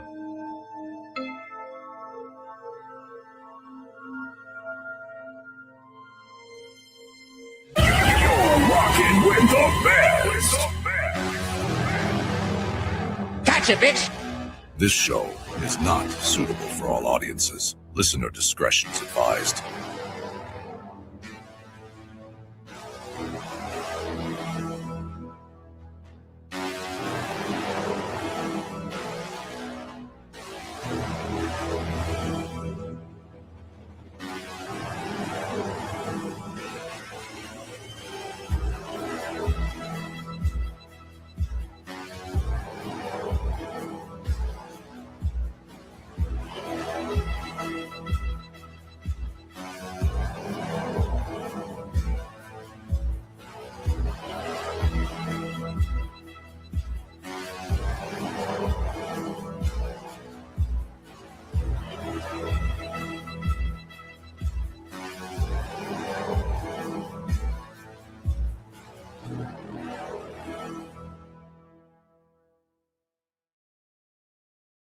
No way.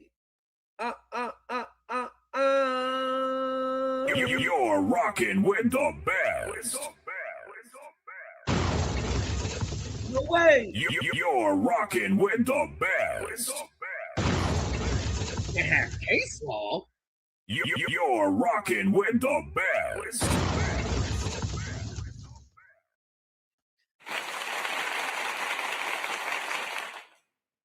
Straight to it. Straight to it. Welcome to another edition of the New Culture Empire. We are back in the building. The grind never stops. We build this plane while we fly it. We taking this show on the road. As you see, I'm on the road. We are taking this show on the road, and we are about to really get into it. Now, today, I have a treat for all of you. Now, you've heard it online. You've heard them say it. You've heard them teach it. You heard them preach it. And when I came on the scene, I said, no, y'all, that's not the right way to go. It's been rejected for the last 40 years. And I was met with, I said, okay. So my new mantra now is, if you don't want to listen to me, then I will let the judge tell you. Now, remember in my last stream, I said, why do they always want to shy you away from court? And one of the things that I've noticed about shying him away from court is, we're going to cue that up in a second. One of the reasons why I shied him from court is I always wanted to understand, why are they saying don't go into court? So, before we get started, let me share my screen, because us legal people, we always It's called laying a foundation before you get to your point. Lay your foundation. So this is what we're about to do. We're just going to lay a foundation.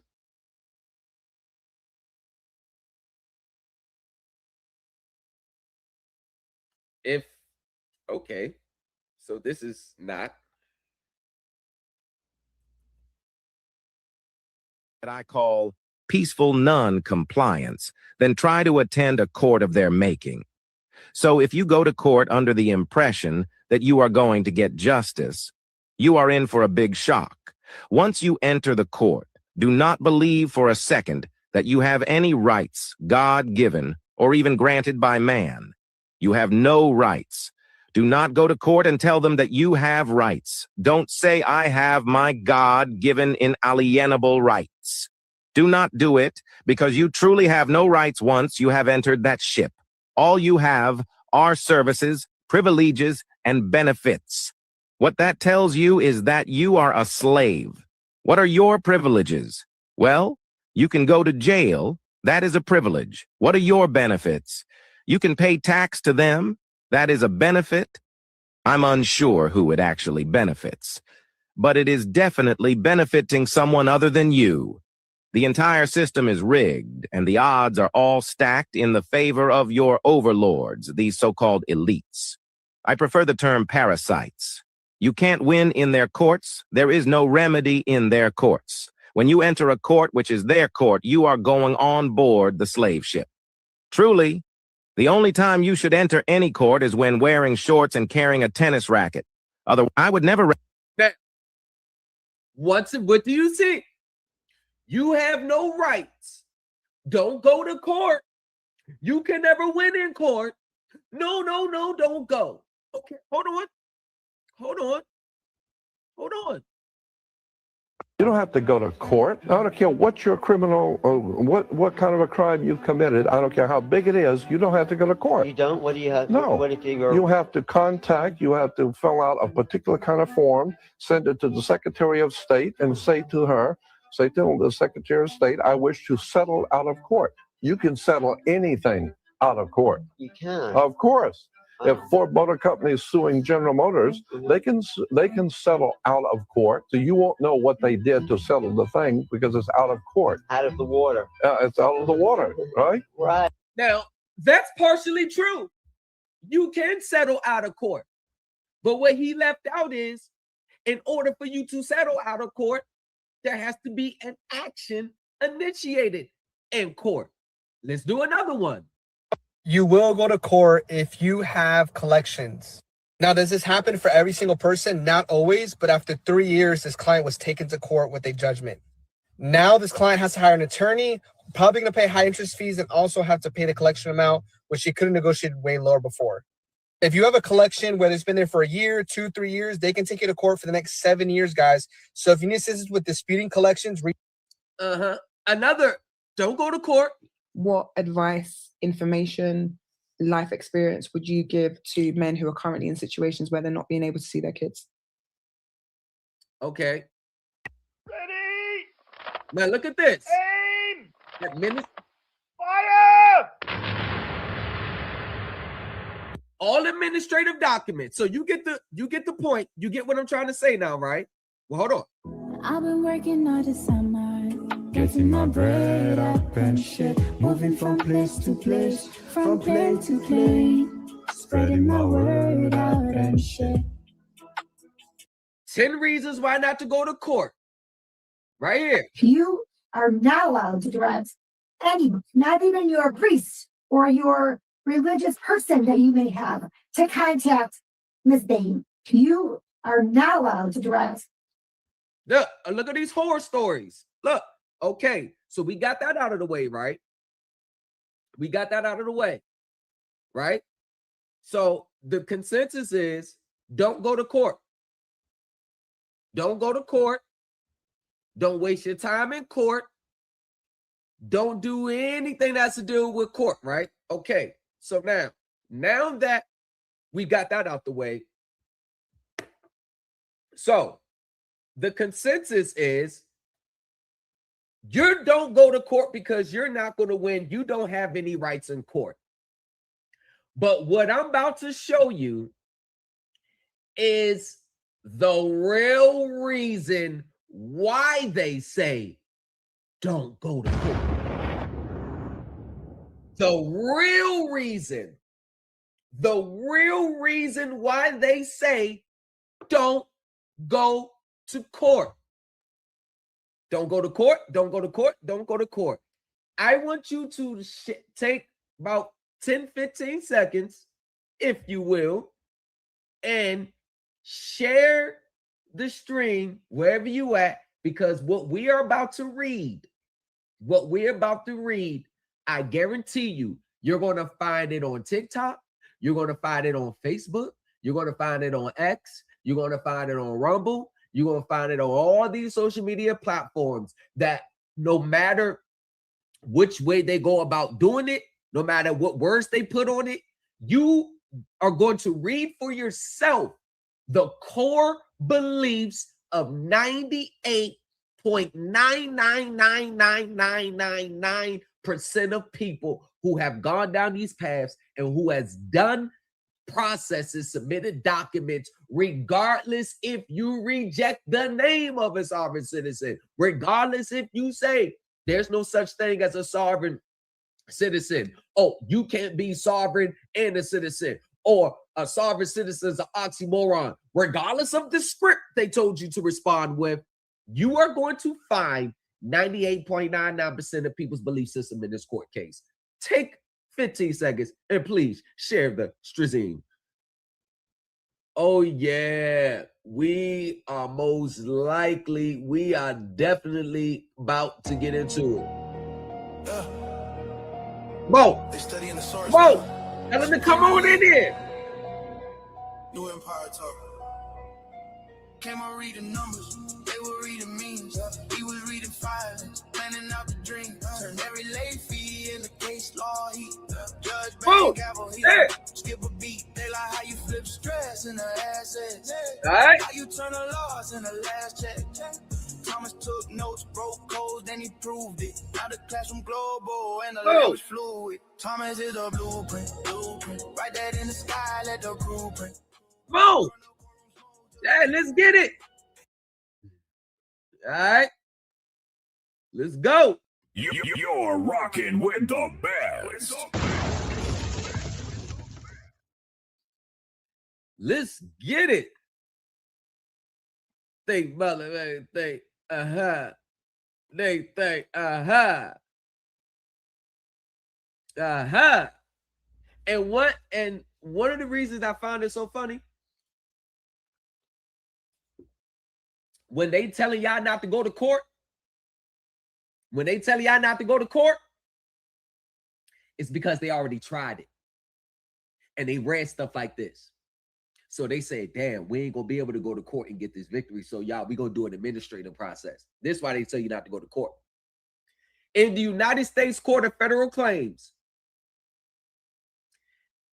December 4, 2017, some of y'all wasn't even on this path. Some of y'all just came to this path a year or two ago. A Rule 12B1 motion to dismiss. Now, what I don't want you to do is get caught up on the name sovereign citizen. Don't take the name out of it. This is not about labeling anyone a sovereign citizen. This is not about the name sovereign citizen. This is all about the inner beliefs. The inner beliefs from people who actually stood on the name sovereign citizen, and the actions and the documents and the ideologies, and the people who reject the name of the term sovereign citizen, but the actions, documents, and the ideologies are the same. So once again, you have a group of people who are standing on the name and doing the documents that are indicative of people who think like that. But then you have today, you got people who reject the name, but are still doing the same documents and processes that are indicative of the people who accept the name. So, Rule 12b1 motion to dismiss. Rejection of sovereign citizen theory. Constitutional claims not money mandating. Gregory Allen Davenport. This is Nichols, Georgia. Pro se plaintiff. Wheeler, Judge Wheeler.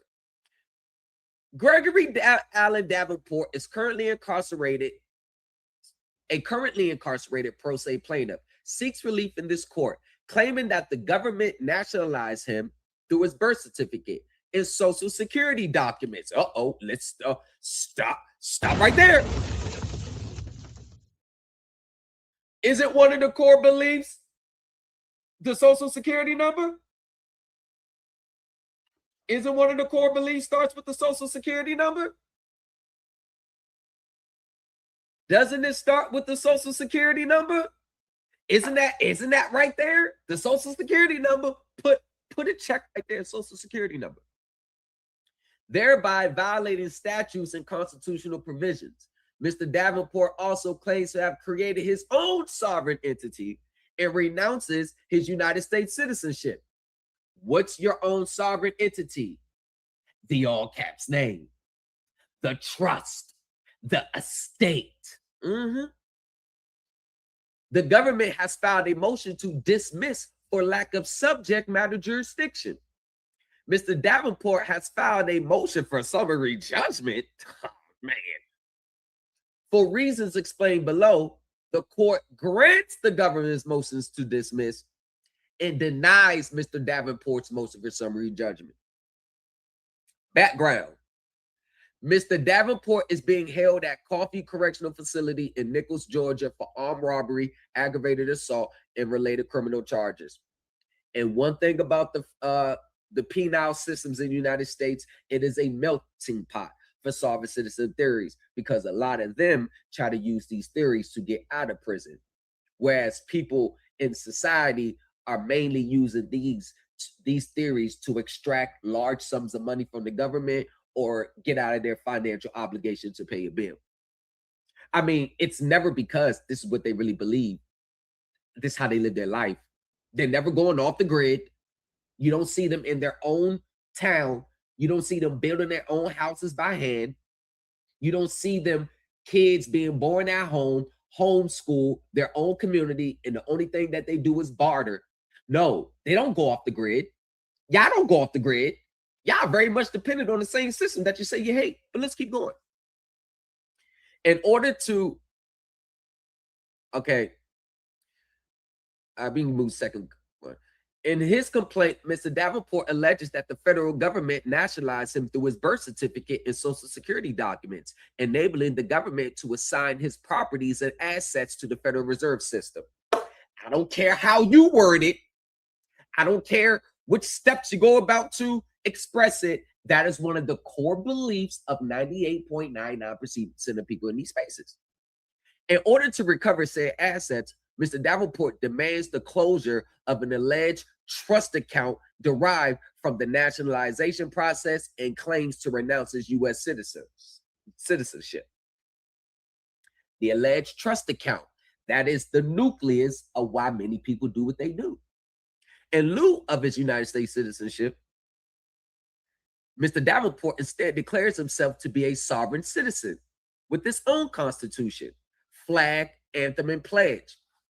Just because you don't like the name sovereign citizen, what do you see this with the Moors? We got a Moors flag. We got our own temple. We got our own everything. Mr. Davenport claims that the government has violated the following statutes, provisions, and amendments of the United States Constitution. The 11th Amendment in its exercise of judicial powers, the 4th, 5th due process clause, 8th, and 13th Amendments for the claim nationalization. Regardless if he's using nationalization or many people using other things, those are the main amendments that you see them do. You see these amendments. The Foreign Sovereign Immunities Act, 28 U.S.C. 1604. Criminal statutes within Title 18 of the United States Code. Remember how the same people, they always cite 1218 U.S.C. in their documents, like the government and courts haven't already said that Title 18 USC is for federal prosecutors and private individuals have no cause of action by citing Title 18. Just like you try to cite Title 12 as part of your authority, and they only are related to the banks and the Office of the Comptroller of the Currency and the other regulatory agencies that governs them. You can't use Title 12 as any part of what you're trying to do, but that doesn't matter. We're going to keep going. The Sherman Act, 15 USC 1 and 2, and the Social Security Act, Title 42 USC 408. How many times have you seen people talk about Social Security Act on here? And there we go. Mr. Davenport seeks immediate release from Coffee Correctional Facility, and look at the amount. Typical sovereign citizen, regardless if you go by the name or not, look at the amounts that y'all be doing stuff for. Look at the outrageous amounts y'all be doing stuff for. $300,000 withholdings, $250 million bond you send to the Treasury. Remember I told you? People with remember, it's a bottomless pit. All you had to do is say, hey, I got an unlimited amount in credit. And you can tell the type of people and their level of greed and desperation just by the monetary amounts that they put on their frivolous documents. $202,500,000 in damages and closure of any accounts derived from its purported nationalization. The government filed a Rule 12b-1 motion to dismiss on September 27, 2017. This is almost 10 years ago. And this is one of the reasons why many people today don't even attempt to try to step to the government with this crap. This is why they do administrative. They're not going to go into court with this stuff today. And this is the reason why. Newsflash. If you can't prove that you can win in court on your claims, or the likelihood of you succeeding in court on your claims, then just because you are taking the non-court way, going administrative, it doesn't make your chances of succeed any higher. Mr. Davenport, okay, the government filed a Rule 12b-1 motion to dismiss on September 27, 2017. The government presents two grounds for dismissal for lack of subject matter jurisdiction. First, it argues that the court should reject Mr. Davenport's sovereign citizen claims and demand for payment based on this theory. Second, argues that the court lacks jurisdictions to entertain Mr. Davenport's constitutional and statutory claims. Mr. Davenport filed a response on October 10, 2017, defending his complaint and asserting a Fifth Amendment takings violations for the processing of information such as DNA fingerprints without compensation. What do you see today when people talk about that? You see the fee schedule. This is the fee schedule. Has anyone ever got their fee schedule honored, recognized in cash by any agency?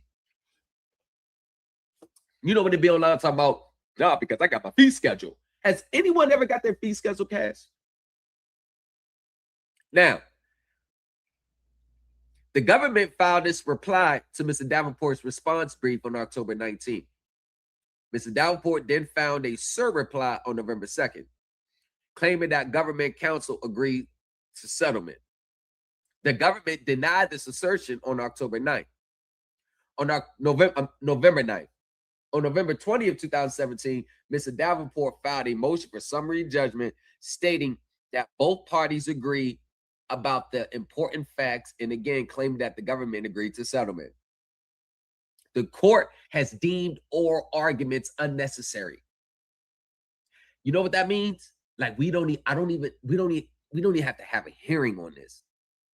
The Tucker Act ordinarily is the focus of subject matter jurisdiction of this court. So that's more than likely when you bring a court of federal claims action against the government based on your secret account in your estate, you're basically bringing a claim under the Tucker Act.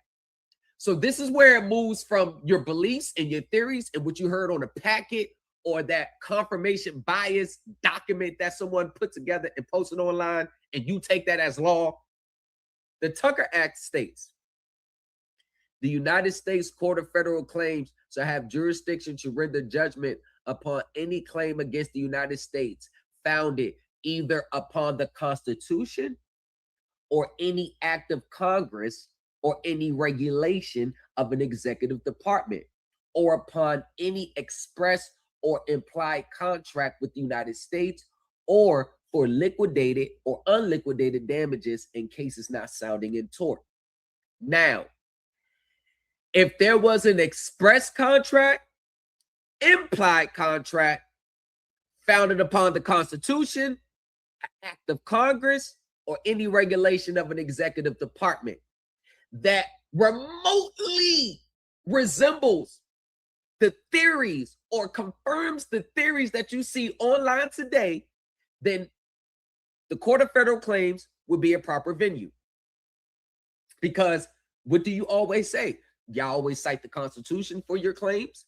Y'all cite acts of Congress. What do y'all cite? HJR 192. That's an act of Congress. Y'all cite your regulations. So let's just, why not? Why not bring your claims here? 28 USC 1491 subsection A1. The Tucker Act does not create a cause of action. It's one of the biggest misconceptions right there. Case law, RHI Holdings, Inc. versus United States. Thus, a plaintiff must identify a separate source of substantive law that creates the right to money damages in order to invoke the court's jurisdiction over a claim. So, where is the substantive law that you can cite that entitles you to any money from the Treasury based on your birth certificate, social security number? Where's the substantive law at? And this is the part where what you read online runs smack into the legal reality. Now, let's proceed. Failure to establish jurisdiction under the term. Come on, y'all. Tap the screen. Hit the like. Hit the share. These ain't my opinions. This is straight from the court. This is almost 10 years ago. If you're going to be upset or whatever, at least you can't be upset at me. You're going to have to be upset with the court. Not me. I'm not doing anything wrong here. I'm reading and comprehending. Y'all can follow. Y'all know that shit ain't work. You know you ain't seen a dime out that secret trust in your whole lives. Come on now. Come on, y'all. Let's not do that. Failure to establish jurisdiction under the Tucker Act requires the court to dismiss under Rule 12b-1. Outlaw versus United States. When deciding a Rule 12b-1 motion to dismiss, a court must assume all the undisputed facts in the complaint are true and draw reasonable inferences in the non-movement's favor. Courts hold pleadings made by pro se plaintiffs to a less stringent standard and liberally construe language in the plaintiff's favor. However, none of Mr. Davenport's claims survives a Rule 12b motion to dismiss. But before we go, the problem with that is, if all his assertions about the account, the estate, being sovereign, if none of that survives, and I'm talking about not the name, I'm talking about the actions, the beliefs. If his belief systems don't survive in court, then your belief systems are not going to survive in court. And this is why they tell you to stay out of court.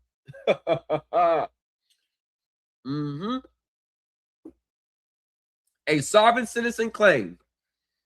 Now I need everybody to brace yourselves. This is not me. This is the judge. The sovereign citizen movement is one in which members seek to recover money from the United States. Now, take away the name sovereign citizen and focus on the processes that you're doing. Tell me you're not doing a process that is not some shape, form, or fashion surrounded around money. Whether it's not have to pay a bill anymore, or to get free money via a tax return, or from an estate, or through your worthless bonds that you send to the Treasury. Tell me one of the underlying reasons why you do what you do is for money. Just tell me it's not. At times claiming that the government tricked or coerced them by using identifying information, e.g. birth certificates and social security documents as security for the national debt. That has been the theory, but that's been floating around these spaces for well over 40 years. That's the nuke. That's how it all starts. You were tricked. A separate entity was created through the birth certificate and the social security number. And they tricked you into being surety for that. You see? So your original belief is, I'm a victim of something. I'm a victim of them tricking me. See, grab it versus United States. You got another case. Proponents of the sovereign citizen theory allege that this security interest results in the creation of an individual trust account containing that individual's profits. That is the number one reason why people even embark on these paths. Right there. Davenport claims to be a sovereign citizen and seeks closure of his trust account. What's the difference between Davenport and 98.99% of people you see online today? What's the difference?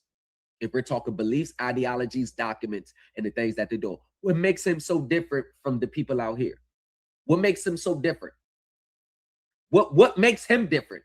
See, we're going to move past the name because people like to try to deflect. Oh, I'm not sorry. No, we're not talking about the name. We're talking about the underlying beliefs and ideologies that you possess.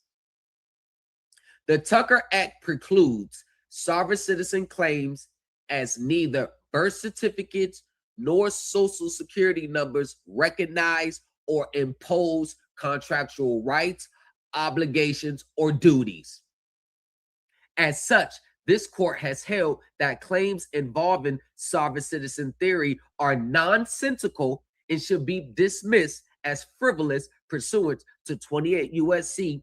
1915a, which requiring the court to dismiss claims which are frivolous, malicious, or fail to state a claim upon which relief may be granted. And this is why they tell you don't go into court. That's your right, meaning these theories won't be recognized. This is why they tell you don't go into court. As the Tucker Act precludes, the sovereign citizen theory in this court does not recognize the theory as a cognizable claim. The court dismisses Mr. Davenport's sovereign citizen claim for lack of subject matter jurisdiction. Now, lack of subject matter jurisdiction, it doesn't mean, well, he went to the wrong venue. He should have went here. No, what it means is the claims are so frivolous and nonsensical that we can't even entertain them in any court situated in the United States of America or in Canada or in the UK somewhere. Statutory claims. Mr. Davenport contends that the government has violated the International Claims Settlement Act for the alleged taking of property. Criminal statutes within Title 18 of the United States Code for the supposed use of false documents. Deprivation of color of law. Isn't that a term that you see online all here? Huh? Don't they say that? Deprivation of color of law. Don't they say that on here? Conspiracy. That's a big word that they like to use. Treason and other acts. And the Social Security Act, Title 42 U.S.C. Section 408 for using this Social Security number. Can I ask yourself? Can we do a little experiment right quick? What does the back of a Social Security card say?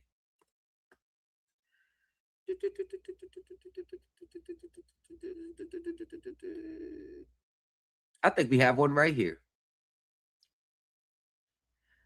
It says here, this card belongs to the Social Security Administration, and you must return it if we ask for it. I thought you were putting your Social Security number into a trust as your property. Well, it doesn't look like you actually even own that. But come on, let's keep going. Mr. Davenport also alleged government violations under 28 U.S.C. 1604 for purportedly subjecting him to its jurisdiction in the Sherman Act for limiting his options for legal representation and trading on a fund using his birth certificate. Remember, what's the difference? He says trading on a fund using his birth certificates. They say online that your birth certificate was traded on the stock market. And now you got to grab your CUSIP. Remember when you could pay $200 to get your CUSIP numbers, in which they go find random CUSIPs, put that on a piece of paper, find funds, change the names around, and then they type in those monetary amounts for you. And then you go put that on your tax return on numbers that were made up in someone's head that you paid $200, because the inner reason why you did it, because you thought it was a good deal to get $200 to get $100 million back. But did you ever stop and ask that person you paid the $200 to, well, have you gotten yours? If the answer is yes, the next question is, well, why do I even know you exist? You have $100 million. Why are you messing around with services for $200? You have $100 million. You got a refund check for $100 million. Why do you need my $200? See, these are the little things that people refuse to questions that they don't want to ask, because deep down inside they know the truth. And the reason that deep down inside that they know the truth, then the truth means what I want to happen is not going to happen. And I need what I want to happen based on my circumstances. That's all it is. The court lacks jurisdiction to review claims pursuant to the International Claims Settlement Act, which allows United States citizens to assert claims against foreign nations arising from nationalization or the taking of other property. If that ain't a misinterpretation of the statute on this end, because it really, I mean, what foreign nation is he talking about? Oh, let me guess. The United States is foreign now. Okay. Similarly, the court does not exercise jurisdiction over criminal claims, deeming allegations of criminal acts under Title 18 of the United States Code improper in this court. You see how they slap in Title 8? This is a court of federal claims, but this is what they all do. They take everything that doesn't belong inside the venue and they stick it on a document. They'll have 5,000 different claims, which 4,999 don't even belong in a courtroom, which they bring in the claim in, and they'll throw things at the wall and hope it sticks. This is the reason why many people will not get any type of real results, because the little basics that you have to do, the basics of following the rules, has totally left this space. Following the simple rules is like giving a 4-year-old a root canal. You don't even want to follow the rules. Further, this court held that sovereign immunity claims based on the FSAI are not money mandating. The Sherman Act, an antitrust statute, is not money mandating. So you're misciting statutes. In addition to this limitation, the United States federal district courts have exclusive jurisdiction over the Sherman Act allegations, so this court may not entertain such a claim. Each of Mr. Davenport's statutory arguments is either outside of this court's purview or is not money mandating, as required by the Tucker Act. You know what this is? This is court rules of procedure. I told you, many people, the mere fact that they even filed their complaint, they've already lost their case, because they never followed the court rules. They never have the venue down proper. They never have the claims that the court can entertain. But whatever. Constitutional claims. Mr. Davenport also asserts violations of his constitutional rights. In his complaint, he alleged that the nationalization process infringes upon his 4th, 5th, and 8th Amendments. However, this court does not have jurisdiction over violations of these amendments, because these provisions do not invoke monetary damages. Remember, he's here to get money from the government. Mr. Davenport also mentions violations of the 11th and 13th Amendments. The court does not have jurisdiction over these either. Y'all, if you're not going to tap the screen because of what I'm reading, at least tap the screen because I'm not lying to you. Because I'm not changing the words. I'm not manipulating the words. I would rather you get smacked in the face with reality and stop in your tracks and about face and abort mission rather than you purposely disregard anything that doesn't comport with what you believe or what you want to happen so you can continue in your own dream chasing something that's never going to turn into reality. I'm going to say this again. You will never access that secret trust because it doesn't exist. Okay. Mr. Davenport also mentions violations of the 11th and 13th Amendments. The court does not have jurisdiction over these amendments either. As a result, Mr. Davenport's constitutional claims cannot succeed. The Fifth Amendment is unique in that while its due process clause is not money mandating, a Fifth Amendment's taking clause may result in monetary damages. So when I told people 2 years ago, if you're going to cite the Fifth Amendment, you're going to have to cite the Fifth Amendment under the takings clause. And you're going to have to prove how your private property was taken and you was not justly compensated for it. Well, the claims and theories in these spaces is that our private property was taken for public use, for benefit of the government, for the Federal Reserve, and we wasn't compensated for it. So why aren't people winning in court on that theory right there under the Fifth Amendment? Huh? Ask yourself that. Therefore, this court processes jurisdiction over takings claims. Mr. Davenport explicitly asserts a Fifth Amendment due process violation in his complaint, claiming that the government unlawfully claims admiralty jurisdiction without a valid contract. Hold on. Hold on. Give me 1 second. Oh, give me 1 second. Hold on. Are we talking about this? Hold on. Hold on 1 second. I got a flashback. Are we talking about this admiralty? The biggest hurdles that all of you jurisdiction people going to get over, can't get around, is that the courts have jurisdiction. Number one, based on the 10th Amendment. So all this common law court or admiralty courts. Admiralty courts are for crimes committed at the seas, the naval, the ocean. Now, for everybody that came on my on my stream, over 116 comments. Do you know that when I was talking in this post, do you realize that law of admiralty, I had the statute posted? So they didn't want to read the statute, refused to read the statute, and kept saying incorrect. Look at Big God or what? Incorrect. I told you, it's always these avatar, these ancient Egyptian, half human, half animal with the crown and the Egyptian stars and all this esoteric people avatar that are the most far gone down the sovereign citizen lane. The law of admiralty law or maritime law refers to a body of law relating to the seas and navigable bodies of water.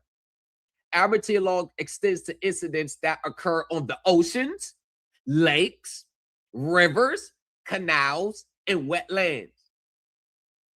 However, admiralty law does not extend to bodies of water that are not navigable and not used in interstate commerce, such as a creek, pond, or a stream.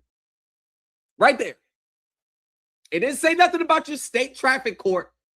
It didn't say nothing about you getting pulled over for not having a driver's license. It didn't say that. So the mere fact that I actually had the statute there and wasn't talking out the side of my neck And people's like, no, that's wrong because the courts have zoning codes and the naval and the zones of the Navy and then the Navy zones. And they every now and then they take up the pavement and they put water down so the Navy can come through and do the inspection of it. Shut the hell up. And this is why people won't win. They can never admit that, you know what, I may have misinterpreted this wrong. What's wrong with being human? Some people get things wrong. Judges get things wrong. Lawyers get things wrong. I've gotten things wrong in life. Why do y'all come to these spaces acting like everything you say is 1,000% correct?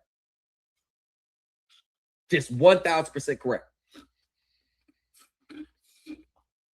And when you're challenged from a legal standpoint, now anyone who challenged you from a legal standpoint, now they're wrong. Do you think people with that mindset are ever going to sustain long-lasting success? But come on. He did not, however, allege a Fifth Amendment takings claims until he filed his response, stating that the government did take private property, DNA, cDNA, fingerprints, footprints, retina scans, energy, etc., without providing just compensation. In its reply, the government rightfully notes that a party may not present new legal theories in response to a motion to dismiss. You know what that is? That's called the court rules and procedure. As I always coin it, it's the nuances of court. What did I say? They're going to nitpick the hell out you in the rules of procedure. 98% of the people that go to court don't understand the rules of procedure of court. That is a procedural violation. The court agrees and therefore may not rule on Mr. Davenport's Fifth Amendment takings claim.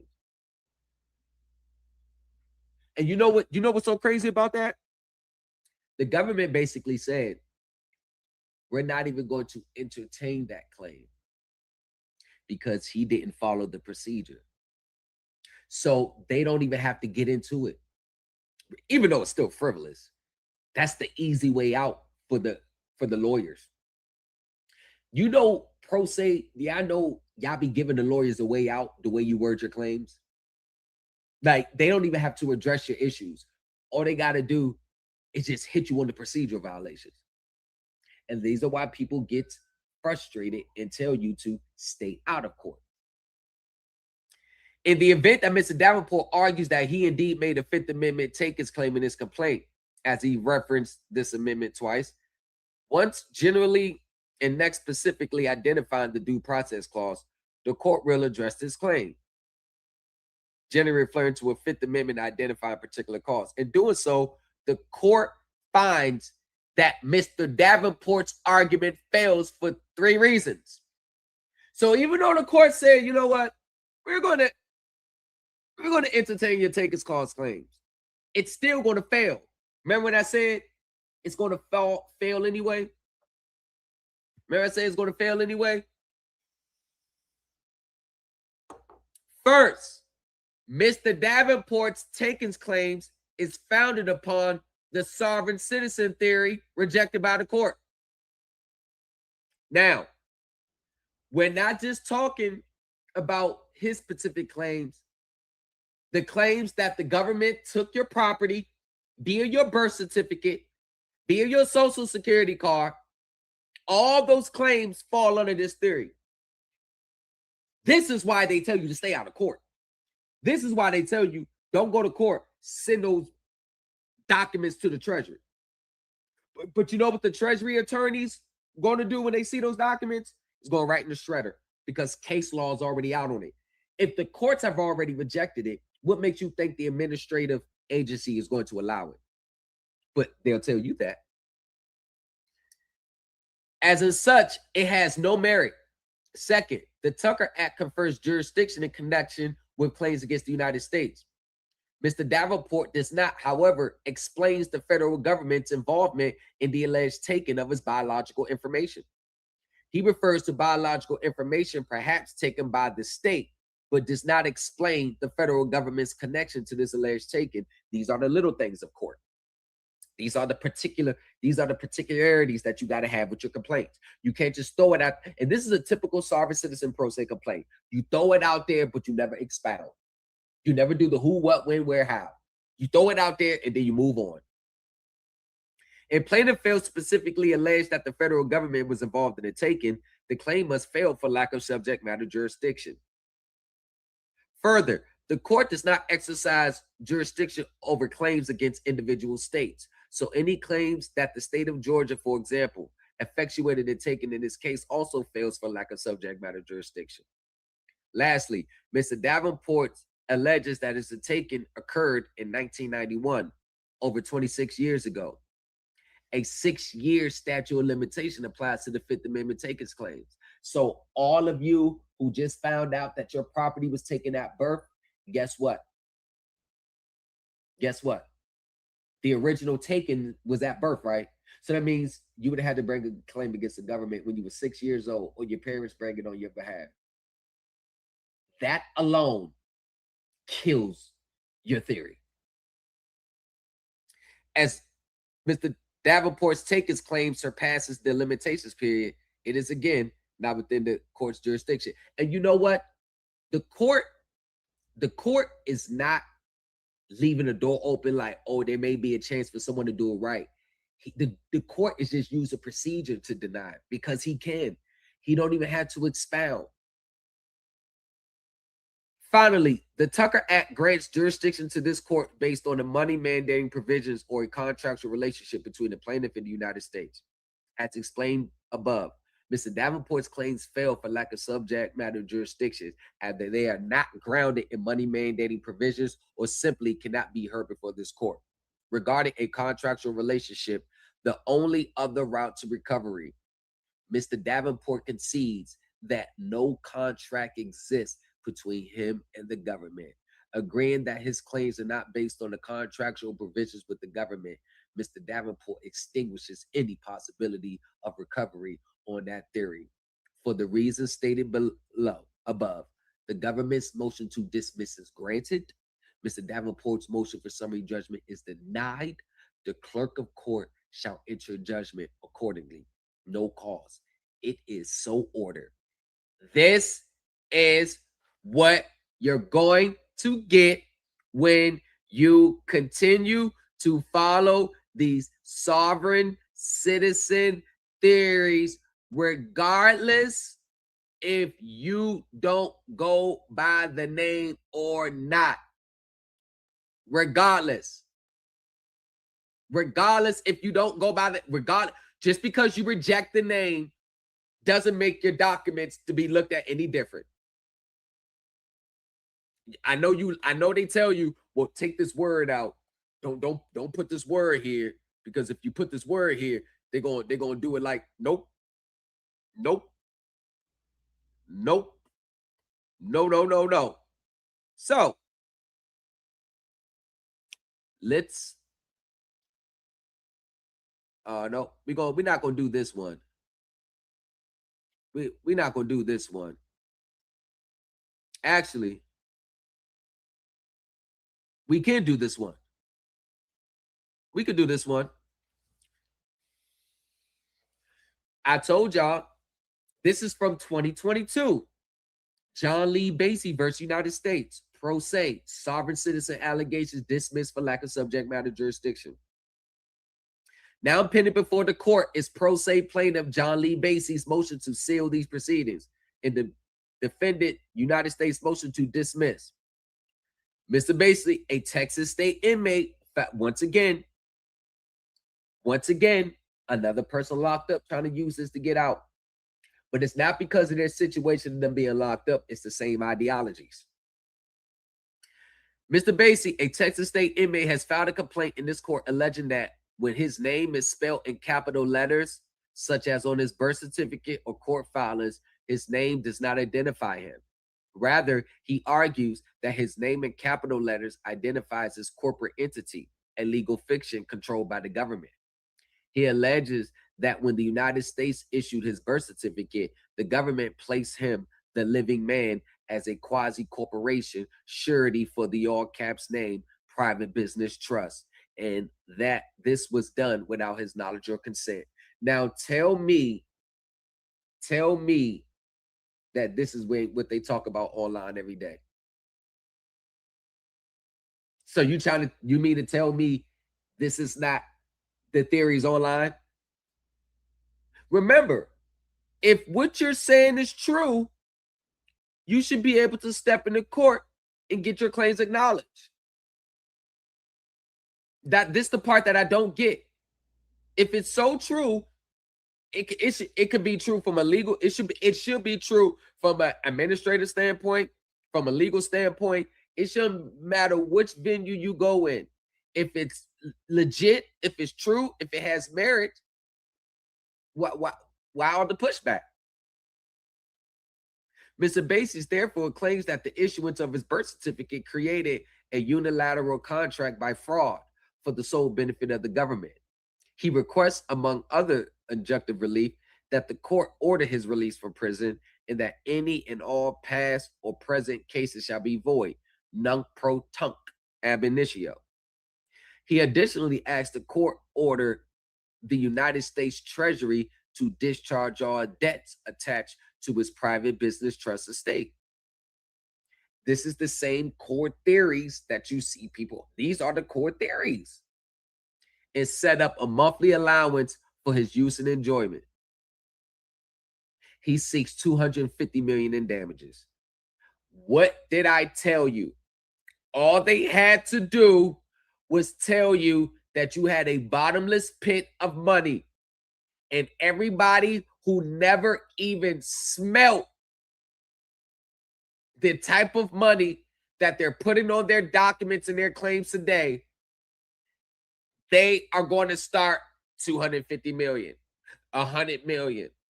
Let me buy this house for 1.7 million. You get what I'm saying? They are putting these outrageous numbers on these documents because they believe there's some trust that's going to eventually pay it for them. Going to pay it for them. This is why they're doing what they're doing. This is why you go type up that negotiable instrument and send it into your auto company to pay your car note or to pay off the balance. And I guarantee you, when you write it up, you're not writing it on the account that you have direct access to right now. You're not writing it on your checking account, your savings account, or taking out your MMA account or your investment account. Hell, you're not even taking out your 401k.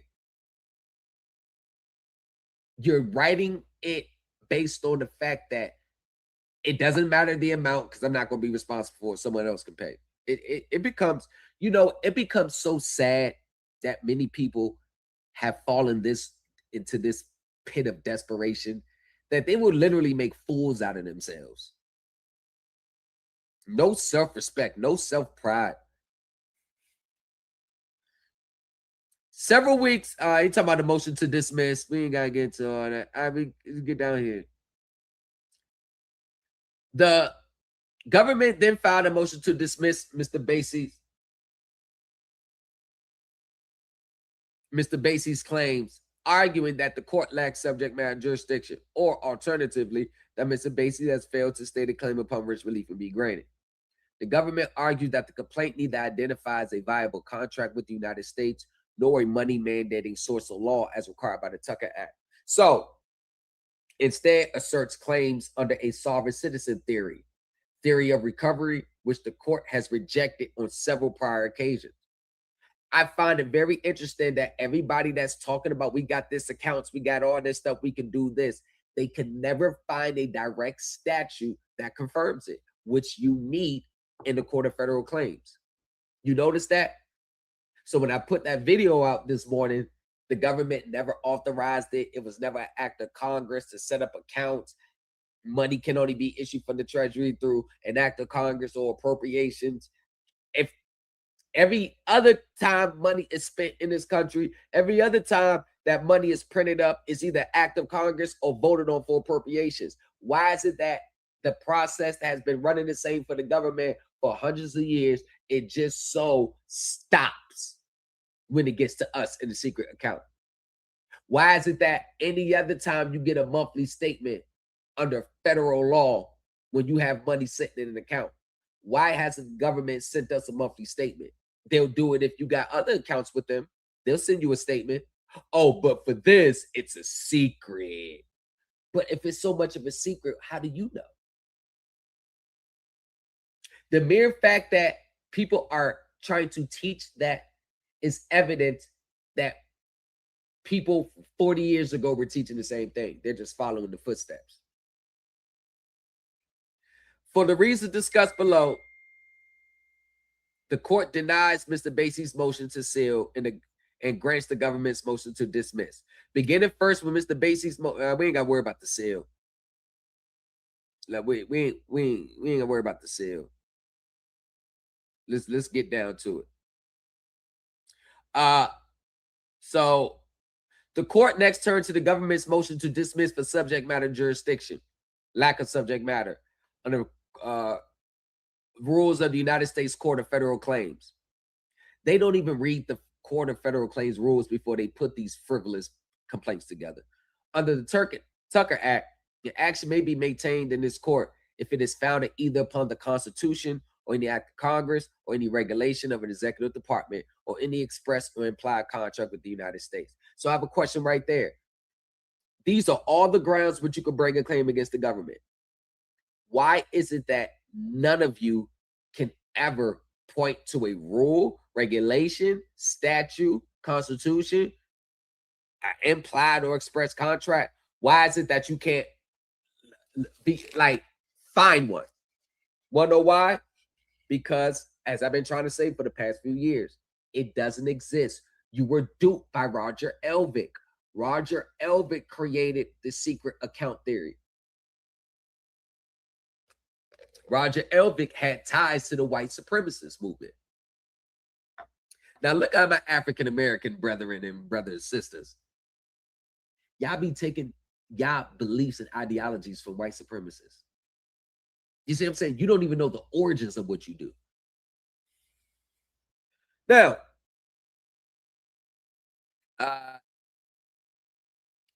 while somewhat difficult to follow, Mr. Basie's complaint is based on an alleged contract with the government, with the United States, that was purportedly created by his birth certificate. What do I tell you? They're always going to throw the birth certificate in there. That is the core belief. This is why people go get their birth certificates authenticated. These are the core beliefs. Why am I talking about this? Because these are the core inner beliefs that drives everything that you do in these spaces. When you remove these core beliefs, that means what the ways that you're going about trying to get what you're trying to get, you're not going to do it anymore because it's not lining up anymore. If you knew that every time you will make a claim like this, it would be rejected. If you knew that from the beginning, would you ever make these claims? Mr. Basie is proceeding under the discredited sovereign citizen theory. Gravity versus United States, Potter versus United States, Davenport. Proponents of this theory believe that prior to the passage of the 14th Amendment, people were citizens only of their original states. Gravity. Following the passage of the 14th Amendment, sovereign citizen plaintiffs believe that the government uses birth certificates and social security documents as contracts to trick individuals into becoming United States citizens. You see, that is what was in every redemption manual, every Sovereign Solutions websites. That is the core belief of every redemption movement, patriot movement, Moore movement, or get your rights movement, or the Tatanka, the trust people, the Indians. Now we Indians now all of a sudden. Trust Indian Tatankas. It's the core beliefs. It's the core beliefs. The government then uses these birth certificates and social security documents as security for the national debt. And this security interest creates individual trust fund accounts that contains each person's lifetime profits. Sovereign citizen plaintiffs often make a distinction between their names written in all capital letters and the same names written, just the initial letters capitalized, arguing that when they use the proper capitalization of their names, they could then redeem the funds held by the United States. But once again, what's the difference between the people who think like this and rejects the name sovereign citizen than the people who think like this and accepts the name and asserts the name, I'm a sovereign citizen?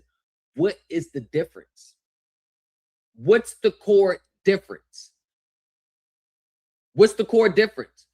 If you're being honest with yourself and you're being honest with me, there is no core difference. Sovereign citizen okay, we did that. Sovereign citizen plaintiffs also believe that they're not subject to government authority and attempt to, among other things, avoid paying taxes, extinguish debts, and derail criminal proceedings and civil proceedings at that. What is that? Once again, what's the difference between the ones who say I'm a sovereign citizen and the ones who not? They both think the same. This court has previously dismissed for lack of jurisdiction complaints invoking this theory. And you know what they're going to say? Yeah, that's what they're going to say. Why would they want to tell you it's true? That's what they're going to say. See, you're tricked. They want you to believe that. Okay, let's say I give you that. So you're not gonna be able to go to any court with this because they're gonna reject it. The IRS has already put out publishings citing that the courts have already rejected this. You can't go to your bank with this, they're gonna reject it. You can't attempt to pay your mortgage doing this, they're gonna reject it. You can't attempt to pay your auto off with this belief system, they're gonna reject it. Who's going to accept it? Now, I think that's a good question. Who is going to accept these arguments then? If you go anywhere in any three branches of government, they're going to reject it. Who's going to accept it? The only ones who are going to accept it are the people who think like you. Nobody in the real world is going to accept this. Only the people who think like you. Likewise, here the court lacks jurisdiction over Basie's sovereign citizen claims. Mr. Basie's complaint contains commonly used sovereign citizen language. For example, Mr. Basie argues that the government created a unilateral contract by fraud when it issued his birth certificate. He contends that the 14th Amendment was instrumental in shifting citizenship of each American from being primarily a state citizen to being a private corporation of the government. I mean, what is so different from what he's saying than what you see online every day? And this ain't about this person in the court case. This is about what many people teach, advocate, and the driving force for them doing what they do. He claims that his name in all capital letters refers to a separate legal entity. He also seeks the return of any and all accounts held by the government as part of his private business trust estate. We don't have to go far. We ain't gotta go far. Look. Just look. For everybody that's trying to monetize their birth certificate bond, first you're going to need your CUSIP number. So let's look at the CUSIP number and find out how much the bond is worth. What is that birth certificate bond? What is he doing? Going on the ancient old fidelity crap. What year is this? What do you know? 2023. They talk about, it looks like Fidelity has found out people are aware of their birth certificates are worth money and blocking. Your birth certificates there's not even, they don't understand how securities work. In order for security to have value, it has to be backed by a financial asset that is producing cash flow. Prime example, I have this. I issued the Supreme Elite Team trust note. I established a trust. These are the trust notes. I established the trust. The trust is place contracts. I place 250 contracts with all these agreements where people are going to pay me anywhere from $1,000 to $10,000 a month. See, this is the underlining contract that backs the trust note. When they make their payments to me, I then take that money minus my cut, because I jack the interest rate up so I can take a little off the top and put that there and do what I do so I can make money too. But the rest of the principal and interest is going to pay the trust note holders. There is nothing that is liquid about a birth certificate. Look. First, you're going to need to go to fidelity.com and sign in. Once you get there, you're going to hit like the little 3 bars up there on the side. After you hit that, you're going to go to news and research. After entering that news and research tab, you're going to hit birth certificate number right there. That might bring you to a page that looks like this. Enter it again inside of there. Okay, so there it goes. That's the stock symbol right there. That is the birth certificate number that I used. I blocked it out, so... The funds that are matching, no, they're not matching it like that. The numbers there, they got fund numbers. They're in sequential order. Some numbers in it may just match that fund number. But this has nothing to do with your, I told you they misinterpreted. So if I say 48932, if there's a fund number that has those numbers in it, then it's going, the system thinks that, oh, you must be talking about this fund number. There's nothing here that is legit. Nothing. I'm not just putting information out like that. And that's the same name into the fund finder. As you can see, I'm using the same stock symbol, and that's the same name and stuff. MRX, which you cross the first round. MRX. I guarantee you, if you look at the products, it has nothing to, I'm telling you. And let me just say that's what she's doing is true. Let's just, for the sake of argument, somebody already invested in that fund. Somebody is being paid. It don't work. So this is what y'all wanted to do. Y'all want to find out where your bond is at and then go capture the bond. Then go capture the bond. You don't even realize that the people who are entitled to payment are the registered beneficiaries. They're already recorded. So if you're not registered, you're not even going to get a payment anyway. And this is why they know this is true, so they run the tax route with it.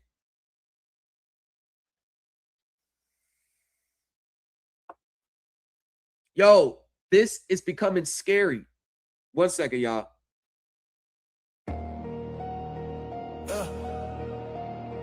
They studying the source now. Supreme Elite. New Empire Talk. Came on reading numbers. They were reading memes. He was reading filings. Planning out the dream. Turn every late fee in the case law heat. Judge bang gavel. He don't skip a beat. They like how you flip stress in the assets. How you turn a loss in the last check. Thomas took notes, broke codes, then he proved it. Now the classroom global and the language fluid. Thomas is the blueprint. Write that in the sky, let the crew print. From the courtroom smoke to the new man. He designed the way we move our 2 cents. Thomas is the blueprint. Supreme Elite team, that's the school stamp. From the first late bill to the full count. New culture empire, watch the flag plan. Supreme Elite Team University. Turn the credit star into currency. They be trying to get over it. That was on there. Same information. Let's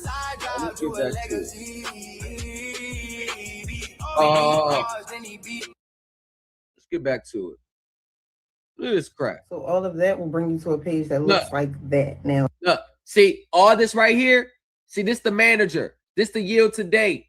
This is how much people are, the ones who are going to invest in it. This is what they're getting. I guarantee you, look, call call these people the fund managers. I guarantee you, they'll be like, what the hell are you talking about? The QSIP number is for the securities that they issuing, not from your birth certificate. Your birth certificate. Look, she is scamming live, bro. That shit's a scam. Look. What's up, guys? This is, I guess, part 2 of does the birth certificate actually have value? Look, now all this right here, this has nothing to do with a government site saying it. This is one of those propaganda, one of those confirmation bias sites. These are one of those confirmation bias sites that's telling what you want to hear. Yes.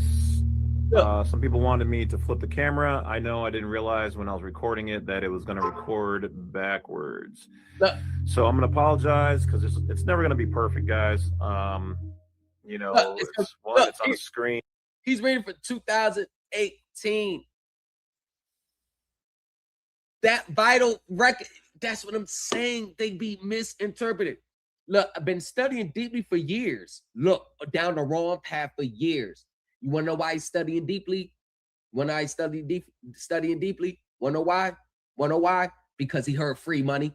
And soon as people hear free money, hey, let me go to rabbit hole. Let me go to, let me go. What I got to do next? All right, authenticate your birth certificate. There you got, you want to learn the approximately 250. All right, here. That ain't work. What'd you do now? Oh, no, you ain't get the embossing. Oh, that's another, I give you 500. All right, I didn't get this money. What's next? Went there, took it to they rejected. Nah. You missed the bond paper. Give me $100. I'm gonna send you the special bond paper. Oh, okay. Hey, nothing still happened. No. See, we gotta dye the bond paper. It's a special dye that you gotta put on the bond paper. How much is the bond? Oh, that's only $175. It's a special dye because when they touch it, like it got to process through the scanner in the system in a special way, the secret way. Okay, here's $175. All right, good. Nothing happened. No, because you were supposed to put it on a tax form. You never said. I did. I said, remember, once you get all that stuff, you might have to come back to me for the taxes. You don't remember? I sent you the text. I didn't get no text. Oh, damn. Look, I've been dealing with so many people. Hold on, let me go ahead and type it up right quick and then making sure like I didn't send it. I'm just going to leave it in the box, but I'm not going to send it. Hold on. See, it's right here. Oh, see, look. It never sent. I forgot to send it. Oh, well, how much is for the tax? $600. I'll do the tax for you. All right. Boom. Get it? Bam. IRS response. Courts have considered claims like yours to be frivolous and may be subject to penalties. Hey, this is what they sent. Hey, hold on. Let me call you right back. All right. He don't call back. He called back because now he like, damn. Now the reality start to sit in. Damn, I done gave you like $23,000. Your call has been recorded to it. Voicemail.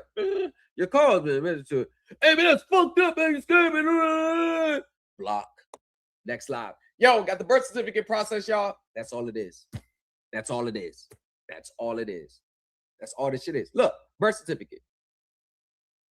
I created. I'm the government, and I created the document, and it has the same name as you. So would you agree that this document represents you? Please sign it. There you go. There you go. Look, authenticate your birth certificate. I told you you were worth millions of dollars and you didn't even know it? And what if I could prove it to you? And that you have a trust fund, and you're all trust fund babies. I told you. That's how to get everybody in. That's how to get everybody. That's how you start. What if you know? Well, how do you know that you got all this money in the trust? You know, look at this right here.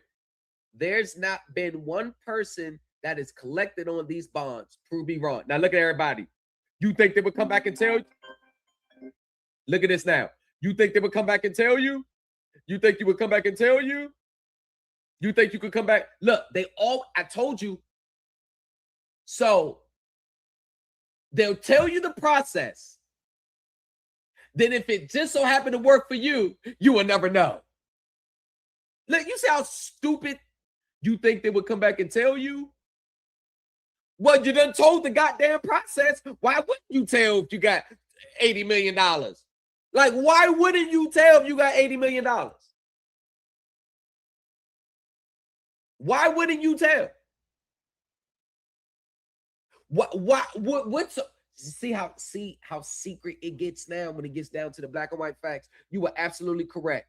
Authenticating the birth certificate does absolutely nothing, but it's a piece of misinformation in this community that is used continuously. I've met so many people on path with this information that have done the authentication and nothing has changed in their life whatsoever. Nobody can offer any legal reference either on why it is done. They just do it because some internet guru told them to do it. That is amazing. You're rocking with the best. Shout out to her. You're rocking with the best. That is one of the first coherent statements I ever You're rocking with the best.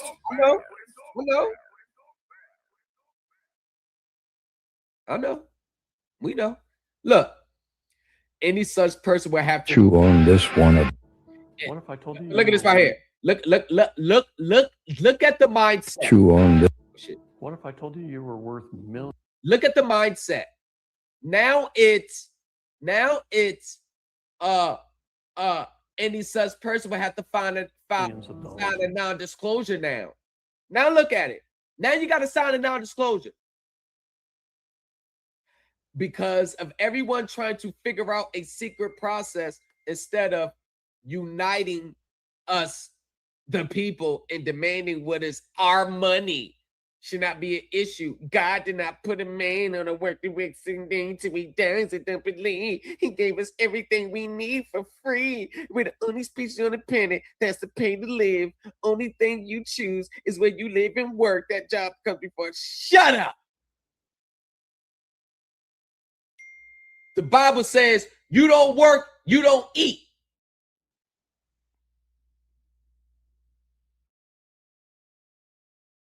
After we finish the paperwork, how long till we get our hundreds of millions of dollars? I told you that is the only reason why people are even doing this stuff.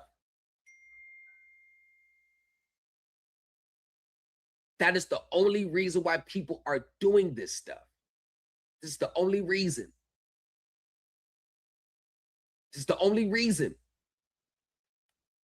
Yeah, we can't win individually. They will pluck you out. It's the whole country. They wanted him dead for what he knew. Rest in peace, David. You can't collect it physically, but you can connect the bridge and pay off bills, cars, homes, etc.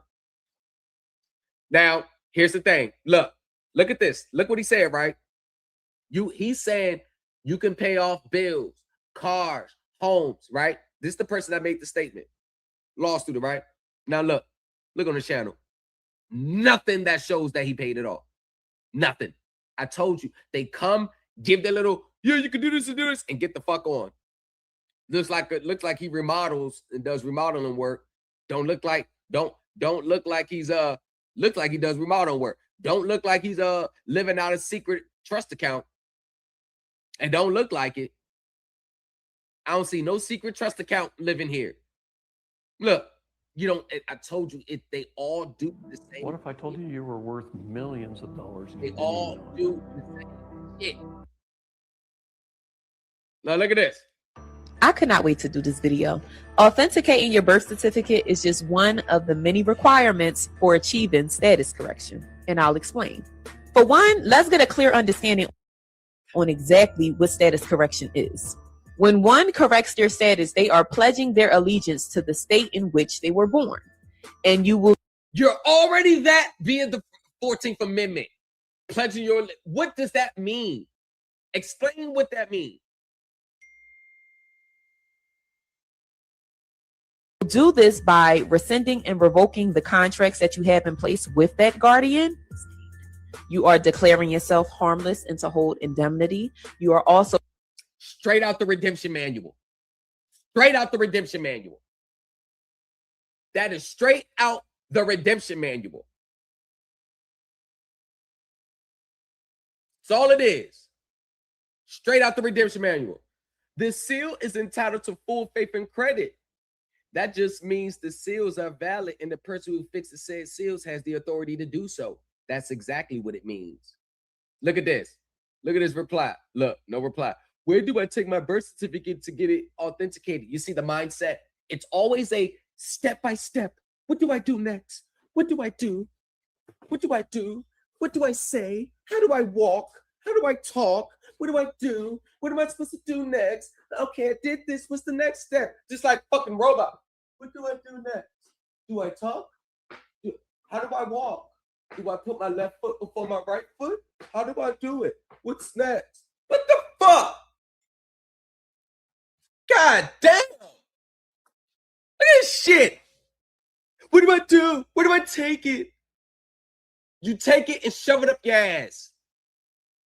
How do you find your estate with that birth certificate? What if you were born abroad? Look, no response. How much does it cost? Part 2, can you make a folder, please? Department of State takes 5 weeks by mail. That's the longest process. I'd like to know, how do I go about authenticating my birth certificate?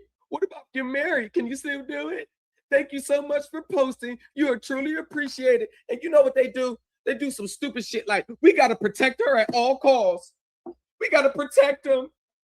Y'all, let's protect him. You ain't gonna do shit. You ain't protecting nothing. Let's protect him. Thank you so much. Help, please. Look, help. I know this is important. How can you do this? I need help with this for sure. I have a newborn. I need this money. I need the money to get my life in order. Please, somebody help me. I need money. The fuck? She also obtained each 3 birth certificates. I only have the city of. Supposedly there was also state county. How? Mother, what did I do if I was born in a state I don't reside in? I was born in Oklahoma, but I lived and resided in North Carolina from the age of then you go to North Carolina. These stupid ass. So how can I find out if you're free from one of the tribes you speak of? Thank you for sharing this information. Can one authenticate a copy? BCs are copies. We never received the original. Please bring clarity. Thank you. Look at you. It just keeps going on and on. She's educated and pressure. I want to be alive. Now let thirst trapping in the comments. Let me see. Let me look at her again. Preparing your declaration of irrevocable trust. Yeah, she's decent. So an authenticated birth certificate puts you in control of the certificate of birth and not the state, correct? Look, it just keeps going on and on and on and on with this garbage. Now, Get in here. I got one of the biggest secrets and gifts for you. Now, have you ever heard about the birth certificate is sold on the stock market? Well, I got the receipts. And don't ask me how did I get them. Please do not ask me how did I get them in my inbox. As long as you got it, okay? As long as you got it. Now, I went back in my records and found this because I got tired. Everybody kept saying, oh, they selling our birth certificates. That's why it's on bond paper and blah, blah, blah. Now, you have the proof and the receipts. Thanks to Gaddy. Say thank you, Gaddy. But let's continue. Now be quiet, but watch. Look at this. Our marketing. How did I fucking know? How did I fucking know it was going to be the same document that you see on Scribd?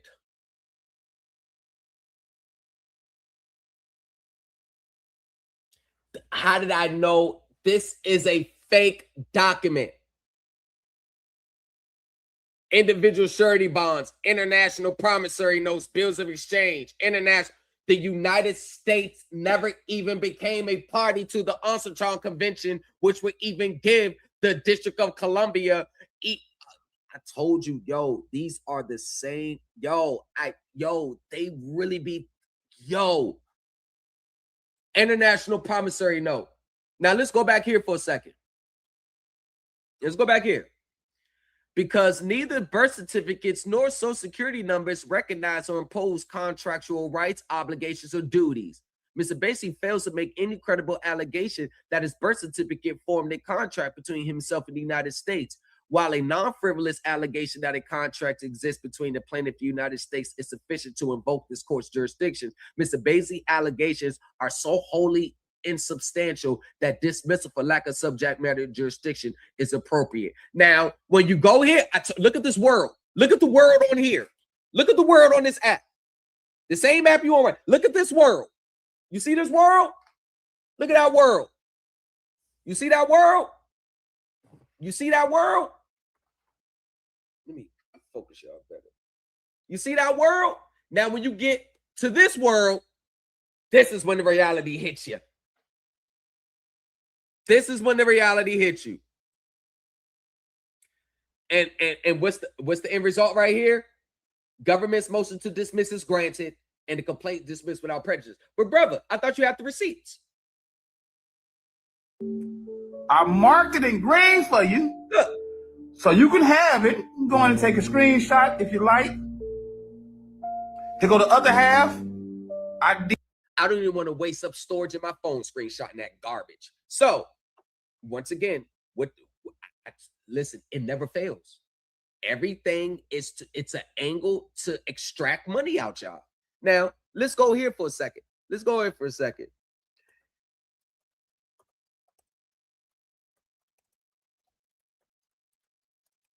I'm so tired of these international promissory note people. I'm so tired. Okay, let's go here. For you international promissory note people, tap the screen, share the live. Can y'all please just take a few seconds out, YouTube and TikTok, and just share or tag the teachers that talks about this international promissory note? Please, if you can just do that, just tag them in the comments or share it, please. I really want to read this case in front of them because this is it's a federal case. Please, I would like to. And if you haven't already, don't miss out on this opportunity to litigate like a seasoned professional. Join the Supreme Elite Team University. Thomas in the lobby. Folded thicker than a skyline. Credit acceptance on a resume with stories in the fine lines. Let's go. Here we go. I'm trying to put you in a better position. I think that'd be good. Pro se plaintiff Stephen L. Marvin. This was back in 2016. Hold on. I got to lay